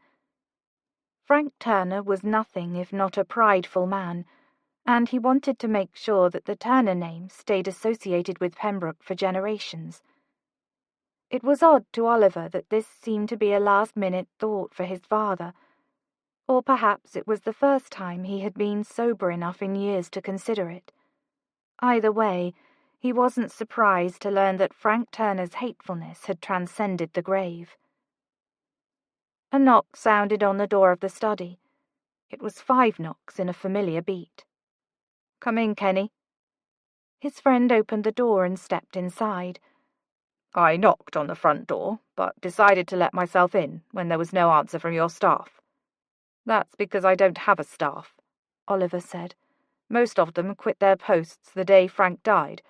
They couldn't get away from this cursed house soon enough." Oliver had hired a maid of all duties and a lad from the village to tend to his horse while he was staying at Pembroke. It hadn't been a problem when he was only planning to stay another day or two. But now... Kensworth cast a glance around the dark, dusty room. Oliver followed his friend's gaze to the paper on the walls that was peeling at the top, and to the chairs that looked as if no one had ever sat in them, despite being decades out of date. A cloud of dust would certainly be released if anyone were to sit on the aged fabric. There was a fire in the grate, not because the temperature was cold, but because he needed something to make him feel comfortable in that house, and the bleak decor just wasn't filling that need. Kensworth leaned against the mantel. "Homey," he said with a smirk. "What are you doing here, Kenny?" Oliver asked, sorting through the papers on his desk and feeling annoyed at every aspect of his life. Apparently, his friend sensed it, because for once he did not try to engage in banter. "I came to tell you that Hastings asked for my blessing to marry Elizabeth." "I know." Kensworth raised a brow. "You do? And how would you know that?" Oliver leaned back in his chair, putting the papers aside for a minute. "I saw Lizzie earlier." "When?" "She was on a walk. Her hair was caught in a tree. And I'm guessing you helped her untangle it." "Yes." "And you two talked?" "Yes." "Alone?" Oliver looked up at Kensworth, leery of the string of questions. "Yes," he admitted slowly. Kensworth crossed his arms and leaned his shoulder against the mantel with a look of boring disinterest. However, it was the nothing in the world could ever affect me sort of look people put on when they are trying very hard to cover up the fact that they are very interested in the answer to whatever they are about to ask. "And did anything fruitful come from this talk?" Oliver narrowed his eyes. "All right, cut line. What is this? What are these questions?" "Nothing." Kensworth looked offended that Oliver would even suspect something, which meant he had ample reason to suspect something. Oliver let his look grow more accusatory, which finally broke his friend down. Kensworth released his arms with a huff. "Fine. I suppose I might have been hoping that you learning of Hastings' intentions would have finally forced you to declare yourself to Elizabeth." Oliver ran a hand over his face. "How many times do I need to tell you that I do not love Elizabeth? It doesn't matter the number. I always know when you're lying. It's plain to see that you love her as much as you love your right hand. She's a part of you. You need her." "I do not need her," Oliver growled out. "And besides, I'm left-handed." "I don't see why you're being so stubborn about this." "It's not stubbornness. I simply do not love Elizabeth." Now Kensworth looked angry. He crossed the room and bent down to rest his large hands on the desk, calloused knuckles on display, levelling Oliver a glare. "Trying to intimidate me, darling? It won't work. I know you adore me," said Oliver, deflecting the tension as best he could. He was taking a page out of Kensworth's own book. His friend didn't smile. "Why are you lying to me? There's more to this, but I haven't figured it out yet." Oliver rolled his eyes and hoped to God Kensworth didn't really see what was going on. "You're trying to see too much into things. Believe it or not, a man and woman may be friends without falling in love." This time, Kensworth let out one short laugh, loud and full. "That's the biggest load of nonsense I've ever heard. Of course a man and woman cannot be close friends without developing feelings. And in yours and Elizabeth's case, falling in love." Oliver's mind grabbed onto one very important word.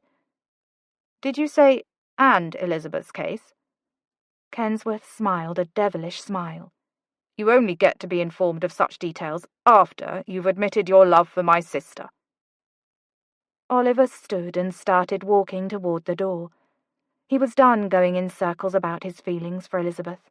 He was planning to show his friend out. But as he passed Kensworth, the man's arm shot out and caught his chest, not letting him take another step. "Why are you hiding your feelings? Why are you playing matchmaker?" The man's persistence was beyond irritating. "Because you are acting a fool, and because I care deeply for you and Elizabeth, and want the best for both of you." Oliver shot his gaze to Kensworth. "If it's the best for both of us that you want, then you will let this go and marry Elizabeth off to Hastings as soon as possible." "Why?" His hand was still on Oliver's chest. "Let me go, Kensworth." "Oh, my whole title. This is serious, isn't it? I'm warning you to let me go. Not until you tell me why you won't admit your feelings for Elizabeth." Something in Oliver snapped. He threw Carver's arm off him and he spun to face him. "Because I will hurt her. My father was an alcoholic as well as abusive, and he hated me more than anything in this world. His blood runs through my veins, and if there is any chance that I will ever be the same father to my children, or hurtful to Elizabeth in any way, I will not take it. Now, I'm begging you to drop your persistence and allow me to let go of her."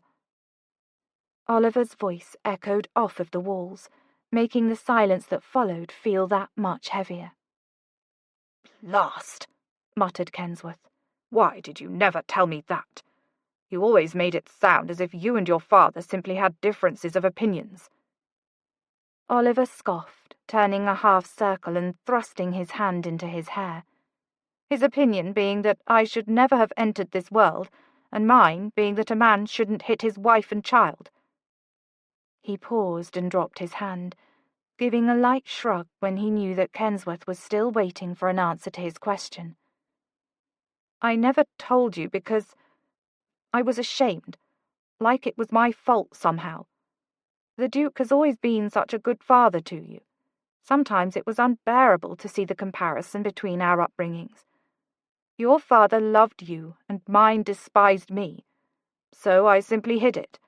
It was far easier to pretend it didn't happen, rather than speak of it." Kensworth pushed out a heavy breath through his nose. "I'm so sorry, Oliver. And here I was, pushing you to return to a place I cannot imagine is very pleasant for you to visit." Oliver breathed. His chest felt a little lighter to finally admit the things he had been hiding. "It's all right. Now I know your whole ploy was simply getting me here so you could play matchmaker." But he instantly regretted bringing the conversation back to Elizabeth. Before Kensworth could open his mouth again, Oliver hurried on. "Besides, although I'm loath to admit it, you were right. It's good I came and faced the demons of this place again, especially since I've decided to live here from now on." "What? Why the devil would you do that?" "To prove Frank Turner wrong. He thought Oliver was a good-for-nothing spendthrift. He was going to make his father roll over in his grave." "The estate is much more profitable than I originally realized. I think it would be a shame to sell it." He looked around the room as if he were envisioning a beautiful home with fresh paint and new paper and curtains, rather than seeing all the corners he used to hide in as a child. "I think I could fix it up and make it livable." "Oh, no." Kensworth was scowling. "That wasn't good." "Livable for you and Elizabeth?" Oliver turned away. "No, Kenny. I already told you.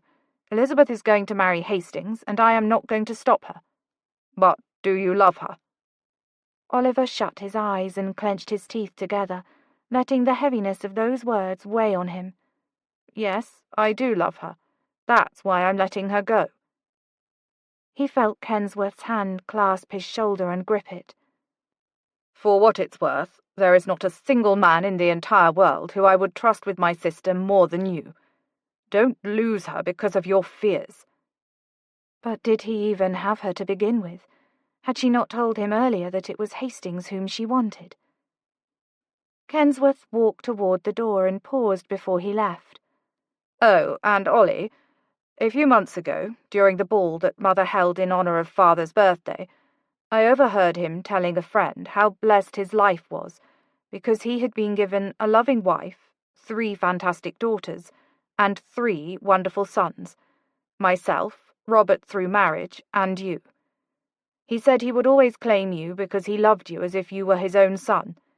So don't think for one moment that Frank Turner is the only father you have had in this world." An uncomfortable sting hit Oliver's eyes. It was completely unacceptable as a man to cry in front of one's friends. Therefore, Oliver choked back his feelings and grimaced. "You do realize that if the Duke is claiming me as a son, that would make Elizabeth my sister. Definitely couldn't shackle myself to her then." Kensworth just shook his head and chuckled before leaving the room. Chapter 30. "You're sure you're all right, dearest?" said Lady Hastings for the second time, since Elizabeth had claimed a headache and the need to go lie down after dinner, rather than participate in a round of charades as the Dowager had suggested. "Oh, quite well, I assure you. I think I simply spent a bit too much time in the sun today. I shall be well tomorrow."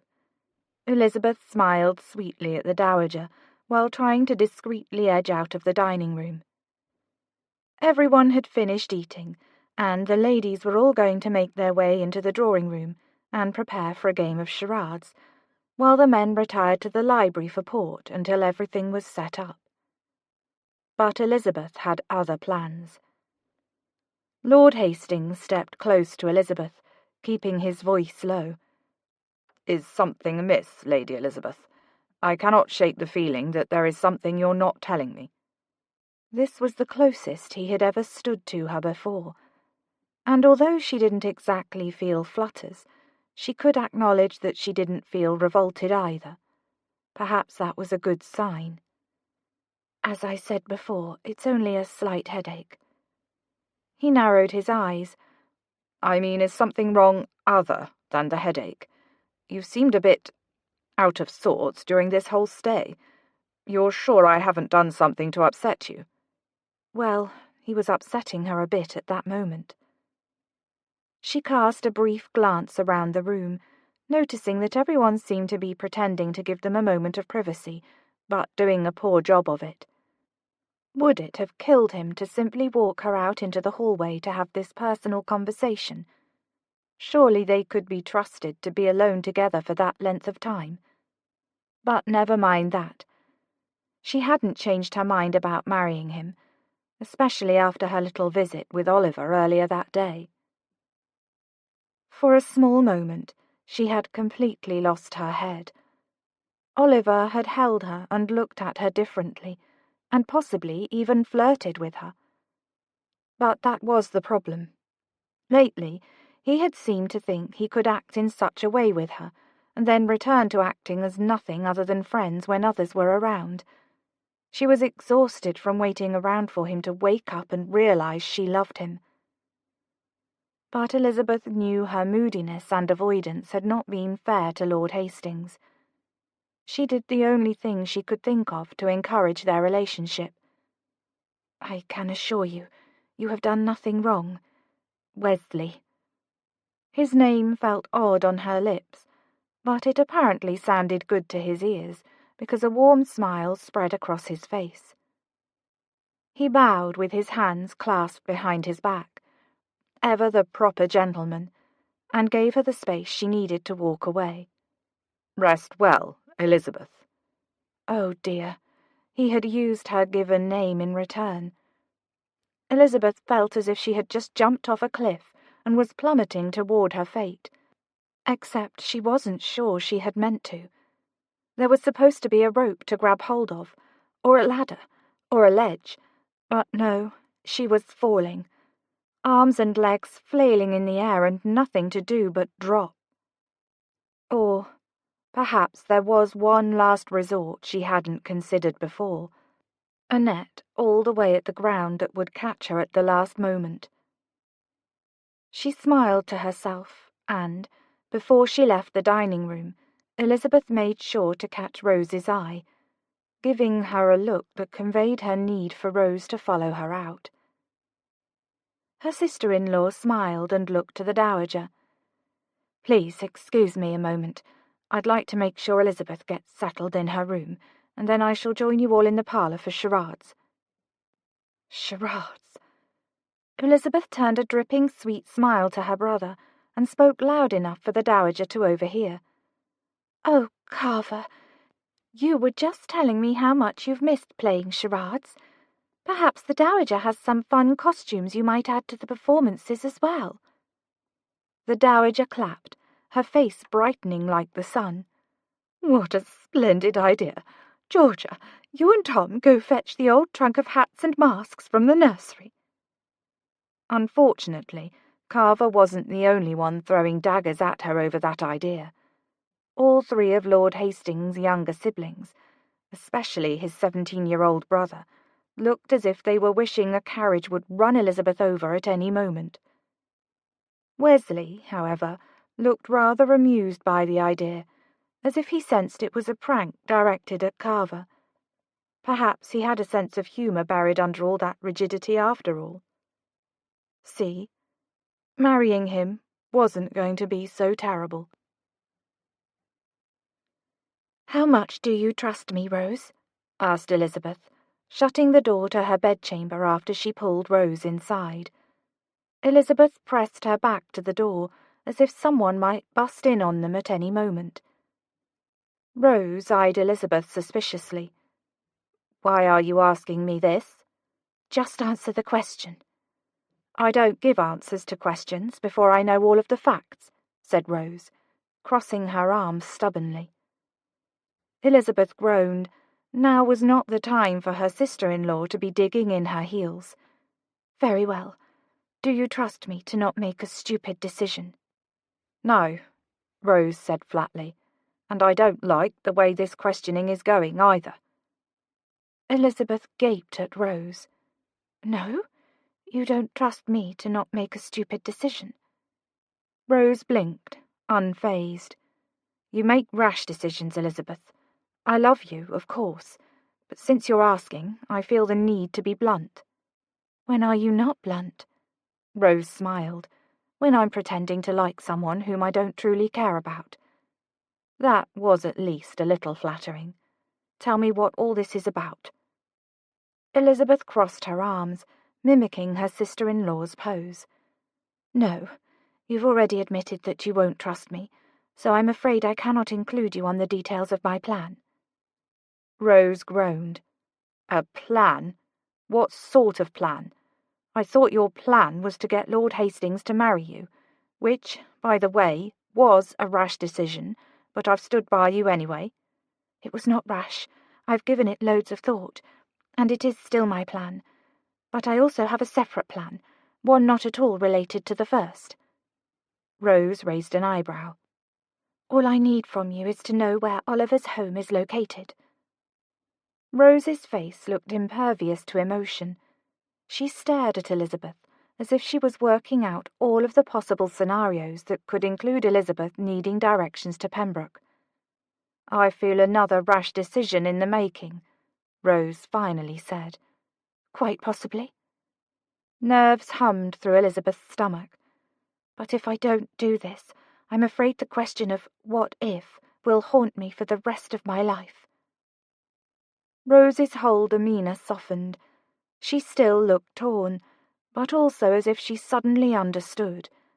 And since Rose had been begging Elizabeth to tell Oliver of her feelings since the beginning, she figured her sister-in-law would be willing to help. She was right. "It just so happens that your brother went to visit Pembroke earlier, and he told me how to get there, in the event there was an emergency while he was gone." Elizabeth smiled, her nerves taking flight in her stomach again. "Truly? And you'll tell me where it is?" Rose nodded and smiled. "But I don't wish to know anything else about what you're planning. I'd like to be completely ignorant to the whole scheme, in case you bungle it and blame gets tossed in my lap. Deal."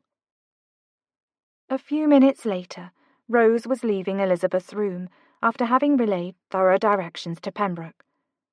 Elizabeth watched as Rose disappeared down the long hallway, and then she waited, listening for any other approaching footsteps, before she left her room and headed in the direction of the family's wing of bedchambers.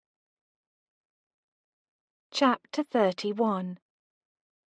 Oliver had just settled into a chair and extended his boots toward the warmth when he heard a rider approaching the house. He glanced at the clock on the mantel and saw that it was after 11, much too late for a casual visit. His heart picked up speed, thinking that it might be Kensworth coming to inform him that someone had died. Or worse, that Elizabeth was engaged. He shot from his chair and peered out the window. Oh, not Kensworth. There was a young man dismounting from a horse and tying it up to the post outside the house. Oliver wasn't sure whether that sight was supposed to make him more or less anxious. Oliver opened the front door of the home and called out a quick, hesitant greeting, waiting for the young man to climb the steps. When he reached the top, the gangly young buck peeked up from under his hat. Oliver blinked rapidly at the blue eyes, as incandescent as illuminated sapphires, staring back at him. "Elizabeth?" he asked in a loud whisper. She grinned. "Dashing fellow, aren't I?" Without saying another word, Oliver took hold of Elizabeth's elbow and guided her quickly into the study. He shut the door behind them, his hand on the knob and his back to the door, fearful that his maid might discover Elizabeth and think...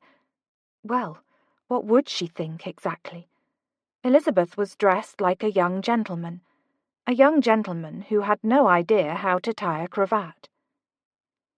Her hair was tucked up inside the hat on her head, and the jacket she wore looked a little too big for her shoulders.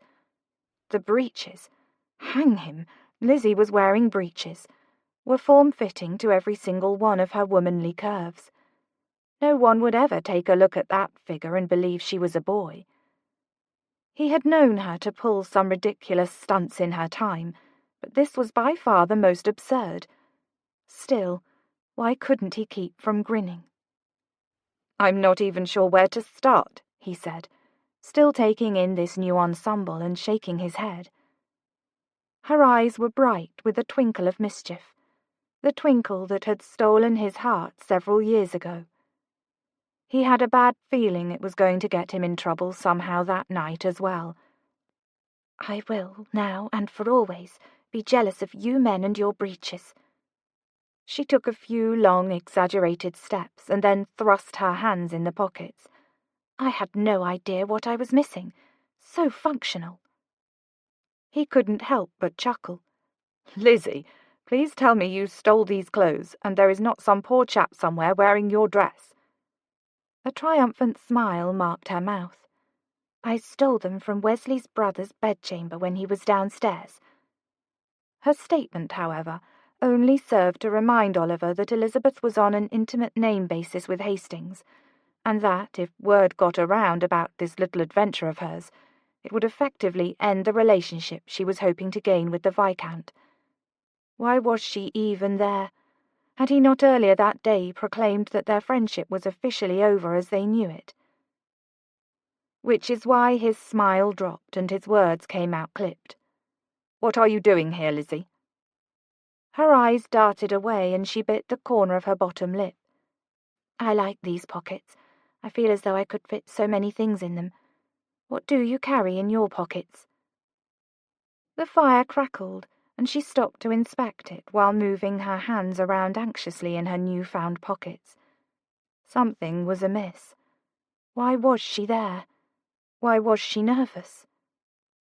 "Did something happen with Hastings?" he asked, jumping to conclusions and already mentally running the man through if he had hurt Elizabeth in any way.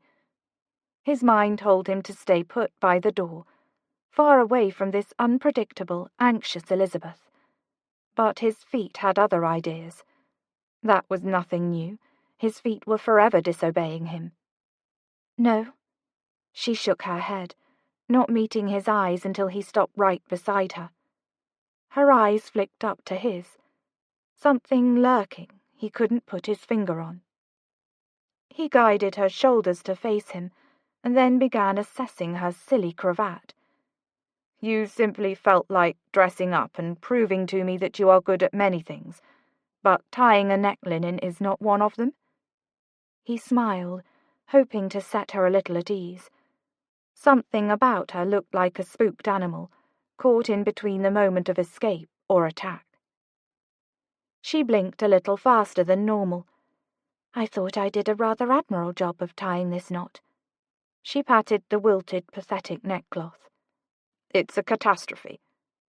He should be prodding her for answers. No, he should be telling her to leave. "Here." He untied it and began forming a new knot, never thinking the action was too intimate until he heard Elizabeth's breath tremble. His eyes moved up to meet hers and found her staring at him in a way that ignited a fierce desire in his chest, one he'd been smothering and holding dormant for so long. He was losing the fight. "Why are you here, Lizzie?" he asked again, his fingers stilled against the cream fabric at her neck. She seemed frozen. "I'll ask you again. Did something happen with Lord Hastings?" "No, but something will soon." His brows drew together. "What exactly do you mean by that?" Clearly they did not share the same understanding of the word something. A shaky breath fell from her parted lips. "He's going to propose tomorrow. There's no doubt in my mind, and—" There was so much tension built up around Elizabeth. It was getting to Oliver too, making him feel as jumpy as she looked. "After he proposes, he will kiss me. I've never been kissed before." "And?" he managed to mutter, despite the fact that all of the air had been snatched from the room.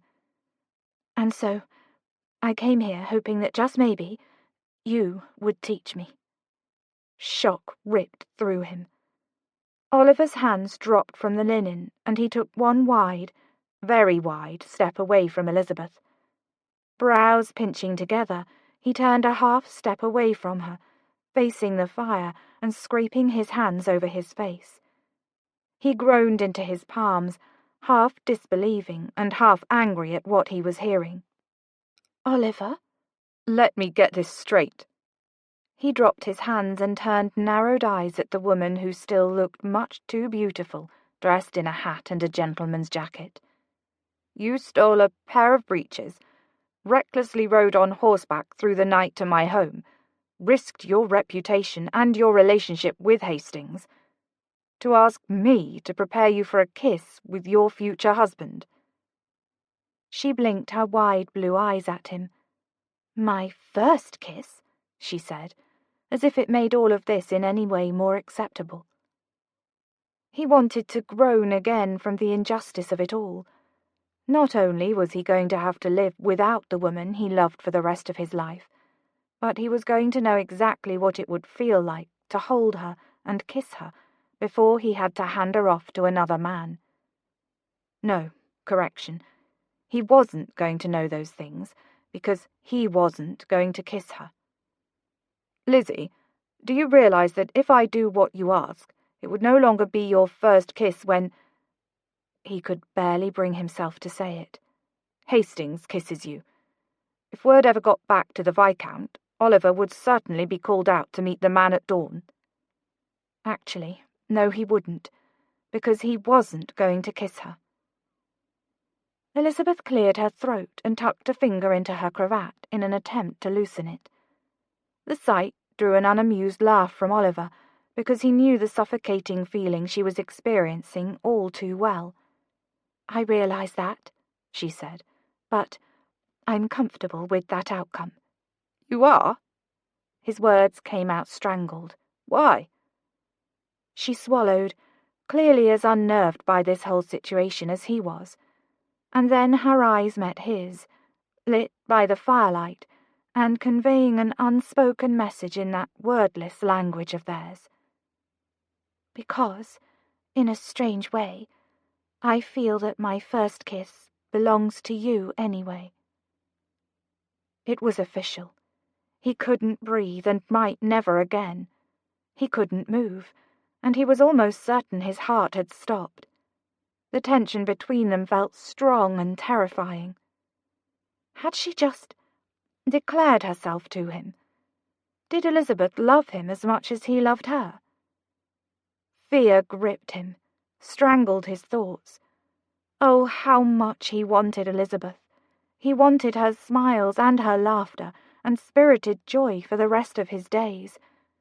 But so much of him was terrified that one day he would snap. One day he would break, and he would wake up with the same temper his father had, that he would be every bit as worthless as Frank Turner. Elizabeth, I don't think I can do this for you. He watched her eyes close, pressing shut against his rejection. She deserved to know that he wasn't rejecting her, but himself. But he knew that if he told her the truth, she would deny it. She would believe in his goodness of character, as she always did, and convince him of something that could be harmful to her in the end. He wouldn't do that. Her eyes shot open again, an angry blue fire glowing within them. Fine. She thrust her hands in her pockets, as if she had been doing it her whole life. She jerked her shoulders up and down in a violent shrug. If you're not up to the task, then just forget it. I thought you were supposed to be the most fantastic kisser in London, but I suppose I was mistaken.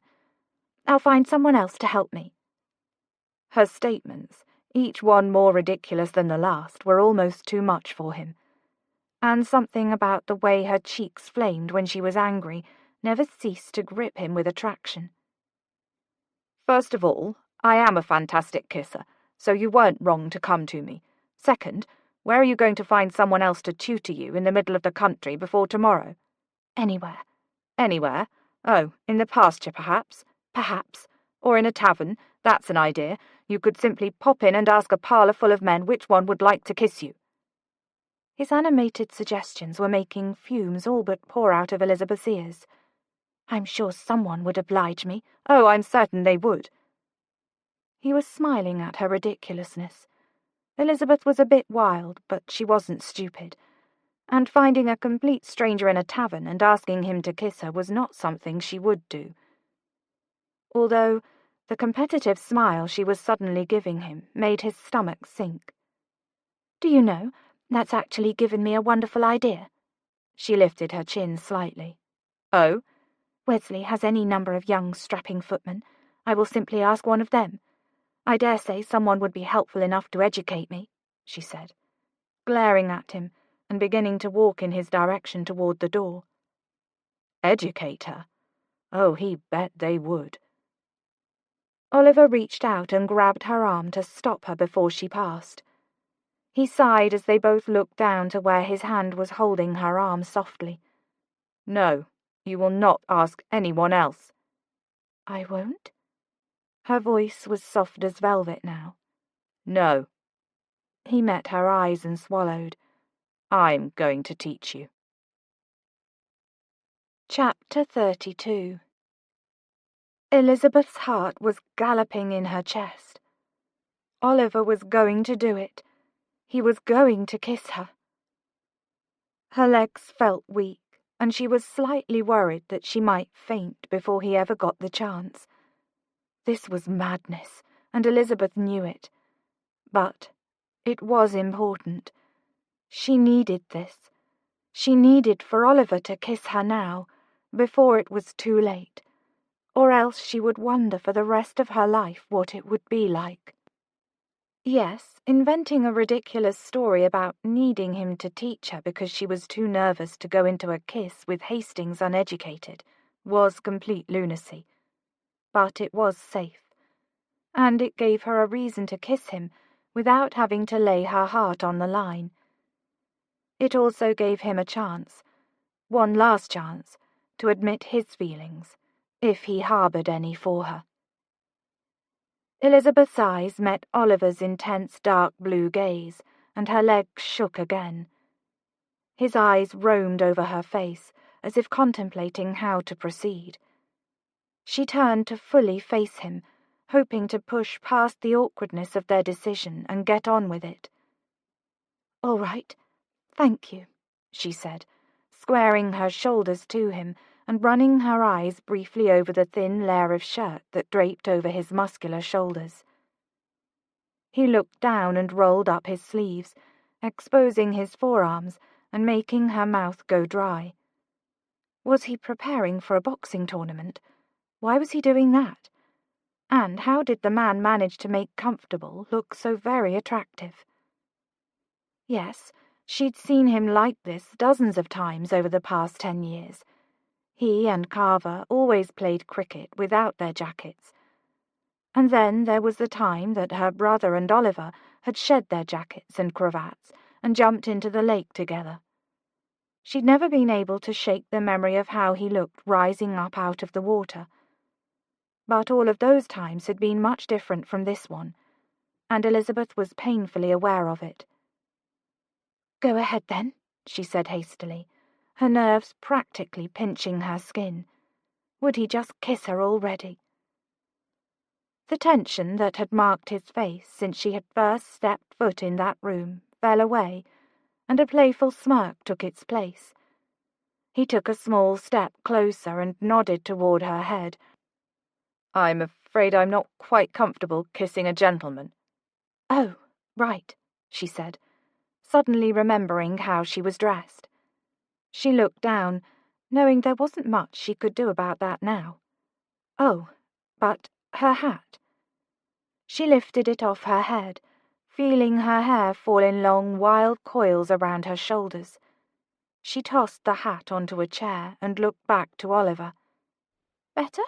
she asked, wishing her voice wouldn't crack. "Much better," he said in a husky tone. Elizabeth watched as Oliver's eyes traced her hair. Now he looked nervous. Oliver, the biggest flirt in London, looked nervous to kiss her. A small smile grew on her lips at the thought. His jaw flexed and he turned away, his hands clenched at his sides in a way that made Elizabeth think maybe he was going to decline the kiss after all. He paced away, energy and tension coursing through him, before he turned around and started pacing to her in fast strides. Her breath caught at the sudden determination and wildness of his eyes. They were kindling, and made her feel the need to take a few steps backward. He followed her, simultaneously advancing her back and back and back until she bumped into the wall behind her. Oliver stopped too, so close she could smell him and see shadows on his jaw and the lines his hands had taken to push through his sandy hair. He lifted his hand and rested it on the wall behind her, making her feel trapped in the most wonderful of ways. No, not trapped, safe. Elizabeth's heart raced faster, and her breath was falling out in shaky waves that, quite frankly, embarrassed her. But she wanted this kiss more than anything. She lifted her eyes to his. His stormy gaze held hers, and the way he smelled and looked, and how the air felt stiflingly warm around her, all overwhelmed her senses. This was her Oliver, her best friend, but the way he was looking at her just then was unlike any look she'd experienced from him before, and somehow she knew that he didn't see her as a friend any more than she saw him as one. His eyes fell to her lips. "A true gentleman will be mindfully considerate of a lady's first kiss." She swallowed. Apparently the lesson was beginning. Elizabeth pressed her hand to her stomach in attempt to still the fluttering. "He will be slow and deliberate in his movements, to make sure to give the lady plenty of time to deny the kiss." Elizabeth watched and tried to remember to breathe as Oliver began to drop his head to her level. True to his word, moving slowly, achingly slow. "If a kiss is what you want, this is where you will need to give him an indication that the contact would be welcome." Before she had time to overthink it, she felt her eager hand raise up to rest on his chest. She could feel the strength of his muscles and his heart, beating every bit as quick as hers. His gaze lowered to look at her hand pressing against him, before he looked back up at her. He dropped his hand from the wall to slowly slide it into the back of her hair, flooding heat from the top of her head down to her toes. Elizabeth closed her eyes and allowed herself to memorize everything about the moment, in a way that she knew would likely haunt her with pain later. With her eyes still closed, she felt his breath on her lips, the scent of mint lingering in the air between them. "Lizzie, are you sure you want this?" he said in a whisper. She didn't open her eyes, just nodded. "Then I'll kiss you now." And then his lips pressed into hers, light and warm and soft, and everything she imagined they would be. She could feel the slight scruff of his facial hair and barely taste the flavor of mint. In that moment, she couldn't move. She was frozen, a stone statue, engraved with the words, "Hopelessly devoted to Oliver Turner." Now and forevermore, she would be a permanent fixture in his home. Never would she leave. This was where she belonged. Except her stone cracked and life fluttered within her as Oliver's mouth slowly and delicately slid across hers, coaxing her lips to move with his in a graceful dance. Elizabeth had never felt so loved or protected. Sharing this with him was both familiar and comfortable, but also completely unnerving and electric. She had never experienced anything like it in all the world. Embroidery was forgotten. Kissing Oliver would be her new hobby. All too soon, he paused and pulled away, lingering only a breath from her mouth. "There," he said, his voice gravelly and restrained. But no, she wasn't ready for that to be it. If this was going to be the only time she ever got to feel Oliver's lips against hers, she was going to make it count. Elizabeth's eyes opened and she slid her hand up his chest, over his shoulders to the back of his neck, taking a moment to appreciate the corded muscles she felt there. She took a small step away from the wall to close the distance between them. Oliver's brows pulled together, and he looked more unsure now than ever. She raised her other arm to wrap around the other side of his neck, and lifted up onto her tiptoes to reach his mouth again. She took in his guarded expression before closing her eyes and pressing her mouth to his for another soft kiss. His lips wouldn't move, but she wasn't deterred. She knew that Oliver wanted this kiss as much as she did. She could sense it. Her mouth silently begged him to respond, to show that whatever was between them wasn't only in her imagination. But he wouldn't move. His hands hung at his sides and his mouth unmoving. She broke away and looked at him. His eyes were still open and he looked fearful, as if he were restraining himself with everything he had. "Oliver," she said, moving a hand to rest on his jaw. "Kiss me." His eyes bounced between hers, a debate running through them, and then his hands grabbed her waist and pulled her to him, and he kissed her. Really kissed her. Passion and fervency wrapped around her in the form of his arms, tightly encircling her waist as his mouth moved with hers. They both conveyed all of the tension and feeling and heat that had never been spoken between them. Elizabeth tightened her arms around him in return, relishing the feel of being held firmly within his strong arms, and wishing he wouldn't ever let her go. He broke away, breathless, gripping the back of the jacket she was wearing. "Elizabeth," he sighed, a look of utter pain etched in his face. Elizabeth's heart dropped. He was still holding her, but she could feel him emotionally moving away. His blue eyes looked into hers, trying to say something, but unwilling to actually voice it. "That shouldn't have happened." Pain pushed through Elizabeth like a knife. "What do you mean?" she asked, blinking back tears. He let go of her and backed away. Elizabeth wanted to reach out and grab him, pull him back, beg him to love her as she had been so certain only a moment ago he did. There was more between them than simply friendship. She knew that now. But why Oliver was still pushing her away, she didn't understand. Elizabeth watched him continue to back away from her, looking at her as if she was something he had just broken but could not put back together. I'm sorry. You need to leave right now. Elizabeth felt like anger and embarrassment and hopelessness all at once. She looked down to her boots as mortification swept over her. What had been the most wonderful moment of her life was quickly becoming the worst. Her heart was throbbing in her chest as she pushed away from the wall and past Oliver. She sailed through the foyer, feeling her unruly curls bounce around her face and shoulders, and moved as fast as her legs would allow until she was out the front door. She heard Oliver's footsteps behind her, but she didn't stop or look back. Hot tears rushed down her cheeks, and everything felt terribly wrong. Embarrassment clung to her like skin, and she wanted to claw it off. Lizzie, you cannot ride back alone. Wait for me to fetch my horse and— Leave me alone, Oliver. I can manage on my own, she yelled over her shoulder, feeling something snap inside of her. I'm sorry I hurt you, Lizzie.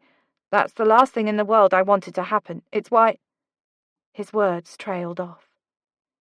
Elizabeth placed her right foot in the horse's stirrup and mounted. She looked down at Oliver's face for what she somehow knew would be the last time as an unmarried woman. She wiped her tears and forced her breath to be steady. This is goodbye, Oliver. His lips pressed together, still red from their stolen kiss, and his brows creased deeply. He shoved his hand through his hair and looked as if he wanted to speak what was on his mind, but some emotion was holding it prisoner. He shut his eyes. Goodbye, Lizzie. Chapter 33. The golden sun was resting on the horizon, and Elizabeth watched the rest of its ascent with a wool shawl wrapped around her arms. She hadn't been able to sleep after leaving Oliver, hadn't even bothered trying. Instead, she had changed into a dress, taken up her shawl, and mindlessly made her way to the garden outside of Addington Hall, where she'd sat down on a bench and stared numbly into the sky until it went from black to pink to orange. Everything hurt. How was it possible for her body to physically ache when it was only her heart that had been broken? The sound of gravel crunching nearby shook Elizabeth from her numb trance. It was officially morning. She turned her head down the path of the garden and saw Wesley approaching. He was dressed in a deep green jacket and tan waistcoat, a soft smile on his mouth. Somehow his smile only made her ache more. He was a good man, and he was handsome, and he was kind. But she didn't love him. She was terrified that she never would. Good morning, he said as he came to stand in front of her. He bowed slightly, and she offered the warmest smile she could muster. May I?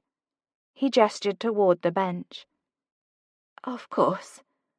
Elizabeth's voice came out hoarse, and she hoped Wesley would not know it was because she had spent the entire night crying on that bench. What must she look like at that moment? Couldn't sleep? He asked as he sat down beside her. She almost couldn't believe he was willing to have this small, clandestine meeting with her. She swallowed, afraid that her pain would bubble over again. She shook her head mutely.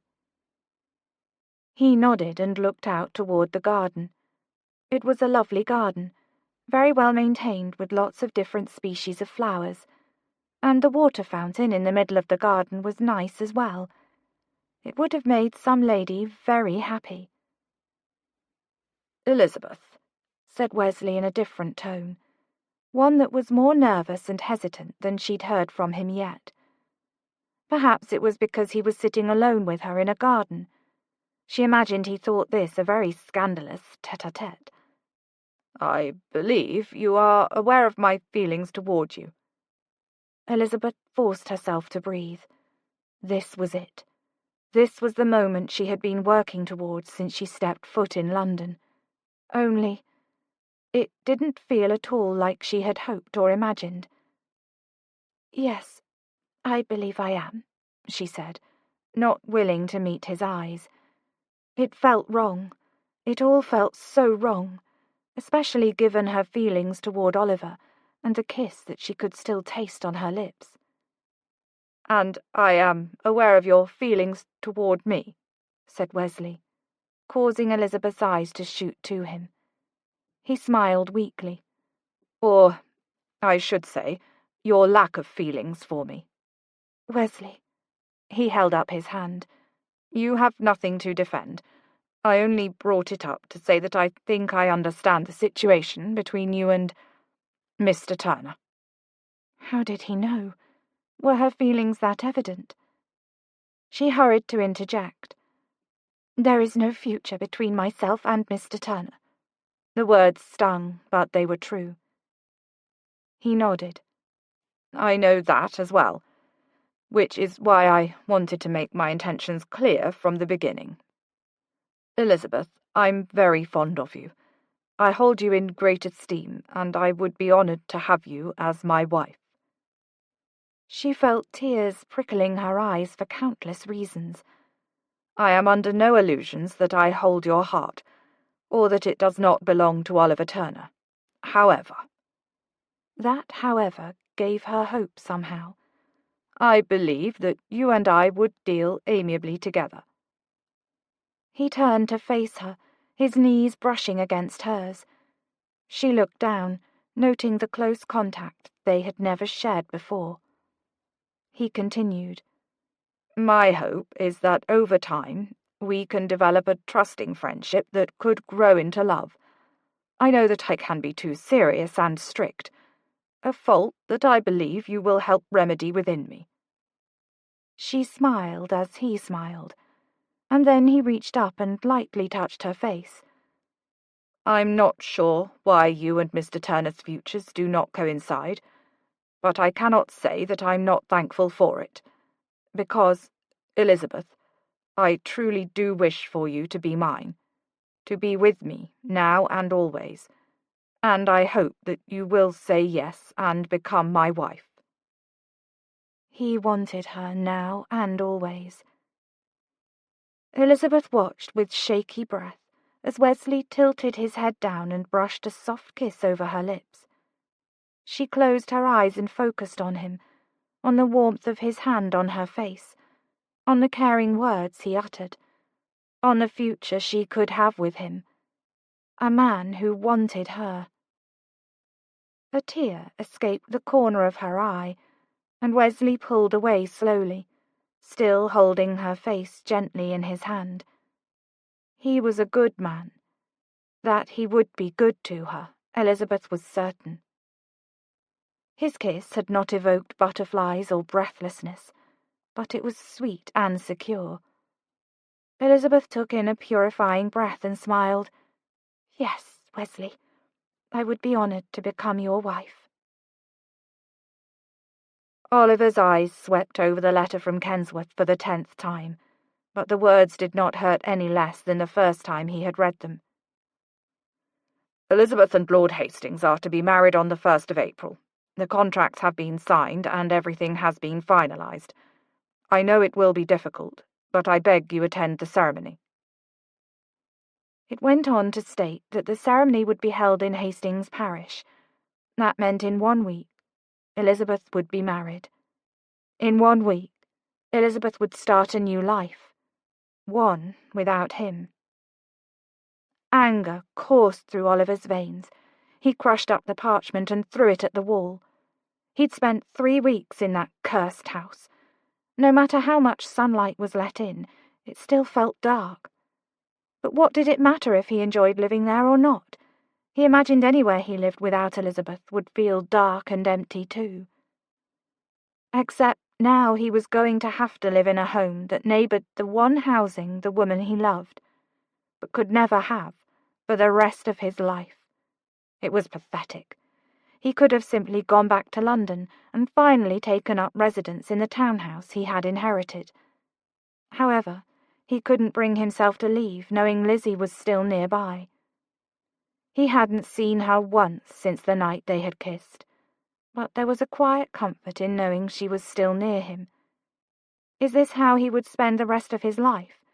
Slowly torturing himself in a house he despised, and living in close proximity to a woman he loved more than his breath, but could not have. You could have her. But no, he knew it was better that she had chosen Hastings. It was better. Chapter 34. "My darling girl, how beautiful you look," said Mamma, as she handed Elizabeth a small bouquet of flowers. Elizabeth looked down at her pale pink gown and ran her hand across the bodice, trying to soothe her nerves. It was her wedding day. It was a time to be happy and joyous, not to feel like sobbing. And yet... "Is Kate feeling any better?" asked Elizabeth. Mamma and Papa and Kate had all finally overcome each of their illnesses just in time to spend a few days before the wedding with Elizabeth and Wesley's family at Addington Hall. Having them there made a place that felt looming and uncomfortable a little more like home. Papa's laughter boomed through the walls, and Kate had tiptoed into her room almost every night to slide under the covers and gossip until the early morning hours. And although Wesley had unfortunately been forced to spend the last 2 weeks in London, tending to business, before they wed and went off on a wedding trip, Elizabeth had begun to picture her future there. It wasn't exciting or unpredictable, but it felt sure and certain, and it gave her hope. Her heart would mend. She would have a family, a home. She would be happy. She would be. And she would be even happier when she learned to keep her mind from straying to Oliver and that last night they shared together. It hurt more than she ever thought possible to think back on that kiss. The kiss she was afraid would haunt her dreams for the rest of her life. But still, she didn't regret it. She didn't think she ever would. It was a cruel form of torture knowing that Oliver was so close. Carver had told her that Oliver had decided to keep Pembroke, something that made no sense to Elizabeth. Why would he live somewhere he despised? Honestly, she wished he would sell. She feared that he would continue to pop up at unexpected times in her life and wreck any sort of intimacy she might gain with Wesley. And yet, despite the fact that seeing him would twist her with pain, part of her hoped that she would spot him in the back of the chapel later that day. He was her best friend. It was going to hurt to not have him there. "I'm afraid Kate is still not feeling well this morning," said Mamma, clasping Elizabeth's hands in her own. Elizabeth looked up into Mamma's light blue eyes, the ones that most closely resembled her own. "I'm afraid she's relapsing. She won't be able to attend the ceremony. I'm so sorry, darling." "Oh." Elizabeth's eyes dropped to Mamma's hands. "Well, that's all right. Shall I go in and see her before we leave for the chapel?" "No, love." Mamma smiled softly and squeezed Elizabeth's hands. "We cannot risk you catching whatever it is Kate has before your wedding trip." Wedding trip. Elizabeth sighed. "No, we wouldn't want that."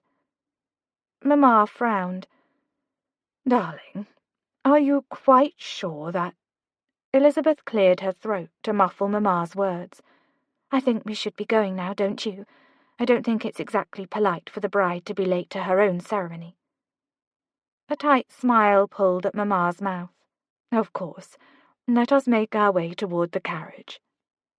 At that moment, Papa stepped into the room, sunshine from the window glinting off of his silver hair. His smile was wide and full, just like she remembered seeing it every day since she was a girl. She paused, looking hesitantly to Papa. "Well, How do I look?" His eyes glistened as he stepped forward and wrapped her up in a tight hug. "You look more beautiful than ever, my darling." Elizabeth had to shut her eyes tightly to keep from crying. Refraining from crying seemed to be all she ever did these days. He pulled away, but held on to her shoulders, his grey eyes searching hers. "Elizabeth, my wonderful, darling daughter, I hope you know how very proud I am of you." He paused and took a deep breath, his face changing into something deeper. "You, my little love, have always been my heart and my adventure. Ever since the day you were born, you have inspired me to run instead of walk, to laugh in the face of difficulty. I know you have always seen yourself as young and unrefined, but, my dear Lizzie, I hope you know that your courage has sparked more life and hope in our family than anyone else could ever dream." Elizabeth pressed her lips together, no longer winning the struggle against her tears. "Never settle, my love. Never stop daring, dreaming, living. And my hope for you today is that this will be just the beginning of the adventures yet to come in your life." Elizabeth's tears continued to roll down her cheeks as Papa's words settled deep within her heart. Her mind flashed to she and Oliver splashing through streams, laughing, racing their horses across the meadow, reading books together under the oak tree, whispering together in the closet, and the fire in his eyes before he had kissed her. Papa's large weathered hands cupped her face, and he wiped her tears with his thumbs. Mamma came to stand beside them, placing a hand on her back.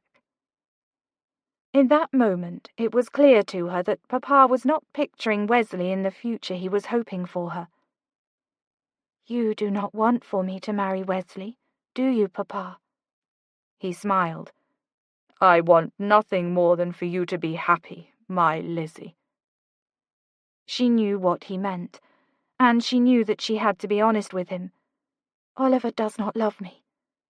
The words fell out of her mouth, but he didn't look the least surprised to hear them. "Do you know that for certain?"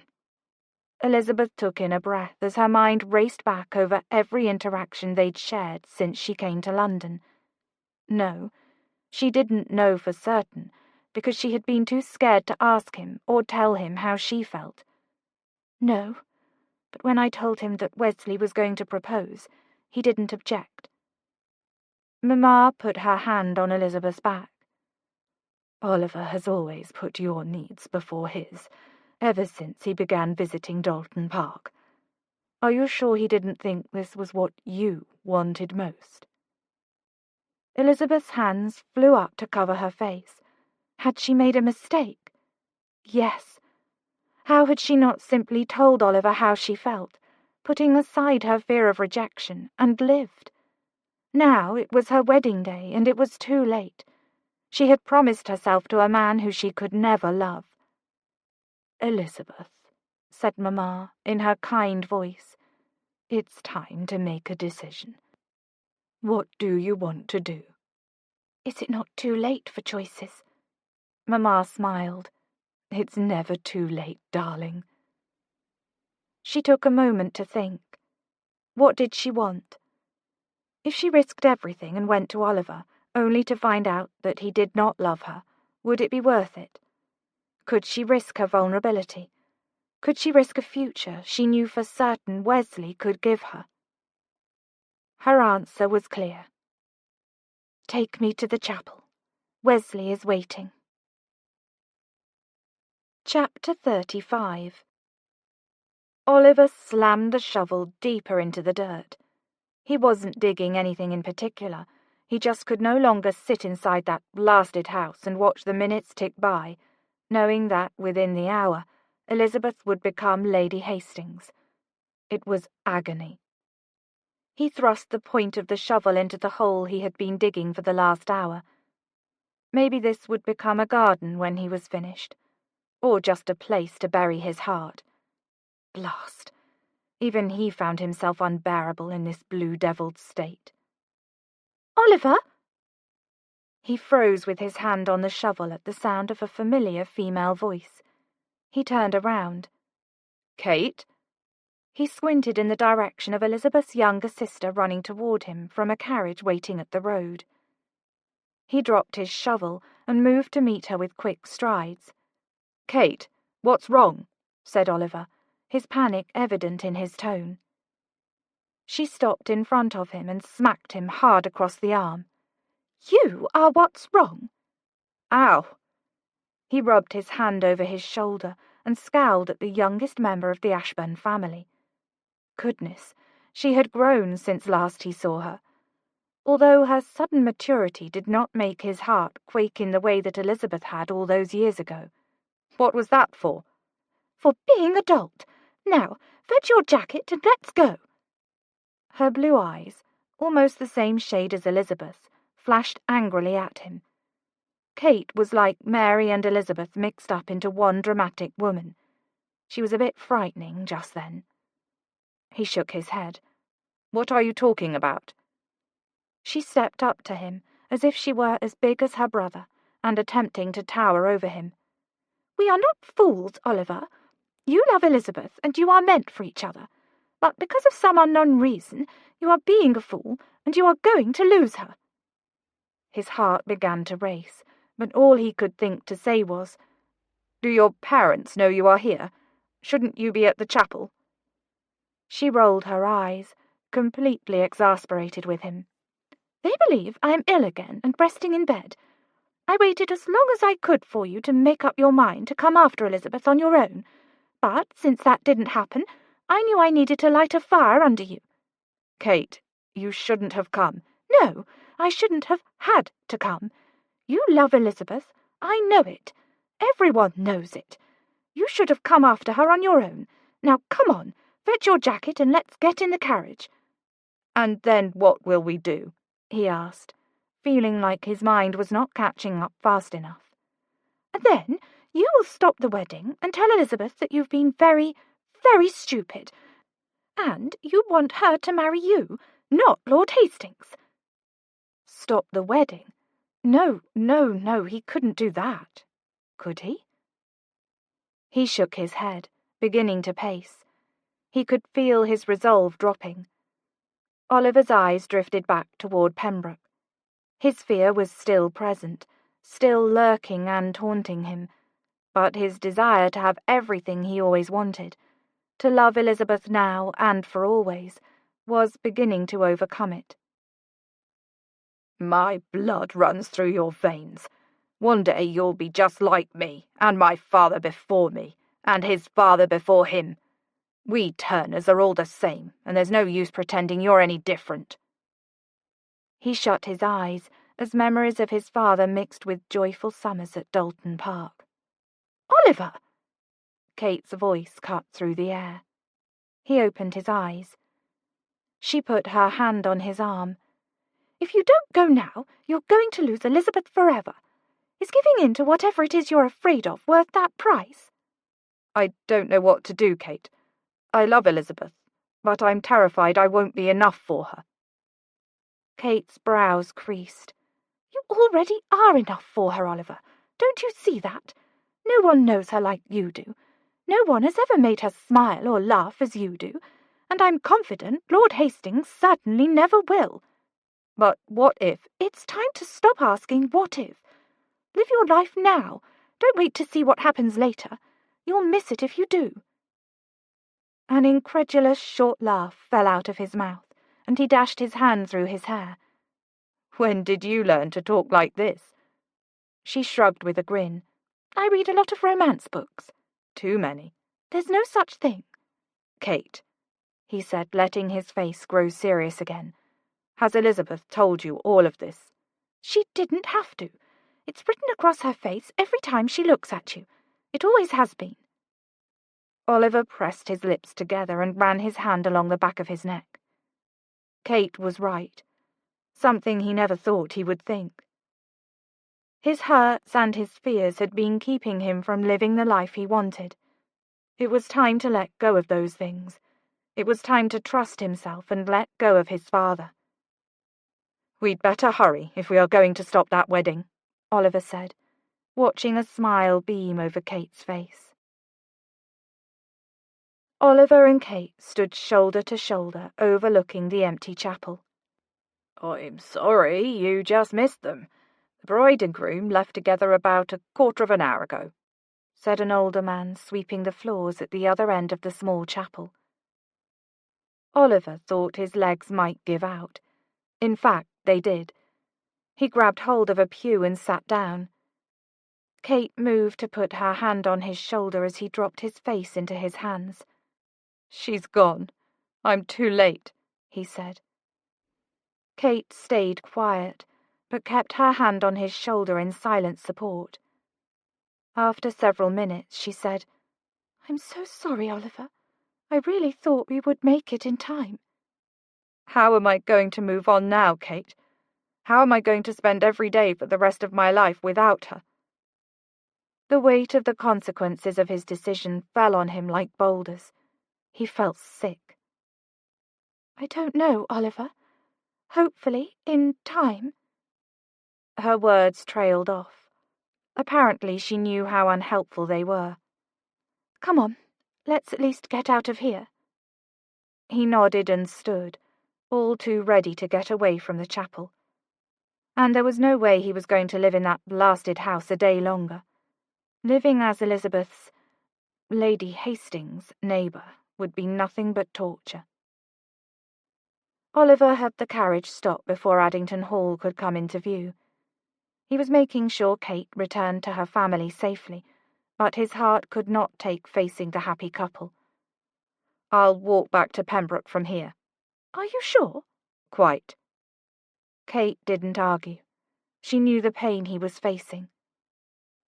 Oliver stepped out of the carriage and raised his hand to Kate as the carriage pulled off. Oliver's feet took him not to the house, but to the tree where he had untangled Elizabeth's hair. He could still picture her standing there, both helpless and defiant, as he lingered, taking as long as possible to unwind her hair from the branch. His pain and guilt wrapped around him like a straitjacket. Elizabeth, his best friend in the world, was married. The love of his life was married to another man. His mind didn't want to believe it, and he wasn't sure what he would do now. Oliver walked to the trunk of the tree and rested his back against the jagged wood. His heart felt beaten and singed. Elizabeth was gone. His mother was gone. Kensworth was married and no longer needed him like he once had. And his father had left the earth without ever seeking any sort of reconciliation. Emptiness flooded Oliver. He was given a chance to love Elizabeth and had lost it. He had let his father's words define him and control him to the point of losing himself. He had lost everything that mattered most to him. His back slid down the tree as he found his way to the ground. Unable to control his pain any longer, Oliver put his face in his hands and wept. He wept for what he'd lost. He wept for what he wanted. He wept for the choices he should have made but didn't. He felt himself unraveling. The frayed edges of his life would hold no more, and he seemed unable to control their confusion. But, in the midst of their breakdown, he recognized something else too. A memory arose from within, awakening his senses and drawing from him a smile amidst the pain, possibly even healing. Chapter 36. "Hello, darling. Are you hurt?" Oliver asked, carefully approaching little Lady Elizabeth holding the bloody cut on her arm. Oliver had only seen glimpses of the girl since he had arrived at Dalton Park 2 days ago.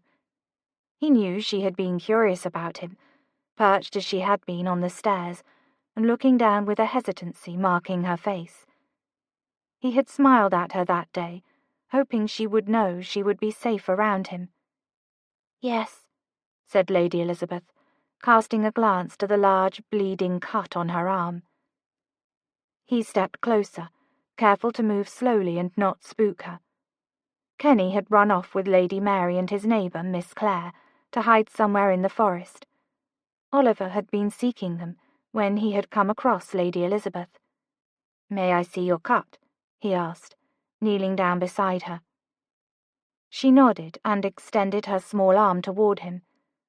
He knew from Kenny that the girl was only 10, but she was so petite he thought she looked even younger.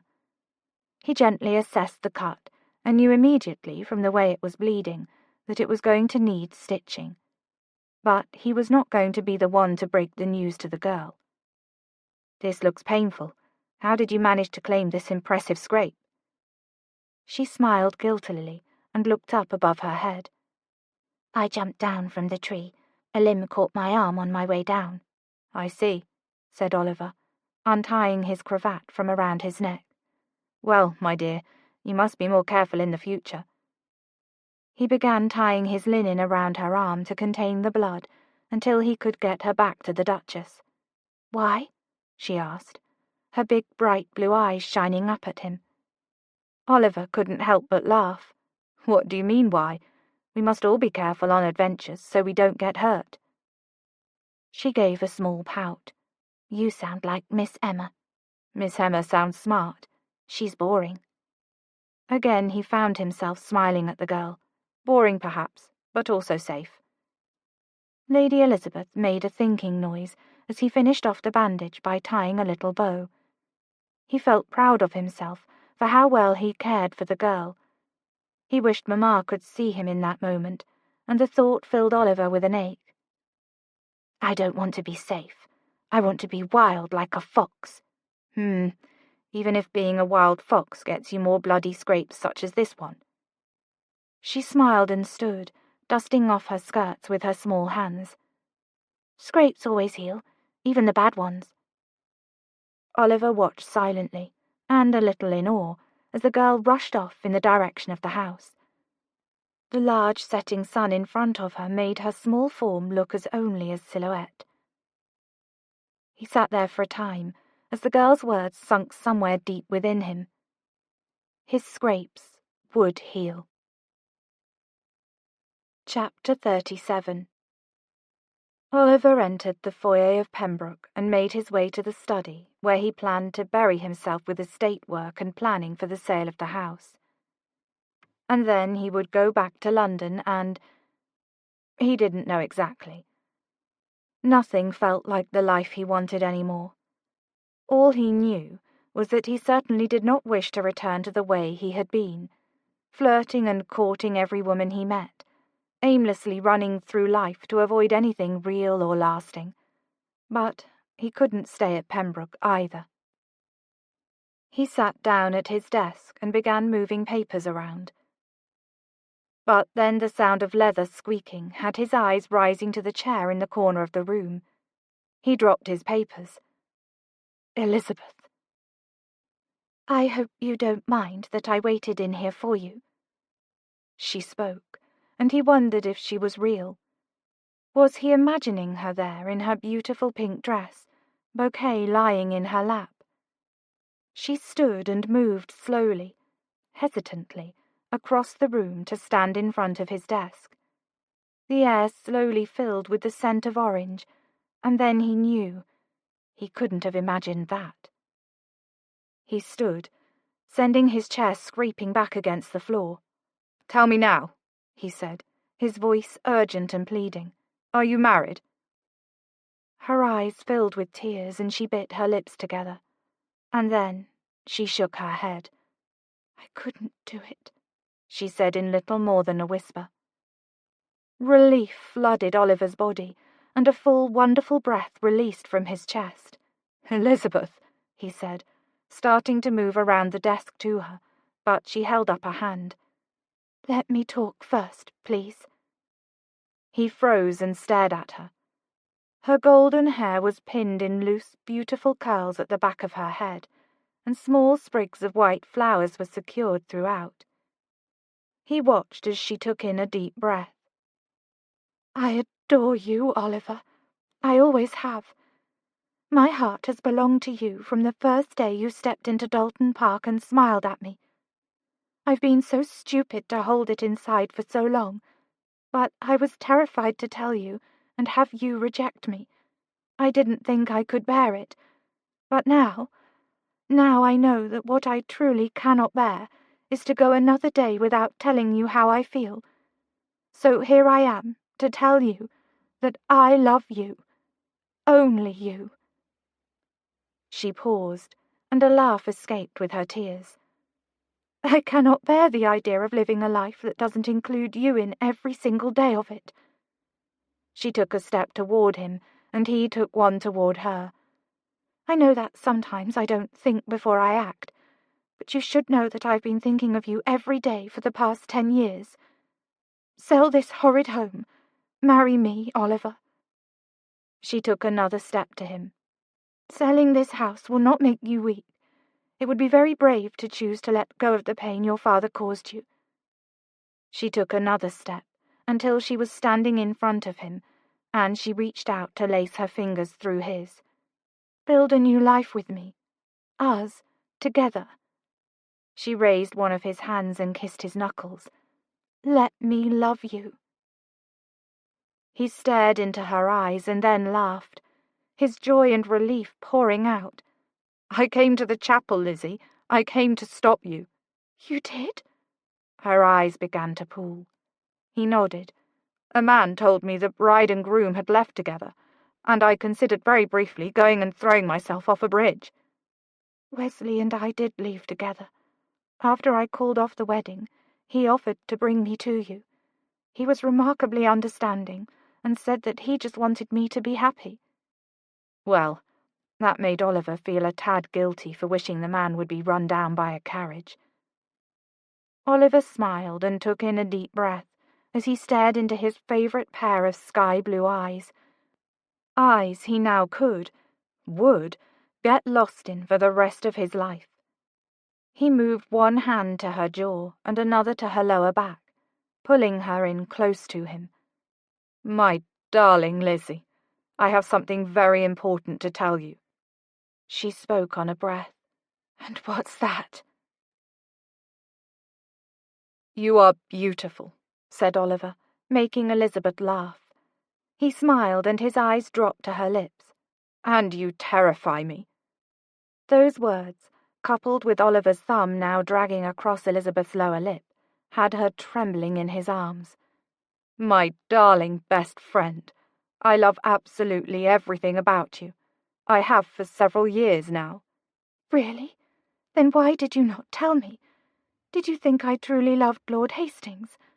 "No, or possibly.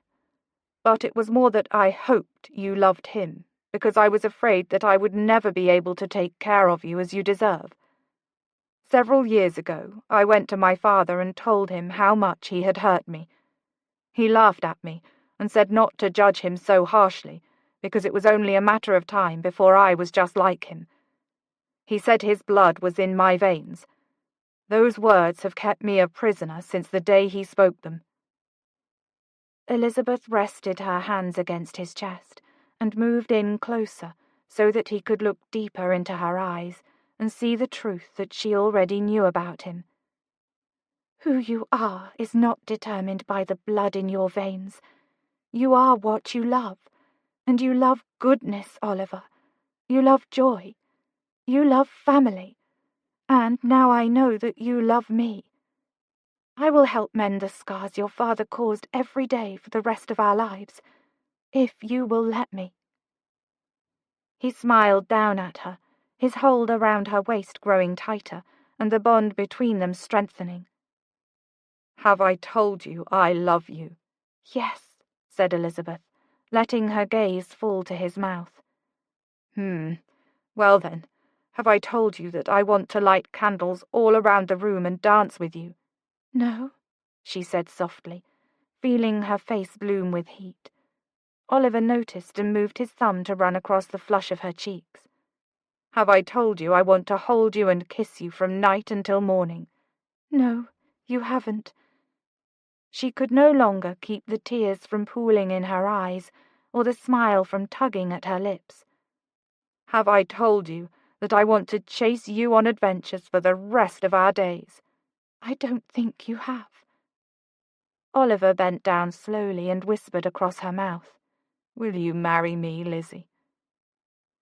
Elizabeth paused for a moment, staring at his mouth and savouring the question her heart had longed to hear. She raised her eyes to meet his and smiled playfully. I asked you first.